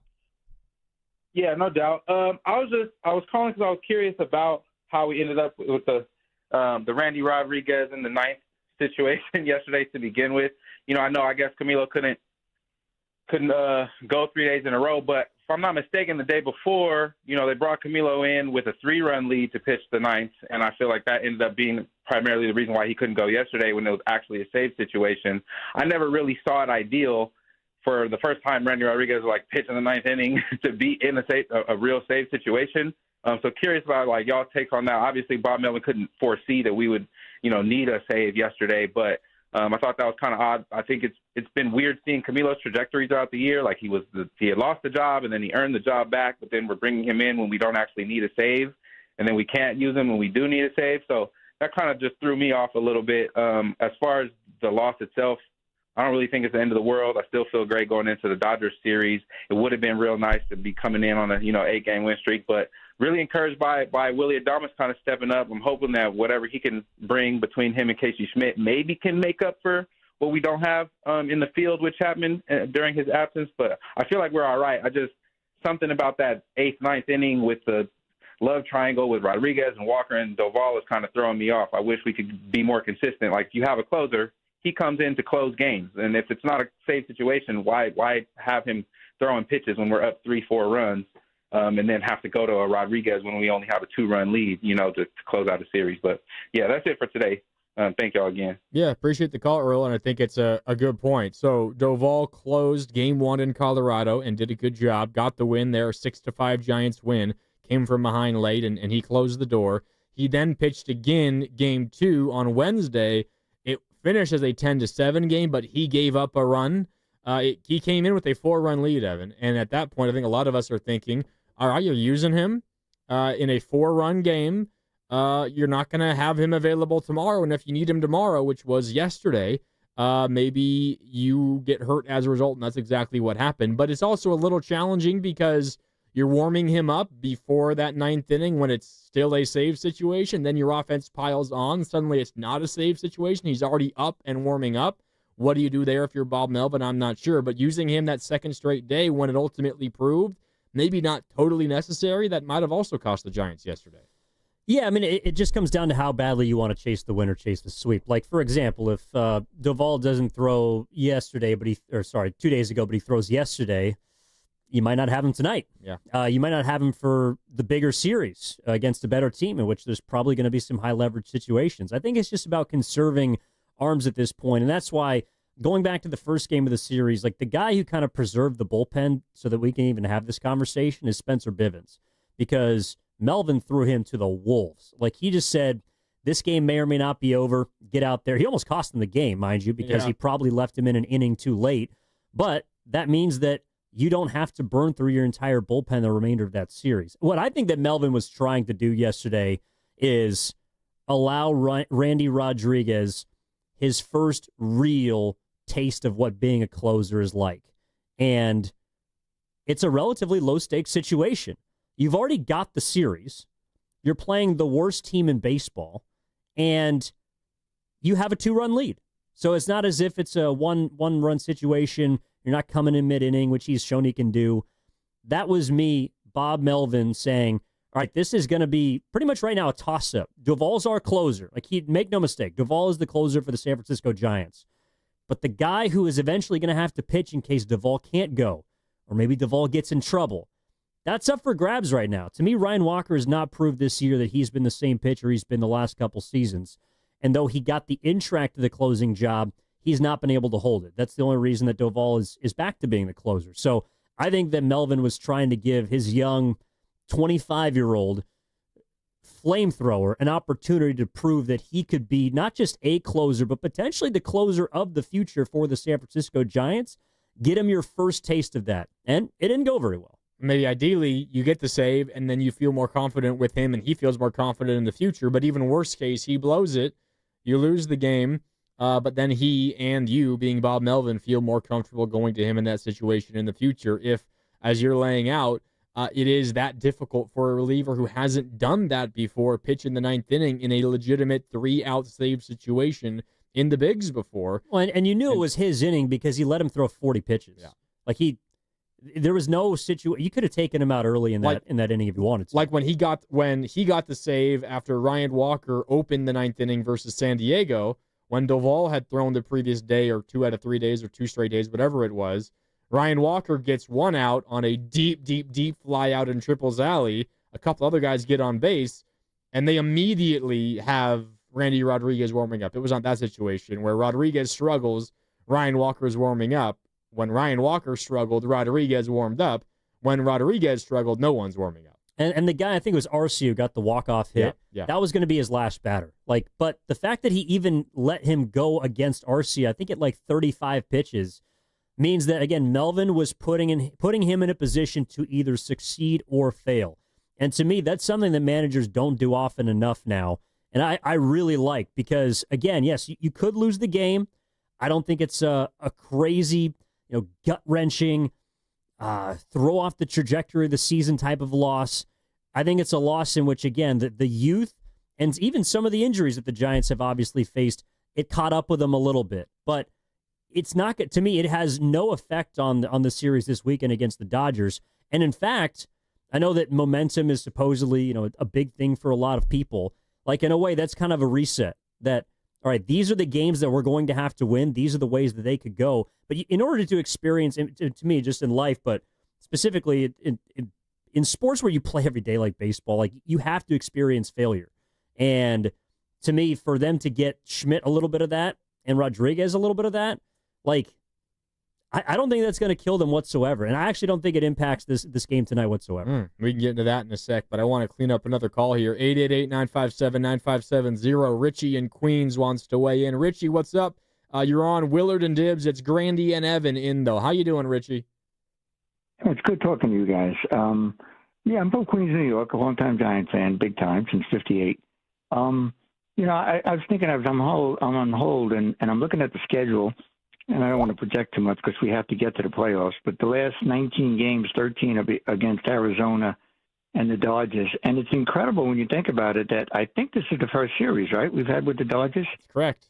And here we are, June 21st, which the interleague drives me crazy. I think it's great, but I think it's just overdone because I just like at the end of the year where you have that ability to face the teams that you more than likely have to beat to get into the playoffs because the West is so strong. The thing with Rodriguez, I didn't understand about coming in with the 4-run lead. We lose him for a while. And to me, it's Walker 6, it's Rodriguez 7, it's Rogers, who's just incredible. I love everything about that kid. His demeanor, nothing phases him, and obviously Duvall. So you won't have Rodriguez for a day, maybe two, because you've been really careful with him with his pitches. But, the Bevins and Beck, and Jelly, I'm not, those are okay, but the four of those guys with Miller really tough at the end of games, and to go against Yamamoto and Webb tonight, when you look at it, guys, it's just incredible because I was on earlier in the week and I said if Adames can hit, which I really thought he would, he's 31 years old, he's not done. It'd be like picking up a trade the second half of the year.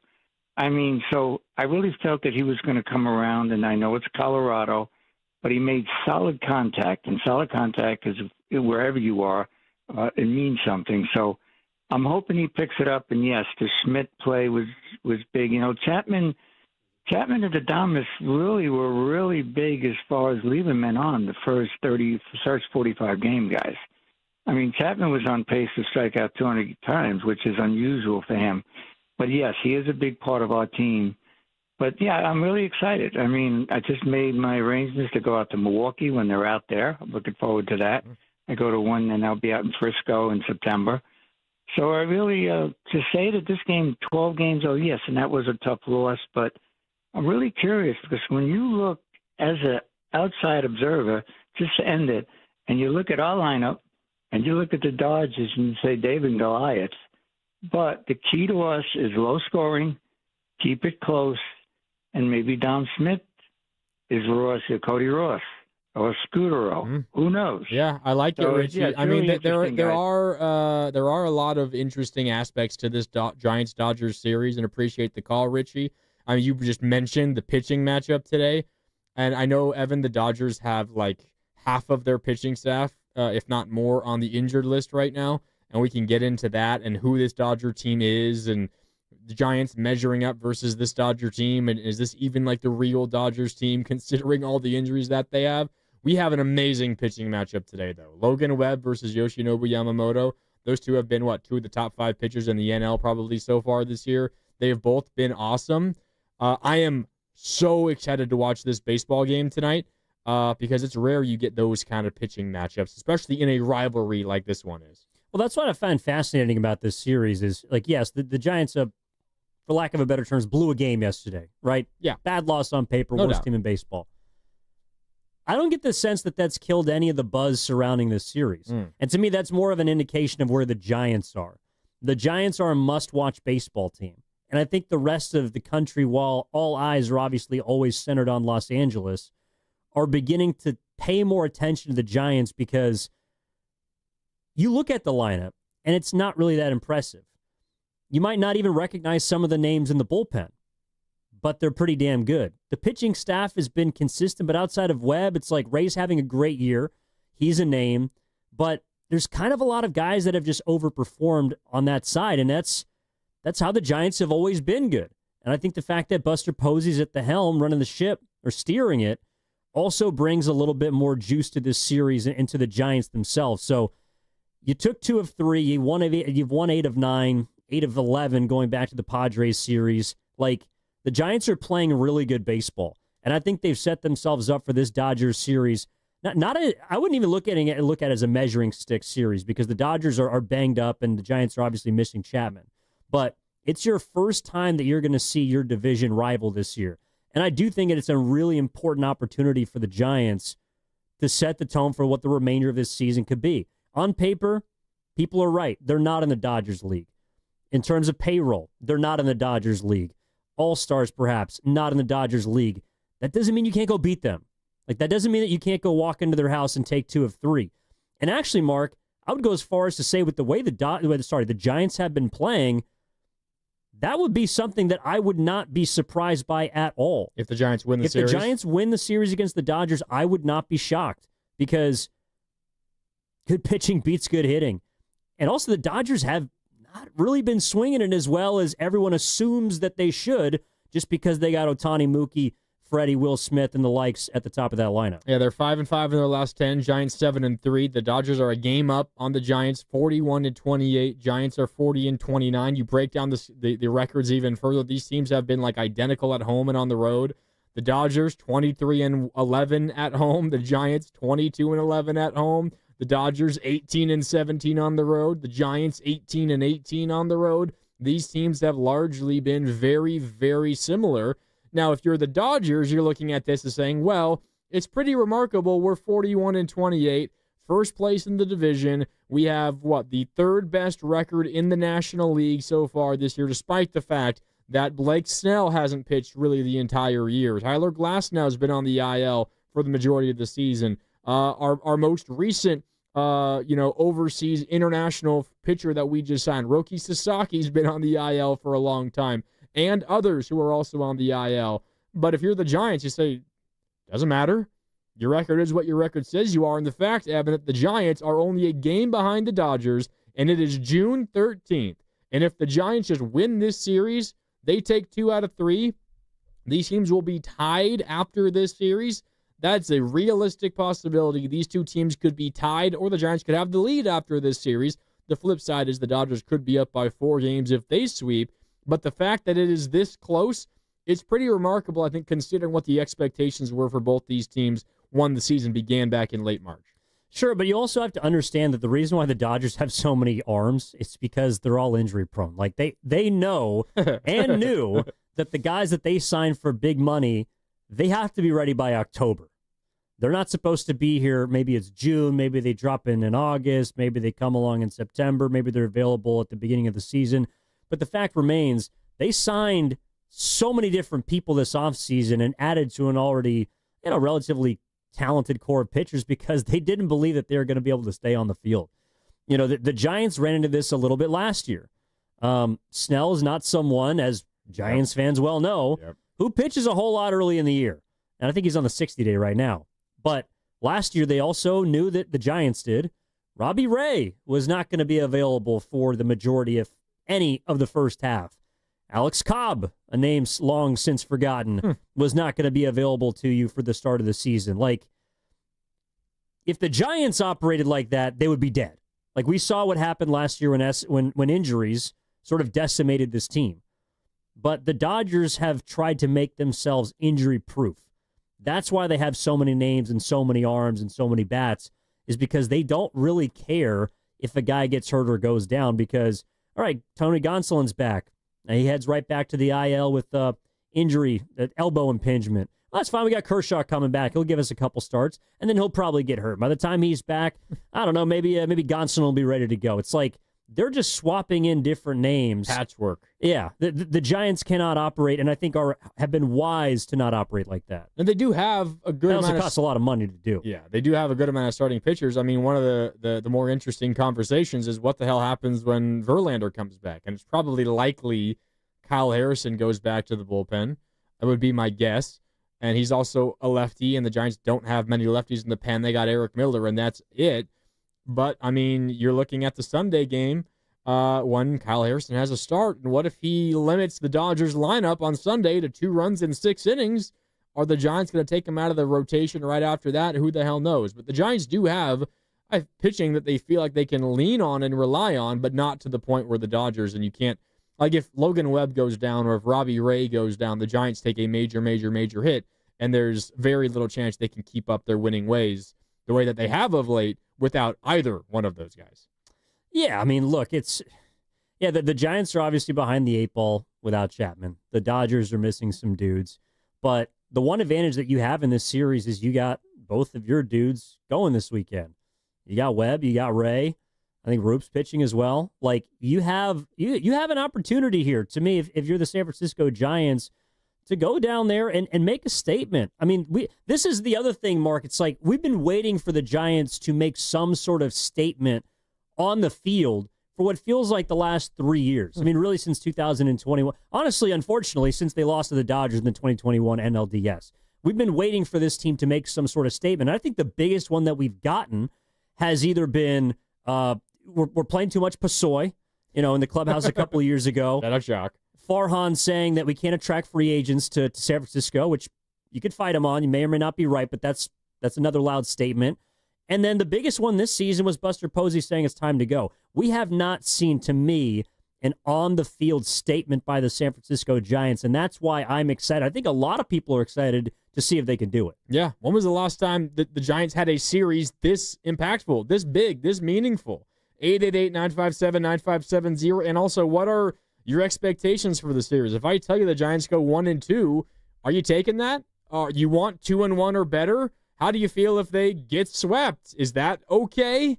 Like, what changes your mind about the Giants? Could anything in this series change your mind? We can get into that when we come back. 888-957-9570. It's Willard and Dibs, Grandy and Evan in, though. We're brought to you by Fremont Bank. Here for you, here for good. More when we return right here on 95.7 The Game.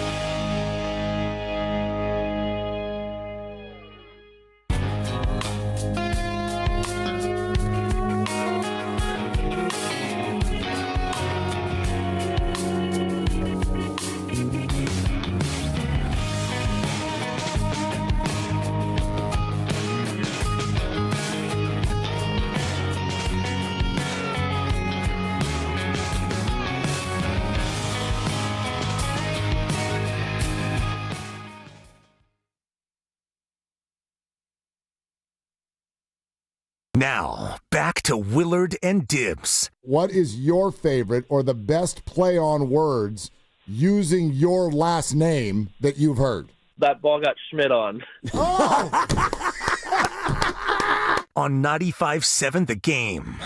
That's just cruel, Pasta. Yeah, I hope he wasn't talking about that ground ball.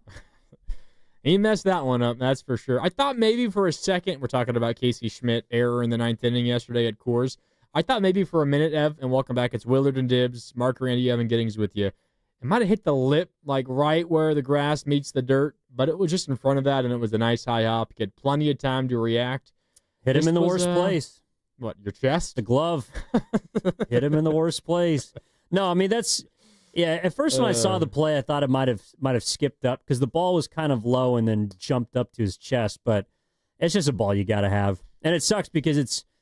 Well, I still think that Rodriguez, he got charged for an earned run, but it would have been the ball game. Yeah, double play. I mean, yeah, the official scorer can't just assume the double play was going to get turned. The batter might beat it out. You can assume the force out at second, so it was officially a fielder's choice for the batter, but the run came in to score anyway.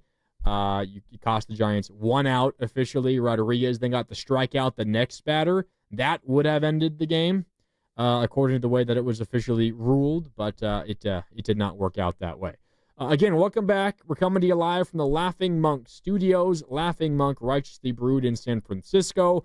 And also, we've got a fun contest going on today. If you were listening to Willard and Dibs yesterday, you heard this as well. If you want to play golf with Willard and Dibs, you just have to keep listening because the guys, they're broadcasting live from Cache Creek Casino Resort on Friday, June 27th. And today, Evan and I, we're giving you an overnight stay at Cache Creek plus a round of golf the next morning at Cache Creek with Willard and Dibs. We're giving it away to one lucky listener and their guest of choice. And this is an awesome prize pack, Cache Creek Casino Resort. First of all, a great place to spend the night. And also, the golf course, absolutely beautiful. And you get to hang out with Willard and Dibs. It's a win-win-win. All you need to do is keep listening because in the 5 o'clock hour, we're going to ask you 3 different trivia questions about things that we say on the show. And we're going to give you a hint here to the first trivia question in just a second. And then ultimately, in the 5 o'clock hour, when we do ask all the trivia questions again, you just have to be the first person to our contest line to give us the 3 answers, and you will win that overnight stay at Cache Creek and the round of golf at Cache Creek with Willard and Dibs. So just keep listening, and who knows, this piece of information that I'm throwing out to you right now, it might prove valuable come 2+ hours from now. Evan, you now, and do we know what tee time is? I don't think we know just yet. I'm just sometime saying, in the morning. Well, if you got an overnight stay at Cache Creek, and you're a little bit of a degenerate like most of us here at the station, you're not going to get much sleep. Is that what you're telling me? I'm saying, if he's got a 7 a.m. tee time, I don't know if I'm going to park that bus at the station early enough to get up there and feel good about my first tee. I don't know for certain what time the tee times are. I don't think it's going to be that early. Okay, that's all I need to know for our people out there, because you want to enjoy yourself. It's a great resort. There's a lot of things to do, both inside and outside, and you want to make sure that you're feeling good in the morning. I'm with you. Plenty of hydration. There is a lot to do. You will not be left wanting for ways to entertain yourself. We can put it that way. Anyway, one of the pieces of information that you might need in order to win, and I put quotations on might, you're going to need this, so listen up. And if you have a bad memory, write it down. You and I were talking a second ago, Ev. I'm heading up to see family, specifically my dad, for Father's Day tomorrow. Where am I going? I'm going to my hometown in Windsor, up in Sonoma County. So now, is the reason you're emphasizing your hometown? Maybe that's going to be Windsor. A question that we're going to ask you in 2.5 hours. Okay. Windsor, my hometown. Not a big town. It's growing. It's growing. It was much smaller when I was a wee little lad. I feel like you're on one of those advertisements. Like, well, there's a bustling downtown area. There's 3 skyscrapers, 4 stories high. And we got a bar that's being built. We and got there's a nice little nightlife. town green. Yeah. And there's curfew. Maybe when I was like 12, there was. No, Windsor's a fun town. Up in Sonoma County, shout out to the 707. But yes, just keep in mind, Windsor, that's my hometown. And then just note that your next hint for the next trivia question that you will need to know, that's coming up in about an hour. So just keep it locked right here on Willard and Dibs. It's Evan and Grandy in for Willard and Dibs on this Friday here on 95.7 The Game. We're getting ready for Giants and Dodgers. First Giants-Dodgers series of the year, Evan. The balanced schedule has made it so that the Giants and Dodgers don't play all that often, which I guess on the surface is a good thing because the Dodgers are so good. But it kind of makes the rivalry maybe a little more touch and go. However, heading into this one, this feels like one of the biggest Giants-Dodgers series, maybe since, as you laid out, the 2021 NLDS. Yeah, the scheduling also means you play the Rockies fewer amount of times. Which is not good either. Which does suck. And the Giants have already played them twice. Yeah. But I was looking at this is the latest that the Giants have played the Dodgers since 1999. And sure, things were a lot different back then, but I just think that it's appropriate now. Like, both teams are a game away from each other. Dodgers obviously in first place. They have not, I think, even shared a share of first place since April, maybe it's early May. Yeah, like the 12-4 start, maybe. And the Padres were the team that was originally ahead of them. Yeah. So, like, the Giants have an opportunity to climb into first place for the first time in quite some time. I don't think that's insignificant. Like, this is a 1 versus 2, and while on paper the Dodgers seem like the Goliath to the Giants' David, it's a massive series. And I think it's a great opportunity for the Giants to, again, basically make a statement, one that they have arrived as a team to be reckoned with. I think the Dodgers know that, to be honest, but everyone else watching this series, like, I'm curious, and if people want to chime in, kind of what is your expectation for this series? I do wonder how fans are feeling right now, because typically, for the last 3 years at least, there's been this sense of powerlessness surrounding, oh, God, we got to play the Dodgers, or, oh, my gosh, they're coming to town, and here comes Ohtani, and all these, or Freeman and Betts, and these freaking asses that are just going to pummel us to the dirt. And it's like, I don't really feel that way. Now, they might lose the series, but I don't get the sense that there is this massive gap of hopelessness the way there once was. Do you want to hear the lineups that just came out for the Giants and Dodgers? Well, now you're going to send me spiraling, but sure, read me the lineups. First, for the visiting San Francisco Giants, Jung-Hoo Lee leading off, then Willie Adames in that 2-hole still. Elliot Ramos batting third.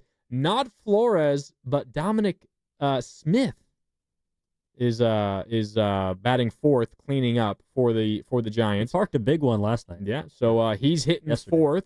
Wilmer Flores DHing and hitting fifth. Casey Schmidt batting sixth, playing at third base again despite the error.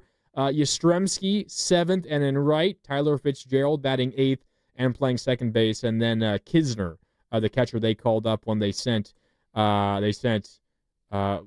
of that Lamont Wade whole fiasco last week. They brought Kisner back up, so he's the catcher and batting ninth. But it's Lee, Adames, Ramos, Smith, Flores, Schmidt, Yaz, Fitzgerald, and Kisner. And then the Dodgers is Ohtani, Betts, Freeman, Will Smith, Teoscar Hernandez, Max Muncy, Andy Pages, Michael Conforto, Giants legend, and Tommy Edman. Those are the lineups in this one. The matchup is Logan Webb versus Yoshinobu Yamamoto.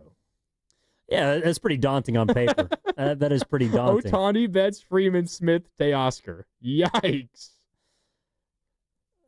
But you know who you got is, and really, honestly, the only name that I really care about in the Giants starting lineup is their pitcher.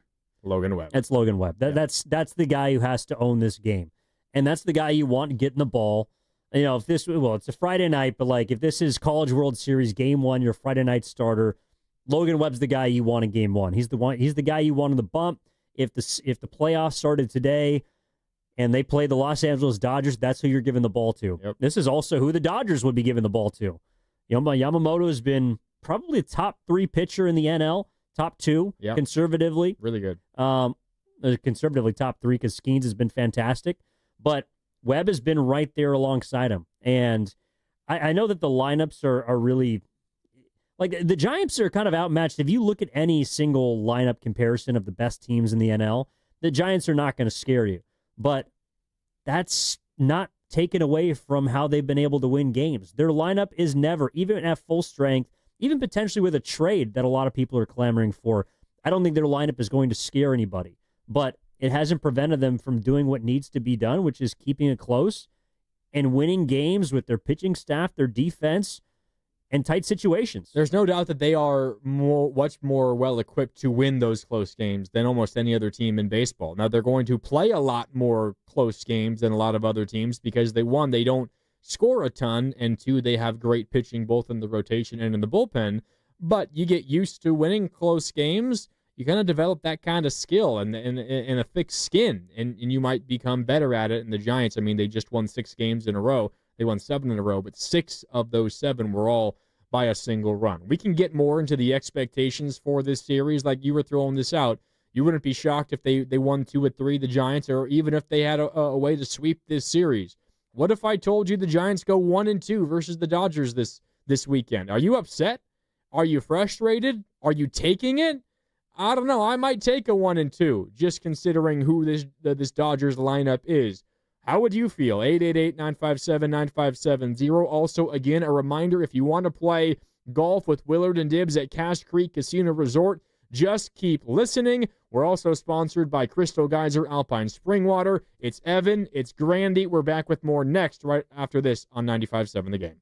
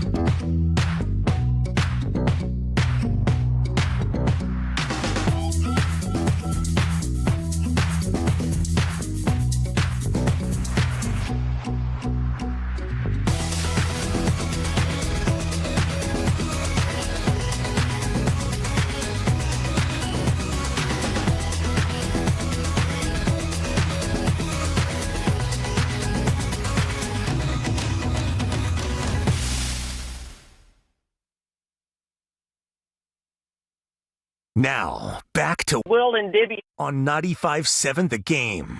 Welcome back. It's Willard and Dibs. No Willard or Dibs today, though. They're out to some graduations. They'll be back. Willard will be back on Monday. Dibs will be back on Tuesday. So it's Mark, Randy, Evan Giddings sitting in on this Friday. Happy early Father's Day to all the dads and father figures out there. We're streaming live on Twitch and YouTube. Head to twitch.tv/957thegame and youtube.com/957thegame. Everything we do on Twitch and YouTube, powered by First NorCal Credit Union. Evan, we've been talking a lot about Giants and Dodgers and expectations for this series. How about this coming in on the text line? We're going to go out to the phones in just a sec as well, and you can weigh in 888-957-9570. The 415, Evan writes, LA has no pitchers. The Giants should win 2 out of 3 to be taken seriously. You agree? I don't know if it's to be taken seriously. I think the Giants should be taken seriously, but he's absolutely right that the Dodgers have no pitchers. Or no starting pitchers. But their bullpen is also not really that great. Certainly not as good as the Giants. Taxed, because they've had to cover so many innings early in the year. I think the Dodgers bullpen has pitched more innings than any bullpen in baseball. Yeah. But the flip side of that is the pitchers that they do have, all 3 of them are throwing this weekend. Yeah. So May has been one of their more healthy arms. Yamamoto has made, I think, every single start. And then Kershaw's just coming back. So, look, I mean, yeah, you're not going to run into, like the Dodgers just took 2 of 3 from the Padres. The one game they lost, they essentially sacrificed because they threw, I think it was Matt Sauer. But it's just like a relief game, bullpen game. We're going to throw him to the Wolves, and then we'll move along. And it's like the Giants, this is the classic, can our strength beat theirs? Because the Dodgers' strength this year has clearly been their offense. Yamamoto has been incredible, but their offense has been what's led them. What's led the Giants has been their pitching staff. Their starting pitching has been fantastic. Their bullpen has been the best in baseball. Is that good enough to win you a series? I think it absolutely is. But they obviously got to go out and prove it, and that's why I think everyone's going to be locked in for the next 3 days. Yeah, like if they lose the series, they go 1-2 in the series, the Giants do, does that mean we don't take them seriously anymore? No. If they get swept, do we stop taking the Giants seriously? No. I mean, you're going to be disappointed. You're going to be frustrated, and suddenly that 1-game deficit, which you were hoping was actually a tie in the standings because you had a 7-2 lead yesterday in Colorado, suddenly would jump to a 4-game deficit, and the Padres likely win a game or 2. They might jump you in the standings if that happens. So obviously you don't want to get swept. You don't want to lose the series. But I don't think to the 415, what is on the line here is whether or not the Giants are taken seriously, but there is definitely an opportunity. And I think to your point earlier, this is the first time maybe in a while Giants fans go into a series, and you know, there's a lot of very optimistic Giants fans no matter what the record is. But this is the first time in a while, and I can just speak for myself personally, Evan, where I go into a series versus the Dodgers, and this is as good as the Dodgers lineup has maybe ever looked, at least in my lifetime, and yet I still feel like, yeah, winning this series is definitely on the table. I would be happy. I wouldn't necessarily be surprised. Winning 2 out of 3 is definitely possible, and considering what this team is, the Dodgers team is, and what they have been for quite a while, that honestly, like, it's not nothing, just that feeling of at least somewhat confident that you have a team in the Giants that can go toe-to-toe, at least with the way the Dodgers are currently, which is a team that has very, very, very little starting pitching. Well, on paper, the Dodgers should wax the Giants. But that's the beauty of baseball. It's not played out on paper. Yeah. And I think the Giants, of any team in the MLB this year in Major League Baseball, have proved that it's quite clearly not played on paper.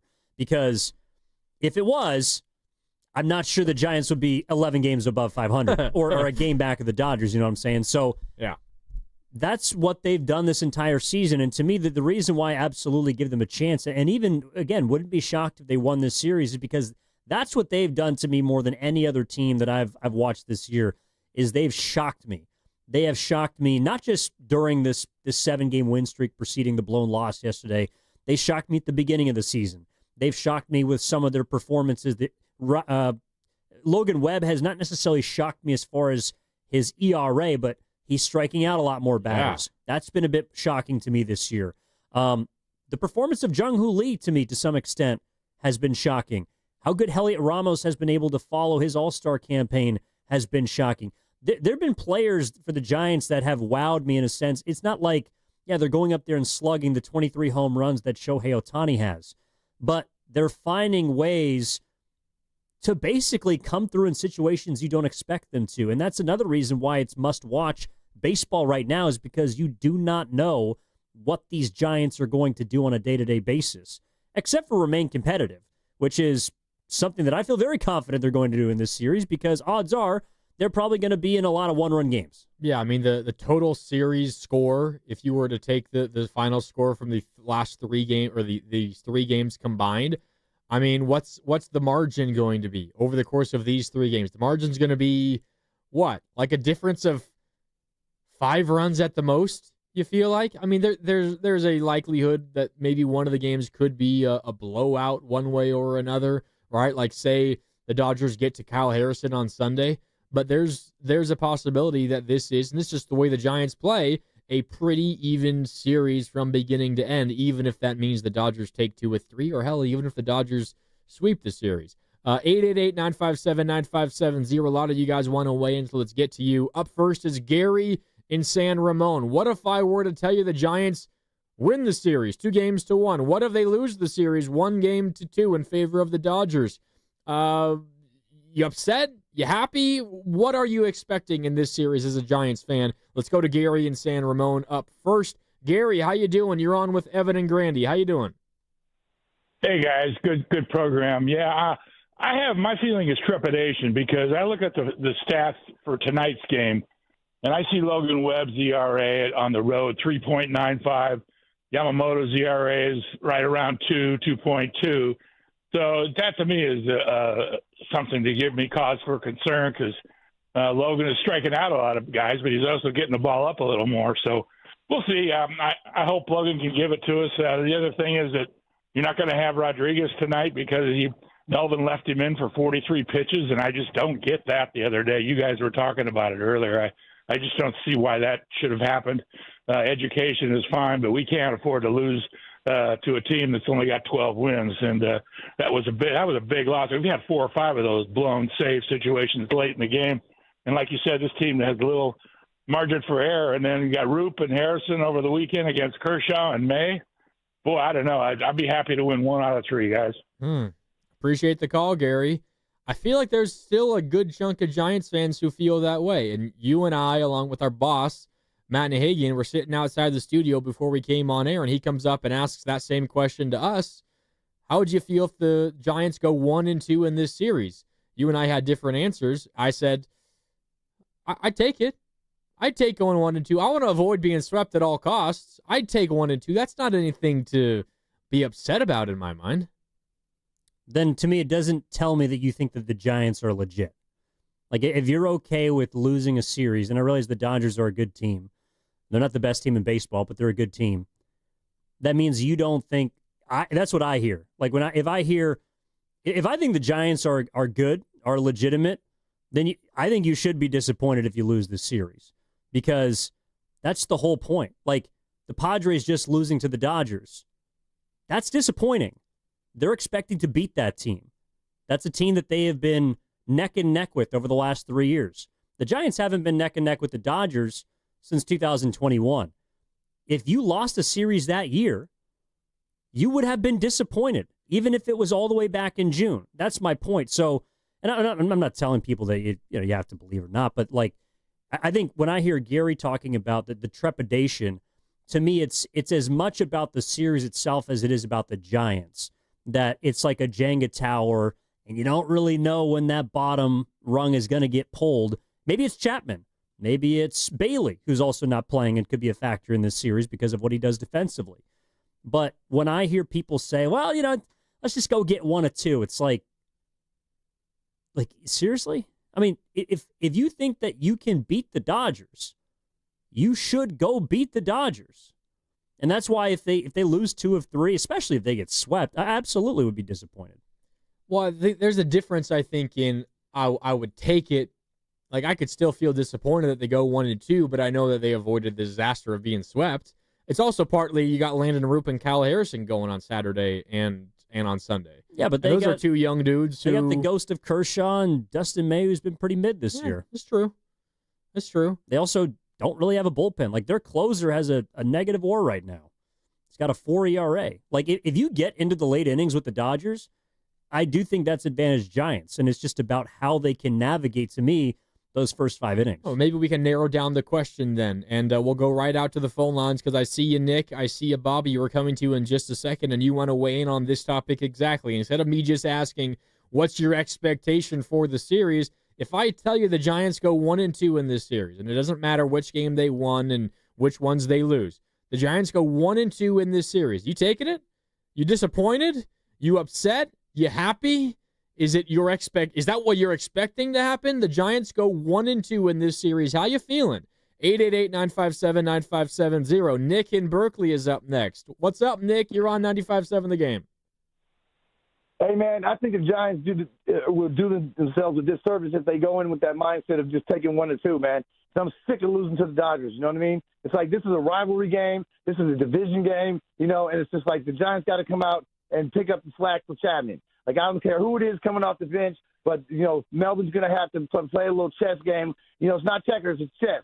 So we got to come out there and make some moves to make, to knock their starter out early. We got to prevent their leadoff batter from getting on and get our leadoff batters on. We got to get that 2-out hit and prevent them from getting that 2-out hit. It's not rocket science, it's baseball, but anything can happen in divisional games, man. You know what I mean? Like in any sport, it's just like we got to go out there and just put a hurting on them. If we get into their bullpen early, man, we have a really good chance. And Melvin is going to have to decide who he's going to have to come off the bench in some situations with his RBIs sitting out, the ducks on the pond, and we got to knock in some runs, man. We got to have some clutch hitting. Some of them cats got to step up. Losing Chapman was like one of our main hitters. Is brutal, but I think the Giants have a really good chance to do it if we get like you just said about their bullpen and getting keep it close, keep them close. Right where we want them, and then strike late or strike early.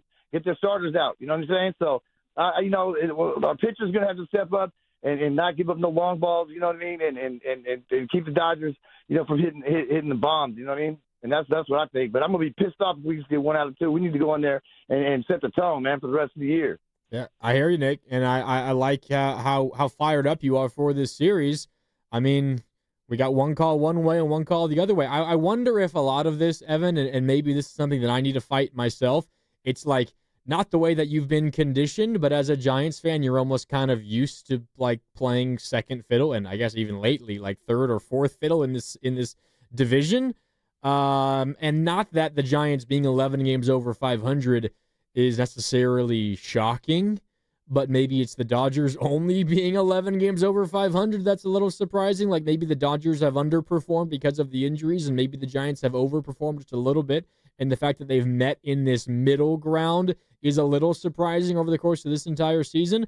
But I think some of what Giants fans are fighting against is just what the last, and you can throw out 2021, but ever since like 2016, it's just been Dodger dominance and Giants being like, all right, at least we didn't get swept.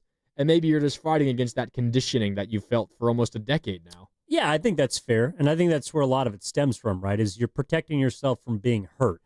But I would also say, again, like to me, this is the biggest Giants-Dodgers series since the 2021 NLDS. So from that standpoint, it's not as if my hopes are high, like they can go in and sweep the Dodgers.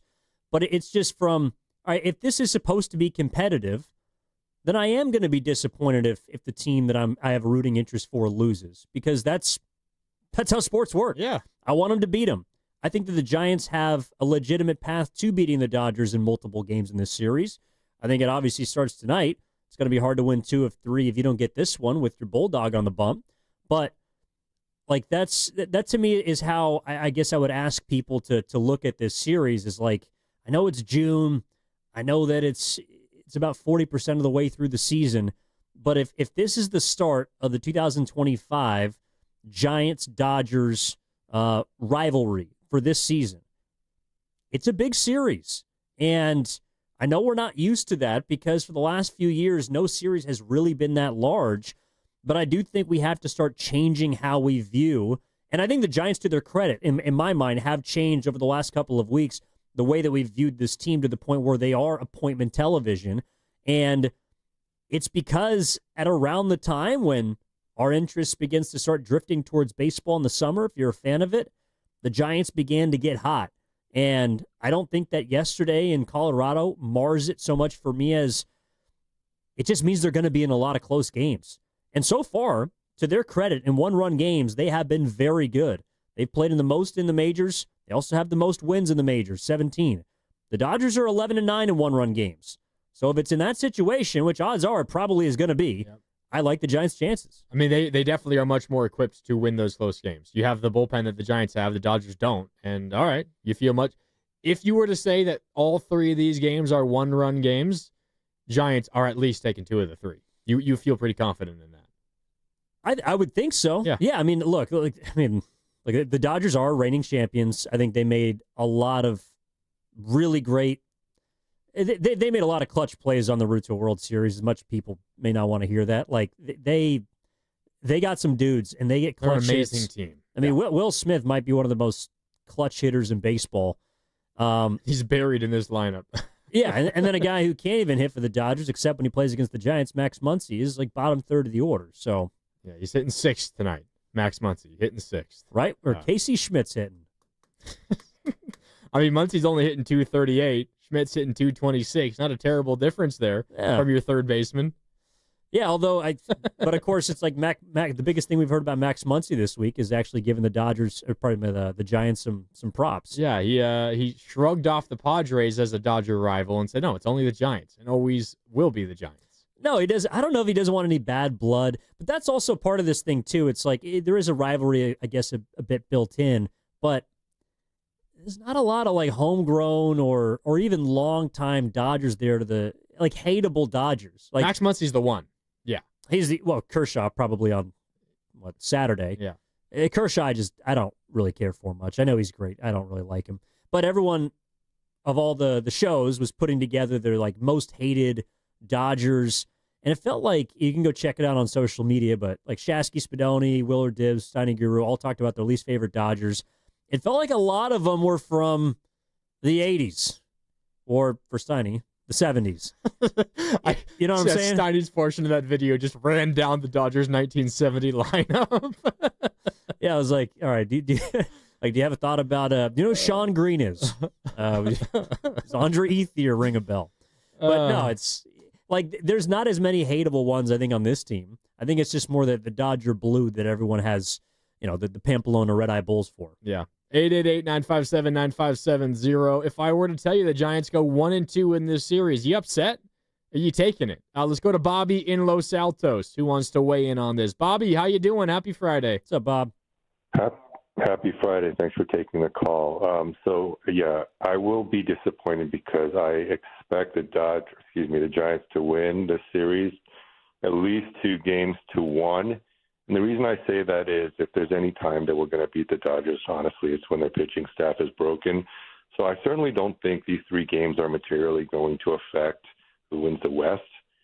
But from a psychological standpoint, I really do think the Giants need to win this series because, like I said, their pitching staff is broken, and we have one of the best pitching staffs, if not the best pitching staff in baseball. So we just need it to happen. But, I do want to pose a question about Shohei, but one thing that I found so interesting about yesterday's loss is, we've been in so many one-run games. It's been pretty interesting to watch. It hasn't been boring.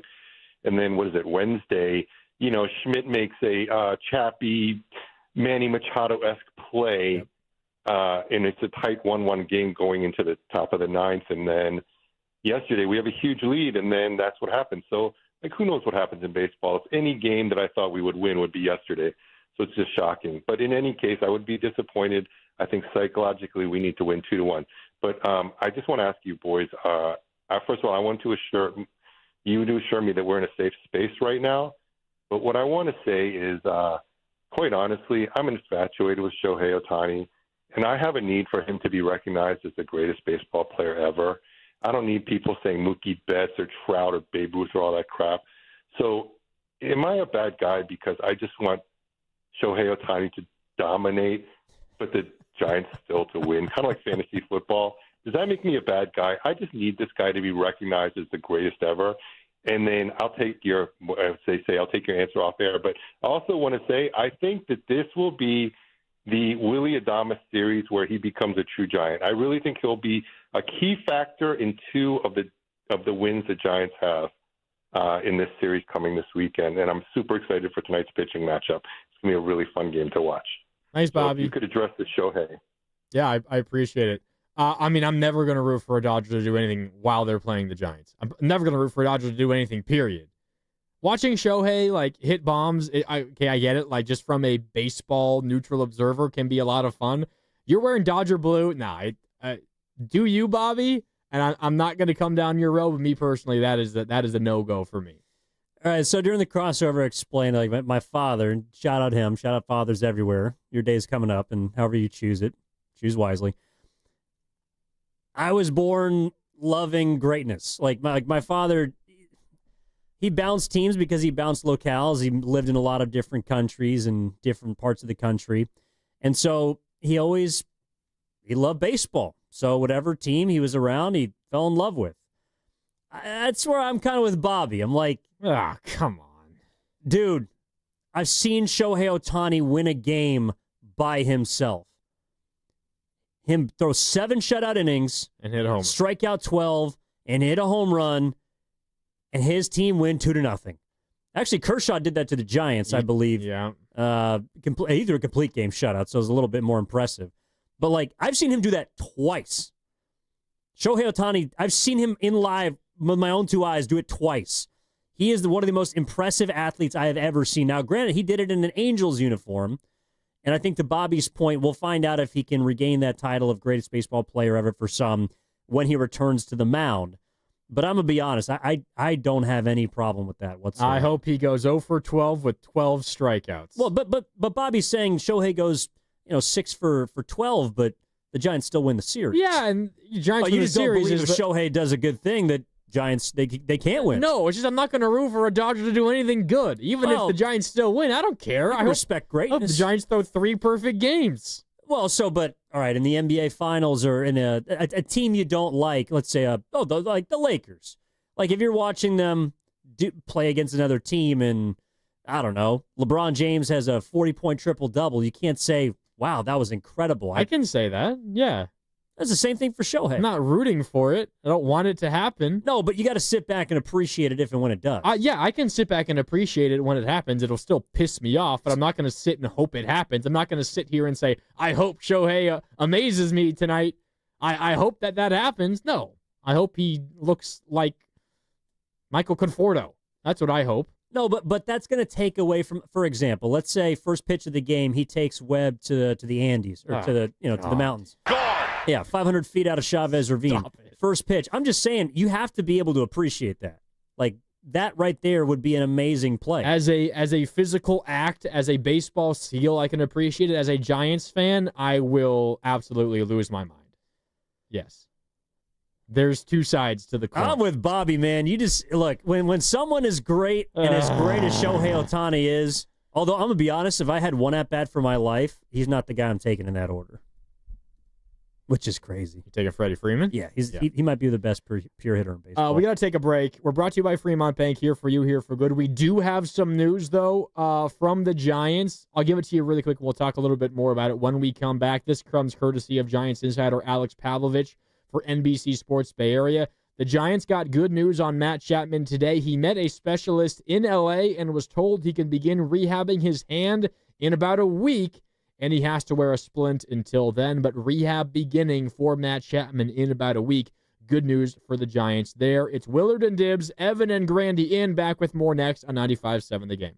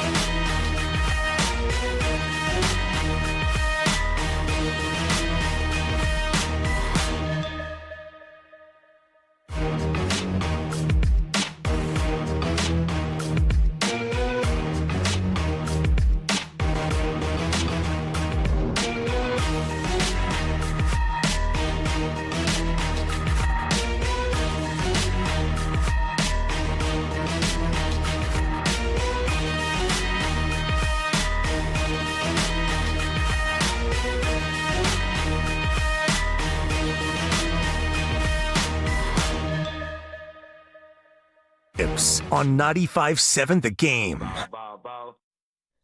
Wow, what a throwback. Thanks, Buddy Buster. Hield, bow, bow, bow. Bow, bow, bow. There you go. Giants could use a little bow this weekend. They could use that versus the Dodgers. Down in L.A., taking on Shohei Ohtani, Mookie Betts, Freddie Freeman, Will Smith, Teoscar Hernandez, Yoshinobu Yamamoto, and all the Dodgers. That series kicks off today.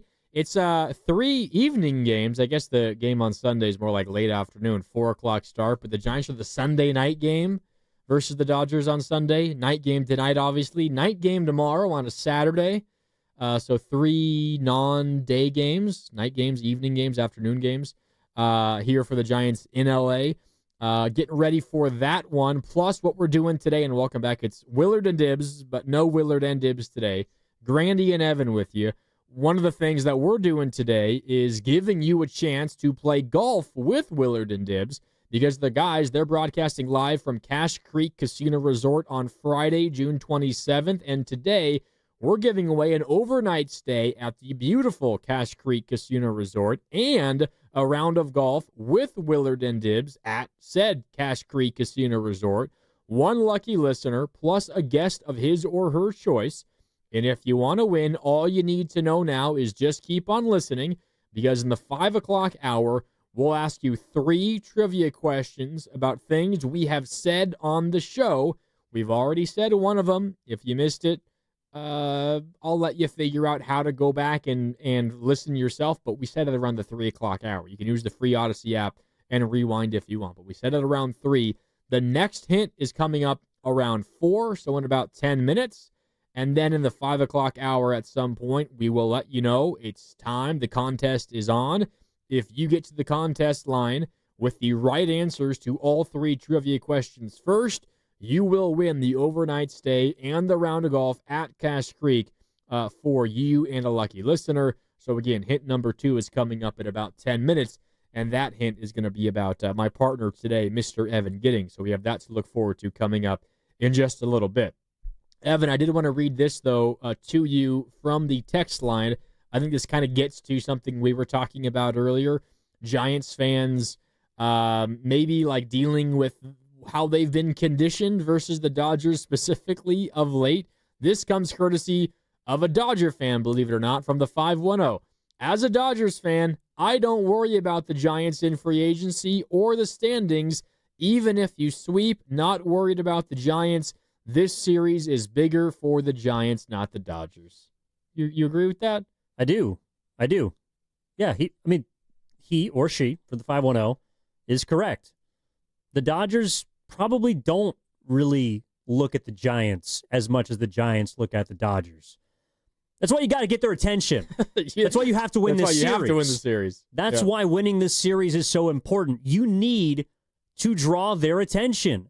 The Giants are not on the Dodgers' radar. I think that's 100% fair.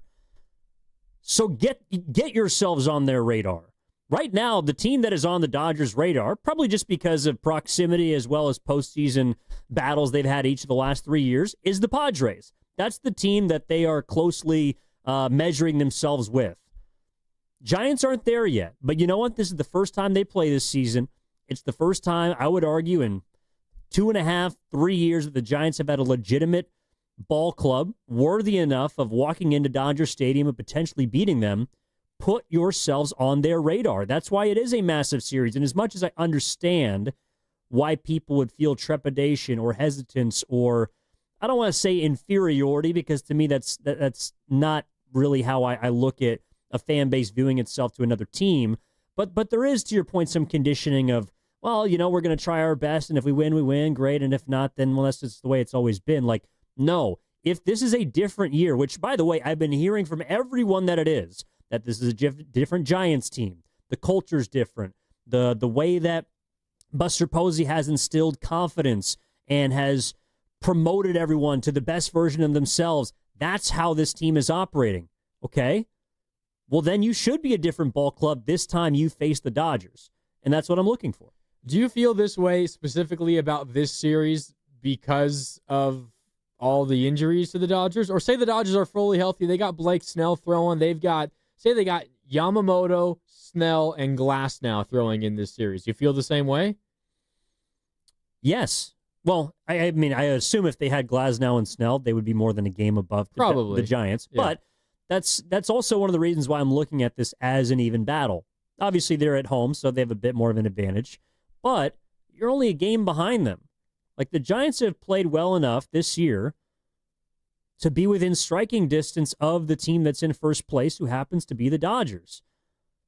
That means you have played almost as well as them to this point. You know, if you look at the amount of teams they've played above 500, it's relatively even. You look at the amount of extra inning games they've played this year, straight crazy as it might sound, it's been relatively even. The strength of schedule hasn't been markedly different. You know, injuries have hit the Dodgers, and now injuries have hit the Giants. But, like, I don't know, Mark. To me, I think this is a massive series for the psyche of the Giants in 2025. Not if you lose or get swept in this series, everything is done. But I do think that it would be far more disappointing than if you had lost a series to the Dodgers in 24, 23, or 22. I'm with you there. Yeah, I agree. But it's also like, all right, so you have this version of the Dodgers, this iteration, who, when healthy, are, you know, one of the best collection of talents we've ever seen on a baseball team before. Like, when fully healthy, this is one of the most talented baseball teams in the history of baseball. Is it, and this is not that team because they have so much talent and so many dollars that are sitting on the injured list right now. So a lot of this, a big chunk of this is, all right, like, and it's what our caller mentioned earlier. I can't remember if it was Bobby or one of our earlier callers who essentially said, I mean, if you can't beat them now, when are you ever going to beat them? So this is big, as you said, for the psyche of the Giants. If you can't win this series, then when you play them again in a couple of months, and maybe it's a really important series, not necessarily to win the West, but to get a wild card spot, and you have to go up against Snell, who's rolling in August, and you have to go up against Yamamoto, who's still pitching really good, and Glasnow's back and healthy, then you're kind of looking at, oh, how are we going to summit that mountain if you can't get it done now? But you also have the aspect of, it means nothing about how I feel about the Giants. I can just look at what the Dodgers are, and as much as it pains me to say as a lifelong Giants fan, I can look at the Dodgers and just say, I don't know how the hell to compete with that. Like, I can view that about the Dodgers, and that does not impact anything about who I think the Giants are. I think for me personally, my surprise about the Giants hasn't been that I suddenly think they're the best team in the National League West. It's that I think, whoa, they could definitely make the postseason. And hey, I'm not sure how many teams are going to pick them, want to face them with that pitching staff. Doesn't mean I think they're going to win the National League West because the Dodgers are so freaking good. But my belief in the Dodgers does not hinder how I feel about the Giants at all, if that makes sense. Sure, but the Dodgers have had juggernaut teams before that have not gotten it done. They won 111 games in 2022. They got beaten in the NLDS. They had 100 wins in 2023. They got swept in the NLDS. Like, just because they have a juggernaut of a team does not guarantee them victory. Buying your ball club is not always, maybe it's a better path to success than most, but it's not going to guarantee you a championship. It's not going to guarantee you even victory over the Giants. The Dodgers right now are 5-5 in the last 10 games. Like, they haven't been playing incredible baseball. And so why, yes, tonight you look at the lineups and you say, how the hell are the Giants going to beat this team with 6 or 7 monsters in their lineup? But the fact is the Giants have also beaten teams recently with some pretty good lineups. Like, I know that they haven't been playing well this year. The Atlanta Braves have a pretty damn good lineup. Yeah, they do. You look at Acuna, Albies, Olsen, Riley. Like, you go down the list, there's some boppers in that order. Padres, too.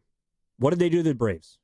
They swept them. Yeah. Like, the Padres, now, granted, they split with them, but yes, the Padres also have a pretty lethal lineup. It's not a guaranteed victory, and that's why, again, I would encourage people to look at this series as your pitching versus their hitting. That, to me, is what's going to decide this. And yes, like, Casey Schmidt's going to have to probably get a hit at some point. Willie Adames is going to have to keep it rolling from what he did in Colorado.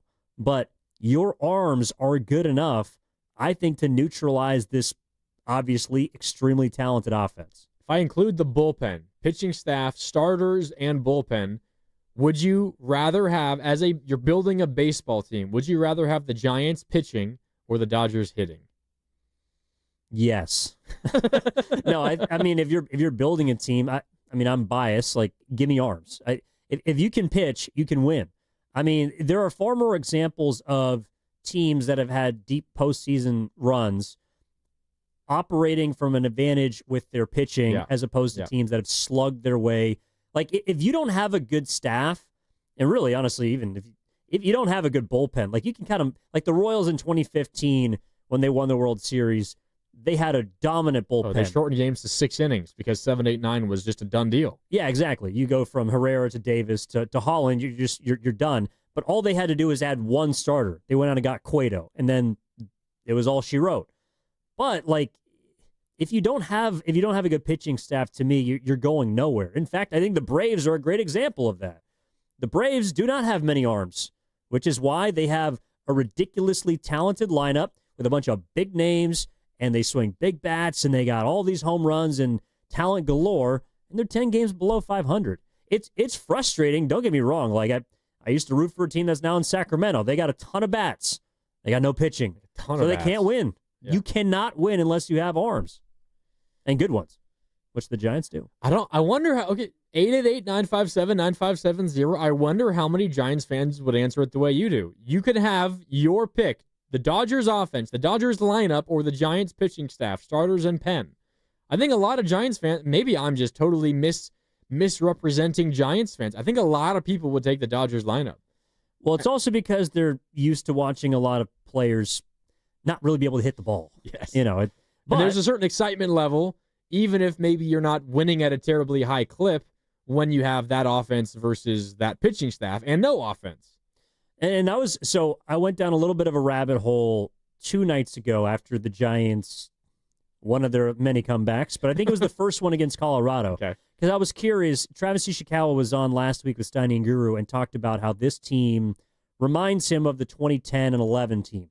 So I just was like, all right, well, how did that 2010 team win a championship? Dude, they won every one-run game in the postseason. Oh, yeah. The only blowouts they had, so games in which they won by 3 or more runs, was when they got to the World Series against Texas. Every single game that they won in the divisional series against the Braves, I think outside of one, was a save situation. Against the Phillies, I think all but one game was by 3 runs or less. Yeah. And the majority of those games in the first 2 rounds were by 1 run. A lot of 3-2s. There was the 1-0 game, obviously, Lincecum first game. There was a shutout against the Braves. Like, I know it's crazy to say, well, how's that going to work? And it's like, but if you got horses, you absolutely have a chance. And so, you're looking at the Dodgers lineup, and it's crazy, but there's only one. Say no to that. Well, there's only one guy that matters. And I think the question to me, Granny, is different than if you're posing it as, well, what do I want to go see? Like, I would rather. That's different. You're right. I would rather go and watch a bunch of boppers because I'm going to see home runs. I'm going to see runs scored. But if your goal is to win baseball games, how do I want to win? And I think Buster Posey understands that better than anybody that has been in that front office for quite some time, probably since Sabian. You have to win with your pitching. That's been the strength of this team when they've been at their best. And I think that they are not there yet, but closely resemble. How about that? If your goal is to win baseball games, they have a 3.17 ERA. Don't worry about entertainment value. If your goal is to win baseball games, would you take the Giants' arms, starters, and the bullpen, or the Dodgers lineup? 888-957-9570. We'll go to the phones in just a second. Nick, I'm coming to you in a minute. But first, I want to remind you that you're listening to 95.7 The Game, KGMZ FM, and HD1 San Francisco, an Odyssey Sports Station, and the home of the Golden State Warriors and Valkyries. Always live on the free Odyssey app, coming to you live from the Laughing Monk Studios. And Evan, we are giving away a chance to play golf with Willard and Dibs at Cache Creek Casino Resort, plus an overnight stay at Cache Creek Casino Resort. Willard and Dibs are broadcasting there from Cache Creek on Friday, June 27th. 2 weeks from today, you get an overnight stay on that Friday into the Saturday, and then also Saturday golf in the morning with Willard and Dibs, plus a guest of your choice. All you need to do is keep listening to Willard and Dibs, because we are going to, in the 5 o'clock hour, ask you 3 questions about things that we have said during the show today. We've already given 1 hint out, and if you want to win, make sure you're really paying attention right now, because we're going to give out hint number 2, and this hint has to do with you, Mr. Evan Giddings. What can you tell the good people who want to go to Cache Creek? Oh, well, I can tell them that, Grady, would you like to guess the first university in the West? The first university west of the Mississippi, in the West. The very first one founded. Stanford. You wish, and a lot of people do too, but nope. The great. What? I don't know about great, but the above average, should we say, Willamette University. Oh. That is where I went to school. The Willamette River runs right through the heart of Portland into the great, luscious state of Oregon, and just below, about an hour north of Eugene, is the city of Salem, which is also one of the forgotten State capitals. One of the forgotten state capitals of this good country. And that's where I went to college. I was fortunate enough to play a little baseball there at Willamette University. Willamette. All right. So just keep in mind Willamette University for Evan Giddings' collegiate career. We also take Willamette or Willamette. It's often mispronounced. Willamette. Willamette. You don't have to spell it. You don't have to spell it to win this. You just have to say it. And just don't overthink it. Yeah, don't overthink it. Anyway, we will give you another hint coming up around the 5 o'clock hour, and then at some point in the 5 o'clock hour, we will call you. We're not going to call you. You're going to call us, but we will let you know when it's time to call. And if you get all 3 answers first, you will win, again, the overnight stay at Cache Creek the evening of Friday, June 27th, and then also a round of golf with Willard and Dibs, plus you get to bring a guest of your choice along. That's what's coming up throughout the show here on Willard and Dibs. It's Evan and Grandy, though, in for Willard and Dibs today. But again, let's go back to that question we just threw out. If you're trying to win baseball games, you taking the Giants' arms or the Dodgers' bats? 888-957-9570. Nick in the city is up next. What's up, Nick? How you doing? Happy Friday. Happy Friday indeed, guys. I'm taking the arms for sure. I think, you got to love the bats. But in this case, I'll take the arms because those take a lot longer, I think, beyond trades to actually get through the system, to actually build that from your farm system. I think that takes longer unless you're making trades. And then I'd just trade for somebody in the roster. I think the Giants are 1 or 2 bats away anyway. So that's my take. Thanks, Nick. I like it. I do think for the Giants specifically as a franchise, and maybe this is the ballpark factor, the Giants generally have an easier time building pitching than hitting. I don't necessarily think that isn't what everybody, certainly the Rockies don't feel that way. A lot of other teams don't feel that way. The Giants are in a unique spot where it feels like, at least me as an observer of the Giants, I feel very confident where even if they get to a point where they desperately need more pitching, they'll find a way to find more pitching. It's just what they've always done. Even when they haven't been great, they've been an okay pitching team. Well, and that's something that to me has flown a little bit under the radar the last few years about the Giants is, yes, they have not been able to acquire the big bat, right? Or someone that is willing to, outside of Adames, really take a lot of money to come here and hit. That also works for them from the pitching standpoint. Yeah. You've been able to find some guys who are quality arms who are looking to kind of take advantage of you a little bit to get their next big payday, but you get to reap the benefits of that. So, for example, you go back, Kevin Gausman, who 2021, but he really struggled. I believe it was Baltimore, the team he was with previously, wasn't that great, didn't have his best stuff, came to San Francisco, obviously worked on his pitching, and was able to use the ballpark along with, I think, just his talent to market himself into a $100 million pitcher. Carlos Rodon on line 2 comes in after kind of an up and down start with the White Sox. Injuries mostly derailed the early parts of his career. But you come to San Francisco, pitch at your best, $100 million pitcher. Blake Snell, the line continues. So I think Robbie Ray is a little different because they traded for him, but they were willing to buy low on a guy that's got a lot of talent. Similar thought process. Exactly. Buy low on a talented guy. And look at him this year. Yeah. He's been utterly fantastic. And he's done a lot of work himself. He's introduced a new pitch and all that. But to me, that's where the Giants, you're right, they can find pitching just because I think their ballpark is better suited towards them. And it's like hitters might not want to hit here. Pitchers tend to want to hit here. Maybe it's not necessarily one of the best pitchers in the game that becomes a free agent that wants to sign a 10-year contract with you. And maybe that frustrates fans where you want somebody like that's going to be your guy for a long time. I remember all the conversations about, well, should they sign Gausman to a long-term deal after 2021? Same exact thing for Rodon after 2022. And he's had an injury-plagued first couple of years with the Yankees, although this year he's been great so far, but the first couple of years have been a big fail from the Yankees' perspective with that contract. So there is kind of a give and take, no doubt. 888-957-9570.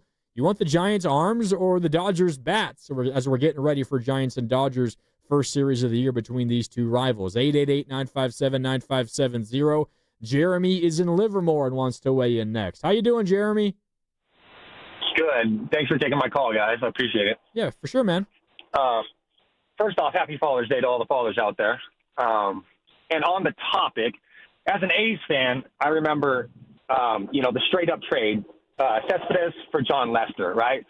That year, our weakness was not pitching. We had a great bullpen. The starting pitching was here and there, but we had a great bullpen, and we traded a great offensive weapon for the pitching arm, and they thought that would be the best decision for the team. So I think it really depends on the team and their needs, right? And as a GM, you have to be able to see the needs of the team and be able to decipher that and recognize, are we weaker on offense or at pitching, and be able to make that decision.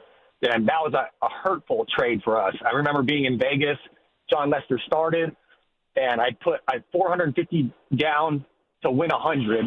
And by the fourth inning, his first start for the A's, I ripped up that ticket and left. So. That's too bad, Jeremy. Appreciate the call. I mean, I know you remember that trade. I remember that trade. Correct me if I'm wrong, I think most people in the moment, while they were upset to see Cespedes leave, excited to get a postseason proven arm in there, and it just did not work out. And then that was kind of the beginning of the end of that era of A's teams. But in the moment, I think a lot of people were in on it. I think no, people were not in on it. But I do think that it's similar to the Wheeler for Beltran conversation that Posey was addressing, which is, do we want to go for it? Do we have a chance? And is this going to give us that chance? And clearly the A's, they bet, they lost. That team was so good. Well, they really stuttered after that trade happened. But the point is, I think the Giants are going to have to make a similar choice at some point this season, which is, how close do we feel like we are for going for it? And I think that this is a series that you can absolutely draw some of those conclusions from.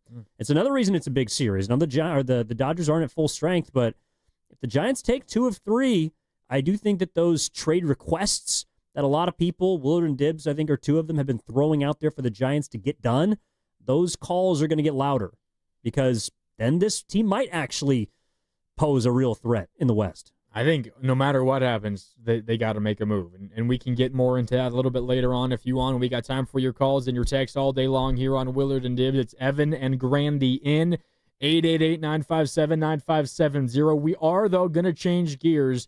We got to talk about this Niners vibe stuff that's going on right now, because everything seems good in Ninerland. It does seem like there's just one thing that isn't quite fitting in with everybody else. We can talk about that when we come back. We're sponsored by San Francisco International Airport. Traveling in 2025, start your journey right at San Francisco International Airport with the most nonstop flights from the Bay Area, easy parking, live performances, and tasty food. Why settle for less? Fly from SFO, where your best journeys begin. Visit flysfo.com. More Willard and Dibs next.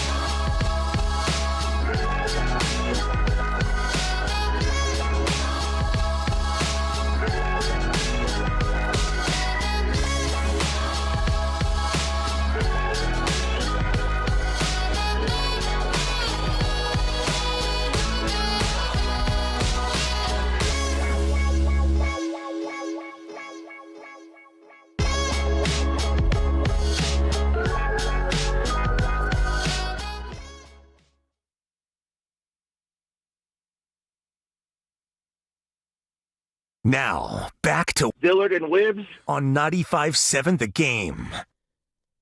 Welcome back, Willard and Dibs. It's Mark Randy, Evan Giddings in for Willard and Dibs today on this Friday. The guys out celebrating graduations in the family and also getting an early start on Father's Day. And happy Father's Day to all the dads and father figures out there. Looking forward to seeing my dad tomorrow for Father's Day. A little bit of an early Father's Day tomorrow, not on Sunday. Looking forward to that.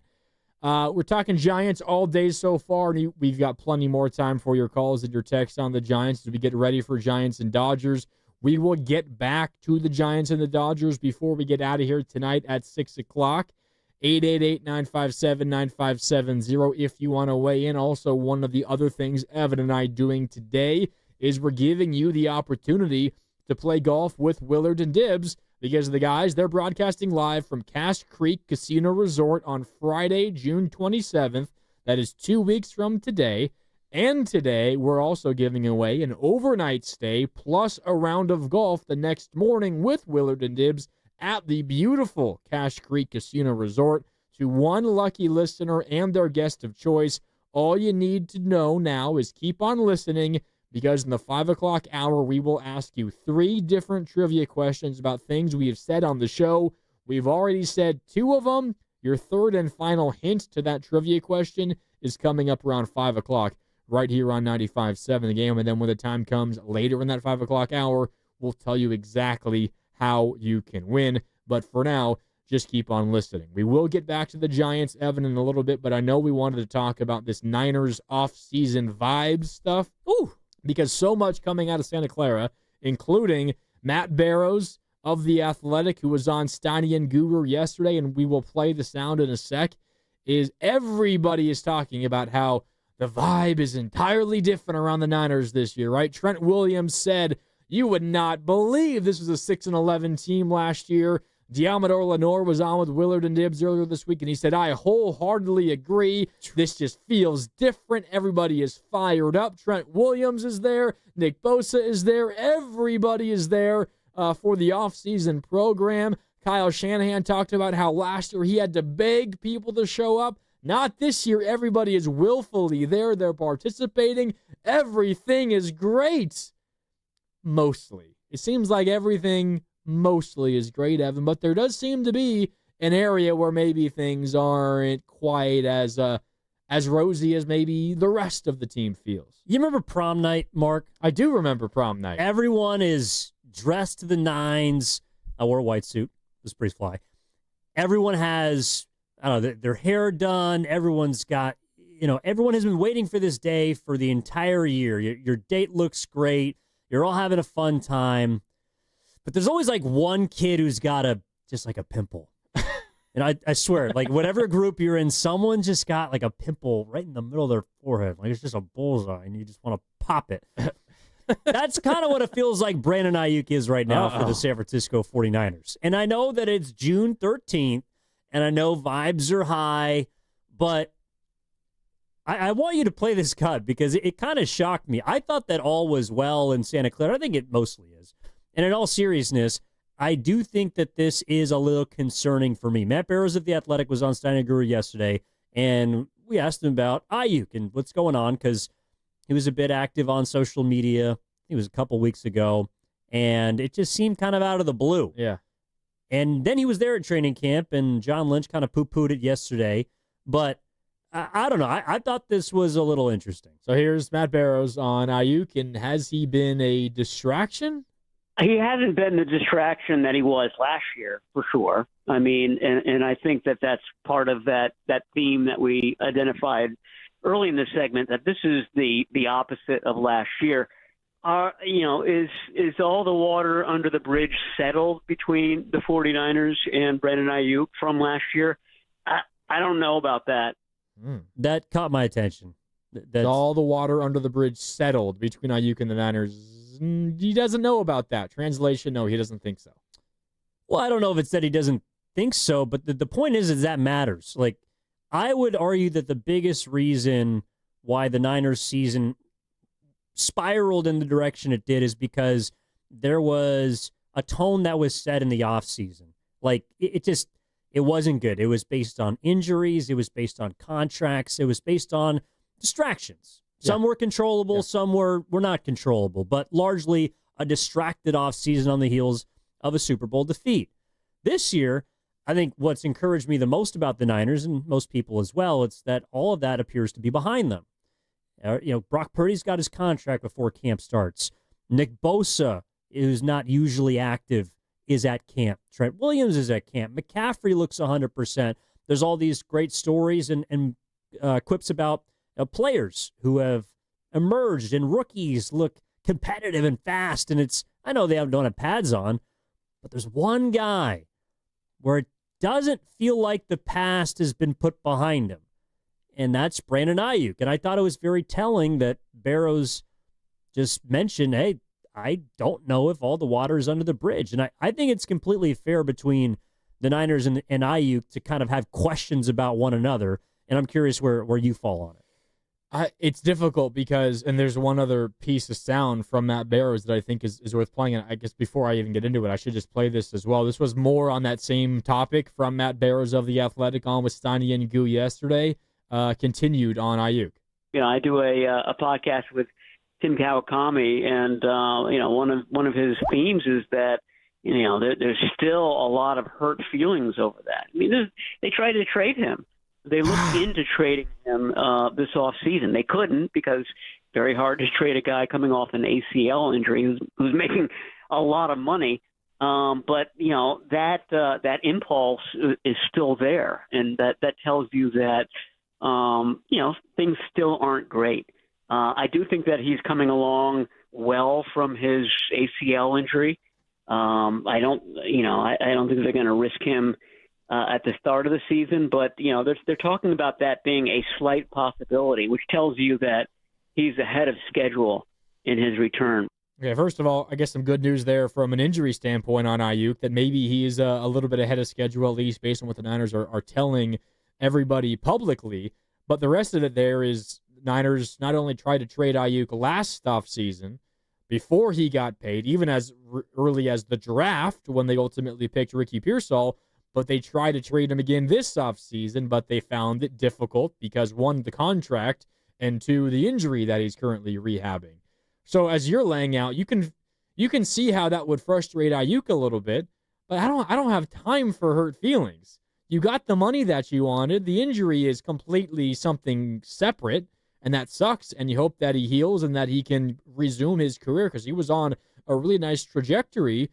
But when you have not an exodus of talent necessarily, but you have a team that isn't nearly as talented as you have been in years past, throw last year aside, but you're not as talented as you were in 2023, you need everybody pulling in the same direction. And for whatever reason, if one of your key guys is not, I don't know if you have room for that on your team.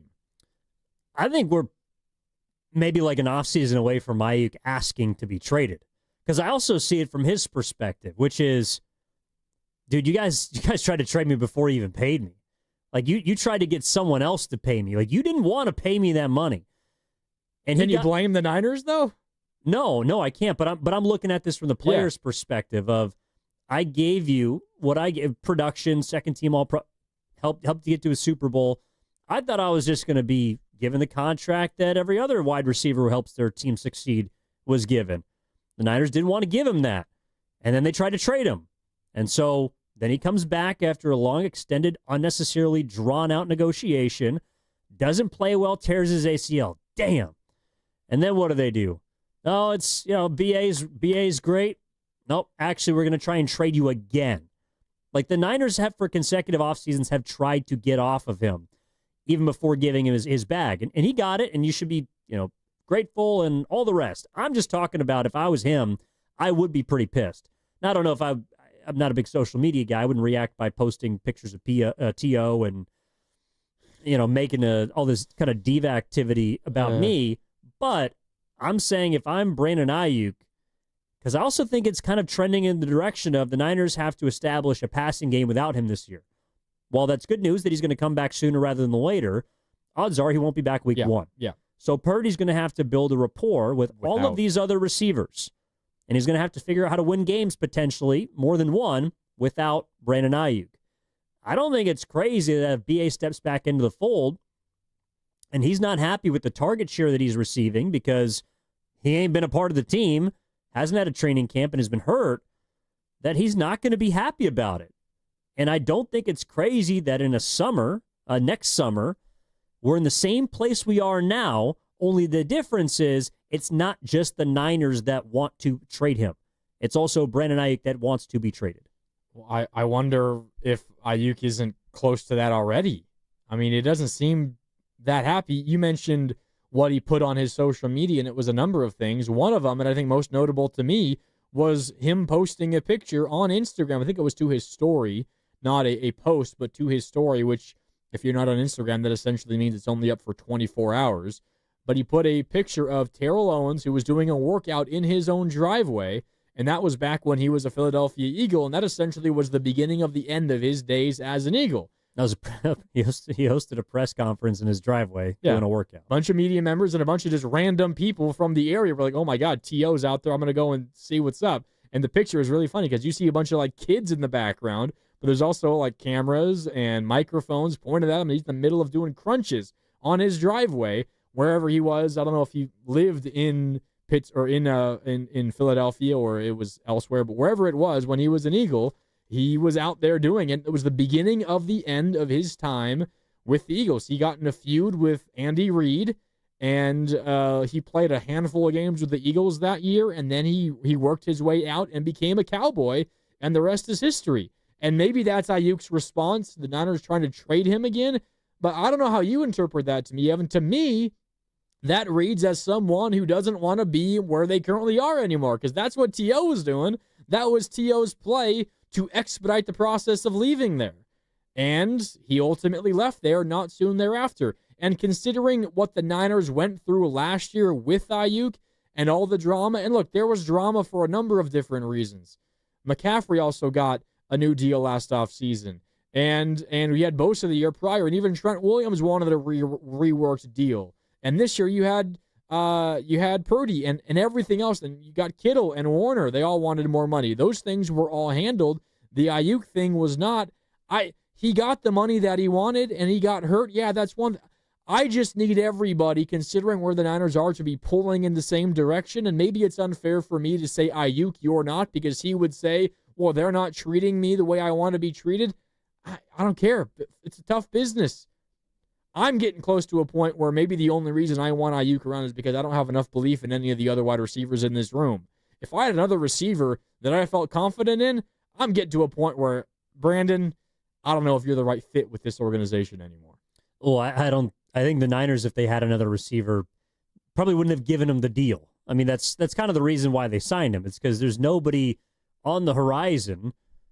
At the time, I think they might have hoped that Debo could give him another year of productivity, but he was on his way out. Yeah. But he was on his way out no matter what. So they paid him because they didn't have a backup plan. And so that's another reason why I think the Niners are a little bit at fault for this, is because they did not prepare for a situation where Ayuk either gets traded or doesn't want to be here, or they didn't have a contingency plan for Brandon Ayuk.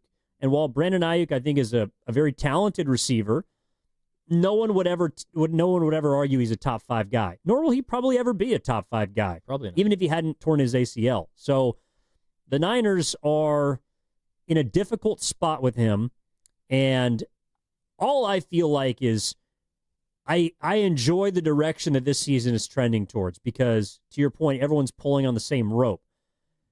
Whether it's fair or foul, I think the only guy who's not pulling on the rope is Brandon Ayuk. Seems that way. And I realize that he's hurt, but his actions are telling me that he doesn't much care right now, because he feels like he's left out of all the fun or the vibes that's happening at camp.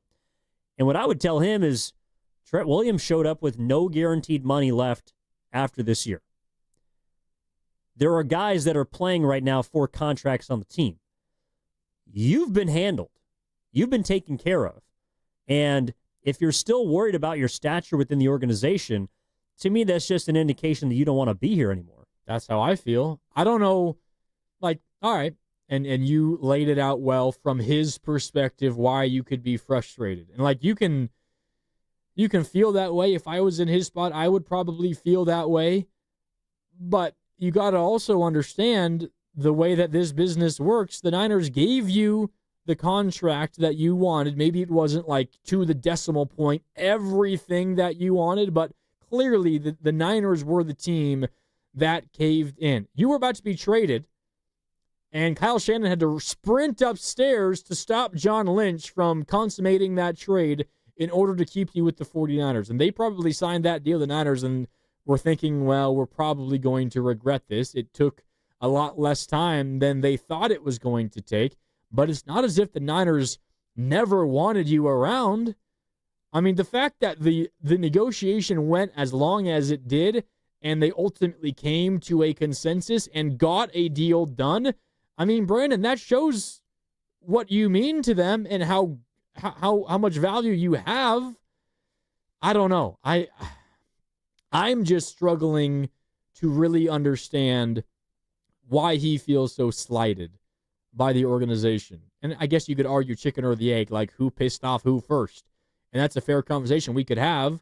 Did the Niners want to trade Brandon because they felt that he was asking for too much? Or was Brandon Ayuk upset because the Niners didn't want to pay him what he felt they deserved? Like it could go both ways.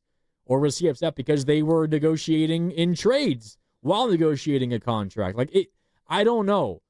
But it's just the way this business works, and sometimes you got to eat a slice of humble pie and try to help the team out as best you can. Well, I think the complicated part is I'm not really sure it's necessarily his issue with like the coaching staff. You know, like you mentioned T.O., and his problem was with Andy Reid. I don't really get the feeling that BA's got a problem with, say, Shanahan. Now, Shanahan's I think Ayuk has a problem with the front office. Like, I mean, Shanahan's also involved in that. But sure. Well, yeah, apparently he was reportedly the person that ended up saving his ass from getting traded. Yeah. So he probably feels, maybe he just feels like, hey, there's only one guy in this building that wants me here, and that's Kyle Shanahan.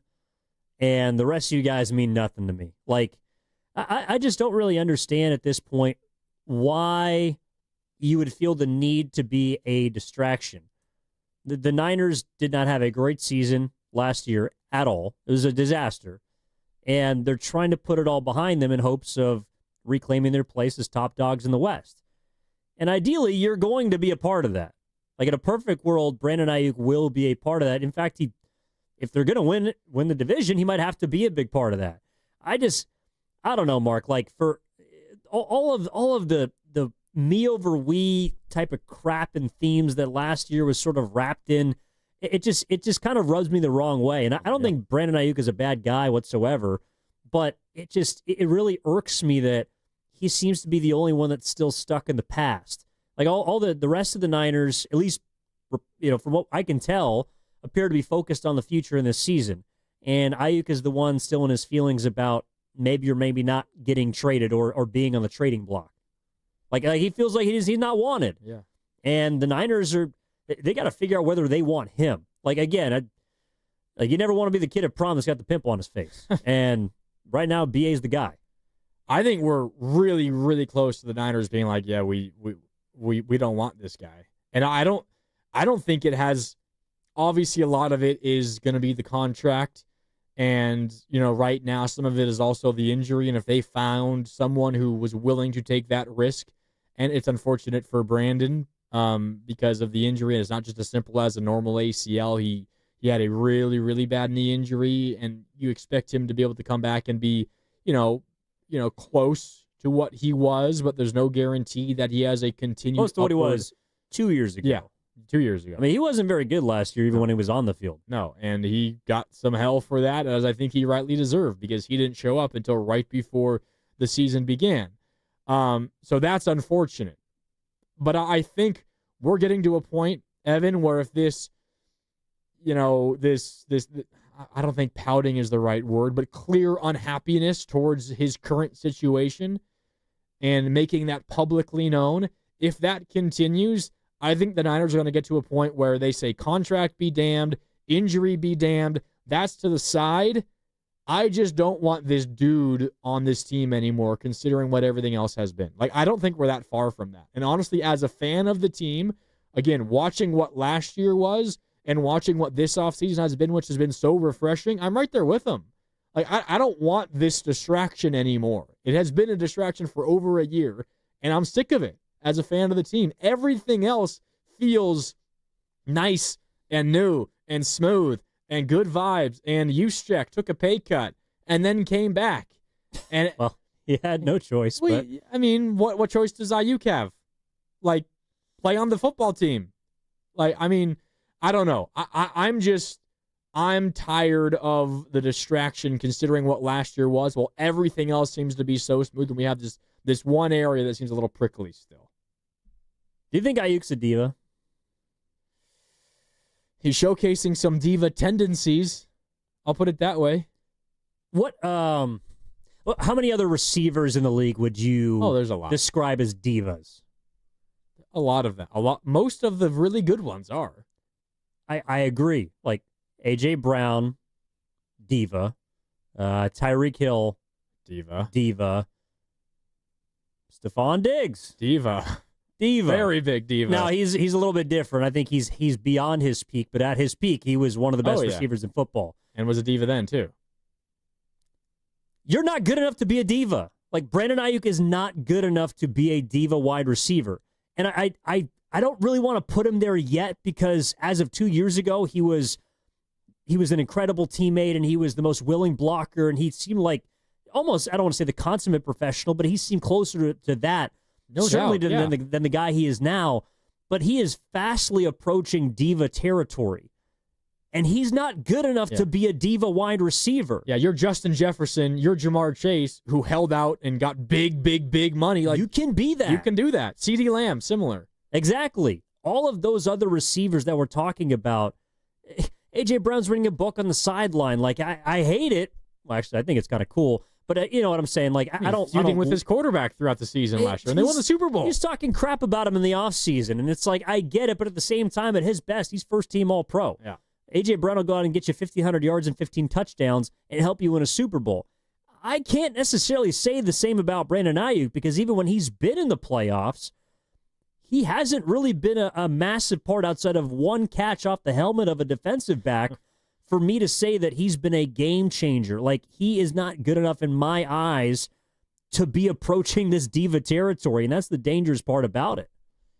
Yeah, I mean, there's a thing that the Niners are weighing. Like, it's how much of the, I don't know if you want to call it diva tendencies, how much of the distraction are you willing to put up with?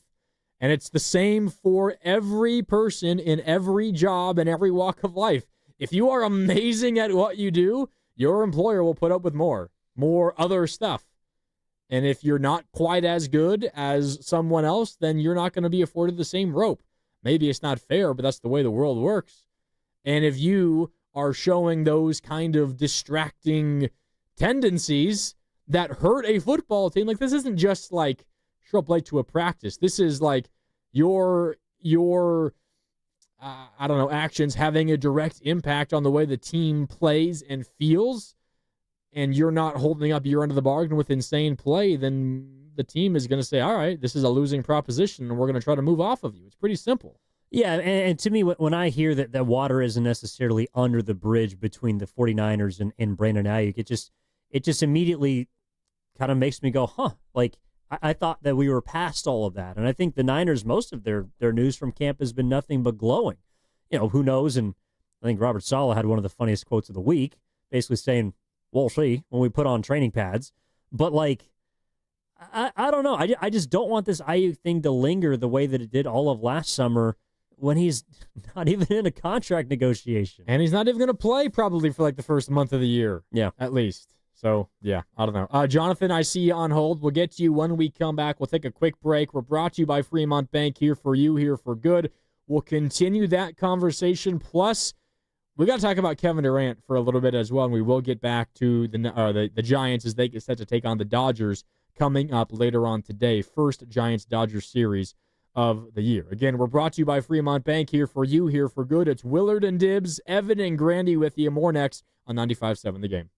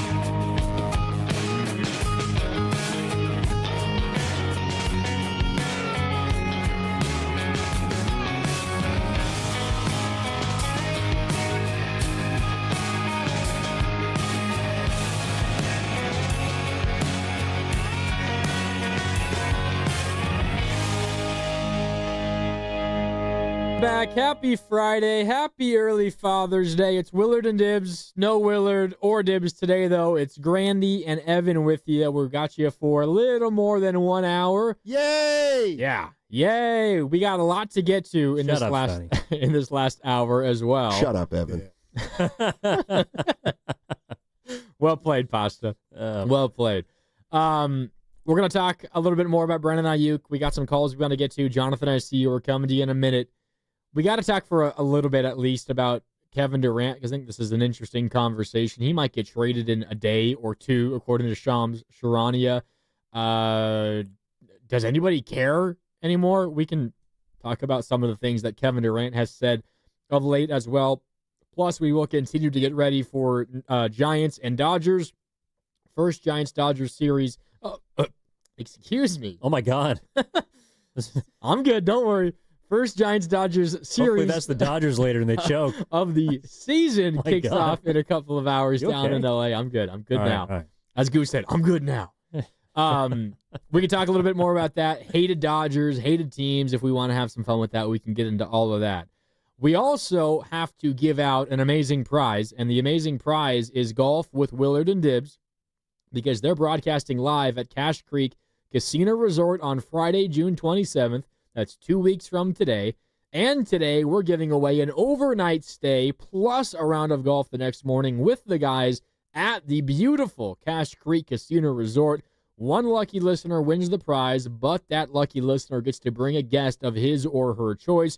All you need to know now is keep on listening, because in the 5 o'clock hour, we will ask you 3 trivia questions about things we have said on the show, and we've already given out 2 hints to those trivia questions. The third hint is coming up in about 10 minutes. So if you're listening right now and you have the first 2 answers, just keep listening, because in 10 minutes we will give you the hint you need for question 3, and then later on in the 5 o'clock hour, we will let you know when it is time to call our contest line. Do not call right now, but just to have the number in your phone, the contest line is 415-523-4652. Again, 415-523-4652. That is the number to call, not now, but once we let you know the contest is on. So to save that to your phone, if you are the first to give us the 3 correct answers on the contest line, you will win the overnight stay and the round of golf with Willard and Dibs at Cache Creek Casino Resort. Good luck. Just keep listening. Your third hint is coming up in just a little bit. All right, with all that out the way, no longer choking, let me ask you this, Evan. Hit me, Grandy. Who do you think upset the apple cart first? Ayuk to the Niners or the Niners to Ayuk? I mean, well, okay. Like, if we really want to relitigate this thing, I think it's probably the Niners first. The Niners upset Ayuk first. Yeah, they lowball everybody. I mean, seriously, that's why it takes Kittle until the end of training camp to get his contract done. Fred Warner the same. Bosa is almost week 1. It's like, yeah, that's Kittle and Warner got theirs done months ago. This time around. No. But I'm saying usually it's around the end of July, early August. It had right? been, yeah. Yeah. So, yeah, it's the Niners, but that's where I think the precedent does factor in for me a little bit. It's like, BA, I think you know that the Niners are going to lowball you, and you know that there's a number you'll eventually come to. But it felt like every time they had a number or a contract written up, then the goalpost got moved. And it was to try and extract every single last penny, kind of like Bosa did. And I would argue I've been just as harsh on Nick Bosa as I've been today on Brandon Ayuk when he hasn't played well. It sucks that BA got hurt. I'm not trying to ask anybody to dislike the guy, but the sort of characteristics, or I don't know, the way he's acted since he's gotten paid to me, and leading into this offseason, like, to me, this was an opportunity to completely wipe everything clean, to leave everything in the past. But for some reason, it just doesn't appear so. And the reason we're talking about it is because Matt Barrows, who covers the Niners, does a great job of it for The Athletic, was on Steiny Guru yesterday and had this to say about Ayuk so far this offseason. He hasn't been the distraction that he was last year, for sure. I mean, and I think that that's part of that theme that we identified early in this segment, that this is the opposite of last year. Is all the water under the bridge settled between the 49ers and Brandon Ayuk from last year? I don't know about that. Is all the water under the bridge between the Niners and Ayuk settled? I don't know about that. It seems like the water under the bridge for literally everybody else on the roster is, which is what's making this Ayuk situation, if you want to call it that, stand out like a sore thumb. Yeah, I think that's why it's a topic. It's because everything else at camp has been great, so easygoing, and it's been really positive. And yeah, it's training camp, but it's like, okay, well, how come the guy who's hurt seems to be the only distraction? And to whatever extent of a distraction is completely up to you. All I'm saying is that a reason why I did not feel good about last year's team is because there were too many of these. There was too many social media, and I'm not just talking about only from BA, but there was too many social media posts or contract negotiations or players not showing up to mandatories or to OTAs or not available in training camp or injury, or even in season, Ayuk beefing with different players on the team. I mean, not Ayuk, Debo. Excuse me. Yeah, exactly. But all of those things to me matter. Like how you conduct yourself as a professional, that matters. And it's like he's the only guy that appears to not be in line with the team. And again, even Trent Williams, who has no money left on his deal after this year, or no guaranteed money, is still available at a time in which he does not show up.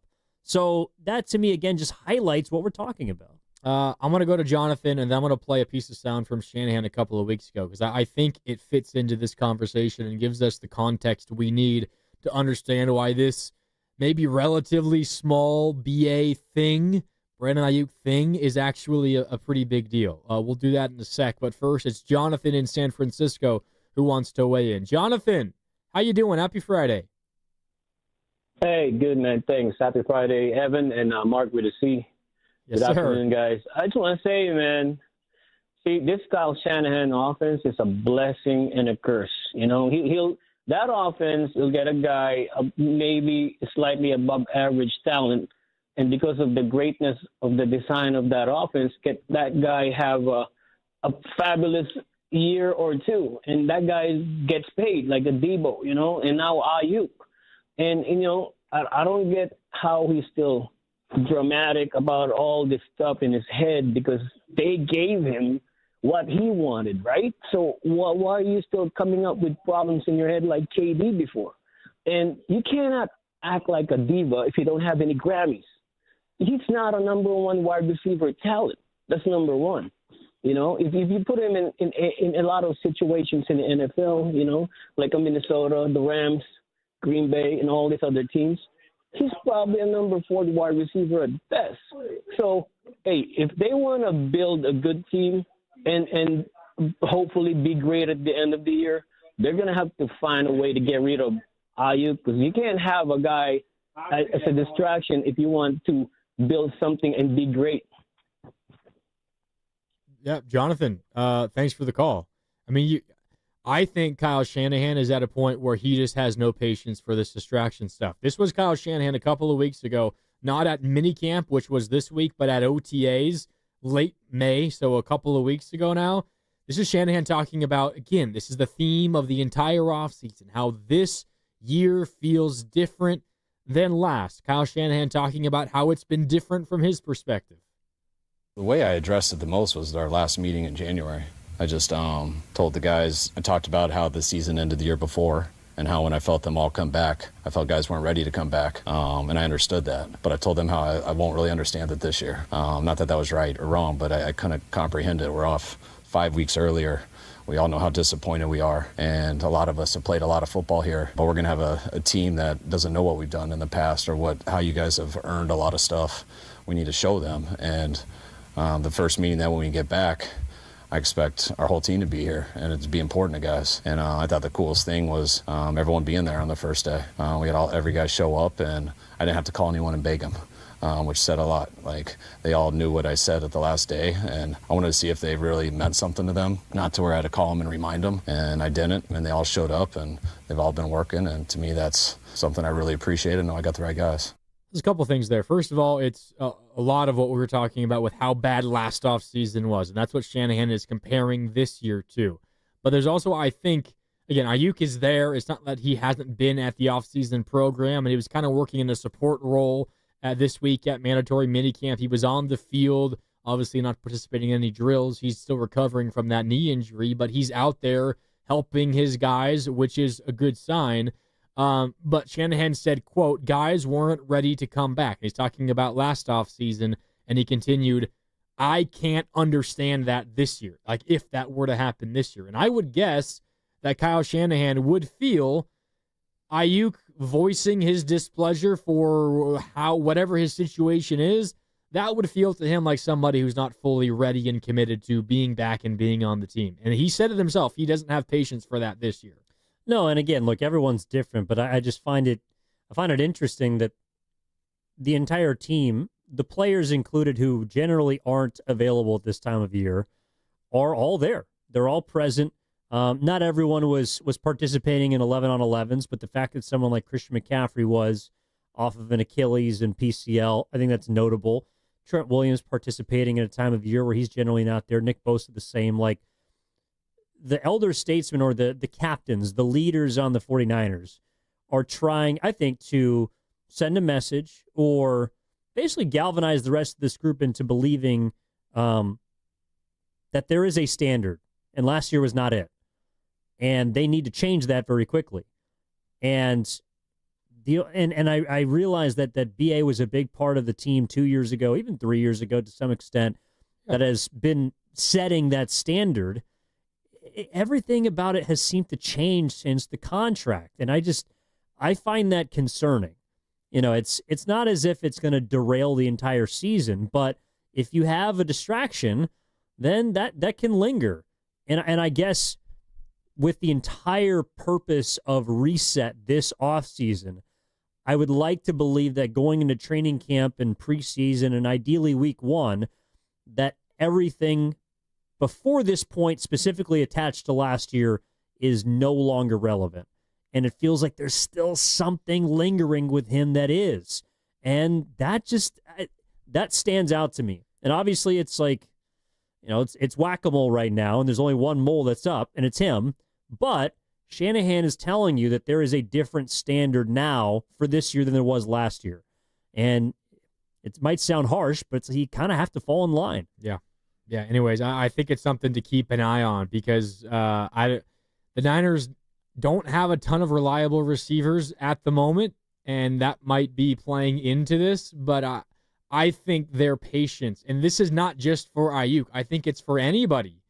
Anybody, and he said it again there, like, you have to come in every year and earn it. Like, just because you earned it once does not mean you automatically get it to begin the next season. You have to come in and earn it every single time. Not that I don't think Ayuk is going to earn it, but, you know, you have to do that every single year. I think that the patience is wearing thin for guys who maybe aren't quite just in it 24/7, and I think there's reason to believe that Ayuk, to this point, might not be quite as in it as everybody else on the roster, or at least the vast majority. So I think it's something worth keeping an eye on going forward. You're listening to 95.7 The Game, KGMZ FM and HD1 San Francisco, an Odyssey Sports Station, and the home of the Golden State Warriors and Valkyries, always live on the free Odyssey app, coming to you live from the Laughing Monk Studios. And remember, today here on Willard and Dibs, it's Evan and Grandy in, but we are giving you a chance to play golf with Willard and Dibs at the beautiful Cache Creek Casino Resort. The guys are broadcasting live there 2 weeks from today, Friday, June 27th. If you win our contest today, and I'll tell you how in a minute, you will win an overnight stay for you and a guest at Cache Creek Casino Resort the evening of Friday, June 27th, and a round of golf at Cache Creek with Willard and Dibs, you and one lucky listener. How do you win? Well, coming up later this hour, we're going to ask you 3 different trivia questions based on things you've heard us say during the show. So just keep on listening, and then when we tell you it's time to call, you will call our contest line at 415-523-4652. You do that first and answer the questions correctly, you will win Do not call just yet. We haven't even given you the questions just yet.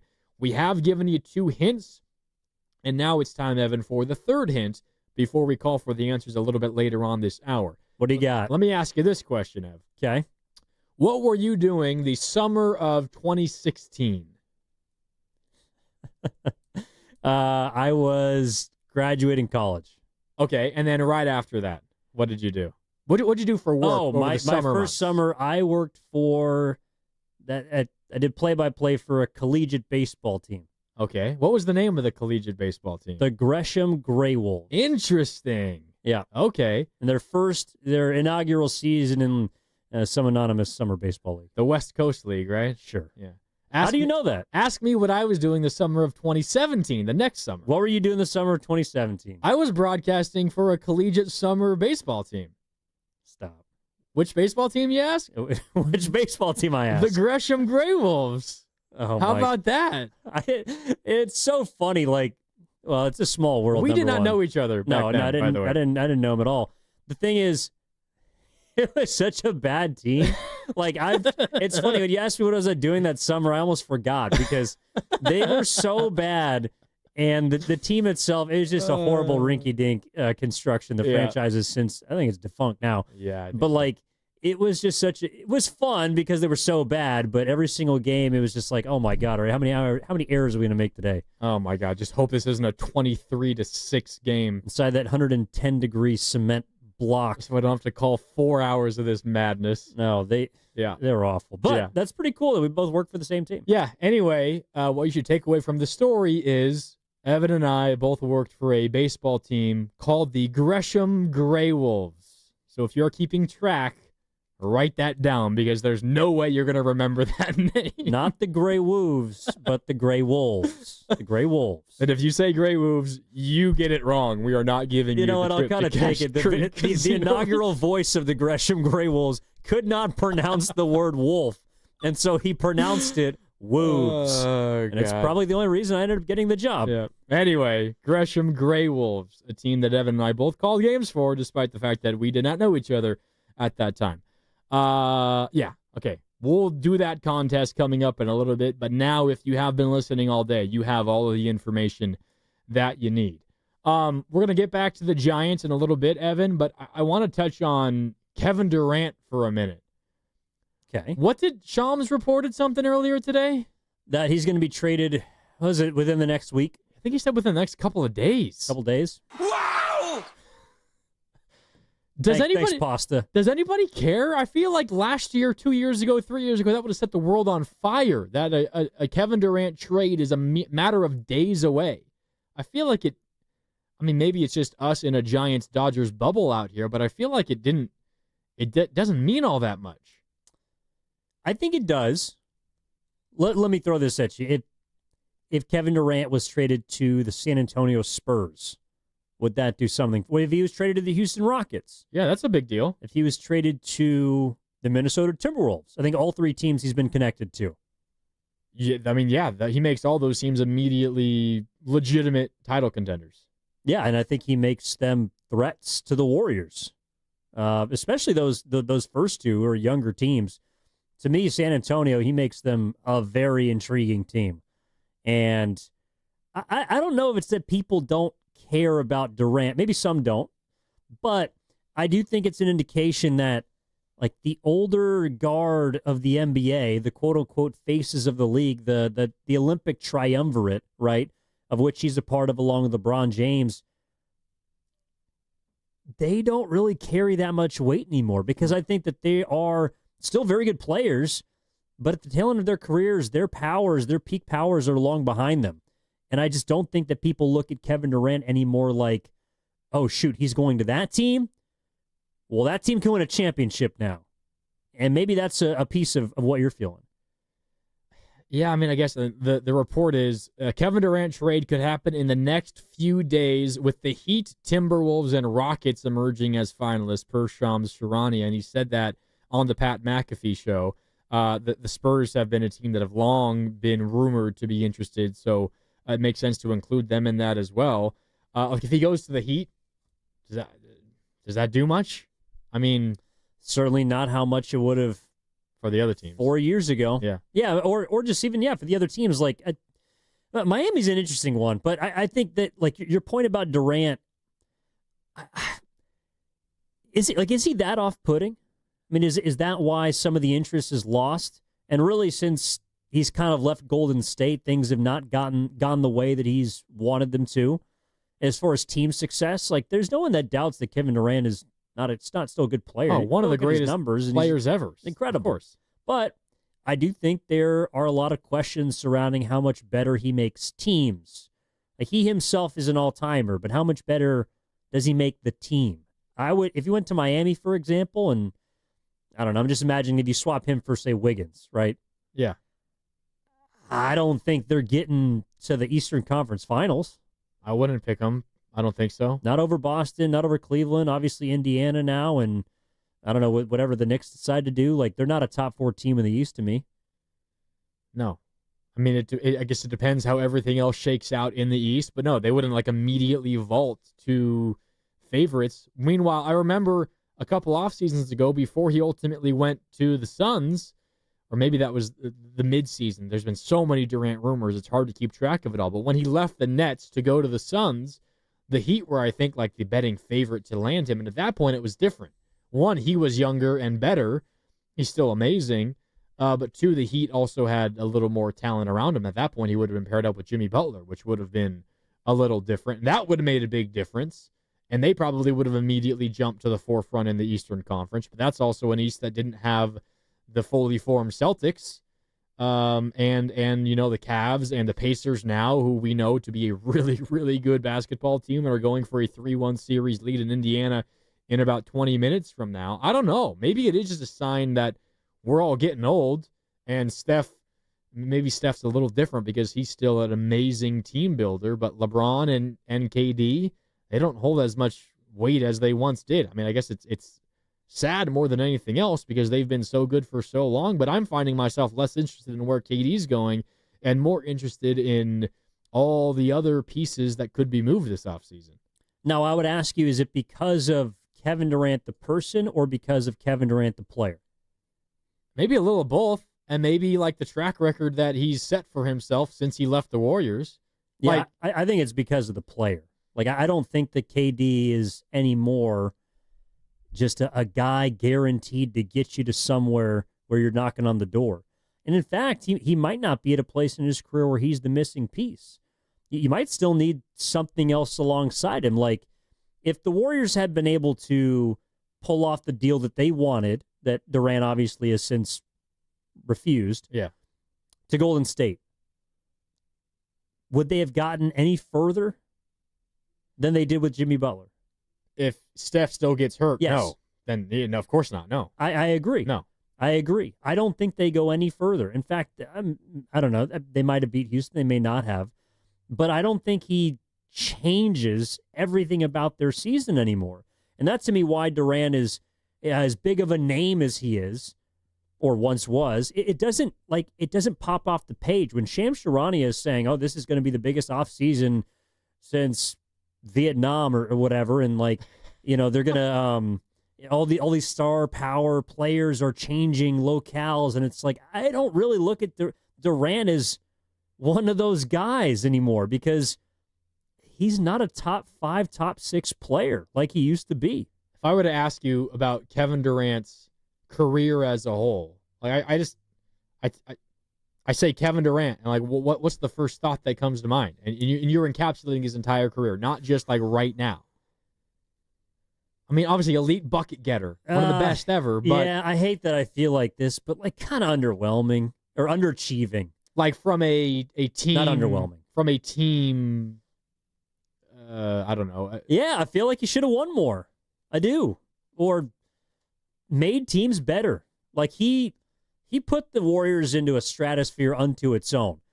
But for other teams, like, for example, I was looking at, because the Pacers have a chance, they go up 3-1 tonight. They got an inroad to becoming one of the most unlikely champions of all time. Yeah.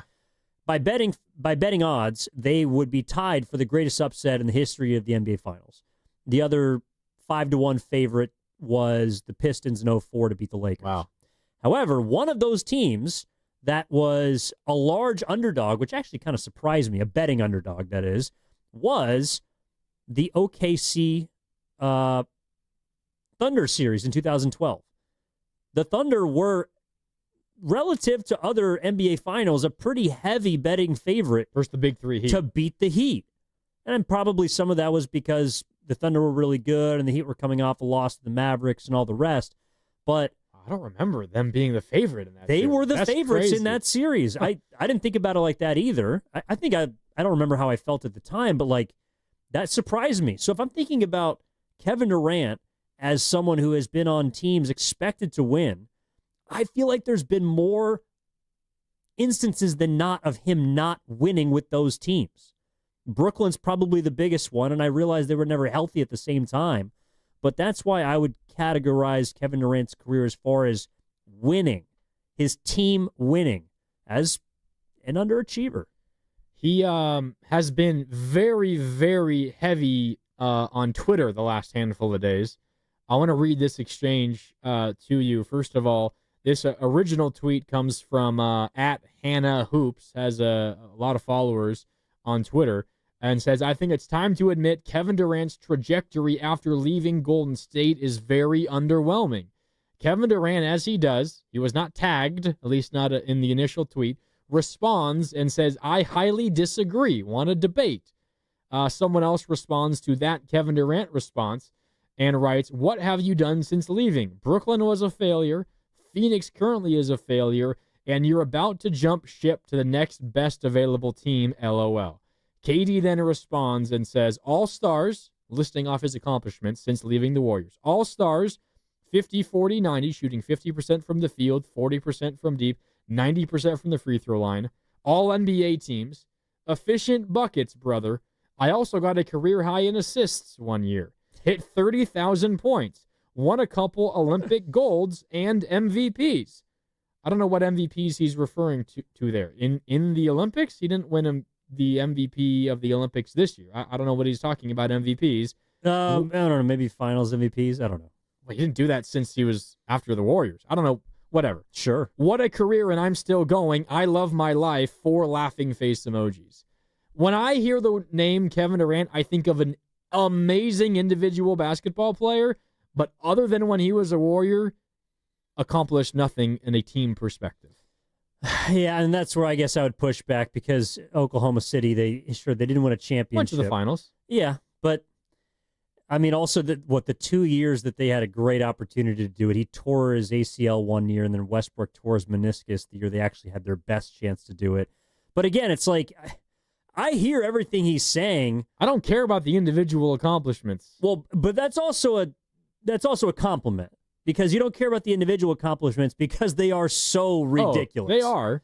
But it's like, if you have those accomplishments, and I don't know if we have time, but it's like, off the top of my head, people that have scored 30,000 points that have, well, apparently the MVPs, and have been in all the situations that he has, I feel like they've won more than Kevin Durant. And the ones that haven't are ones that we would define as underachieving. You know, I think that Kevin Durant was pretty blessed to be in a position where he could sign with Golden State. They were right to take advantage of his ability and his greatness in the prime of his career. But you're right that after that, he's left, I feel like, a lot on the table. And I feel like I don't necessarily fault someone if you're on a team that's lesser and you lose, I don't look at that as a failure. You have an opportunity to raise your legacy, but not take a hit. But I feel like he's been on a lot of teams that I would look at and say, dude, like, how do you not win a series or win a game? You know, a couple of years ago against Minnesota. Minnesota obviously was a great team, and they got to the Western Conference Finals, but they swept Phoenix. Like, you can't get a game. You know what I mean? Yeah, I do. And I think we got some calls that want to weigh in on it as well. 888-957-9570. Rich in Fremont is up next. Rich, what do you want to say about KD? You know, I think it's pretty apparent what to say about KD. You guys have said it. I mean, it's kind of sad because when you think about that whole situation, you know, the Warriors made a deal with Kevin Durant. They said, look, you want a title? We want to win a title. You come here, we'll win titles. He agreed. He came there. The Warriors delivered.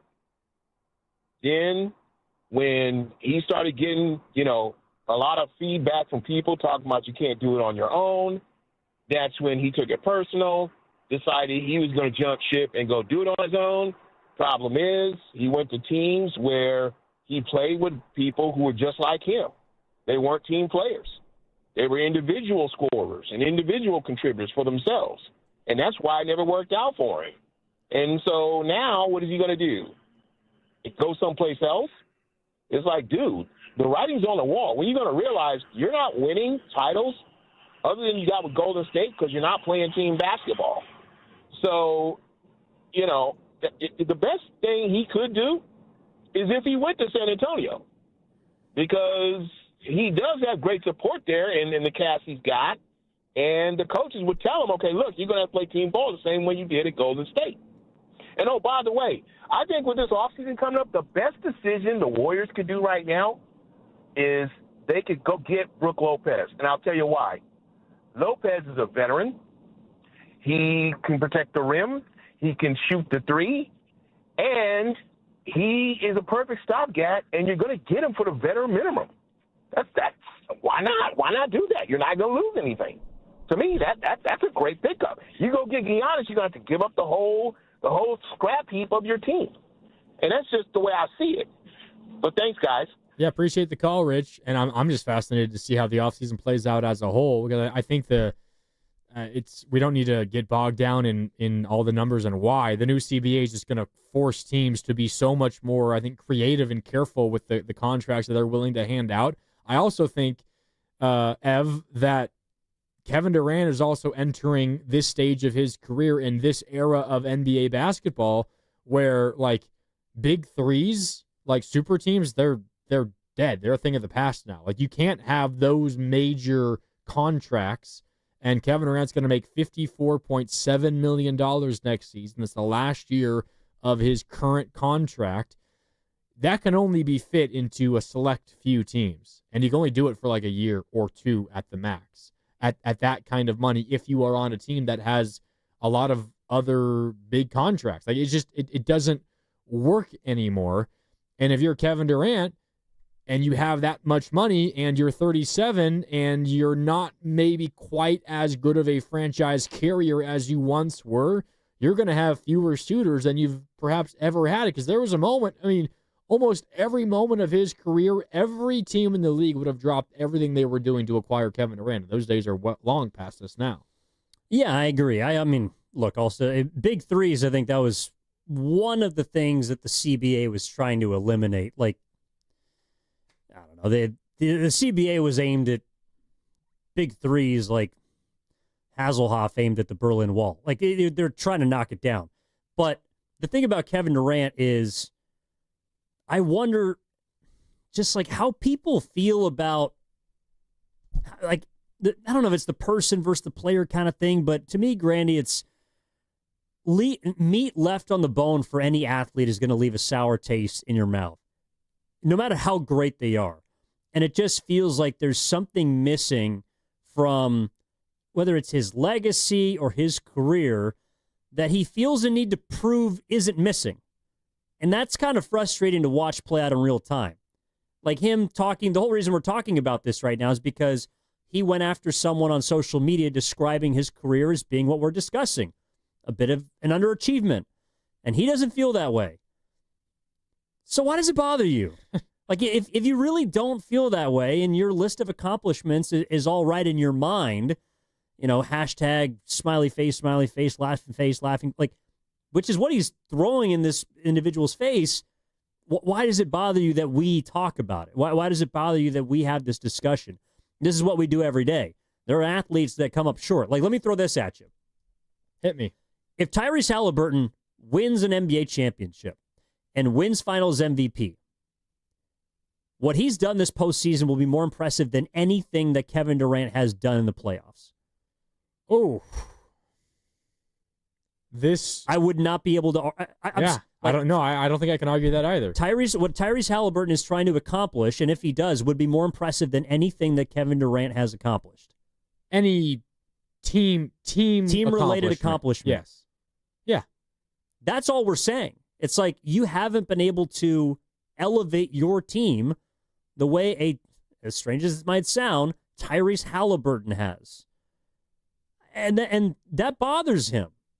Like, I don't really know why, but it feels like ever since he left Golden State, he's been chasing that elusive, or even maybe when he came to Golden State, it was to try and acquire that legacy piece that sort of fits and cements him as one of the all-time undoubtedly greatest of greats. And I'm sorry, it's just not going to happen. He wanted to win one without Steph, and he hasn't been able to do it. He honestly was pretty damn close one year in Brooklyn. I think it was 2021. Yeah, 2021. Remember his big toe was on the 3-point line against Giannis and the Bucks. Sent the game to overtime, but if his toe is a millimeter further back, it's a 3-pointer, and they win the series. The Bucks ultimately won it all that year. Maybe the Nets move on and they ultimately win it all, and maybe we're having an entirely different conversation, and maybe Kevin Durant up to the second is not on Twitter defending himself right now. He tweeted as recently as 42 minutes ago. And that text thread, or that tweet thread that I read a couple of minutes ago, that was from 2 days ago. I had to scroll for 10 minutes to find it because he's responding to literally everybody talking about him right now. And that's his right. He can do whatever the hell he wants. But clearly, as you're saying, he feels the need to defend himself about something because everybody feels like, hey, you did not play poorly, but your team, led by you, failed in Brooklyn, failed in Phoenix, and now you're going to go somewhere else and hope that you can ride the coattails of Wembanyama and De'Aaron Fox to another ring? I don't know. Well, and I think Pierce Evans in our YouTube chat hits the nail on the head. It's like the validation after the Warriors kind of broke up in 19. Steph got his validation in 22. Yeah. And while he was always going to be an all-time player, Curry's bulletproof. I mean, you really can't shoot anything down across his career 22. Because he's got the Finals MVP. Sealed it up, yep. And they were an underdog. And he elevated them past a team that many people thought could beat them. Kevin Durant doesn't have that validation. He didn't get it before in Oklahoma City. Maybe he thought that's what he got in Golden State. And it feels like he's been searching for that ever since. And so while KD, for example, let's say he signs with Minnesota. I think this is probably the best example. It's not his team. Oh, that's Ant-Man's team. Which is why I don't think he's going to sign or get traded to Minnesota. I don't think he wants to go there because what he's looking for, I think the Spurs would probably be I think that would be the best spot because maybe Houston. He could. Well, I think he could be the leader legitimately on the Spurs. I think he would give him a better shot to win than Houston, but just me. Either way, he's trying to find a spot where he can be the one for a championship team or an overachieving team, which he's never really been on. I think if he had sucked it up and come to the Warriors and had helped them either this year or next year, maybe get one last crack at contending and trying to get. I actually think that would provide a lot of solace for both him, along with a ton of fans out here who have been talking about him the way we're talking about him right now. Yeah, maybe it's different here in the Bay than everywhere else, but I can hear it already. Oh, you couldn't win without Steph, so now you come crawling back. I mean, I don't know. I think he might rather fail elsewhere than succeed again behind Steph. And behind Steph maybe isn't fair. He won 2 Finals MVPs, KD did here. And that's what the 707 is pointing out. The argument you can make, and he's talking about Tyrese potentially winning this year, Halliburton. The argument that you can make is that Kevin Durant has 2 Finals MVPs. Yeah, but a Finals MVP on a super team with Steph and Clay and Iguodala and all those guys is different than a Tyrese Halliburton Finals MVP where he had to go through all the teams that he did and beat a historically good Oklahoma City team. Yeah, this would be, again, by betting odds, this would be tied for the greatest upset. I don't know about the history of the finals. I think from what I saw, it went back to 1973. They were also underdogs in each of their last 2 series, too. Yeah, exactly. Indiana was. Not just in the finals. No, I thought they'd lose to the Knicks. Yeah. To be honest. I thought they'd lose to the Cavs. I still think they're going to lose to the Thunder. And there's people thinking the Bucks might beat them in the first round, they too. keep proving me wrong every step of the way. I do think, by the way, and we got the contest coming up here in just a little bit. If you're trying to call in now, do not just yet. We will let you know when it is time to call. Hopefully you have all three answers. We do have Game 4 of the finals tipping off in just a little bit. Thunder needing to win to get back to 2-2. Going back to OKC for Game 5, which is oddly not on Sunday. They have the weekend off. They play Monday. I do think, Evan, the Pacers winning the finals, one, it would be a great story as a 4 seed. And again, as we just laid out, would be one of the more historic postseason runs. I do think it might be like a not like an official tip of the cap or anything, but I do think the way in which the Pacers play, it is very similar to like the ideal way Steve Kerr and the Warriors want to play, and maybe specifically Steve Kerr. I do think, and this is probably true even if they don't win, and it's just the fact that they've gone this far and have already won 2 games against the Thunder. I do think Indiana winning the finals is like validation that the kind of basketball Steve Kerr likes to play still can win in this modern NBA. I think they've already kind of proven that. I mean, they're up 2-1 in the NBA Finals. I realize they may not win the championship, or maybe they finish it up. But I think either way, it's validation that the we over me style of basketball that Kerr continues to preach, it works. I also think that it's kind of going to wreck the NBA from this standpoint of like, everyone thought that, myself included, the Thunder were next up. They're just going to be the team, and we're looking for someone that has a chance to be something special across this decade, which has literally been a different champion every single year and will continue to be this season. But the Pacers are proving that like the right way to do things, which is by all accounts how the Thunder as an organization, as a team, as a coaching staff have operated. It's not always the best way. Yeah. You can still win using your style. And as much as it might simulate or emulate Steve Kerr's a bit, there is one problem, though. As much as Steve Kerr would like to play that style of basketball, those Pacers are young. Those Pacers are fast. Well, they have a lot of pretty good players. Those Pacers are athletic. All things that the Warriors don't really have a whole lot of. Yeah, and they just have a more good players than the Warriors do. I do think it's interesting, like the last couple of off seasons. I know we got to get to our contest in a sec, but I do think it's interesting how the last couple of off seasons, Kerr has talked about specific teams to kind of try to again emulate or mimic. Like last off season, he referenced Boston and OKC a lot. This off season, he mentioned about how the Pacers got like these 3 guards and all of them can handle the ball and make plays for others. I wonder. It's like it is a copycat league. We're all sitting here trying to figure out the best style to win, and here come the Pacers out of nowhere. And it's like, oh, wait. Actually, the Thunder have won 67, 68 games, have been the best team historically since like the 73 Lakers. Maybe they're not actually the best way to put together a roster. It is kind of interesting the way it all works. I mean, the OKC has still built their roster in an amazing way. Yeah, they're going to be fine. And honestly, there's going to come a time when all of those contract extensions are due and they're going to have to make a decision, and ownership is going to have to either pony up or trade pieces away. And like, they're not going to have a run that the Warriors had. Even though they've been built maybe as smartly as the Warriors were built, they're not going to have the ability to have a run like the Warriors did just because of the new rules. You never know. I mean, probably not. Well, I will also say the Warriors in 2015, when they won their first championship, they were down 2-1. This series has mirrored that. It has also mirrored 2022 NBA Finals when the Celtics won Game 1 in Golden State. Warriors come back, win Game 2, go to Boston for Game 3 and lose. And then Steph put up, 40 points in Game 4 and said, I hope you enjoy your last win in Game 3.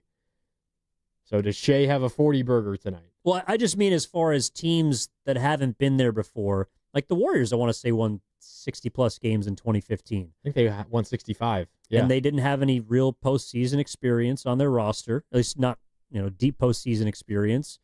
They were down 2-1 to, granted, a team that they were better than, and they found a way to overcome them. And they also had to deal with a little bit of adversity earlier in the playoffs, like OKC did. OKC went 7 versus Denver. The Warriors were down 2-1 versus the Grizzlies in the second round. just like the OKC was. A lot of similarities in the second round versus Denver. Does that mean it's time? What was that, Pasta? For the contest? You know what that sounder means. That means it's time. Want to play golf with Willard and Dibs? They'll be broadcasting live at Cache Creek Casino Resort on Friday, June 27th. That is 2 weeks from today. And right now, we're giving away a chance for you and a guest of your choice to win an overnight stay on that same Friday, June 27th, and a round of golf the next morning at the beautiful Cache Creek Casino Resort. All you need to do is be the first person to our contest line, I'll give you a number in a second, to answer these 3 questions. And if you have been listening for the whole show, you've heard us drop the answers already. Question number 1. I'm headed up to see family in my hometown tomorrow. What is my hometown? Question number 2. Where did my partner, Evan Giddings, attend college? Where did Evan attend college? And question 3, Evan and I both broadcast for this same collegiate level summer league baseball team. What's the name of that baseball team? Again, question 1, what's my hometown? Question 2, where did Evan go to college? And question 3, what summer league collegiate level baseball team did we both broadcast for, but in different seasons? All right, answer those questions first on the contest line right now at 415-523-4652, 415-523-4652, and you'll win the overnight stay on Friday, June 27th, plus the round of golf with Willard and Dibs the next morning at Cache Creek for you and a guest. Good luck. All right? Can't wait to see who wins. I mean, it's a pretty big prize. It's a weekend trip too, right? Yeah, so you get there Friday. You get to stay overnight through the night into Saturday morning. You get to play golf Saturday morning, hang out at the resort the rest of the day, I imagine, and then take off after that. Sounds like a perfect. I might do that this weekend. I mean, there are worse ways to spend a weekend, there's no doubt. In Cache Creek, it is beautiful up there. So, again, best of luck to all of you participating and hopefully trying to get in on the win right now. If you can't, of course, we got lots of contests coming up over the summer here on 95.7 The Game, so you know what to do. Just keep it locked here on 95.7 The Game. Who do you think wins tonight? Pacers or Thunder? I probably got the Thunder. Although, but this is the thing, it's like game 1 they stole, or OKC blew it, however you want to put it. Yeah. Game 2, the Thunder waxed them. Game 3, I thought the Pacers just beat them, like just straight up. It was crazy how OKC just felt worn down physically. I wasn't expecting that. Yeah, Siakam. They were tired.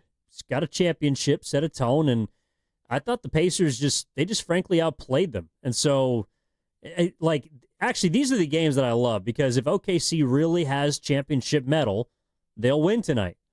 And it's not going to decide ultimately the series. I think that the Pacers have shown enough to me to be able to come from behind and get some game potentially, but I am excited about this game. But I will say, though, I know it starts a little bit before Giants-Dodgers. If they were on at the same time, I would be watching the Giants and the Dodgers. Me too. It's not close. Which is kind of crazy because I don't think we would have had that answer last year or a year before that. No, and the Warriors weren't even in the postseason last year. Yeah. So they're literally like, you could have been tapped out for, I don't know, maybe a couple weeks. You know, last year's playoffs I thought were pretty intriguing. But the point is, I think that's more of a reflection of where the Giants are at this point, 365 days later. You think the Giants win tonight? It's Logan Webb versus Yoshinobu Yamamoto. 2 aces. I kind of do. Ooh. I don't know. I think their odds are a little bit inflated right now. I would probably take the Giants. Yeah, I like the Giants tonight. I like the Giants tonight, too. Logan Webb going to shove. But you're also okay with a 1 out of 3. So you think they win tonight and lose the next 2? I would take 1 and 2, yes, in this 3-game series. I think the one they get is tonight. That's just how much belief I have in Logan Webb. You don't trust Roop or Harrison? Not as much as Logan, but also those other 2 Dodger pitchers aren't nearly as good as Yamamoto. It's Kershaw versus Roop tomorrow, and then Kyle Harrison versus Dustin May on Sunday. Yeah, I mean, I like the fact that tonight also the Giants are pretty much at full strength in regards to their bullpen. outside of Rodriguez. But, it's like, I mean, the Dodgers they're not necessarily ripe for the picking, Grandy, but I don't think it's a given that if the Giants don't win tonight, they can't win the next two. But if they get tonight, I feel confident that they'll take 2 or 3. You get tonight, then you just say, all right, we don't got to get greedy. Let's just win one of the next 2. Then you do want to get greedy. No. You win tonight. You want to get Saturday. Do I just have the wrong mindset all the way around? I don't know. By the way, congratulations to our winner, Demetrius in Union City. Congrats, Demetrius. Big dog Demetrius. Yeah, he's a friend of the show. Oh, yeah? Yeah. Demetrius is from Union City. I believe I have the right guy. He is someone that knows Guru. He's been around the Union City neighborhood for quite some time, knows Guru and the Johnson family. He's called into Steiny Guru a couple times. He's a very nice man. And congratulations. Awesome. Shout out Demetrius. You and a guest of your choice. You're going to be playing golf with Willard and Dibs at Cache Creek Casino Resort. Plus, who will be joining you up there is our winner from yesterday, which was Zucci Main. One of our other very loyal listeners in Zucci Main is letting us know on the text line right now. Shout out to Zucci Main texting in at 888-957-9570. Okay, time for a break. It's Willard and Dibs, Evan and Grandy in. We got more time for your calls, your texts, your thoughts, whatever you want to weigh in. This 5 o'clock hour has been a little bit of everything. We will get back to Giants and Dodgers before we say goodbye for the week. Thanks so much for tuning in. We got one more segment left with you. Again, it's Evan Giddings. I'm Mark Grandy on Willard and Dibs. We're sponsored by Safeway. We'll wrap things up next on 95.7 The Game.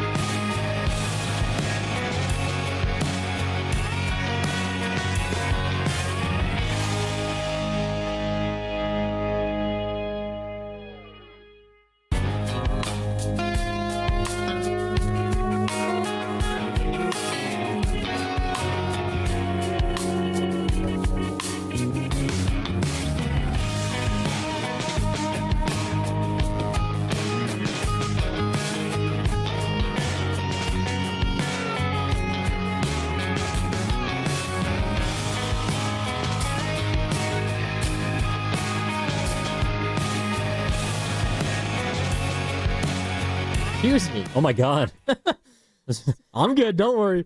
First Giants-Dodgers series. Hopefully that's the Dodgers later and they choke. Now, back to Willard and Dibs on 95.7 The Game. Thanks for that, Pasta. That's not making the highlight reel for me. I don't know. You make a mistake. There was some cookies out front. I grabbed the cookie as we were coming back from break, and I realized I didn't have much time. So you have to, like, chew and swallow quickly.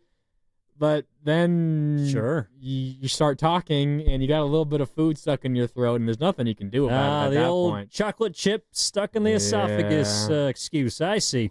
Yeah, it didn't work. No, look, you've done a bang-up job. You did an awesome job today. God forbid you had one hiccup, whether it was literal or figurative. It was a big one. But a big hiccup. A big hiccup. Yeah, but it's been fun. Friday, getting ready for Giants and Dodgers. So much of the programming today on 95.7 The Game has been Giants-Dodgers related because this is a big series. I think you hit it on the head at the very beginning of the show. This is the first time in a while you felt like this fired up and animated about a Giants-Dodgers series. And we've got the NBA Finals going on in the studio right now. And if you gun to the head, which game are you watching? I'm picking Giants-Dodgers. I'm not sure I make that decision last year, 2 years ago. It doesn't even matter what the finals matchup is. But I'm making that decision tonight, which is really, really exciting. I'm also thinking about, like, Giants, Dodgers, or Dodgers teams of the past. Maybe it's like me getting soft in my old age, Ev. You're not old. In my older age. Maybe it's just who this Dodger team is. I hate the Dodgers as an entity, like as a being, just as a thing. I find it really hard to just hate a lot of the players that are currently Dodgers. Like, earlier you said you hope Shohei goes 0 for 14. Yeah, not because I hate the person, just because I'd hate the Dodgers. But, like, I don't know. I can't find anything wrong with Mookie Betts and Freddie Freeman, and Shohei seems to be, like, a mostly fine guy. The one Dodger that I definitely, absolutely hate is Max Muncy, but that's more just because he's been there for so long and he had dust-ups with the Giants teams in the past. But, like, I don't know. I go back to, like, the 2014 Dodgers when it was, like, Puig and Hanley Ramirez and Andre Ethier and, like, all these other guys. Like, those guys were so much easier to hate.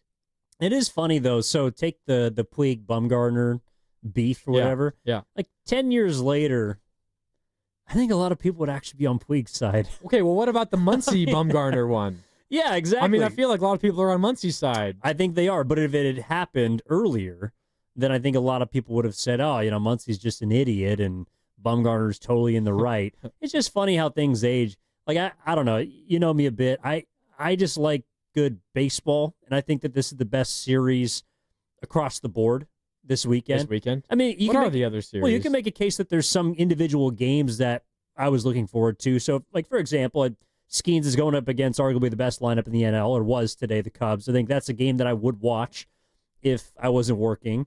I think that there's not much else around the rest of Major League Baseball that truly intrigues me outside of Giants-Dodgers. And part of it is because of the pitching matchup, Webb Yamamoto, but then also just because of how the two teams are playing. If you look at this entire weekend, the other series that might do something for me would be Yankees, Red Sox this week. Yeah, but the Red Sox aren't very good. Yeah. At least they haven't been to this. Up 1-0 through 6. I mean, Blue Jays, Phillies, I know we're going to get into some deep cleathead conversation here, but the Blue Jays have won, I want to say, 12 of 15. They've been playing really good baseball, and the Phillies have not, but they're still above 500, or 10 games above. Like, I just don't think there's anything else right now, and it's one of the reasons why they are the marquee game on Sunday Night Baseball on ESPN. It's because it's the series that I think most people will be watching. I don't know how you feel, but I am just locked in on Marlins Nationals, Evan. In a rain delay, bottom of the 4th inning. Yeah, let's permanently keep it in a rain delay for the next 72 hours. Hey, the Rockies are ahead in Atlanta versus the Braves. They're going for 2 straight wins now. Oh, well, they got the German on the mound. That's probably a big reason why Marquez has been good this season. But they'll blow it in the 9th. They'll blow it in the 9th. The only way they win is if they're losing in the 9th. If they're ahead in the 9th, they will blow that and they will lose that game. No, I mean, the only other series that Giants fans should really care about is Padres at at Diamondbacks, just because I guess San Diego's technically on their tails. Game behind the Giants. Yeah, so, and the Diamondbacks are, an average team so far. But it's like, this is what we've been waiting for, or I would imagine Giants fans have been waiting for, is a series of baseball where you feel like you're competitive, it means something, and it happens to come against your division rival. There just hasn't been a lot of those since 2021. And to take myself back into that sort of frame of mind, both of us had just started working here, I believe. It was a magical summer, and everyone was so hyped, and they felt like every game was theirs, no matter if they were down 6 or up 6.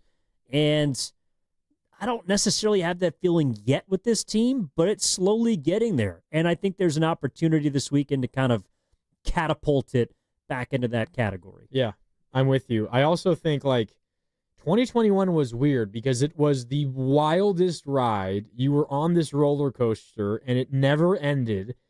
Obviously, it ended in the playoffs, but for the entire regular season, it did not end.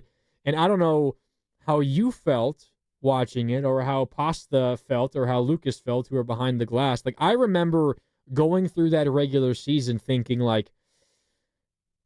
I'm kind of waiting for the other shoe to drop. You just have a bunch of things that are all happening at once. You need all these things to go your way. And a lot of it was just dudes having career years, like Belt and Crawford having great years, and Lamont Wade having an awesome year. And that's not necessarily luck. Those guys all played great, but you weren't expecting all of that. And considering what Lamont Wade had been up to that point, what Darren Ruff was at that point in his career, you're definitely expecting Crawford and Belt to be on the tail end of their career. I was halfway through that entire season just expecting it to end at some point, for their luck to run out. Now, I'm not saying that I think this team is going to win 107 games and win the division, but I do think that this year's team, Evan, I have a lot more faith that the way in which they're playing is how I actually expect them to play.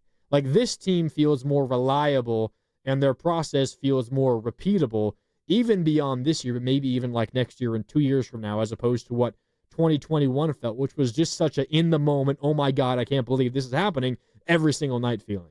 Yes, yeah, I'm not there yet. I think that 2021 team gets a bit overlooked just because of who was running it and the association he had with mediocrity outside of that 1 year. Yeah. That was a really good team. They were third in home runs. That team hit. And I know it's crazy to think about the Giants as doing anything with a lot of the names that you'll look at and see. Even Wilmer Flores is on that team, and he's hitting cleanup tonight or close? Fifth. Yeah, it's those were the kinds of characters on that team, but it doesn't take away from the fact that they had bats. Posey was his last season. He's now the president of baseball operations. It's crazy to think about.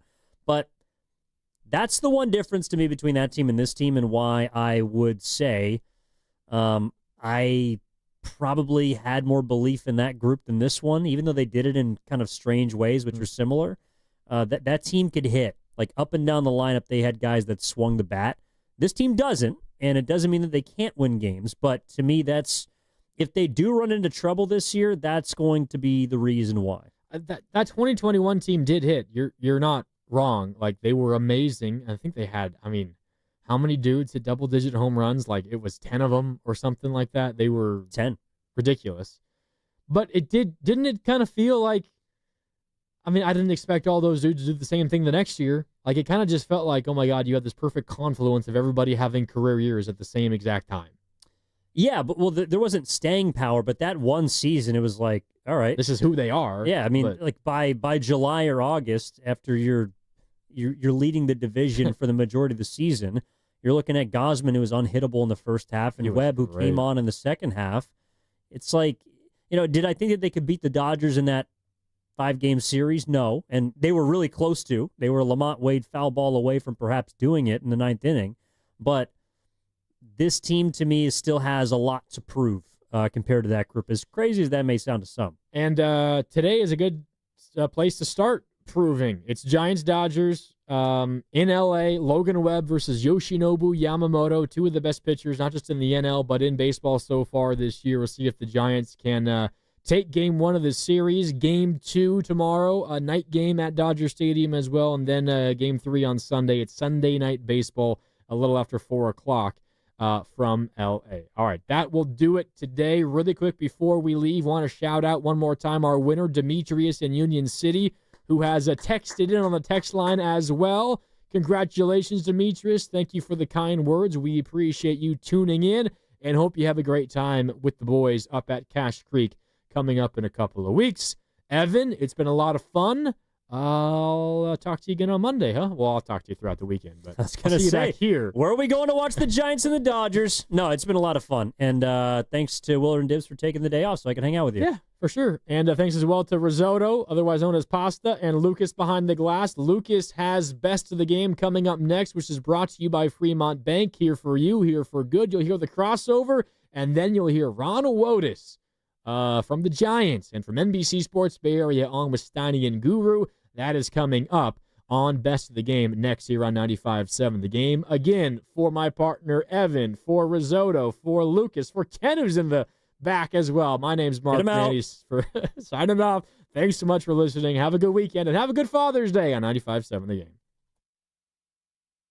Ladies and gentlemen, The Weekend.